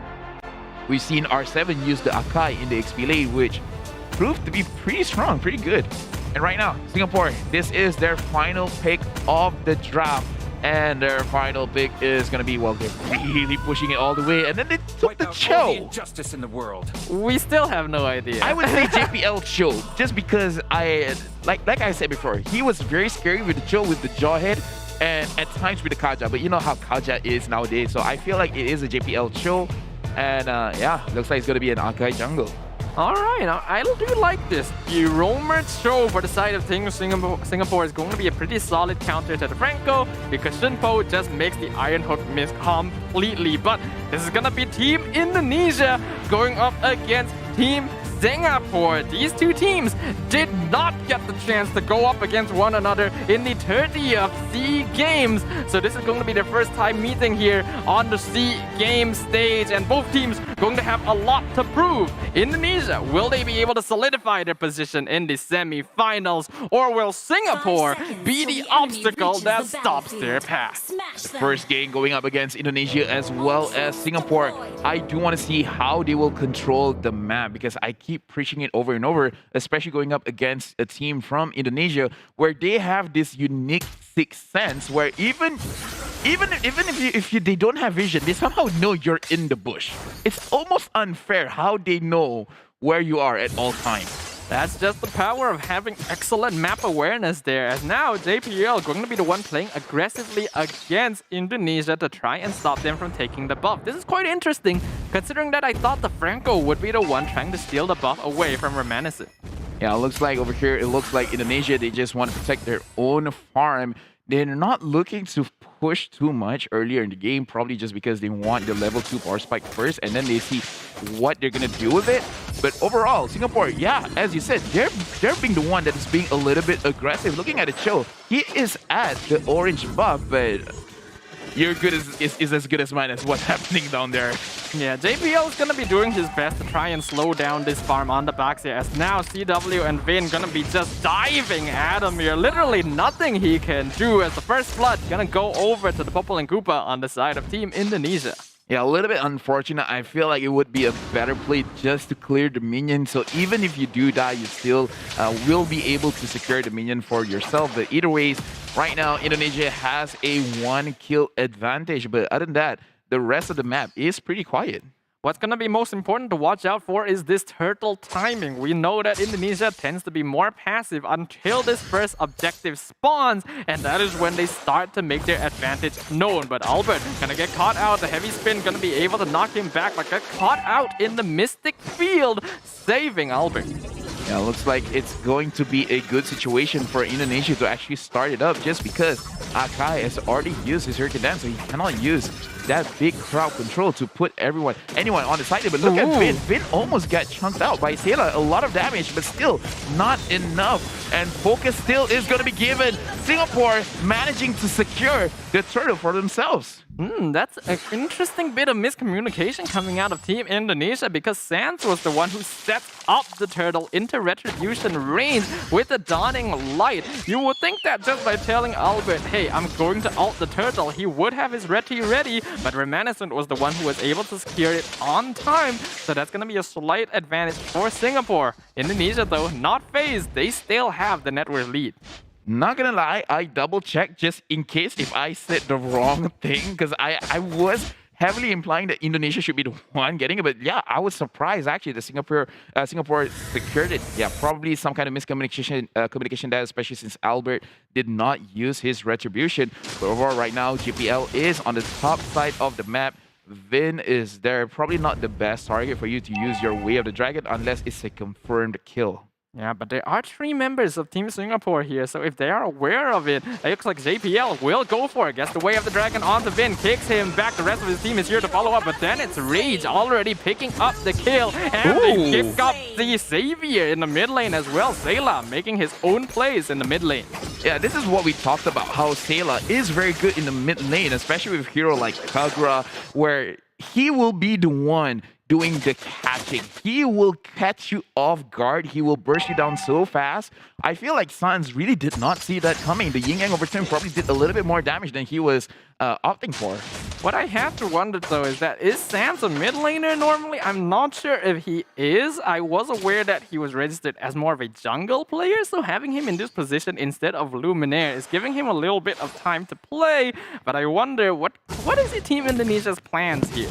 Well, to be fair, this is a dream team, so they probably have cooked up a different set of formulas where perhaps they need a jungler perspective in the mid lane to make a certain strategy work. Either ways, we're going to look at Vin. Vin has been caught out. He's going to be the first one to die over here. Soul with very, very low HP. R7 is going to get caught out, but he used his Purify to run away. Singapore wanted to get more off of that, but unable to. Indonesia will change their focus over to the turtle. Yeah, that's going to be quite the victory for Indonesia there, because even though they lost out Vin and should be the ones giving up the turtle, they were still able to steal it away, and now they're challenging the purple buff. Not too sure. Nope, they were not able to take it away from Romanison, but now they're challenging for his life, almost taking out the Team Singapore jungler. R7 is proving to be quite a nuisance because he's gonna scale up, making it very difficult for actually Team Singapore to do anything about it unless Adamir finishes his Demon Hunter Sword. Then he can start to give problems towards Indonesia, and then Indonesia got a very, very good kill over there. Akai trying to push Baksha, but not able to. Double kill given over to CW. Yep, and Sayla gonna miss out on the Yin Yang overturn as well. That's gonna be a 2-for-0 trade as Team Indonesia just breaks down the top tier 1. They are aware that they're mostly in the top lane though, so I think Soul should use this opportunity to push the tower. Unfortunately, he has no minion wave. Yeah, right now Soul is really just buying his own time, and I don't know what happened over there, but Sans securing a kill onto Sayla. Soul is there. He has been found by R7, but it looks like it's not going to translate too much. Yeah, Soul going to be very tanky on the Masha. 3 HP bars is very difficult to knock down, but the Iron Hook set up by the Mystic Field gets the kill onto the Joe. Adamir trying to do some damage as Romanison comes in from the back line with the heavy spin. Gonna be pushing R7 underneath the tower, but not enough to get the kill. And Team Indonesia will be able to walk out. Yeah, right now, ever since Akai has been revamped, he is quite a unique hero to play. Just because Soul HP is very, very, very low. And I don't know, personally for me, I played the Akai quite a few times. It takes a little bit getting used to because it's essentially the same skill, but the ultimate actually works in a slightly different way. I can't explain how, but it just feels different, you know? Yeah, it's definitely something that takes a little bit of adjusting to. I would think that Romanison is quite comfortable with it because otherwise it would be quite dangerous to draft that hero here in the SEA Games. But Team Indonesia, they already have the advantage. They're taking the turtle, a flicker forward into the Bloody Hunt, forces out the heavy spin. That's going to be a kill onto Vin, I think. But Dawning Light doing a lot of damage to JPL, who's going to get jumped on by Albert, getting the kill onto the Cho. They now lock down another. That's going to be another kill going over to Team Indonesia. As now we can see the remaining members of Team Singapore are jumping right into the center. Soul taking a lot of damage. As now Adamir flickers in with the Wesker's Eloition, gets a kill onto the Baxia. They're going to be able to pick up yet another double kill going over to Adamir. Sailor walked out with a sliver of HP. That was a crazy play. Okay, here's the thing. He flickered in front. He tried to get the kill. The moment he didn't secure it, and then we see what an amazing Iron Hook from Vin. Trying to kill up Adamir, and Adamir still manages to kite himself away from Vin.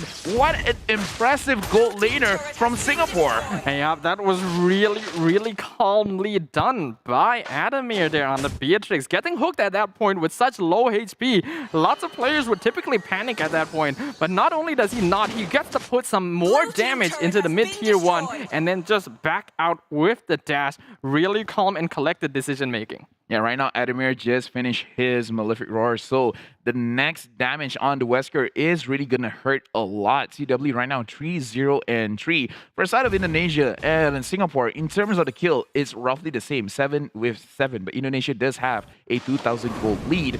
Singapore, they're moving together. The same can be said for the side of Indonesia. We can see 3 members of Team Singapore waiting in the bush. They want to try and gank R7, but this is a difficult target to try and go on. So far, they're still hanging around the mid lane to see if they can pick off squishier members of Team Indonesia, but they're all on the bottom lane. They want this tier 2. Yeah, right now looking at the itemization, Masha is getting very, very tanky, already having the Sky Guardian helmet, the Molten Essence, and JPL is... I can see JPL was thinking about it, whether he wants to commit onto R7 or not. I feel it's a good idea not to, and that was so close. Vin almost got JPL there. Yeah, that would have been pretty bad because they need the throw. They need their roamer around to be able to contest this Lord. Team Indonesia already forced to reset it because they weren't able to get the pickoff they were looking for, and thus too dangerous to go for this objective right now. They still have the net worth lead, but Team Singapore are definitely putting up a really strong fight against this powerhouse team.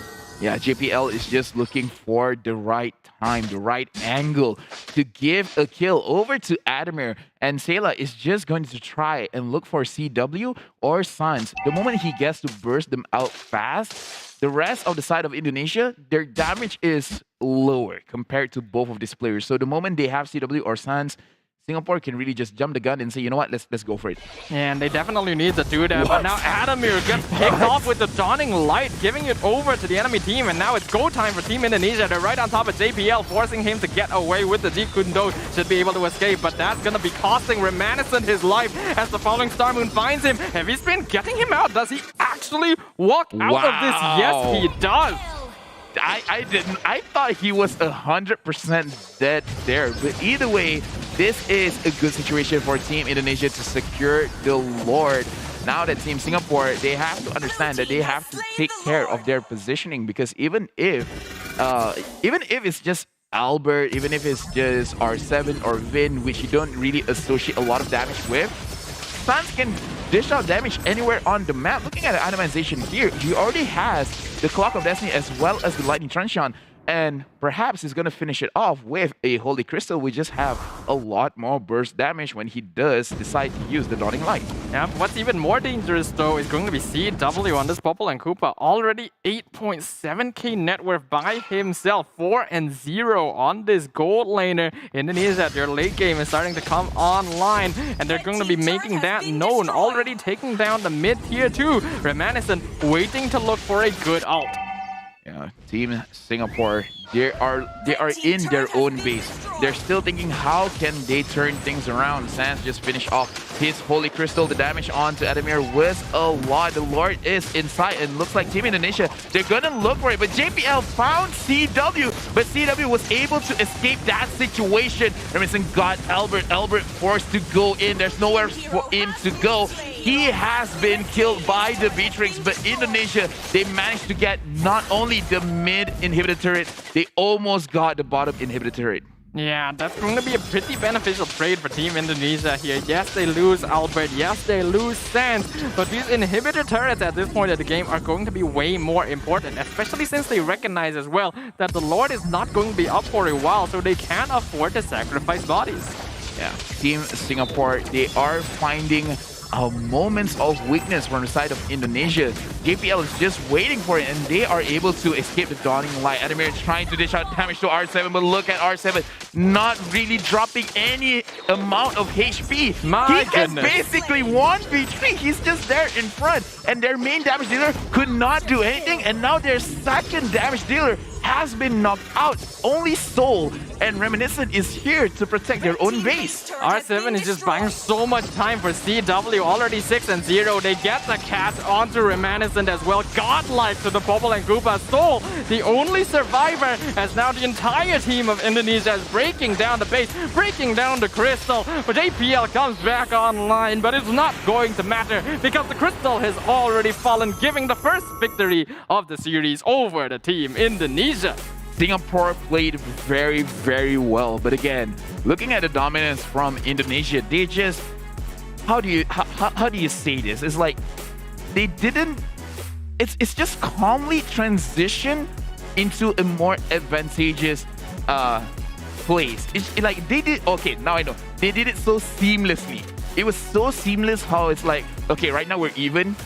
And then all of a sudden, Indonesia just got a clear advantage. You almost have to question how. It's like nothing big happened. They just got the advantage. I think it just comes down to really, really disciplined decision making and knowing exactly when they're able to trade kills for objectives. Because Indonesia, while they are able to execute some really flashy plays, they tend to not rely on it. They rely on these small victories, identifying opportunities on different parts of the map, being able to get some farm here, being able to take a free tower there, being able to find ganks, invade the jungle, steal farm from their opponents to slowly but surely gain an advantage that allows them to eventually end the game. Now, however, we do have to see that Team Singapore, they put up a very, very good fight. Anime actually did so well. The only part where it shows it's hard for Singapore to have a clear-cut victory is they could not take down the Esmeralda. And this is one of the reasons why Esmeralda is so dominant in SEA Games, where I kind of want to say it's 100% pick or ban. I can't even remember right now, but I feel like majority of the games, you will see an Esmeralda.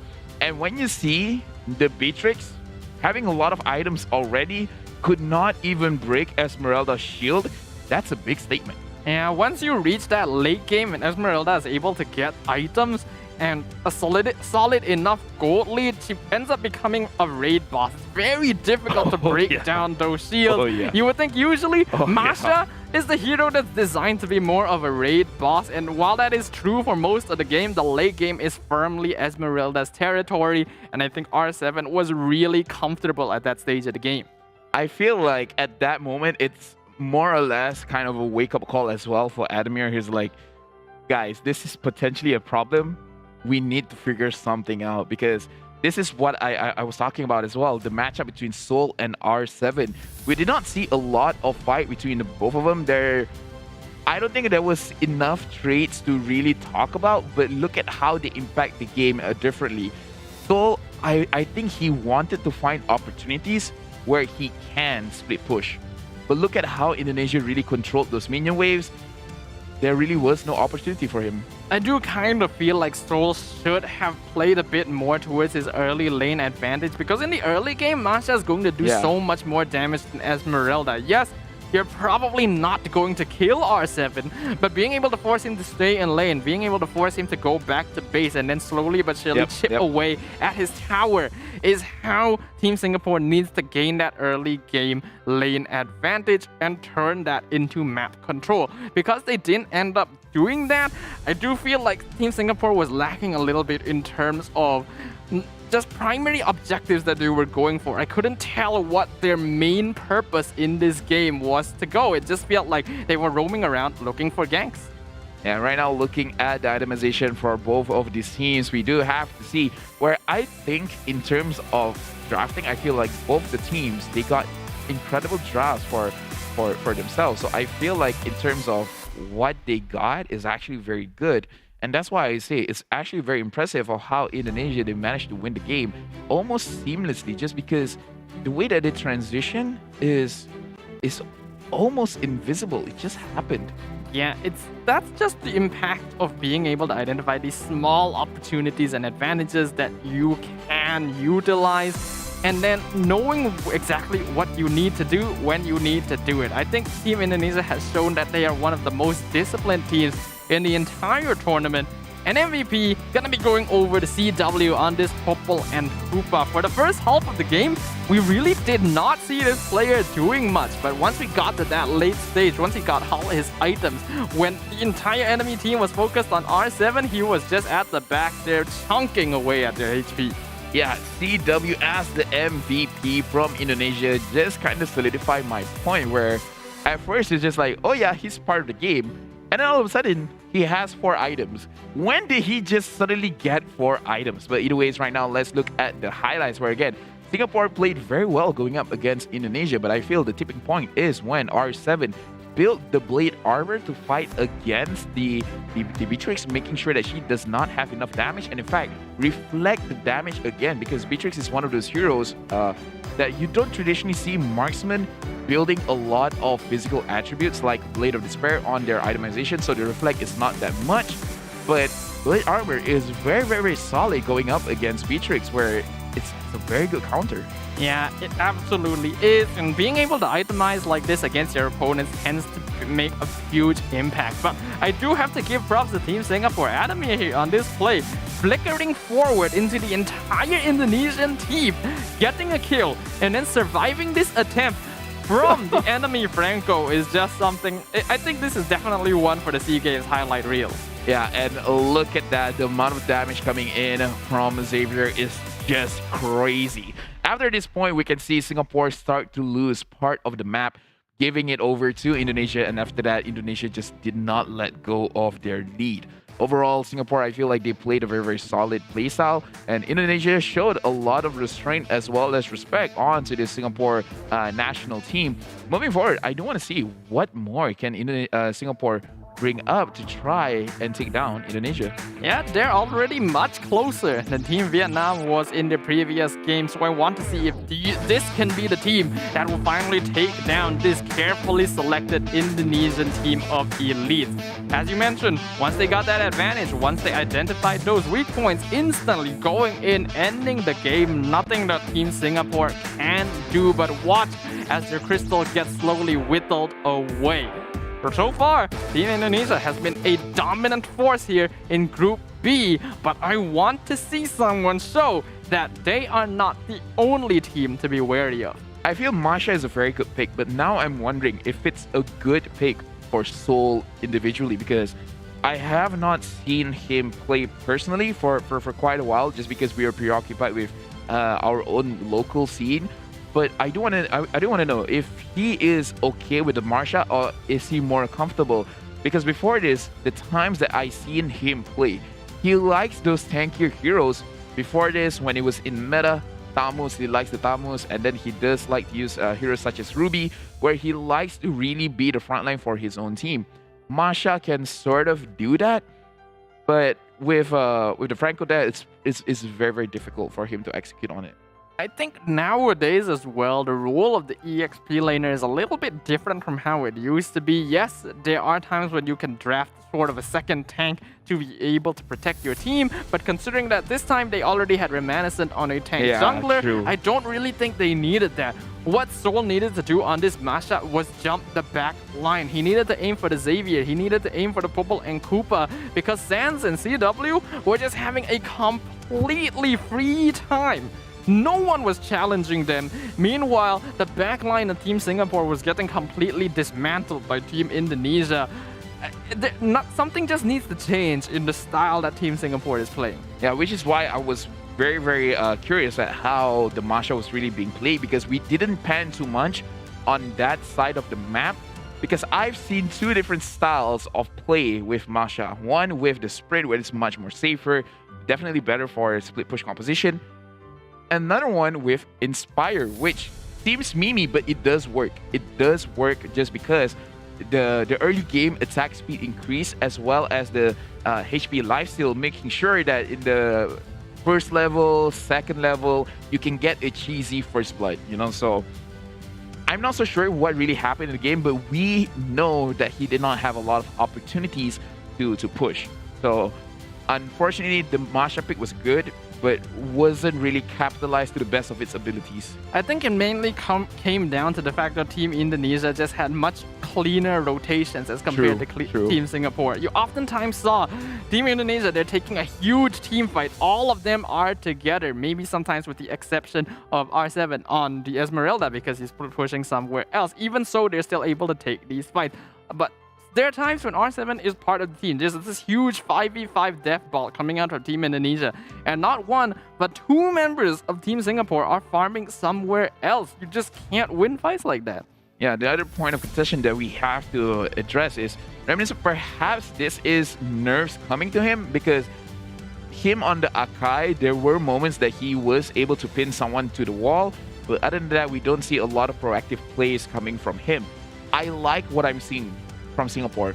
But because of that, I do see potential growth in them where if they get comfortable after the first game, moving on to the second game where perhaps any kind of nerves is cooled down, I'm looking for a better performance, especially coming in from Singapore's jungler, Reminiscent, because I feel like he could have played it a little bit better. And yeah, just the lineup from Indonesia, I do still feel is a little bit problematic. Yeah, it definitely is a problem. But we didn't mention beforehand, before this entire series started, that Team Singapore overall have just been slowly improving more and more as they participate in more of these international tournaments. So I do think they have what it takes to be able to adapt, to grow, and decide how they want to deal with Team Indonesia. Because so far, this team has just been an absolutely unstoppable force. And someone needs to put a little bit of a dent in their momentum, because otherwise they're going to be a real threat going through the entire tournament. Singapore is much closer compared to the previous team of Vietnam going up against Indonesia. But we can see they look pretty much unfazed. They just like, you know what, a win is a win. They're going to take it and they're going to focus on the next game. Speaking of the next game right now, looking at the players or the athletes coming in from Singapore, they look composed as well. They don't show any signs that they're tired or they're frustrated. They look pretty chill, you know. So I feel like both countrymen is actually doing pretty well. I'm very excited to see how they're gonna do the draw, which is gonna come up in just 1 minute and 30 seconds, or just make it easier in 90 seconds. Yeah, I'm honestly not surprised at all that Team Indonesia would be looking pretty comfortable right now, because after that win against Team Singapore, they're basically already guaranteed to be moving on to the semifinals. Team Indonesia have confirmed to be one of your semifinals teams because they already have 3 wins. The only other team that can do that now is actually Team Singapore. So yeah, we're going to be seeing them move on. Yeah, and if Indonesia, they manage to get a clean 2-0 again, that puts Singapore and Vietnam in the same position with a 0-2 score. And then after this, immediately after this, it is going to be Singapore going up against Vietnam. So that's going to be their very, very last chance to secure a top 2 spot in Group B for their opportunity to get a medal. I imagine this is absolutely terrifying for these teams right now, because these next couple of games will secure whether or not they move on to the semifinals or go home on day 1 of the 31st SEA Games. And none of these teams wants to be in that unfortunate position. Just unfortunately, 3 teams will not be moving on to day number 2. This is the story of competition. Not everyone can win. There's always going to be the one on top, and everyone will follow suit. But either way, we're going into the draft. Singapore will be having their first pick, where they have banned out the Ling as well as the Eve. And Indonesia, they still don't like the Grok. So the Grok is going to be put out of this game, and Valentina as well.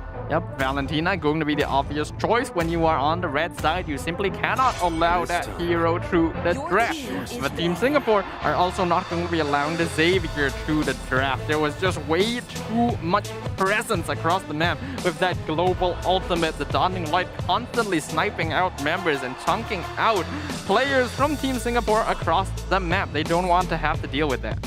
But this does show other countries that are watching that Team Singapore, perhaps Taylor does not favor the Xavier. Perhaps either he himself doesn't have that much trading time on this hero, or it just doesn't work for this team specifically. Perhaps they need a mage with an earlier win condition, but right now 1-1 is open. Yeah, they ban out the Angela. Yeah, 1-1 is open. Masha again is open, but I feel like 1-1 is the more attractive pick. So yeah, 1-1 is going to be picked up by Singapore. And Indonesia, if they pick up the Masha, it will still be equally terrifying, honestly. It really will be, but 1-1 is obviously going to be the first choice. Again, this is basically the late game hero in MLBB right now. That crossbow of Tang, honestly, I think it's a little bit too strong, but what do I know? Team Indonesia, they are the ones that have to make the choice right now. As you mentioned, the Masha is still going to be open for them, but there's still plenty of other choices.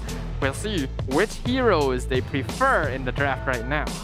I kind of want to see, do they still want the Franco? Because this Franco, like, we watch a lot of games. When I see the Franco, I have nightmares, and I'm not even playing the game. Like, it really doesn't matter who gets the Franco, but it's still, yeah.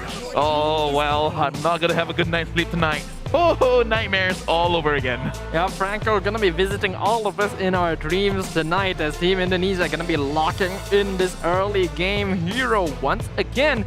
And the Sicilian as well. This time, not as an answer to the Xavier, but as a sort of replacement, considering that Xavier is no longer on the table. Having another late game mage is going to solidify Team Indonesia's gameplay. We can definitely see the formula for Indonesia in terms of how they drop. Secure someone that has hard crowd control that is easily executable. There is a lot of other heroes that can execute a lot of crowd control, just like Selena, but it is tougher to execute. Now, right now, Singapore, they have secured the Atlas for themselves. Indonesia, they banned him out.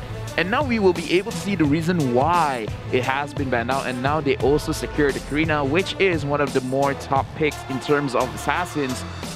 But I kind of feel like Indonesia, they will have a way to handle this Karina, just because she's very annoying to deal with. She's very, very tanky, and the higher HP that the enemy has, the higher damage that she can deal. So overall, really good pick from the side of Singapore. But Indonesia, it does seem like it's a very comfortable draft that they have been getting for the past few games.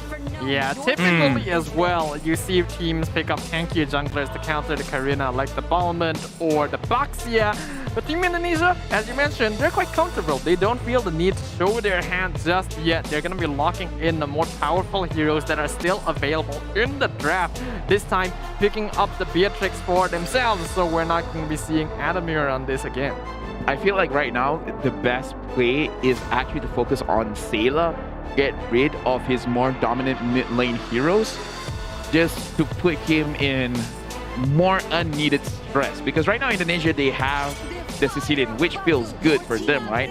But looks like Indonesia, they feel like there is still a possibility that he wants the Masha, so I guess better safe than sorry, just ban the Masha out. Indonesia doesn't want Team Singapore to have options that are able to run down the Sicilian and the Beatrix at this point, because showing these two heroes early on in the draft indicates that they're going to be having a very squishy back line. And when Singapore already has a Karina that will absolutely love playing against things like this, they don't want to give over more options to them. Especially when you consider that the Atlas has already been picked up by Team Singapore as well. And this is a hero that does a very good job of buying time for the 1-1 to activate the crossbow of Tang. Now, right now, we're looking at the stadium. Everyone is looking at this game intently. And right now, Singapore, they banned out the Akai, which is a very, very good ban, considering that it can go both ways, EXP lane or the jungle. As of right now, I feel like for both the teams, they already have secured themselves their clear win condition. That from the side of Singapore, they have the 1-1 Atlas and the Karina. Indonesia with the Beatrix as well as Cecilia and the Franco. I feel like this is already a pretty solid draft. It's almost just like whatever picks that they have to finish it off is more complementary. It's not really going to attribute to how they win the game itself. At least that's my opinion. I can definitely see where you're coming from here. I think so far both these teams have very balanced hero lineups. And as you mentioned, what is left is just going to be building on what they have already picked up. Team Singapore is going to be locking in the Fanny to finish things off. Not going to allow Albert to have that option yet again, because the last time they let the Fanny through when they were playing on an Atlas, we saw that the team did not do so well. So you gotta be able to deal with these really powerful pickups from Team Indonesia. Yeah, I'm pretty sure Sayla as well as Adamir is the one calling for it. It's like, yes, you're an Atlas, but what are you really gonna do when the Fanny just comes up to me and just ults me? So very, very good respect. I like it. I like the ban. But let's see how they come out, and they're gonna bring out the Hayabusa, which I have said I want to see how Albert actually plays in this current meta where it's very difficult to bring out an assassin, bring out something like a Hayabusa or a Lancelot, and this is gonna be the first Hayabusa of the day. Yeah, typically you see Hayabusa not really drafted as often these days because teams are picking up tankier and tankier lineups. However, in this case, it could actually work out because his main goal will be targeting the 1-1 with the Ogi Shadow Kill to ensure that the crossbow of tank will not come out. And while usually tankier junglers will be picked up to counteract Karina's early game aggression, Hayabusa has a lot of mobility with his quad shadow that should be able to get him out of sticky situations. Yeah, plus Indonesia, they do have the option of having the Franco over there. So if Karina overextends, yeah, she's not going to get away. A lot of damage coming in from the side of Indonesia. And right now, Team Singapore, again, Sayla will be securing the Kagura for himself. And then now, Sol opting for a more damage-heavy hero, the Dairoth. Interesting choice from Team Singapore, but I can definitely see where they're coming from. The only hero that Team Indonesia has not locked in yet is their EXP laner. And since Team Singapore wants to make sure they get lane dominance in the early game, what better way to do it than with the Dairoth? Basically a hero that will win the lane no matter what matchup he's up against. Indonesia gonna be responding with the EXP lane show. This is going to be a show of mechanics. Whenever Cho is put in the EXP lane, there's two ways that you can play about it. If you're using a tank emblem, then it's pretty evident that your job is just to control the lane and then try to rotate as fast as you can, create some kind of setup.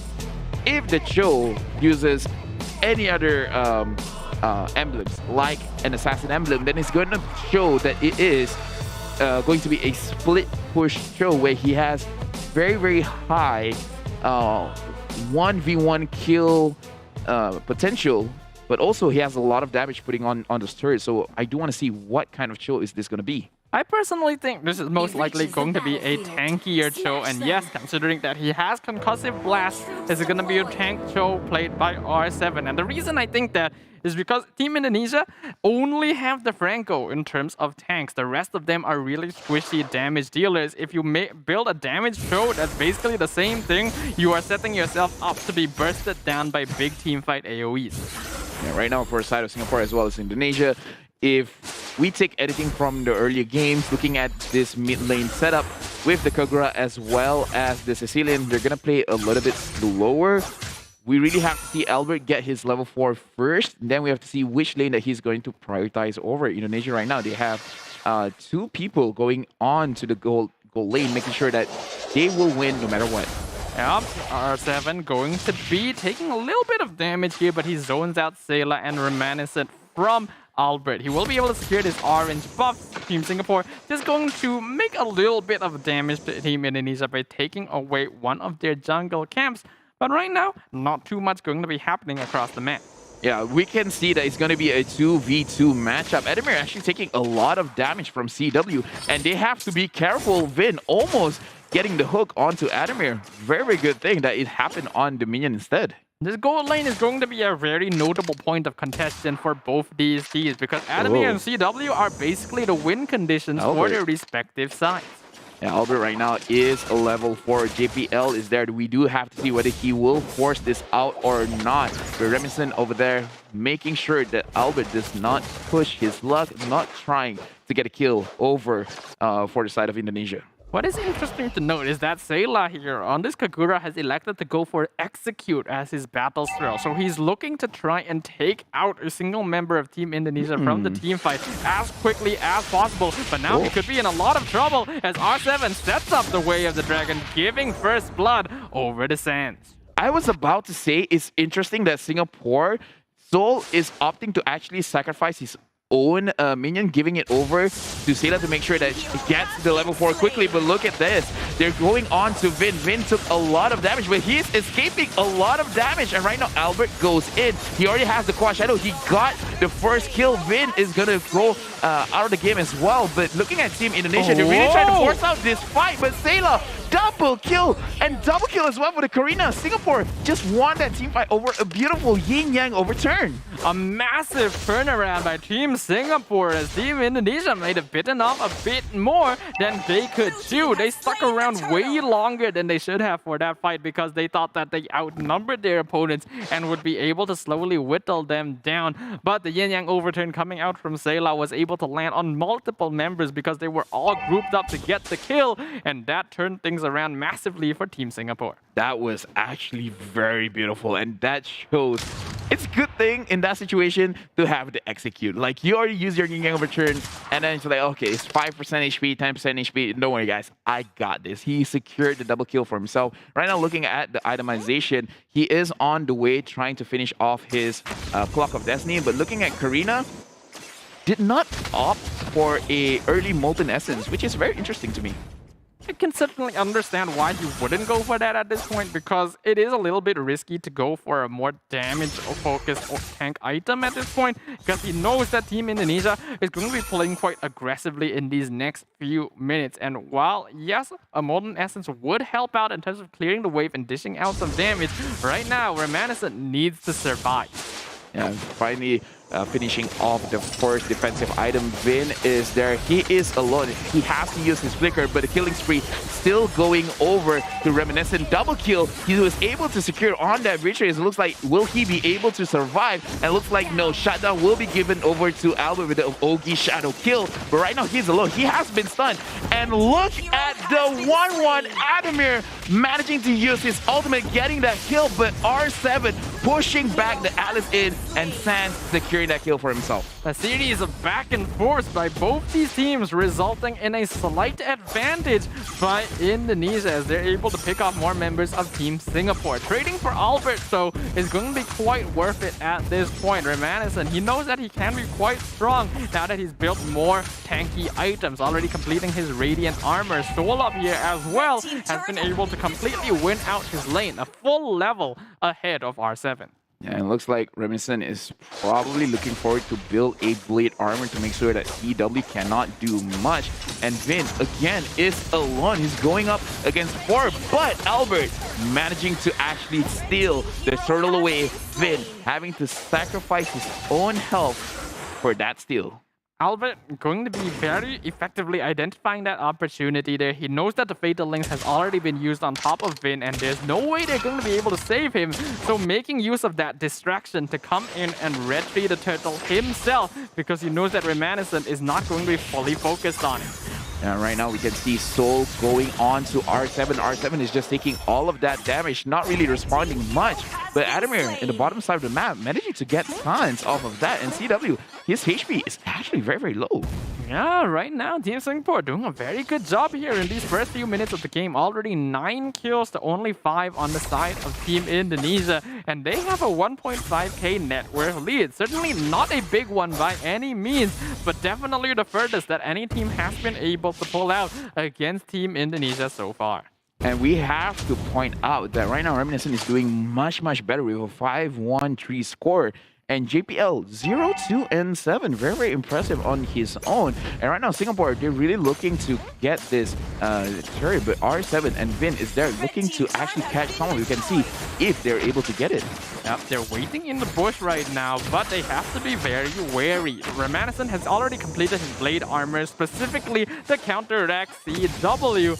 So they're not really in a state where they can take fights right now. They will wisely give the tower away without a fight. But Team Singapore, this is definitely go time for them. This is the opportunity they have been waiting for to be able to start taking some advantage for themselves. Yeah, and right now we're going to have a technical pause. There's some issue in this game. But Indonesia going up against Singapore, we have to state that Singapore is doing so well. This might be a game where Singapore might be able to get a win. But if Singapore is able to win against Indonesia, and it becomes a 1-1 score, it really does. We really do have to see Singapore going up against Vietnam what the score is, because if Singapore is able to win 2-0, then they're going to have the same score as Indonesia. And that's exactly what they're going to be looking for here. But what those fans in Vietnam are going to be hoping for here is that Team Indonesia can take this win, because that way they still have a chance of moving on to the semi-final. So I think a lot of us are going to be watching this series with bated breath. We are waiting to see exactly what the results are. For those of you who may not know, if they do end up having the same score, I do believe there's going to be a tiebreaker game, correct? Yes, correct. Tomorrow. It's not going to be happening today, but it's going to be happening tomorrow. But right now, we're going to refocus on this game. Indonesia going up against Singapore. Right now, Singapore, they have a very clear lead. Indonesia, it doesn't matter that they are looking like they are losing this game, because we have to understand that in Mobile Legends, especially when it reaches the 20-minute mark, one mistake equals to 10 mistakes, because at that point when you die, the kill timer or the death timer is going to be so long that a lot can be secured in the time that they manage to get a victory. So during the 20-minute mark, if Indonesia is really in a hard spot, they just have to stall and then get a massive team fight win around 20 minutes, and then from there just get back to the game. Personally though, I don't really feel like Team Indonesia are going to be the type of team that's gonna be put in that sort of situation. Yes, they are behind right now, but we've already seen their ability to make really calm and disciplined decisions under pressure, identify opportunities to regain advantage from a position where they should be behind. So it's going to be up to Team Singapore to ensure that they are able to maintain the same degree of gameplay so that they can secure this victory. Because as we highlighted here in Group B, every single victory is that much more impactful. Singapore, this is the furthest that they have ever pushed Indonesia, so they are looking at a potential win. And if they do, this is going to be a good statement for everyone watching in Singapore, cheering for their own country, trying to make sure that they bring home a medal. But again, Indonesia, we know how passionate they are, especially with Mobile Legends. Just like you said, they're not going to put themselves in a situation where they have to do that, where they have to wait for the 20-minute mark, 21-minute mark, the 25-minute mark. They will find a situation, especially because they have the Franco. It's just about a matter of time when the Iron Hook is going to connect. And once the Iron Hook connects, it's going to cause a chain reaction where Indonesia will start getting a lot of advantage on the map again. Basically, it's gonna come down to which team ends up making more mistakes at this point, because Team Singapore have already put themselves in a very comfortable position. But that doesn't mean that they can let down their guard just yet, because as we highlighted, Team Indonesia, they will snatch on every single little opportunity they can find. So it's gonna take a really flawless game from Team Singapore to push this forward. But they've already shown they have the potential to come out on top. So I'm very excited for the potential of this team as we now move on. I believe the pause is about to finish and we're going to be returning to the land of dawn. And again, right now it is 8 minutes in the game. JPL as well, going into the team fight phase. He's going to be very, very strong with that Fatal Link. We just have to see who is going to execute the team fight initiation better. JPL is going for Vin, and Vin is not going to be pulled over, and JPL is actually getting punished quite a bit here. Yeah, he's going to be taking a lot of damage. Stroll tries to jump into the back line, but GW is able to get out of there, so that's going to be an unsuccessful engagement coming out of Team Singapore. A really good response by Vin as he pops the Bloody Hunt at the moment the Fatal Links is activated, so that the Suppress is able to cancel out the ultimate and allow him to walk away scot-free.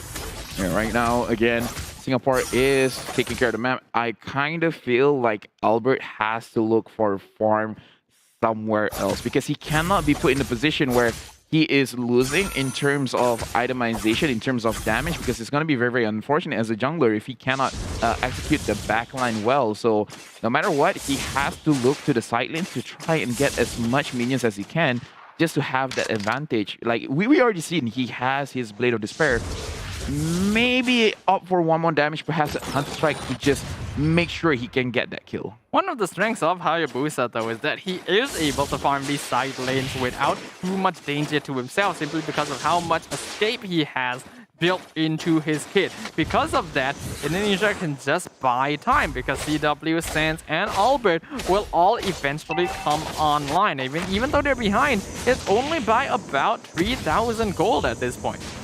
Indonesia right now is looking for a situation where they can pick someone off, because right now R7 as well as Vin, both of them have that potential. But right now Vin, 0-4 and 0, he's being caught out more often than not.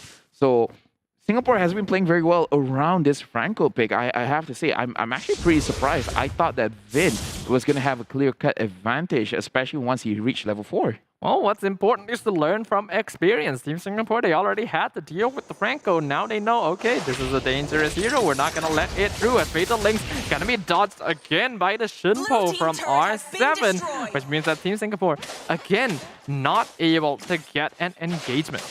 That was actually very, very impressive. Like, I was already expecting for him to get caught, but Vin over there with the conceal is looking for a proper target. JPL had to use his flicker, but look at this. Team Singapore wants to force this initiation, but the Karina is going to be the first one getting pushed down, and Soul, the damage from the Ogi Shadow Kill is enough to push him down. JPL with very, very minimum HP. Singapore, they have to go back. Look at the damage onto Sayla. Looks like Albert, he is able to farm up to make sure the damage coming out from this Hayabusa is scary. Luckily for Team Singapore, Albert did not have Ogi Shadow Kill available, or he would have been able to pick up an easy double kill to just finish off that fight. But that was an incredible turnaround by Team Indonesia. A small mistake from Singapore as Soul jumps in to start the fight. Remanescent follows him up, and JPL somehow not being able to save his team. R7 gets the perfect way of the dragon right into the tower onto not Soul, but Remanescent, somehow identifying the enemy jungle within all that chaos and winning the fight for his team. Yeah, and all of a sudden, right now, Indonesia, they're in the lead. Hayabusa has a higher goal lead compared to Karina. And right now, JPL is, again, looking for opportunities, looking for spaces where he can initiate onto Indonesia. But look at that hook.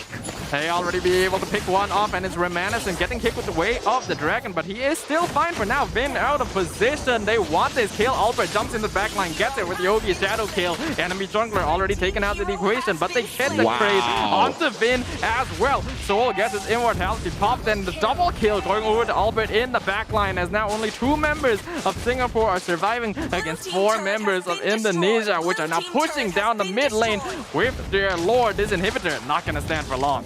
Indonesia, the way that the transition is so good. JPL trying to get a catch onto R7. Look at Sayla trying to kill off Sands, but the damage coming in from Albert secures this victory. Indonesia is going to win against Singapore a clean 2-0. That was so sudden, so surgical coming out of Team Indonesia. What even happened there? This is why I say they're like the masters of transition, because that was so seamless. It's like, oh, were we losing? It's like, so do we want to win now? It's like, yeah, sure, let's do it. And then all of a sudden, a lot of damage has been pushed through.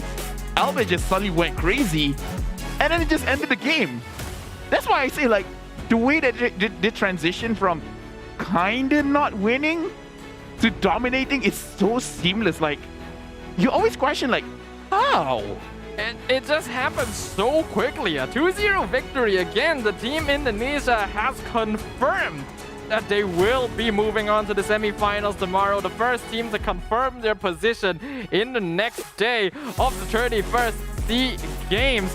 A really sudden turnaround, as it feels like something happened during that pause. Team Indonesia, once that pause happened, once the technical issue was going on, they just had a chat, right? They're like, I guess it's time to win now, right?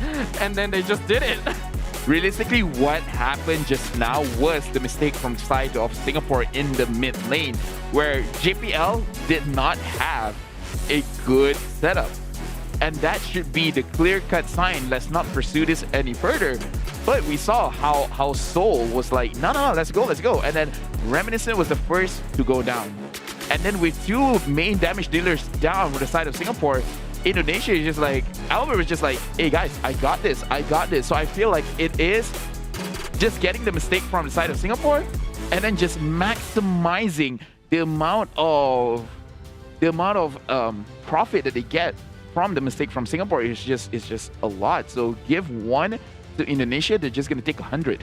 I think once Team Indonesia were able to get that initial pickoff on Remanescent, I don't even know if R7 intended to get the Way of the Dragon onto the Karina. I feel like he was aiming for Soul because that was who was going on him first. Remanescent just happened to be collateral damage, but once they realized that, if we take out this Karina early on, we can win the team fight pretty easily. And after that, Remanescent got caught out again by the Iron Hook.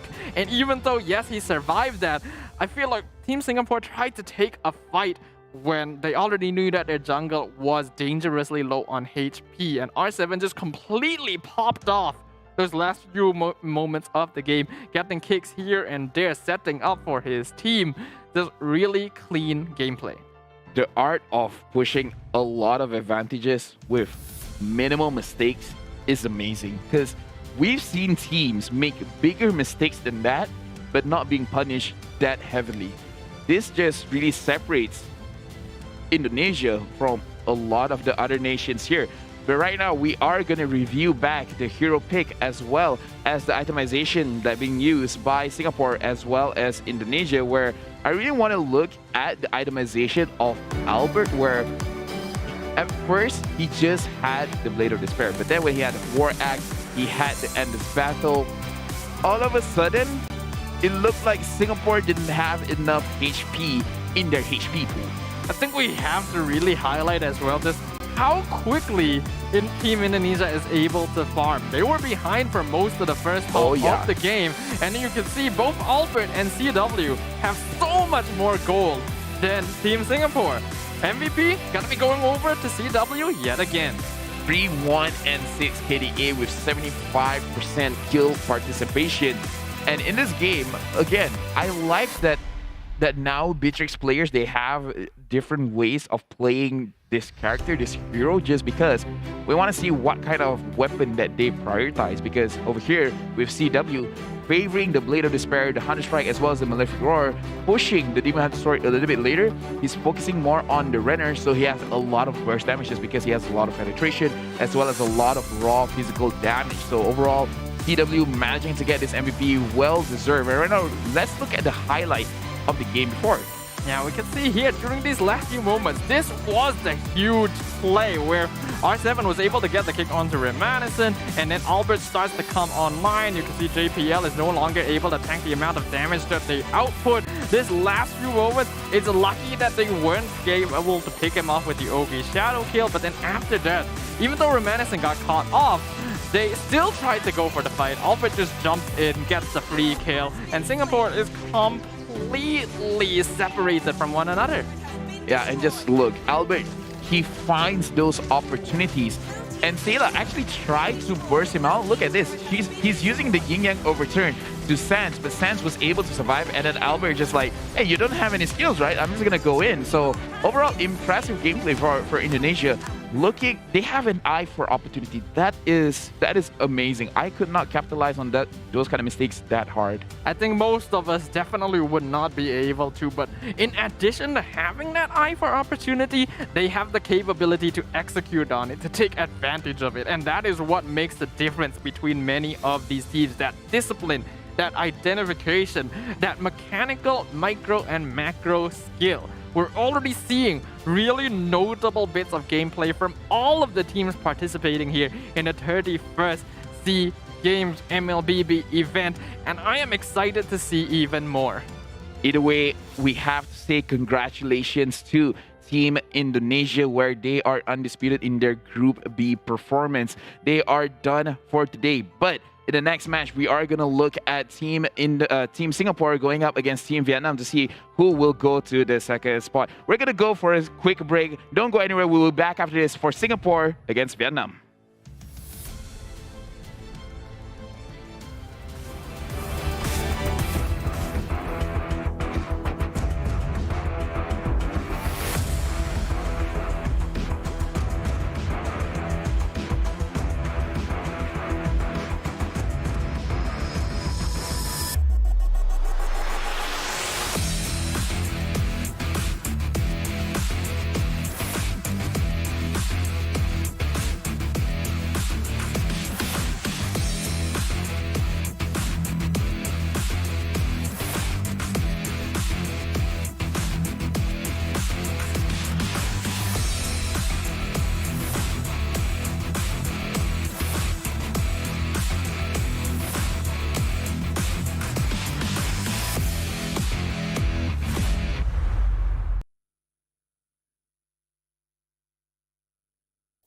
Halo, gua R7, nama lengkapnya Rivaldi Fatah, asal dari Bandung. Gue bermain di SEA Games ini mewakilkan Indonesia. Awalnya sih nggak nyangka sih bisa jadi pro player gitu, kayak jalan dengan sendirinya gitu. Pasti kayak tiap anak-anak punya impiannya masing-masing lah. Dulu gue pengen jadi dokter juga, cuman namanya belum rezeki, ya rezekinya ada di e-sport sih.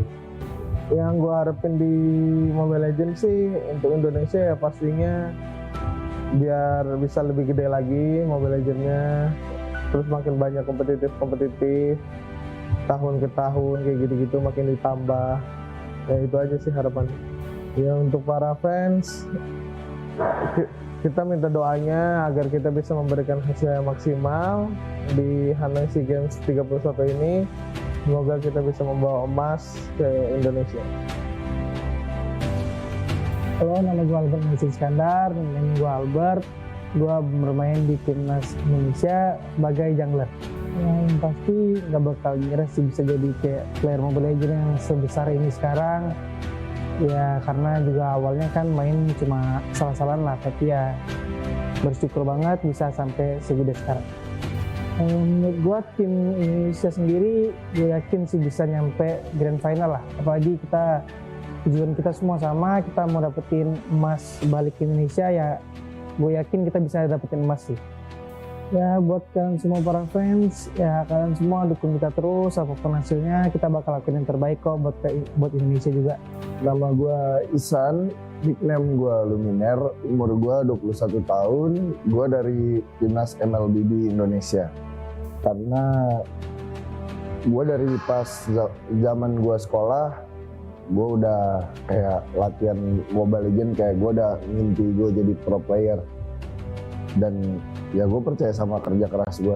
Untuk para fans, makasih yang udah dukung gue atau tim gue dan juga timnas Indonesia ini yang sedang berjuang, dukung terus. Makasih banyak kalian semua yang udah dukung.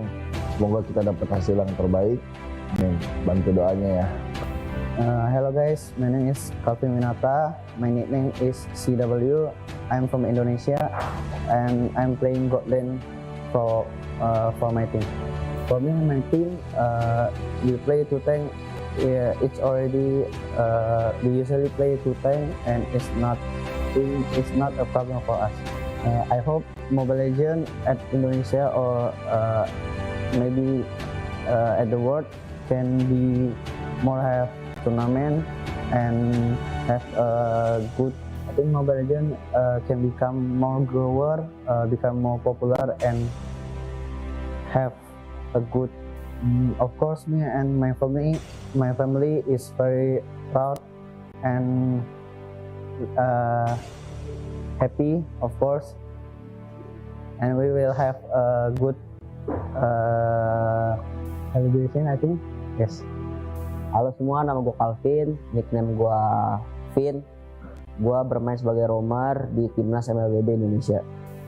Pendapat gue tentang Mobile Legends di Indonesia itu udah cukup berkembang dan gue harap perkembangan itu bakal terus menerus, jadi menjadikan Mobile Legends semakin besar lagi. Tujuan gue dan juga tim gue untuk SEA Games kali ini adalah untuk membuktikan bahwa Indonesia itu adalah negara yang cukup kuat di Mobile Legends dan target utama kita adalah membawa pulang medali emas. Kepada para fans, terima kasih banyak yang udah dukung kita sampai sekarang. Tetap dukung kita supaya kita dapat menghasilkan hasil yang terbaik buat Indonesia, buat diri kita sendiri dan buat kalian. Halo semua, nama saya Niki Fernando Pontodowo. Hal yang gue rasain waktu datang di Hanoi, tempatnya sangat nyaman, bagus, bersih, dan juga bisa kayak apa ya, suasananya nyaman banget lah. Kalau makanan di Hanoi, kalau dari gua belum makan, cuman kalau menurut gua makanan di Hanoi enak dan bakalan bisa jadi selera gua juga sih. Buat tim yang buat gua lawan, paling dari Filipina. Buat kalian semua yang ada di Indonesia, selalu dukung kita, karena kita akan berjuang untuk Indonesia, buat bangsa kita, buat mengharumkan nama Indonesia. Dan gue akan ngelakuin yang terbaik, kasih yang terbaik biar kita bisa dapat emas. Halo, nama aku Gilang, nickname Sans. Kayaknya nggak ada kepikiran kayak gitu sih, soalnya dulu tuh main rank biasa doang, main terus rank. Kalau kepikiran jadi pro player nggak, kita main rank doang soalnya dulu. Kenapa tiba-tiba main Mobile Legends? Dulunya main game lain sebenarnya, terus kan teman-teman yang lain mainnya Mobile Legends, ya udah ikut main Mobile Legends juga, dan sampai sekarang main Mobile Legends.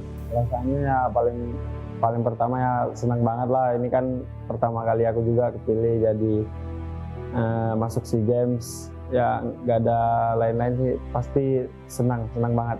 Buat Indonesia, dukung kita terus semuanya biar kita makin semangat dan semoga kita nanti mendapatkan medali emas.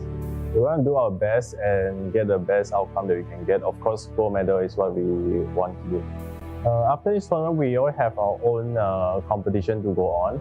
But right now, we just compete together as a team to do the best result for our country.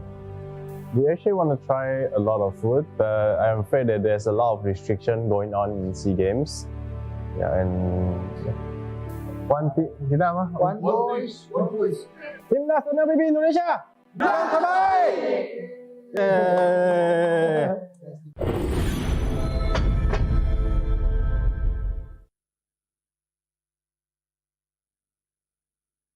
Hi, hello. My name is Daryl. My Indian name is Yang Lin. I'm the reserve/coach of Team Singapore. Hello, my name is Ramus. My IGN is Reminiscent, and I'm the jungler for Team Singapore. Hi, my name is Stefan Chongluchi. I go by the Indian name of Seoul, and I play the EXP lane for Team Singapore. So for me, I think it's a bit special here in Singapore because our team here in Singapore, even though there is many games that have the esports, basically we could pursue esports, but not at a very high level. So therefore, for me myself, I've been jumping from game to game in the last 10 years. And afterwards, when I realized that Mobile Legends was like a stable game in Singapore because it is the most popular game in Singapore. So I decided to try my luck here by joining an academy team just last year, even without any experience, and slowly worked my way up to join the top team in Singapore, and therefore ending up here today. I would never think that I would become a professional esports player in general. So what happened was I was enlisted to national service, and I used to play a lot of games. They include mobile FPS, and I've always shined in mobile games. And when we enlisted in national service, we only had our phones during our rest time. And then me and my bunkmates, we kind of just downloaded it because it's still mobile, and we spent a lot of time playing it together.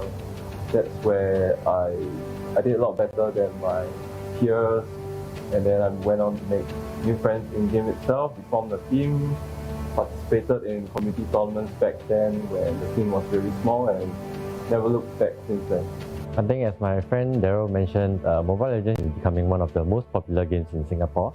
As for my hopes and wishes for Mobile Legends in Singapore, I hope to achieve a medal or a good result during these current SEA Games, so as to make it so that the current and future generations will continue to receive support from Team Singapore.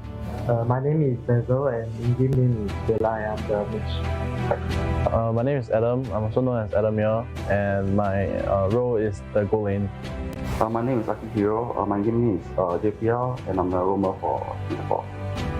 Personally, I would like to versus the Philippines or the Indonesia team because I'm friends with like a few of them, so like it'll be very interesting to versus them.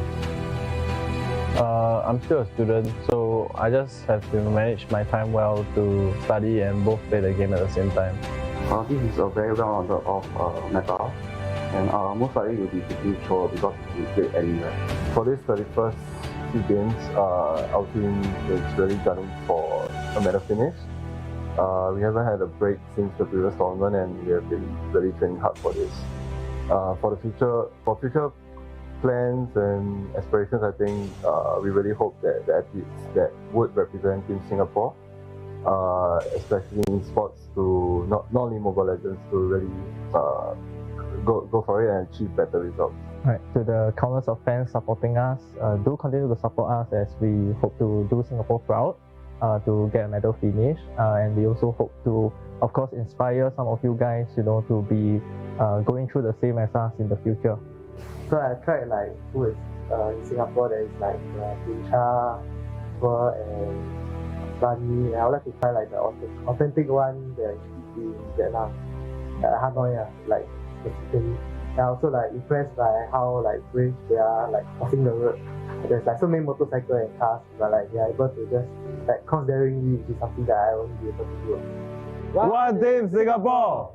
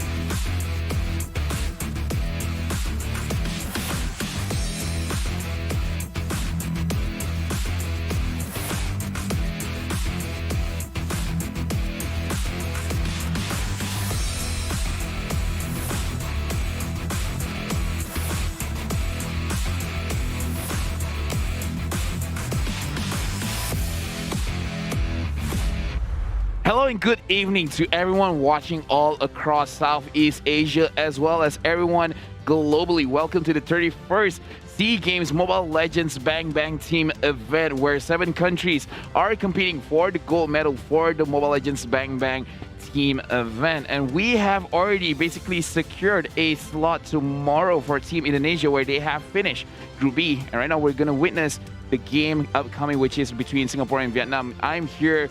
You guys are here with me, Lofel, as well as Stafa, where, again, Indonesia just showed dominance. Yep, absolute domination by Team Indonesia, getting to 2-0 victories against both of their opponents in Group B. Means we are going to be seeing them tomorrow. We'll see who else joins them. But before we continue with the games, we have to remind you again, this tournament is organized by the Vietnam Recreational and Electronic Sports Association in cooperation with VNG Games, the Mobile Legends Bang Bang publisher in Vietnam, and of course none other than Moonton, the developer of MLBB. We also would like to say hello to everyone at the National Convention Center in Hanoi, Vietnam, which is where the SEA Games is being held.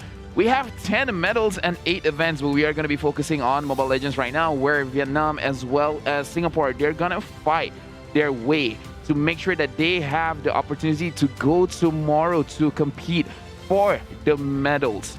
It be gold medal, silver medal, as well as the bronze medal. Because right now, Indonesia, they are feeling very, very much more comfortable. They have no more games for today. This is going to be the game where Singapore and Vietnam, they will play their hardest. And now we're gonna invite the Vietnamese team onto the stage where they will be going up against Singapore. This is their opportunity to secure a slot for tomorrow to again try their very hardest for their nation to make sure that at least one medal is staying in Vietnam. Yep, we have to remind you, of course, Vietnam is the host country, so this team are on home ground and they don't want to disappoint their supporters and fans. But in order to move on, they are going to have to go up against Team Singapore, currently walking up on stage. The similarity between these two teams is that so far, they have both lost to Team Indonesia 2-0, so it all comes down to this. If one of these teams is able to claim a 2-0 victory in this next series, they automatically qualify to the semifinals. I appreciate your sense of humor. You said it so professionally, but right now Singapore and Vietnam, both of these national teams will look at each other because they are friends outside, but once we get into the land of dawn, everything is on the line. They have to play their very best game. And Vietnam just watched Singapore go up against Team Indonesia. So right now, let's welcome for Singapore. This is their lineup. Adamir, Reminiscent, Thela, JPL, as well as Seoul. One thing to note about Team Singapore is that unlike every other team in the tournament, they actually do not have any substitute players. So this is their permanent lineup. And honestly, they are the team that has been performing much better against Team Indonesia. But in comparison, Team Vietnam, they've got something to prove today. Yeah, let's introduce the lineup. We have Nom Myo, Ngonchan, Duc-Nam, as well as Gennard, where their performance against Team Indonesia is probably a wake-up call. And looking at how Singapore plays, I feel like they have gotten enough information as to how they like to rotate, as well as the kind of heroes that they like to focus on. So this is going to be a very interesting match because both the teams have one game knowledge on each other. Yeah, but it's also important for both these teams to try and put what just happened against Team Indonesia behind them. They lost already. It's obviously a bit of a reality check. It's a bit rough for them to have to go through that, but it's important not to think about it too hard because they have to focus on this next game. This is going to be their lifeline game to determine whether or not they move on in this tournament. Let's see what we think. Yeah, right now I am going with the Vietnamese team because I like their progression. I feel like after those two games against Indonesia, with the prep time that they have, watching what they have seen against Singapore, I feel like they should have the necessary tools available to win this game out. Yeah, but I think you could say the same thing for their opponents as well. Singapore have also had the chance to watch exactly how Team Vietnam played against Team Indonesia. And if we're just talking in terms of the statistics, they definitely did better in comparison. So I personally feel like they're probably going to be the favorites going into this series. Either way, we are going, because right now this is for the lives of the countrymen, because they have to win this one. There is no second option. There's no what if. It's do or die. But either way, we're going to look at the game and we have to prioritize looking at how are they actually going to change in terms of the draft. And as you pointed out, Team Singapore, they only have these 5 players, this 5 lineup. There's no additional backup. There's good and bad for that. The good thing is, which I feel like kind of outweighs the bad, which is they know who to focus on. Because when you have a substitute player there, it's a lifeline.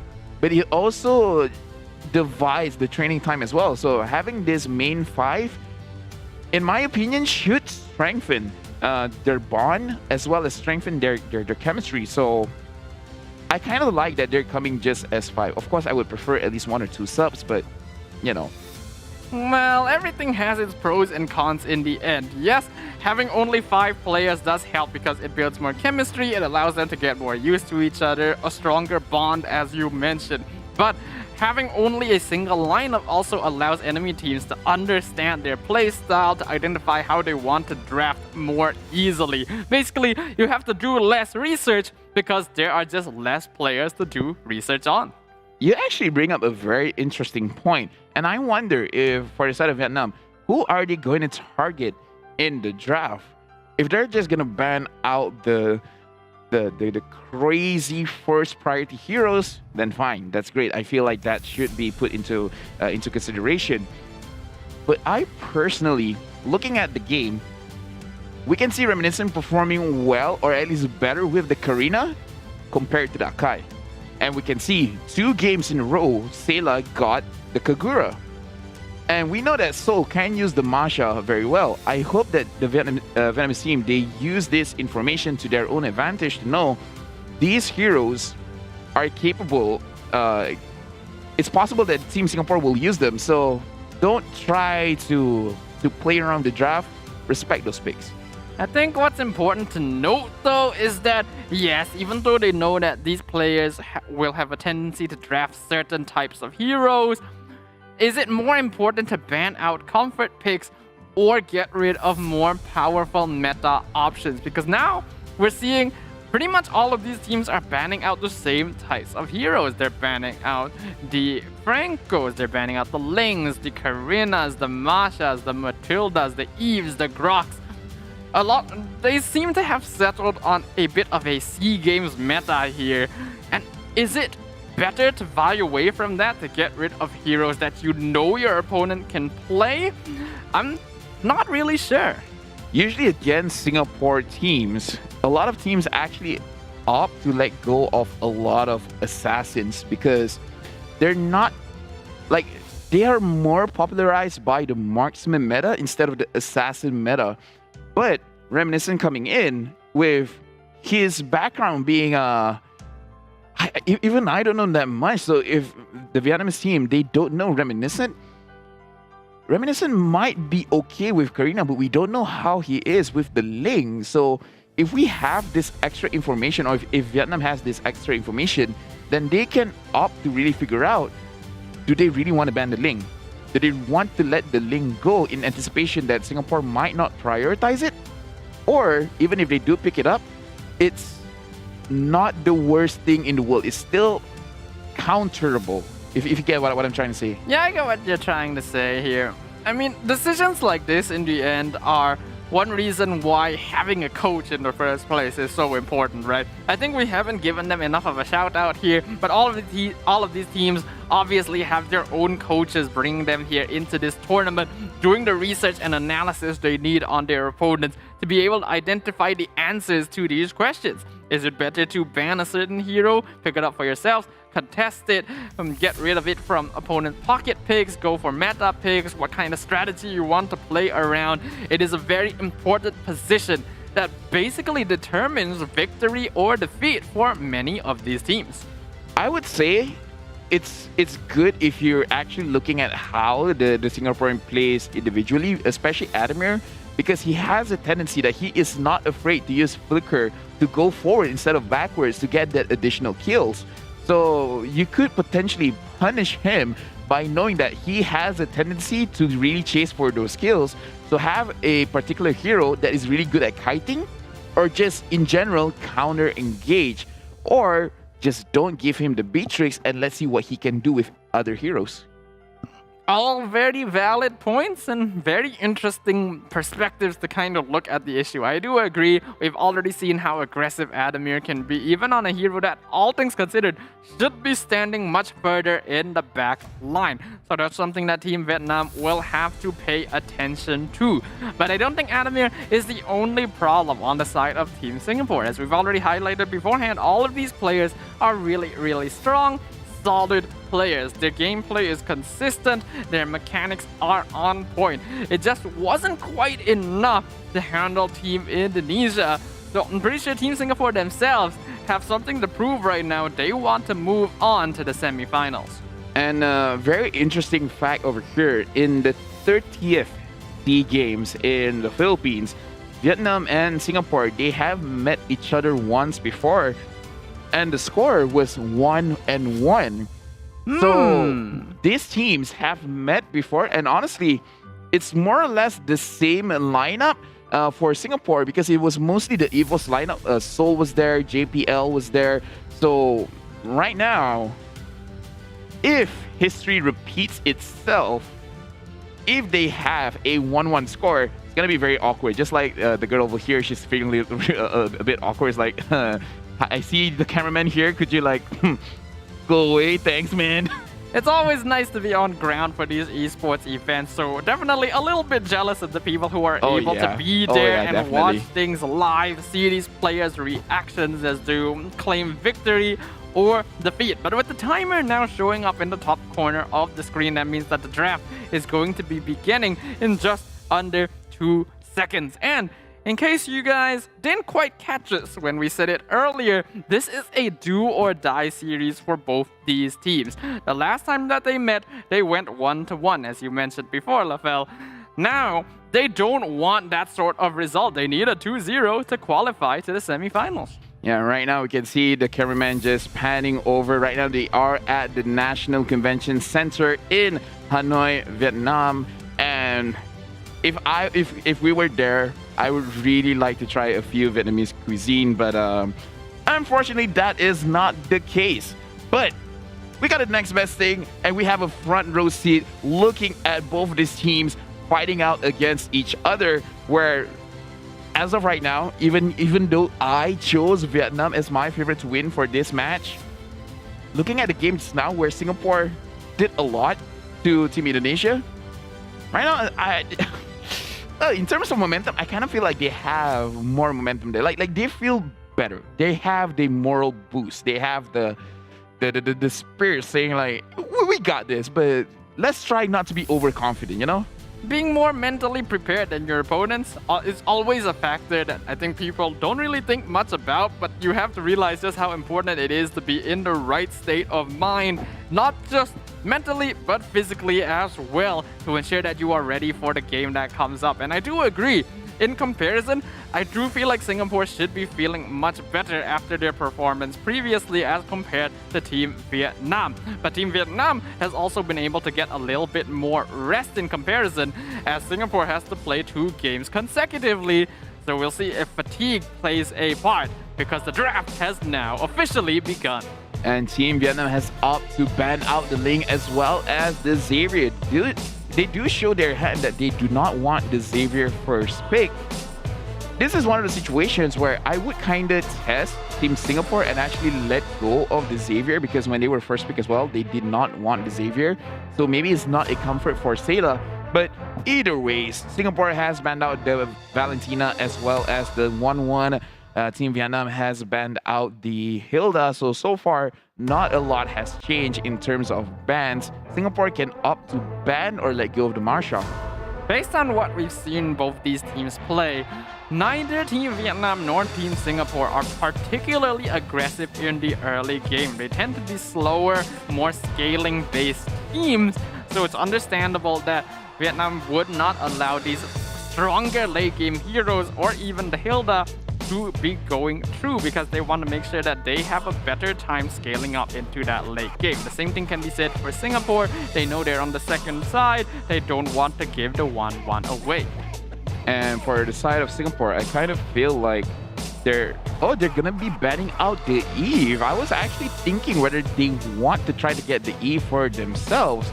But right now the Eve has been banned. So Team Vietnam, this is Singapore trying to play mind games, and they are okay with picking up the Masha. I kind of feel like that was their gambit. They're like, okay, we want to see whether they will be able to use this hero or not. They picked it up, and right now Team Singapore is like, okay, what's next? What is next indeed? The Masha, we already know, is a very oppressive hero in the early game. That is why teams usually ban it out. This is only the second time we have seen it let through, the first time being played by Singapore themselves.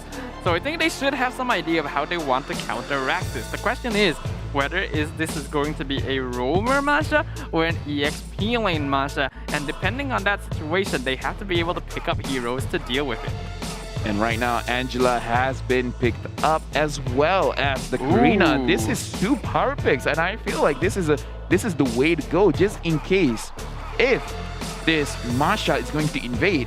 Having that Angela slow, as well as the amount of damage that she can do earlier in the game, and Karina being tanky even at level 1, overall, I think it's a very good counter pick. Yeah, I like this starting lineup from Team Singapore. Obviously, the Angela is a good counter to the Masha for the reasons you mentioned earlier. These early game supports that have lots of consistent DPS tend to be a bit of a problem if you're playing a roamer Masha. The Karina as well has a way to be able to cancel out auto attacks with the Blade Dance, and the Angela Karina combo is terrifying. Speaking of terrifying, right now Vietnam, they are getting really strong picks for themselves.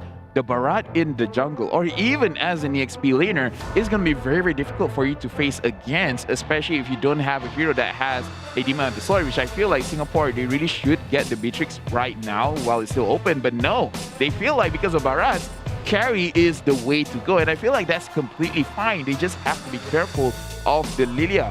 Very good in the mid lane. Clear the lane very fast. Level 1 has 2 skills available to her, so she can invade as well as make sure that she can protect her own jungle very well. But in the team fight composition, they have to be careful because the burst damage coming out from Lilia is very deceptive. You don't know the damage is there, but it is there. Yeah, it's so annoying to play against a Lilia, personally speaking, because it's so difficult to tell when she is using her abilities. Exactly, yeah. It's pretty hard to notice, especially when you're in the chaos of a team fight. So Team Vietnam are going to be trying to make use of that. The second phase of bans have already started going through, Singapore banning out the Matilda, so again, more early game options being removed from the pool, and Vietnam will finally ban out Sayla's Kagura, so we're going to be seeing him on a different hero this time. And right now we have to look for Team Singapore. It looks like they're really thinking that this Masha is not a roamer because Lilia is there. And even though Lilia can be flexed to the gold lane, I'm just not too sure about this Matilda. I'm guessing that they really are hard on this Masha being an EXP laner and the Barat being a jungler. Franco getting banned out. I love the Franco ban. It's just personal. It doesn't even have to be related to the meta. I just don't like to see Franco, man. It would be very effective against the Angela as well, because if the Franco just uses Bloody Hunt on the target that's being hard guarded, you're basically disabling 2 heroes at the same time. So yes, Singapore getting rid of this is very understandable. Vietnam gonna ban out the Sicilian, so they are focusing their second phase bans mainly on Sayla. They don't want to give Team Singapore a good mid lane hero. And now that all bans have concluded, we will see what Team Singapore drafts next. Well, Staffa, this is an interesting predicament where right now the X-Borg has been shown, and Seoul does like this hero a lot, assuming that is going over to Seoul. This is probably going to be Seoul's hero, since Team Singapore are expecting this Masha to go into the EXP lane. Having a hero that deals consistent percentage building damage is going to be huge. Plus, it counters the Barat as well. Have not seen this hero for a very long time, but yes, before this, Seoul does love using the X-Borg. He is quite a lane bully. However, times have changed, and there's a reason why we haven't seen X-Borg for quite a while. And Vietnam, they are going to secure Beatrix for themselves, and they're gonna have the Benedetta. So Singapore, what is going to be their mid lane pick? Or is Sayla actually going to use the Angela? That would be an interesting option. I don't think so, but you know, there's an option. Yeah, I don't really like it myself as well. I do think they should go for a proper mage pick, but considering how many of the common options have already been removed from the pool, what is there left? What is a good option to deal with these tankier heroes? Maybe even something like a Lunox? Lunox, Chang'e, if they really want to be spicy, they could get a Eudora just to burst anyone out of position. Farsa, we haven't seen Farsa for a very long time. Lui as well. Just clump up everyone together. There's actually a lot of options when we really broaden our minds. But yeah, let's see Singapore, what is going to be their favorite pick. And yet, the Farsa, we haven't seen for a very long time. Team Singapore going for a slightly more old school composition with the carry, Farsa, and X-Borg as their cores to be able to deal with Team Vietnam. Is this going to be enough here? Now that both lineups have completed, I am seeing that they are quite balanced. Lots of early game utility as well as late game scaling on both sides. So you can tell that both teams are going into this game at 100%. They want that victory.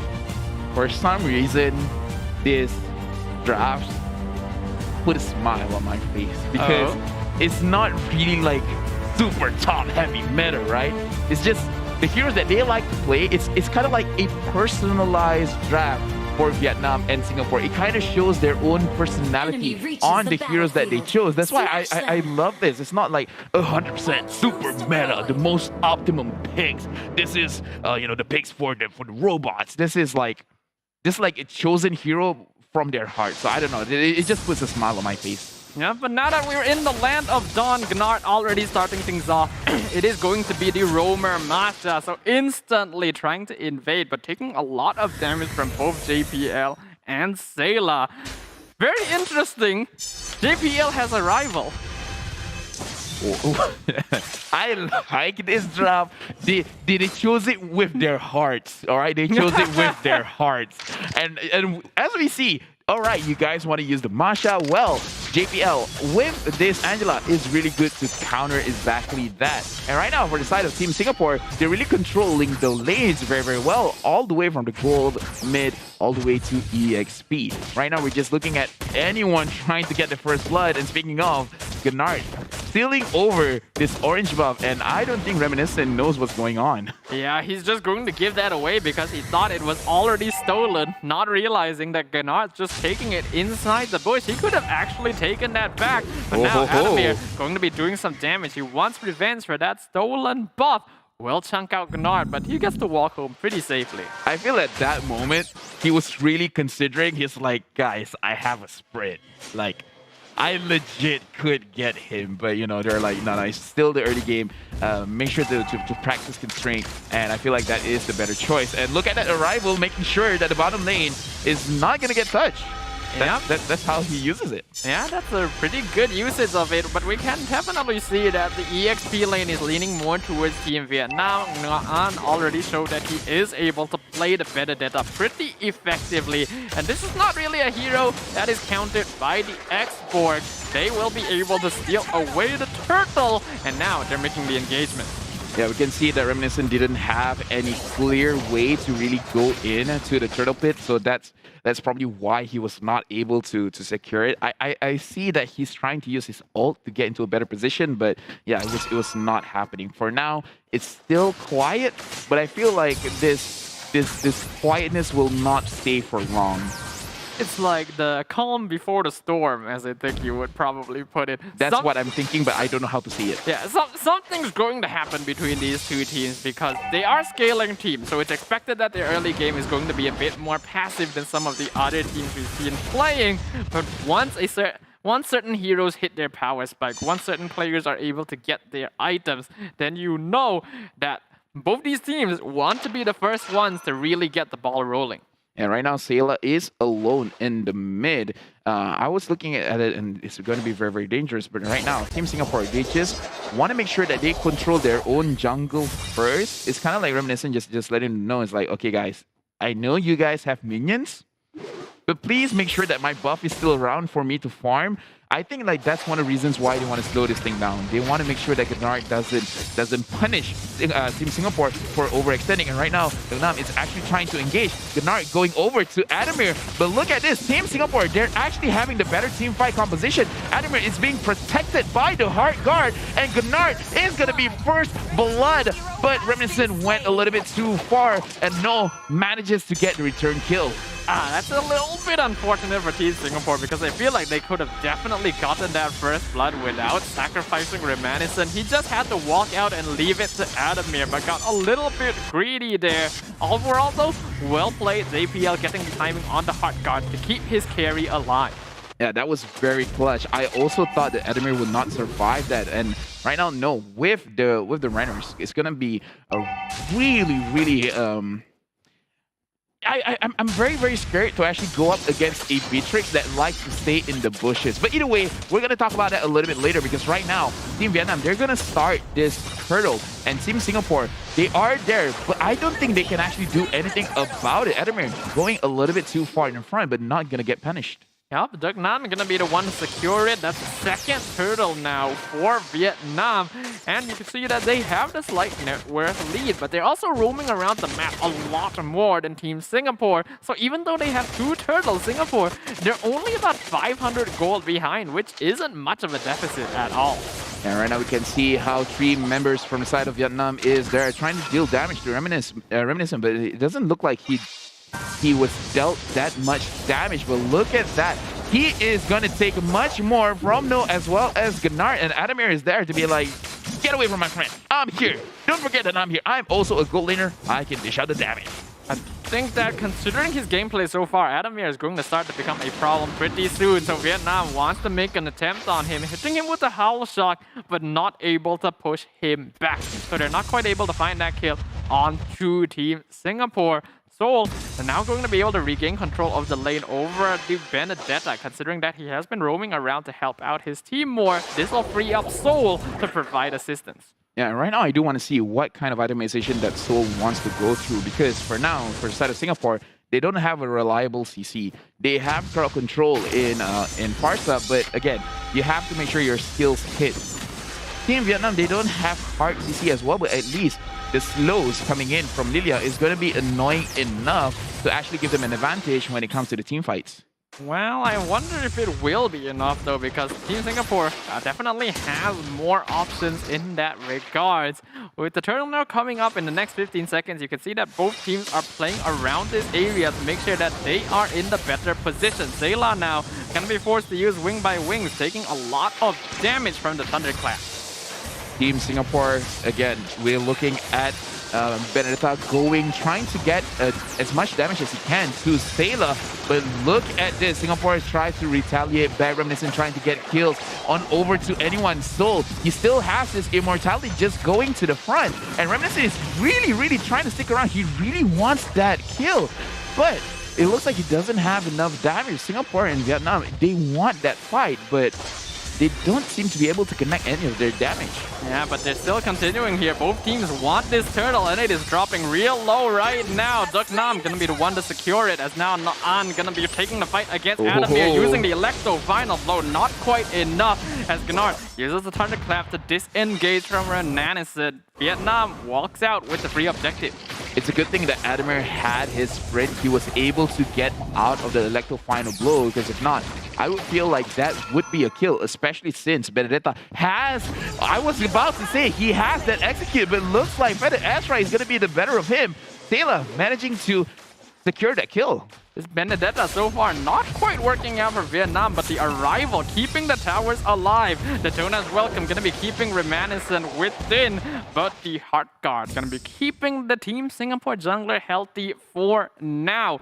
8 minutes into the game, only 3 kills total. I knew both these teams would be pretty passive, but this is already surpassing my expectations. Well, both of the teams, we have to review what they're trying to do.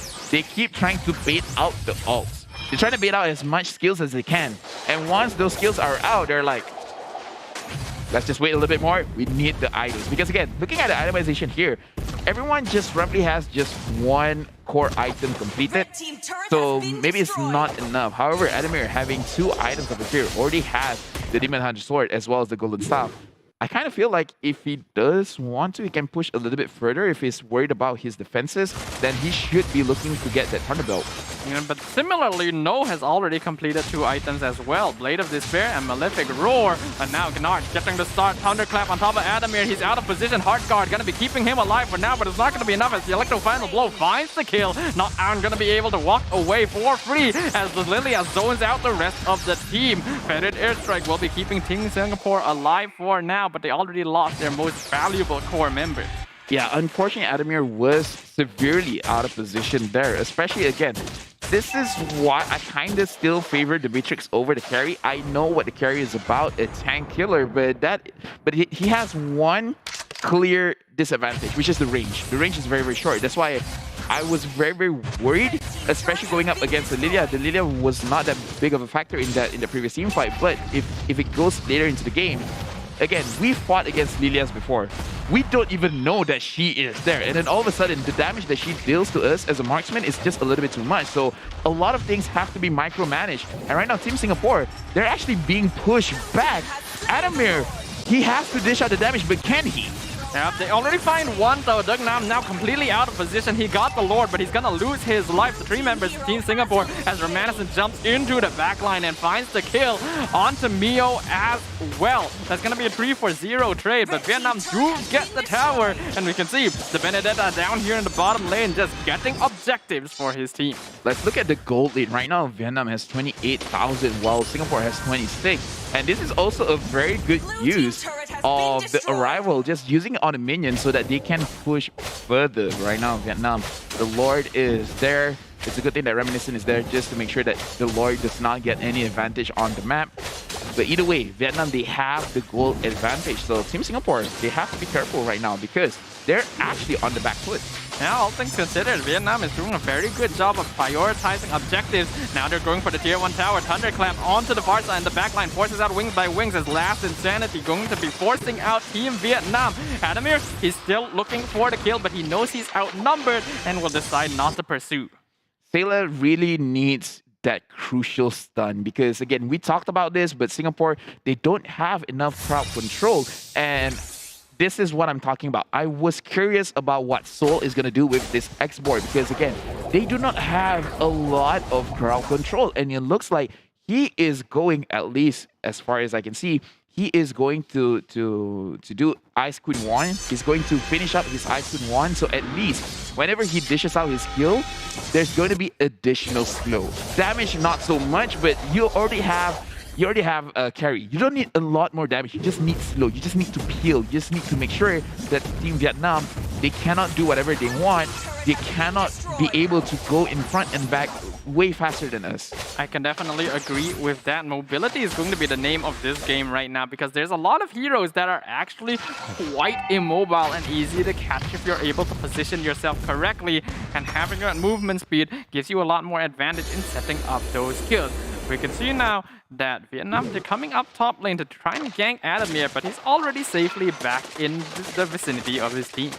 Right now, they also have to be careful because the Benedetta is just keep pushing and pushing and pushing, and it's going to be a situation where Team Singapore, they want to play the 5v5 teamfight, but can they? Because right now, Gunnar is focusing on to Adamir, and then now we can see Vitrix trying to push, and Reminiscent, can he do anything to the side of Vietnam?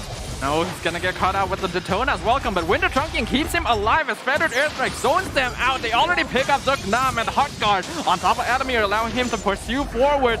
The Benedetta coming from the backline with the Electro final blow, not gonna be able to do much. He is completely out of position, and that is a killing spree going over to Reminiscent. The damage coming out from the carry is superb, and right now we can see Singapore what they are really trying to do, because it's not just Seoul that's gonna finish off his Ice Queen 1, but we also see that JPL has one for himself, again with 100 kill participation, just to mention that. And Adamir, I think he already completed his Thunderbelt, so that's a lot of slows coming in. So from the side of Singapore, they can kite very, very well, and they can pursue very, very well just because there's just too many slows on the side of Team Singapore, and they managed to secure this Lord for themselves. Right now, they're looking at a better position of the game. That's going to be the very first objective of the game for Team Singapore, but it's a very important one because it is the first Luminous Lord of the game. They want to try and use this to get as many objectives as possible. Most likely should be able to take the top tier 2. Meanwhile, Vietnam, they are already in position to try and respond. Gunnar pushing down the bottom lane, while we can see Benedetta going to be able to receive this Lord and stop it from taking the tower. Yeah, but again, Adamir should be feeling very good right now with the amount of damage that he is pushing out. And the Lord is there. Team Vietnam, they're trying really hard to make sure that the Lord doesn't get into the vicinity of the turret, and they managed it well. So that was a Lord that just gave Singapore free gold and experience, but no pressure on the map itself. We can see that the plan from Team Singapore was to use the Lord as a distraction to take the bottom tier 2. They weren't able to quite pick it off, but now they're trading for the top tier 2 instead. Feathered Airstrike will zone out Mio and ensure that they are not able to defend against this. So Singapore starting to bite back. I gotta say, I like the use of Arrival coming in from JPL, making sure that they secure these objectives or protect the objectives. But anyways, Singapore, they have 5 people mid. Seoul initiating, trying to get that initial burst damage, but everyone from the side of Vietnam, they managed to kite it out. And Team Singapore, they have to back off. I think that's pretty smart though from Team Singapore, using the last insanity to try and get a big burst when they notice that Team Vietnam are all grouped up together. At the moment that Seoul realizes, I'm not going to be able to get a good ultimate here, instantly tells his team, okay, we cannot take this fight, it is time to leave. Yeah, it's also a very good tool just to kind of force the enemy team to respond, whether you want to go back or you want to fight back. So I feel like it's just one of those things that you can use to really see what the mood of your opponent really is. Because again, this export should not deal a lot of damage based on the itemization that he's building up. So he does want to see how does Team Vietnam want to react in this particular situation. And as of right now, they do not want to fight if they see all 5 people there. And even though Xborg did overextend, they're not gonna take the bait because it could be something that they have planned earlier on. It feels like both these teams right now are just playing safely and feeling each other out, not really looking for aggressive plays until they can guarantee a pick-off because they know what's at stake. Right now, Vietnam only about 2k net worth behind as well, and both teams are starting to reach the point where their cores are going to get full items. But still, I'm surprised at how passively these teams are playing this game. Yeah, it's already 15 minutes into the game, but we have to remind everyone that is watching the game right now that this is for their tournament lives. They have to win this one 2-0 confidently to be able to be uncontested, to be the top 2 in Group B. If they win 1-1, then there will be a tiebreaker situation. So they probably want to avoid that as well, trying their very best to win a 2-0. But right now we can see Team Vietnam, they're going to focus on the Lord. Sol and Sayla are here. Feather Airstrike has been opened up, and we can see that Gnard is going for Sayla, but Vietnam manages to secure the Lord for themselves. Adamir manages to get kills, but overall, Vietnam trading 1 not only for Sayla, but also for the Lord. I would say that's a favorable trade. Yep, that's pretty worth for Team Vietnam, and Team Singapore, they definitely tried to stop them. You could see that Sayla was even ready to give up his life to try and get them off of the Lord. And even though we bought a lot of time on Gnard, it was No who was able to secure it with the Nibiru's Passion. While they were still able to follow up at the end of that fight by picking up a kill as Reminiscent came in, it was just a little bit too late. And now they kind of have to deal with this Lord and Vietnam pushing the top lane at once. Yeah, Team Singapore waited for a very long time. We have to see whether this is advantageous to them or not. They're using all their ultimates just to clear the minions. And as of right now, it looks like they did manage to take out the Lord. So this is the 3rd Lord that did not manage to see any turret. I feel like Team Vietnam definitely could have used that opportunity to try and make an aggressive play because they know that Team Singapore are going to be split up to defend multiple zones. A rival going to be used to protect the tier 2 again. And this is allowing Team Singapore to really delay this game for them to get their pharma. Yeah, Team Singapore, they are playing the patient game. But however, I do want to say, I kind of feel like they could push a little bit more, but probably just because they don't have a reliable initiator that is actually creating problems for them. Because I feel like for the side of Singapore, the main problem is actually the Lilia. Once Lilia is out of the picture, then they can focus on the Beatrix a little bit better. Just because, yes, the damage coming in from Beatrix is quite high, but the slow coming in from Lilia is going to be a problem. And for the side of Singapore, it's pretty obvious that Sayla as well as Adamir will be the players that they have to watch out for. Because going up against Reminiscent, I don't know, if you can catch with the Daytona's Welcome, that's great, but I don't know. I feel like Singapore should really use their advantage right now because I feel like they're in a better spot in this game. But, you know, that's just my opinion. I absolutely agree, honestly. Singapore, they are in a much better spot to be able to take fights right now because the heroes have already hit power spikes and they are stronger individually. So that they're able to split up the fight and catch out members of Vietnam by themselves. They should absolutely take those opportunities. That's what they're doing right now with Gnard, but he's got sprint, so he's fine. Yeah, right now we can see Team Vietnam, they're actually using the passiveness of Singapore to get as much objectives as they can, as much control as they can. And we can see they managed to get an inhibited turret from Singapore. But right now we have to see, can they capitalize on the mistake? Can they get this Benedetta? And it looks like Benedetta, there's nowhere for him to run away. Just stalling, just making sure that I really feel like that feather airstrike was not necessary. I do agree there. He was confirmed to be dead. Yes, they want to confirm the kill, but that's an important cooldown. And the Benedetta did actually buy quite a lot of time for his team to try and take the Lord. Luckily though, Soul is here, already getting started on it. Reminiscent is in the area as well, but they jump into the backline. Sayla dropping real low, but not able to finish things off. Soul does not have his Viraga armor as well. Lord dropping real low. Who gets it? It's going to be the Barrage. Team Vietnam secures the Lord, and they take out Reminiscent. Gunnar jumps into the backline, picks off Sayla, but will lose his life in exchange. And now Vietnam are going to be the aggressors as they continue pushing onward. Duc Nam gonna get picked off. Immortality already popped, not able to finish off Soul as the killing spree goes over to Adamir. They jump into the backline. Adamir almost gets picked off, but he's able to survive. Gets the double kill onto No as well. Soul survives thanks to the Heart Guard. Yeah, we can see that Team Singapore, they have the damage, but they do not find the angles to really engage. And this is really punishing them because they're giving a lot of advantages over to Vietnam. And right now, I would say, as the host country, they're feeling very, very good because their chances of victory in this game is way higher compared to Singapore as of right now, just because of the fact that they managed to get the majority of the Lords, and they're pushing very, very, very hard.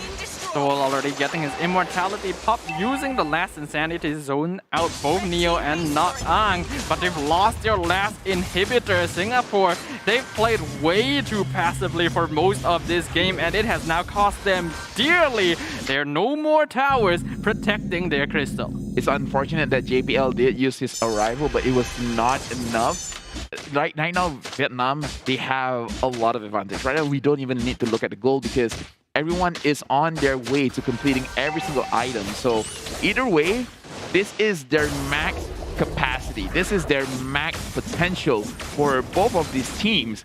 It's just that Vietnam, they have a large advantage based on their map position, because Singapore, they're being put in a small corner, while Vietnam, they have a lot more options. They can go anywhere that they really want. And again, having that Lilia there does make it very difficult for Singapore to really do anything because the damage is almost invisible and the slow is a little bit too much to handle.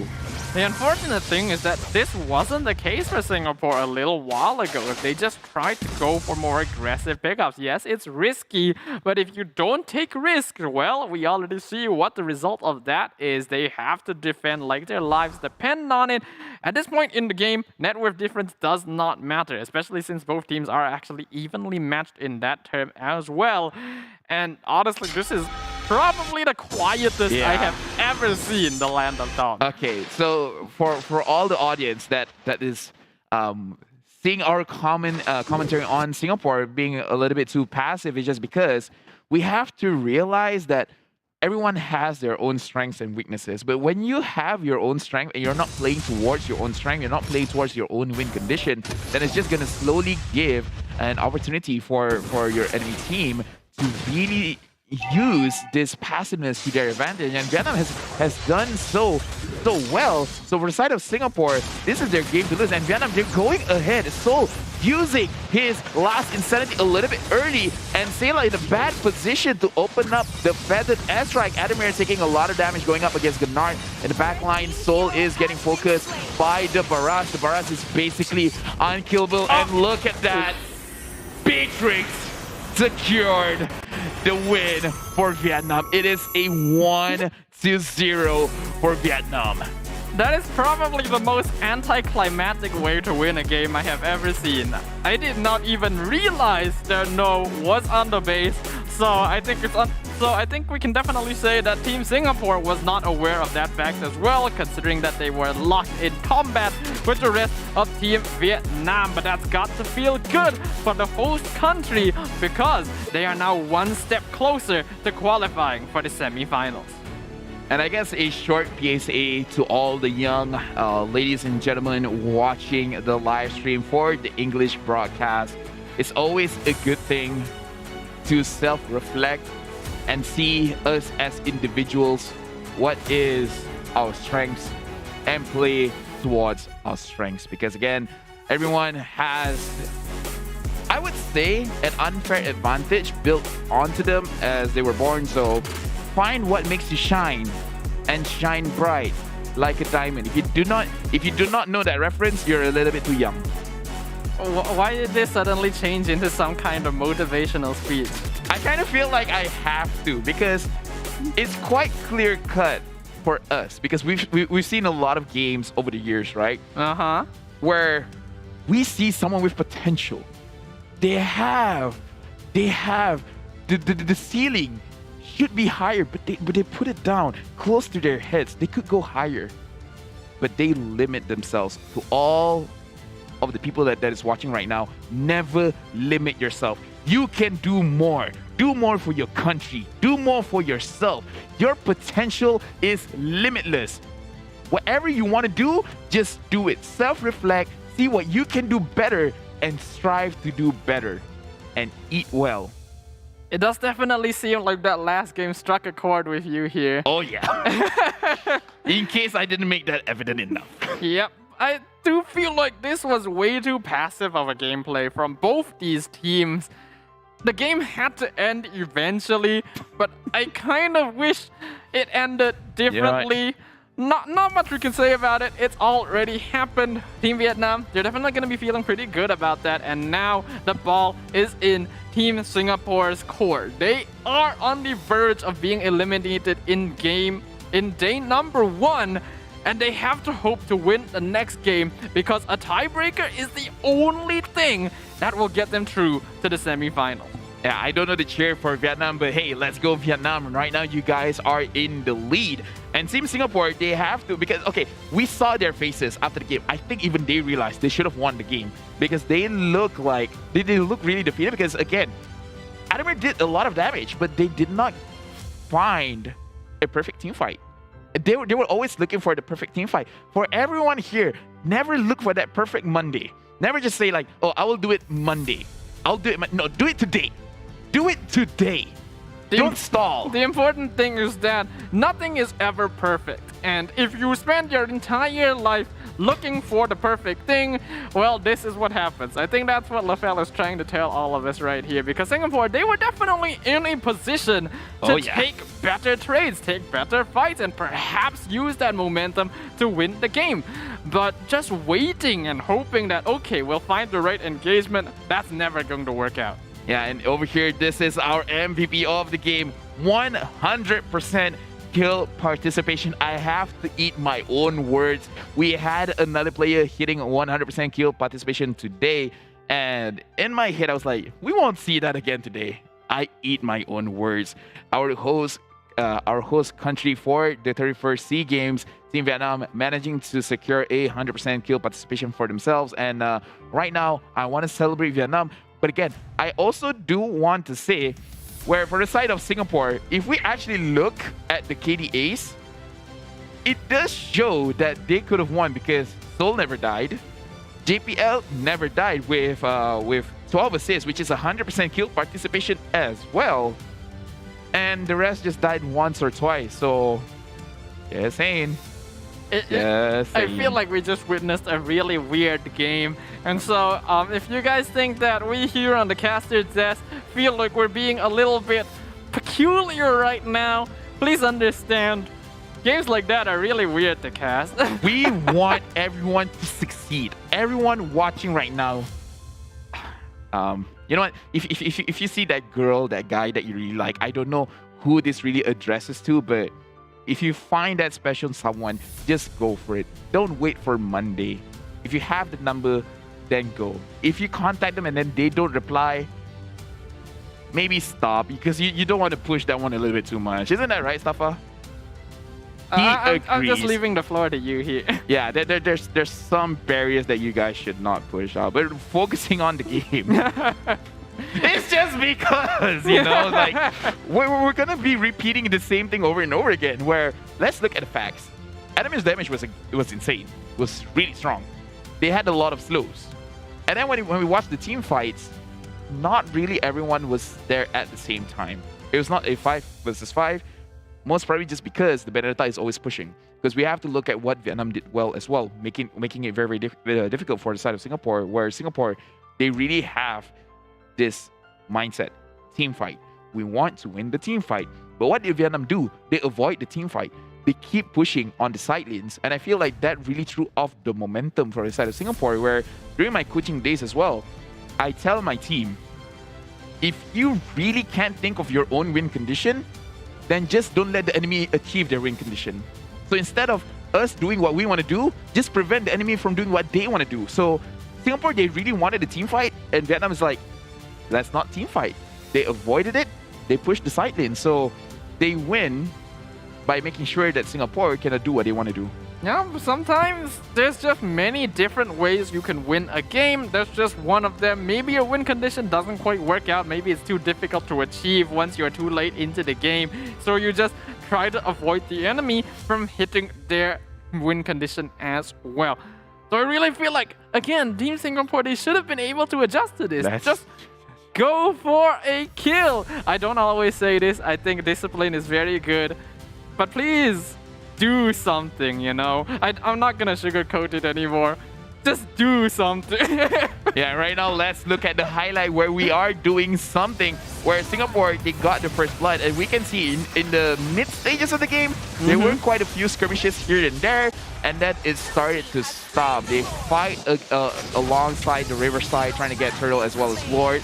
And it's I would say it favors Vietnam a little bit more so compared to Singapore. But when you look at the damage coming out from Adamir is strong, as well as Sayla. But I do have to say, Sayla does not look really comfortable on this Farsa, which is why I was highlighting during the draft. Just don't let him get his comfort heroes, and we saw that happening during the draft, where Team Vietnam, they banned out the Kagura as well as the Sicilian. And even though Farsa is a strong hero, we can see quite a few times Sayla with the when he opens his ult, when he opens the feather airstrike, it's always at an awkward position.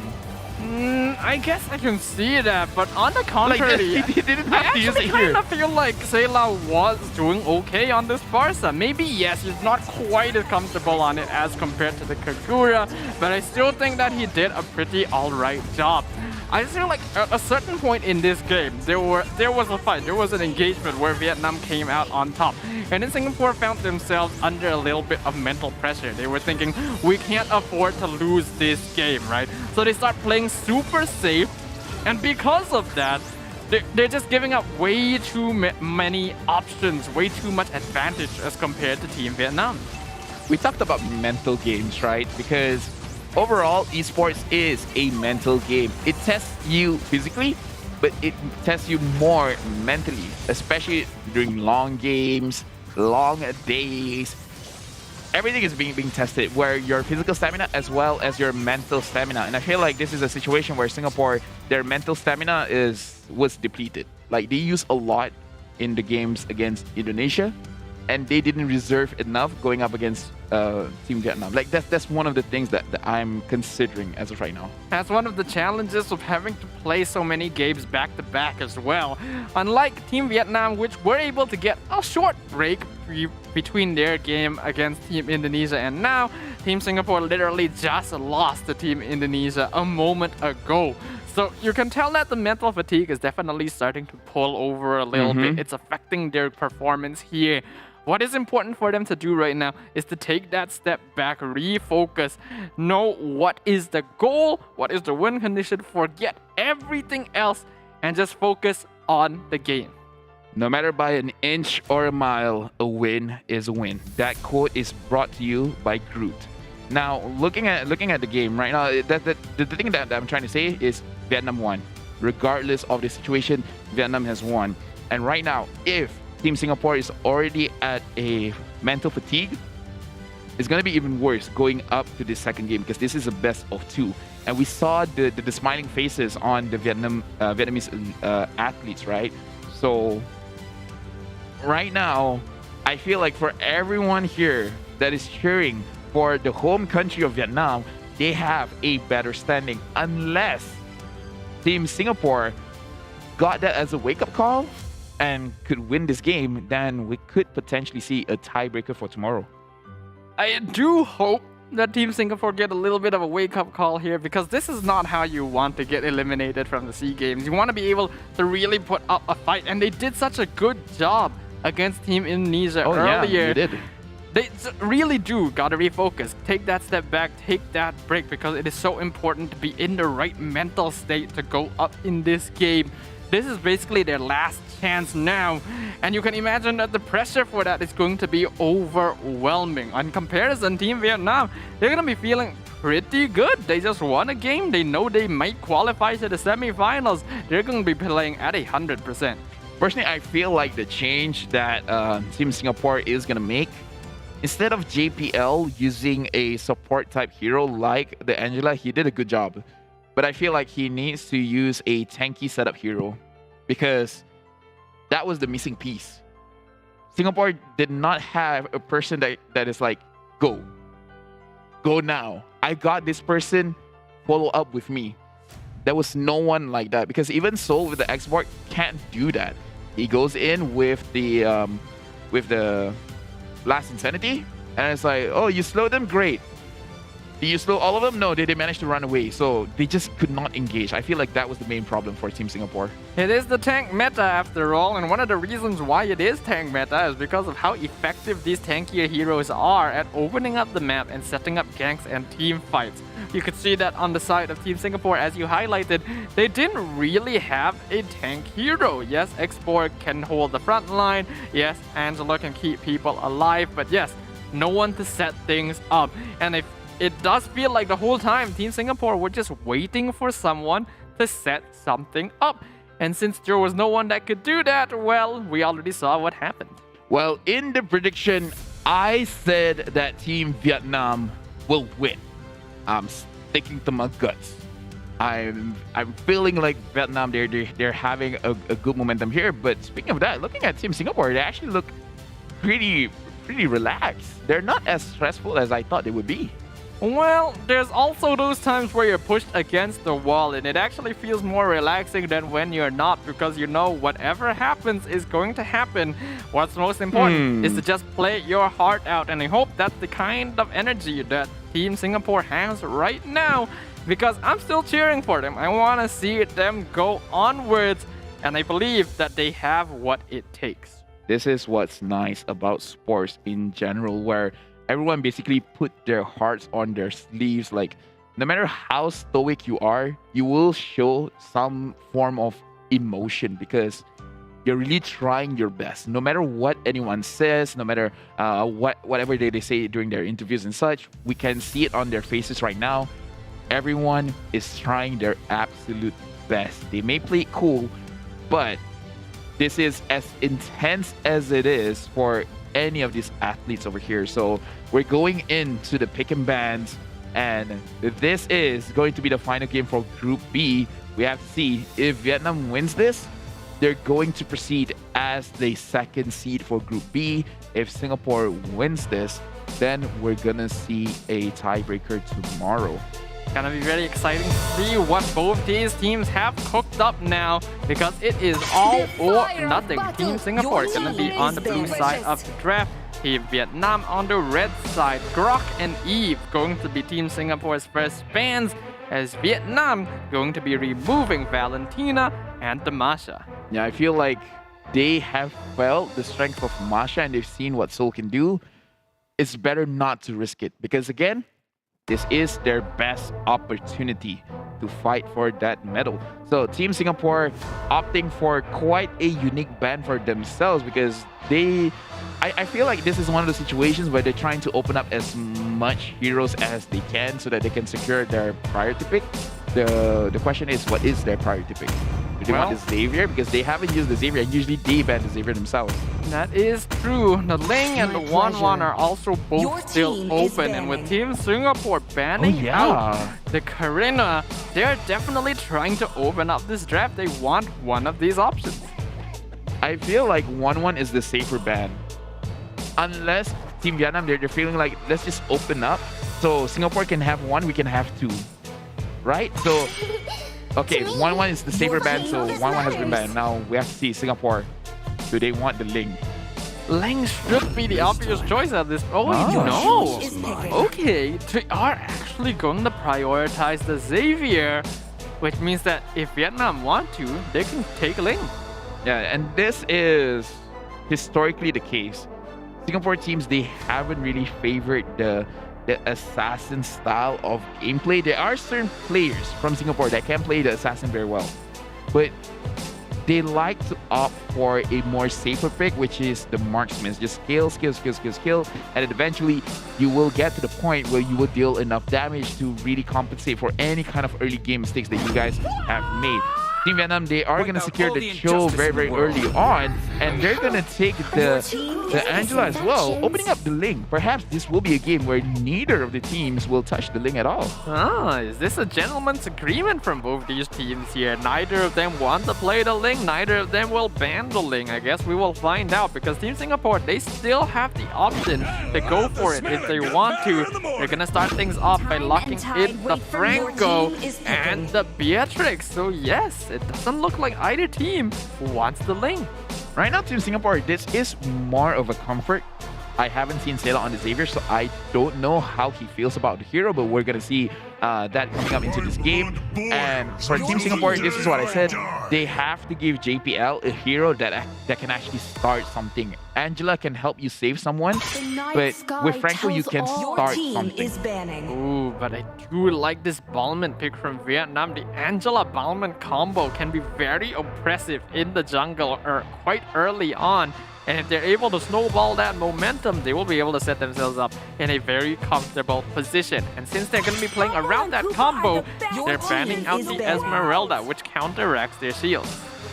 This is a good situation if Team Vietnam can really push their advantages, because again, this Balmond, especially with the Demon Slayer emblem, can basically have like a 2,000 true damage retribution around there. So they have a good position right now where if they can draft themselves a winning mid lane going up against the Xavier, they're gonna look like they're gonna have a very favorable position. Whether they get the Lilia or they get a Sicilian, I feel like it's a good way for them to proceed with the draft. Well, we'll see whether or not that is the case. Team Singapore, now the ball is in their court. The final ban of this deciding game for their SEA Games Live. So what is it going to be? They already banned out the Popol and Koopa previously. They're gonna get rid of the Lilia. This was a problem for them in the last game. Looks like they decide it's a problem for them now. Yep, and Sicilian has been picked up. This is what we have been discussing, because they just need a winning mid lane matchup. And if they don't win, at least they break even. Now, we're looking at two mages from the side of Singapore as well as Vietnam, where they skill very well in the team fight. In the later stages of the game, where they are going to be strong in the team fight. But again, Singapore, they have to pull the trigger. They just have to be able to pull the trigger. Okay, what's it gonna be? What's it gonna be? They already have their robe, they have their maids, they have their gold. They're looking for a jungle and a EXP lane. Maybe something like the Baxia jungle makes a lot of sense to counter the Balmond and the Angela, and the Daroth just as a safer choice in the EXP lane. We're still not completely certain if this is actually going to be EXP lane Joe. That is true. That is true, because this show can be... I feel like it is the XP show. I feel like it is just because they have a roamer. They have a roamer Angela. They have a mid lane Cecilia, and now they're gonna finish it off with the Claude. As long as the Claude can avoid the Franco, he can dish out a lot of damage, because that's the only problem with Claude. He can do a lot of AoE damage. The only problem is he has a very small HP pool. So if he gets caught out for just a little bit, like if the Beatrix have a free Renner shot, then yeah, that's gonna hurt a lot. Sorry, a Wesker shot, that's gonna hurt a lot.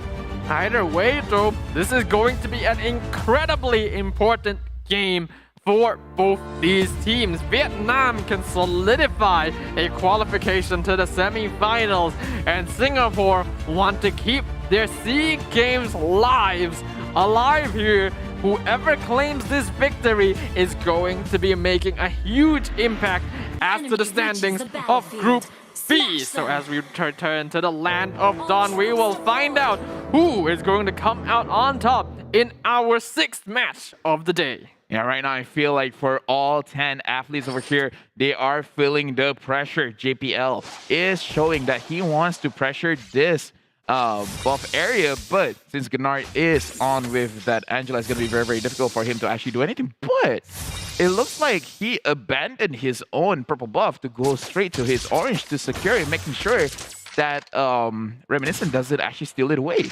Oh, an interesting choice. I wonder what is it that Team Singapore did that allowed Team Vietnam to realize that, oh, this is happening right now, because it doesn't look like any of their members were scouting this out. Soul is now completely out of position, forcing out the flicker as Duck Nam gonna get hooked forward. The first blood, however, going to go over the Team Vietnam. Yeah, right now we can see Singapore has changed their strategy a bit, trying to get the... But I honestly don't know. The only thing that I feel is the most potential answer is the EXP laner actually caught the movement, but right now they're really forcing it.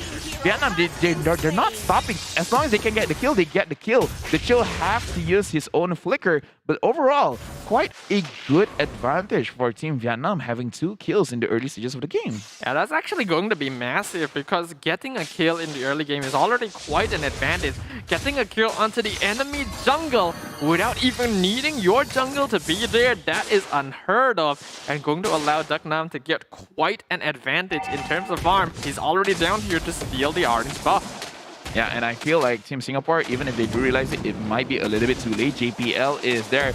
So it looks like for the team of Singapore, they're going to try and help out. But look at that hook and flicker. He did not manage to get JPL, but that was so close. Ah, that's unfortunate there. If he was able to get the kill onto JPL at the very least, he might have made it somewhat worth it. But getting hooked out like that is not worth the orange buff that he stole. And that's going to even things up a little bit for Reminiscent, as now both jungles have died once. Yeah, it's unfortunate just because he did actually get the orange buff. So if he survived a little bit longer, perhaps the burn effect from the orange buff could have killed it. Ooh. But right now we can see that the Chill has to run away, going up against... Oh, he actually manages to survive! How did that happen? And unfortunately, Sayla missed, was not able to secure the kill. Right now, a fight is going to happen around the turtle pit. But looks like the turtle will be reset, so both teams have to retreat. Both sides not deciding to take the risk of having this stolen, as now Vietnam will be the first ones to return onto the turtle, and they will be able to take it away. The little counter retribution combo, very difficult to deal with for most junglers. Yeah, and right now for the side of Vietnam, they have quite an okay lead in terms of kills, but actually in terms of gold, the difference is not really that big, not much to really speak about. And I think it's mostly because Adamir, even in all the skirmishes, he did not join the team fight. He just stayed in his own lane, be a good boy, just farm up, and actually managing to get all of the gold plating. So I would say all of the gold that Singapore has right now is mostly on Adamir. And that's going to be pretty huge for Singapore. We know that Adamir tends to be a pretty notable late game win condition. And if they're able to continue feeding gold into this Beatrix, Singapore will still be able to come back from these early game deficits. Yeah, Team Vietnam, they are... Oh, I don't know what happened, but somehow they managed to catch the Bellman off guard, and that's a free kill for Singapore. Right now, the kill score is the same, but look at that show engaging on to Sayla. There's not much that he can do, and the kill is going over to Gennard. Now, JPL a little bit too slow to be able to respond, as down here, Heartguard going to be keeping him alive against Adamir. No, not quite able to pick it off. Thought he would be able to survive thanks to the Heartguard, but Renner's apathy going to be able to pick that off, and a little bit of help from Reminiscent. Make sure that Adamir continues his farming streak. As of right now, this gameplay is slightly bit faster for what we experienced in the previous game, but still, both these teams, they're basically capitalizing on each other's mistakes. Whoever is trying to overextend, because we have to look at the earlier compositions of right now. Soul over here is going up against 1v2. He has to sacrifice his own flicker to survive, because he knows once he gets kicked off, that's going to be a chain reaction of kills. And look at No. He manages to get the kill onto the Franco. He dies himself, but he cleared the minion, managed to get a kill for himself. So it's not the worst case scenario. Yep, it's actually pretty good for No as well, considering how much time he bought from Team Singapore just to try and get the kill. Reminiscence though, gonna be on top of the turtle now, and we can see that Duck now not in position, so that's gonna be a free turtle going over to them right now. So far, a very even game for both these teams, one turtle each, only about 1k net worth difference. I would say it's more towards Singapore favor, just because we see them being a little bit more proactive. They're trying to get more things across the map, and looking at Adamir, he is really winning his lane hard. Wow, Adamir is so rich, already 5k net worth, an entire 1.5k ahead of the richest member of Vietnam, which is going to be No. This Beatrix is going to start to become a problem very, very soon. Already 4-0, and Singapore, they know that this is their win condition now. They have to protect Adamir. Legit, I feel like it is a problem now. Team Vietnam has to realize that this is a problem, so they have to start searching for this Beatrix and kill and try to get that shutdown goal, because you cannot let Adamir do his thing, because he has the Weapon Master, so his damage is going to scale even more hard. So Vietnam, they have to get a Blade Armor early to sustain the damage coming out from the Beatrix.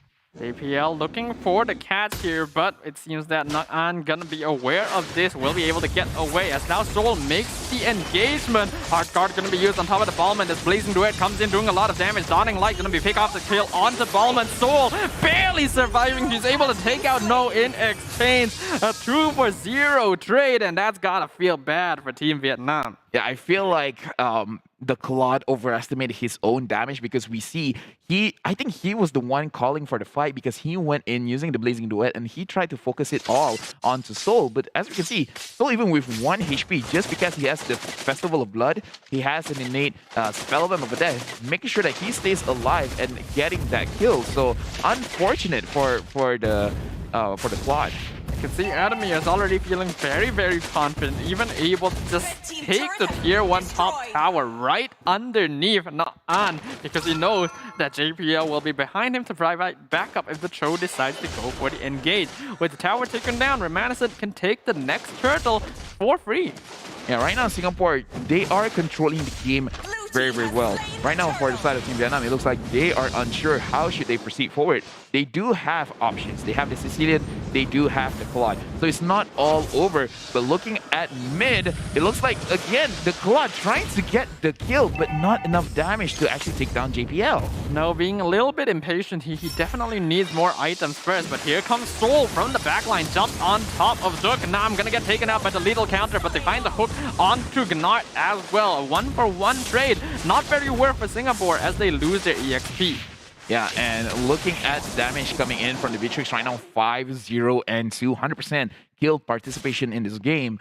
Adamir is a problem, and I feel like right now they're trying to think in their heads, what are they supposed to do? And then another kill, and no, 1-4 and 2, the complete opposite from Adamir.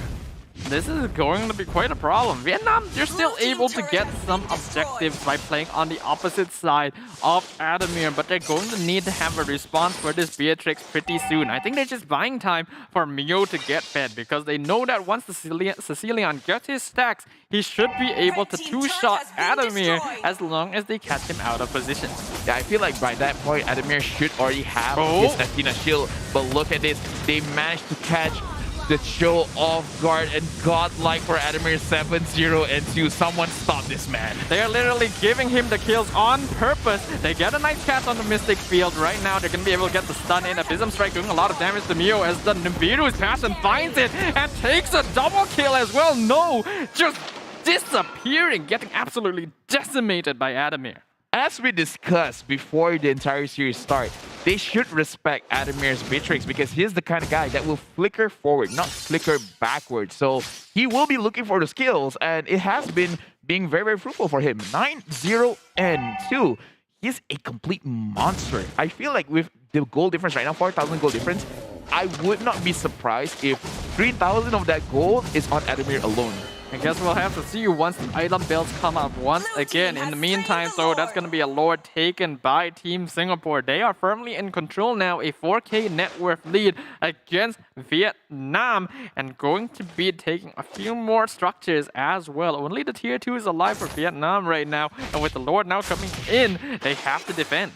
Yeah, I can see right now for the side of Vietnam, they have to be careful just because it's always off screen. It's always off screen. Adamir manages to get another kill, and look at Gennard. There's nothing that he can do. Oh, the damage! Trying to deal out damage to Adamir, but Adamir is surviving. A legendary, another kill for him. 11-0-2, and Team Singapore. Where was this aggression in the previous game? Who knows, but they know that they are in complete control now. Adamir is so confident that he can literally walk in and just cut off the back line by himself. I cannot believe Mio actually got hooked there. He uses the Purify to get away, but he definitely did not need to waste that battle spell. He had so much room to walk away from the Iron Hook. Yeah, and right now Singapore is not giving any room to breathe. Vietnam, they want to scale. They want to give a lot to the Sicilian, but they're not giving the opportunity. They are forcing the situation, and they managed to get the Balman, and the Balman's gonna be destroyed. 16 kills over to 5. Dr. Nam has just been getting repeatedly punished this entire game. The Ballman not able to get any farm at all. 11-0 on Adamir. They take the top inhibitor. They're trying to take the bottom one as well, but the Lord is going to be cleared up. Adamir will be easily able to just... Oh my goodness, that damage right there onto Mio. Oh, and he flickers backwards. Abyssum Strike gets the kill, and we see the Joe trying to find something, but guess what? They found him instead. Killing spree. Going over to Remanescence, they find a 2-man Mystic Field. Gonna be able to pick up another legendary, and Adamir will be able to secure this game for Singapore. A 1-1 for both these teams. The very first 1-1 in the entire SEA Games, and I would say it's thanks to our speech. And yeah, history has repeated itself, Safa. Yep, the last time we saw these two teams in the 30th SEA Games, they scored 1-1 against each other. Looks like the exact same thing has happened, which means we are going to be seeing a tiebreaker game tomorrow between these two teams to determine who will be moving on to the semi-finals to join Team Indonesia. Right now, it's so different. It's night and day. In the first game, Team Singapore, they were not sure what they want to do, and then the second game, complete 180. And ladies and gentlemen, this is the difference when you have the confidence, when you know that you should do something.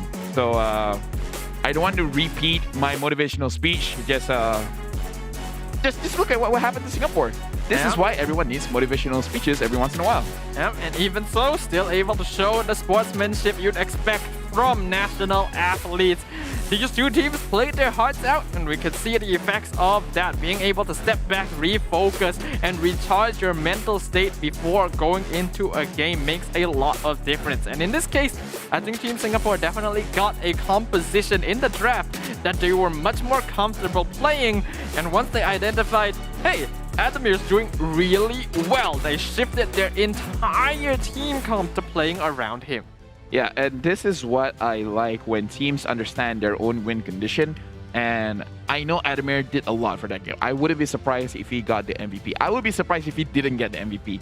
But I also want to point out that we have a lot of talented roamers that can really set up a lot of team fights. That's why sometimes I feel like it's a little bit of a waste giving them this Enchantress style of support heroes where they're hoping for someone else to do something and then they back them up, where I feel like they could be the one that's initiating. Right now, let's review back the heroes as well as the itemization for both these teams. We could see that this was a much shorter game in comparison, and Team Singapore were completely dominating, 19 kills to 5 thanks to Adamir mostly. A nearly 12,000 net worth. At the 12th minute, that is literally 1,000 GPM. I'm very interested to see if that is the case, especially if he does end up on the MVP screen. as we've already highlighted, I'd be surprised if he wasn't there, but this was very well played by Team Singapore. You can just tell by the sheer number of items they have in comparison to their cohorts on Team Vietnam. Yeah, and Adamir, he secured 12 kills and 6 assists. Overall, 18 team fight participations, and there's only 19 kills in the game. That just shows his impact. And over here, 1,014 gold per minute. You called it. 12-0-6, 95% kill participation. I know the real number is 95. I kind of just want to put 99 because he's just not involved with one. That's not how math works, but just to make me feel better.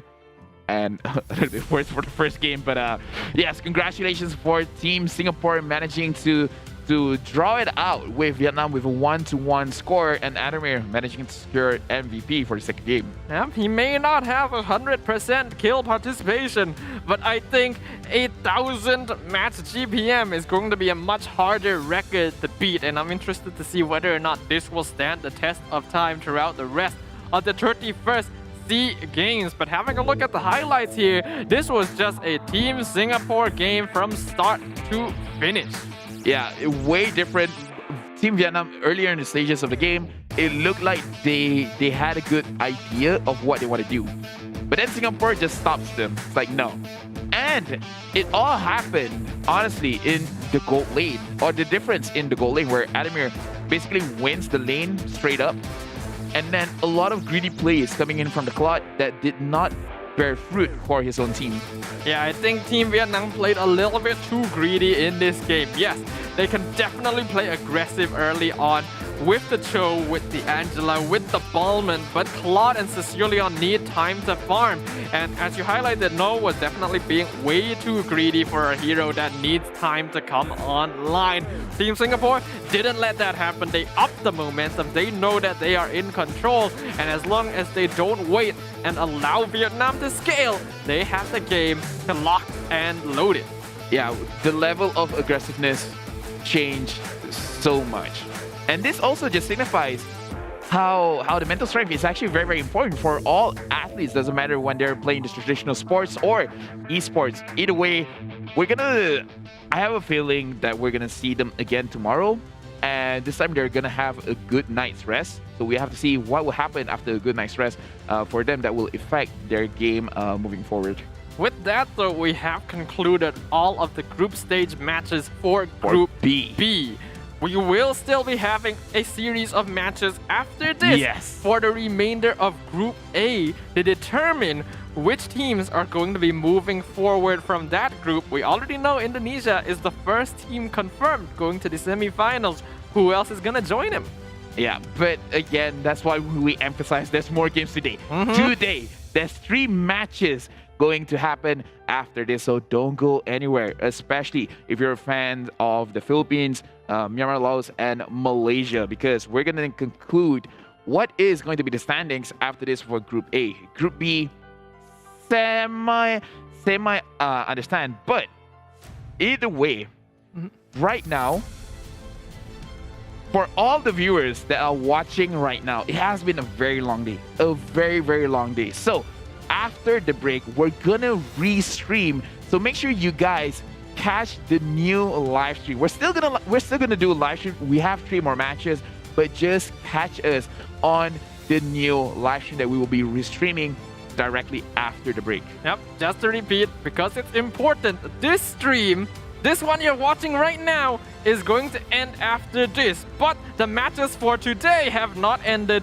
There is going to be another stream after this, so make sure you guys don't miss out on that if you want to know who in Group A is going to be moving forward in the competition. And just to get more incentive, after this is going to be the match between Malaysia as well as Myanmar. If you guys want to catch that match live, you guys have to get the restream. But either way, we're going for a short break. Make sure you guys stick around, get to the restream. We will see you guys right after this.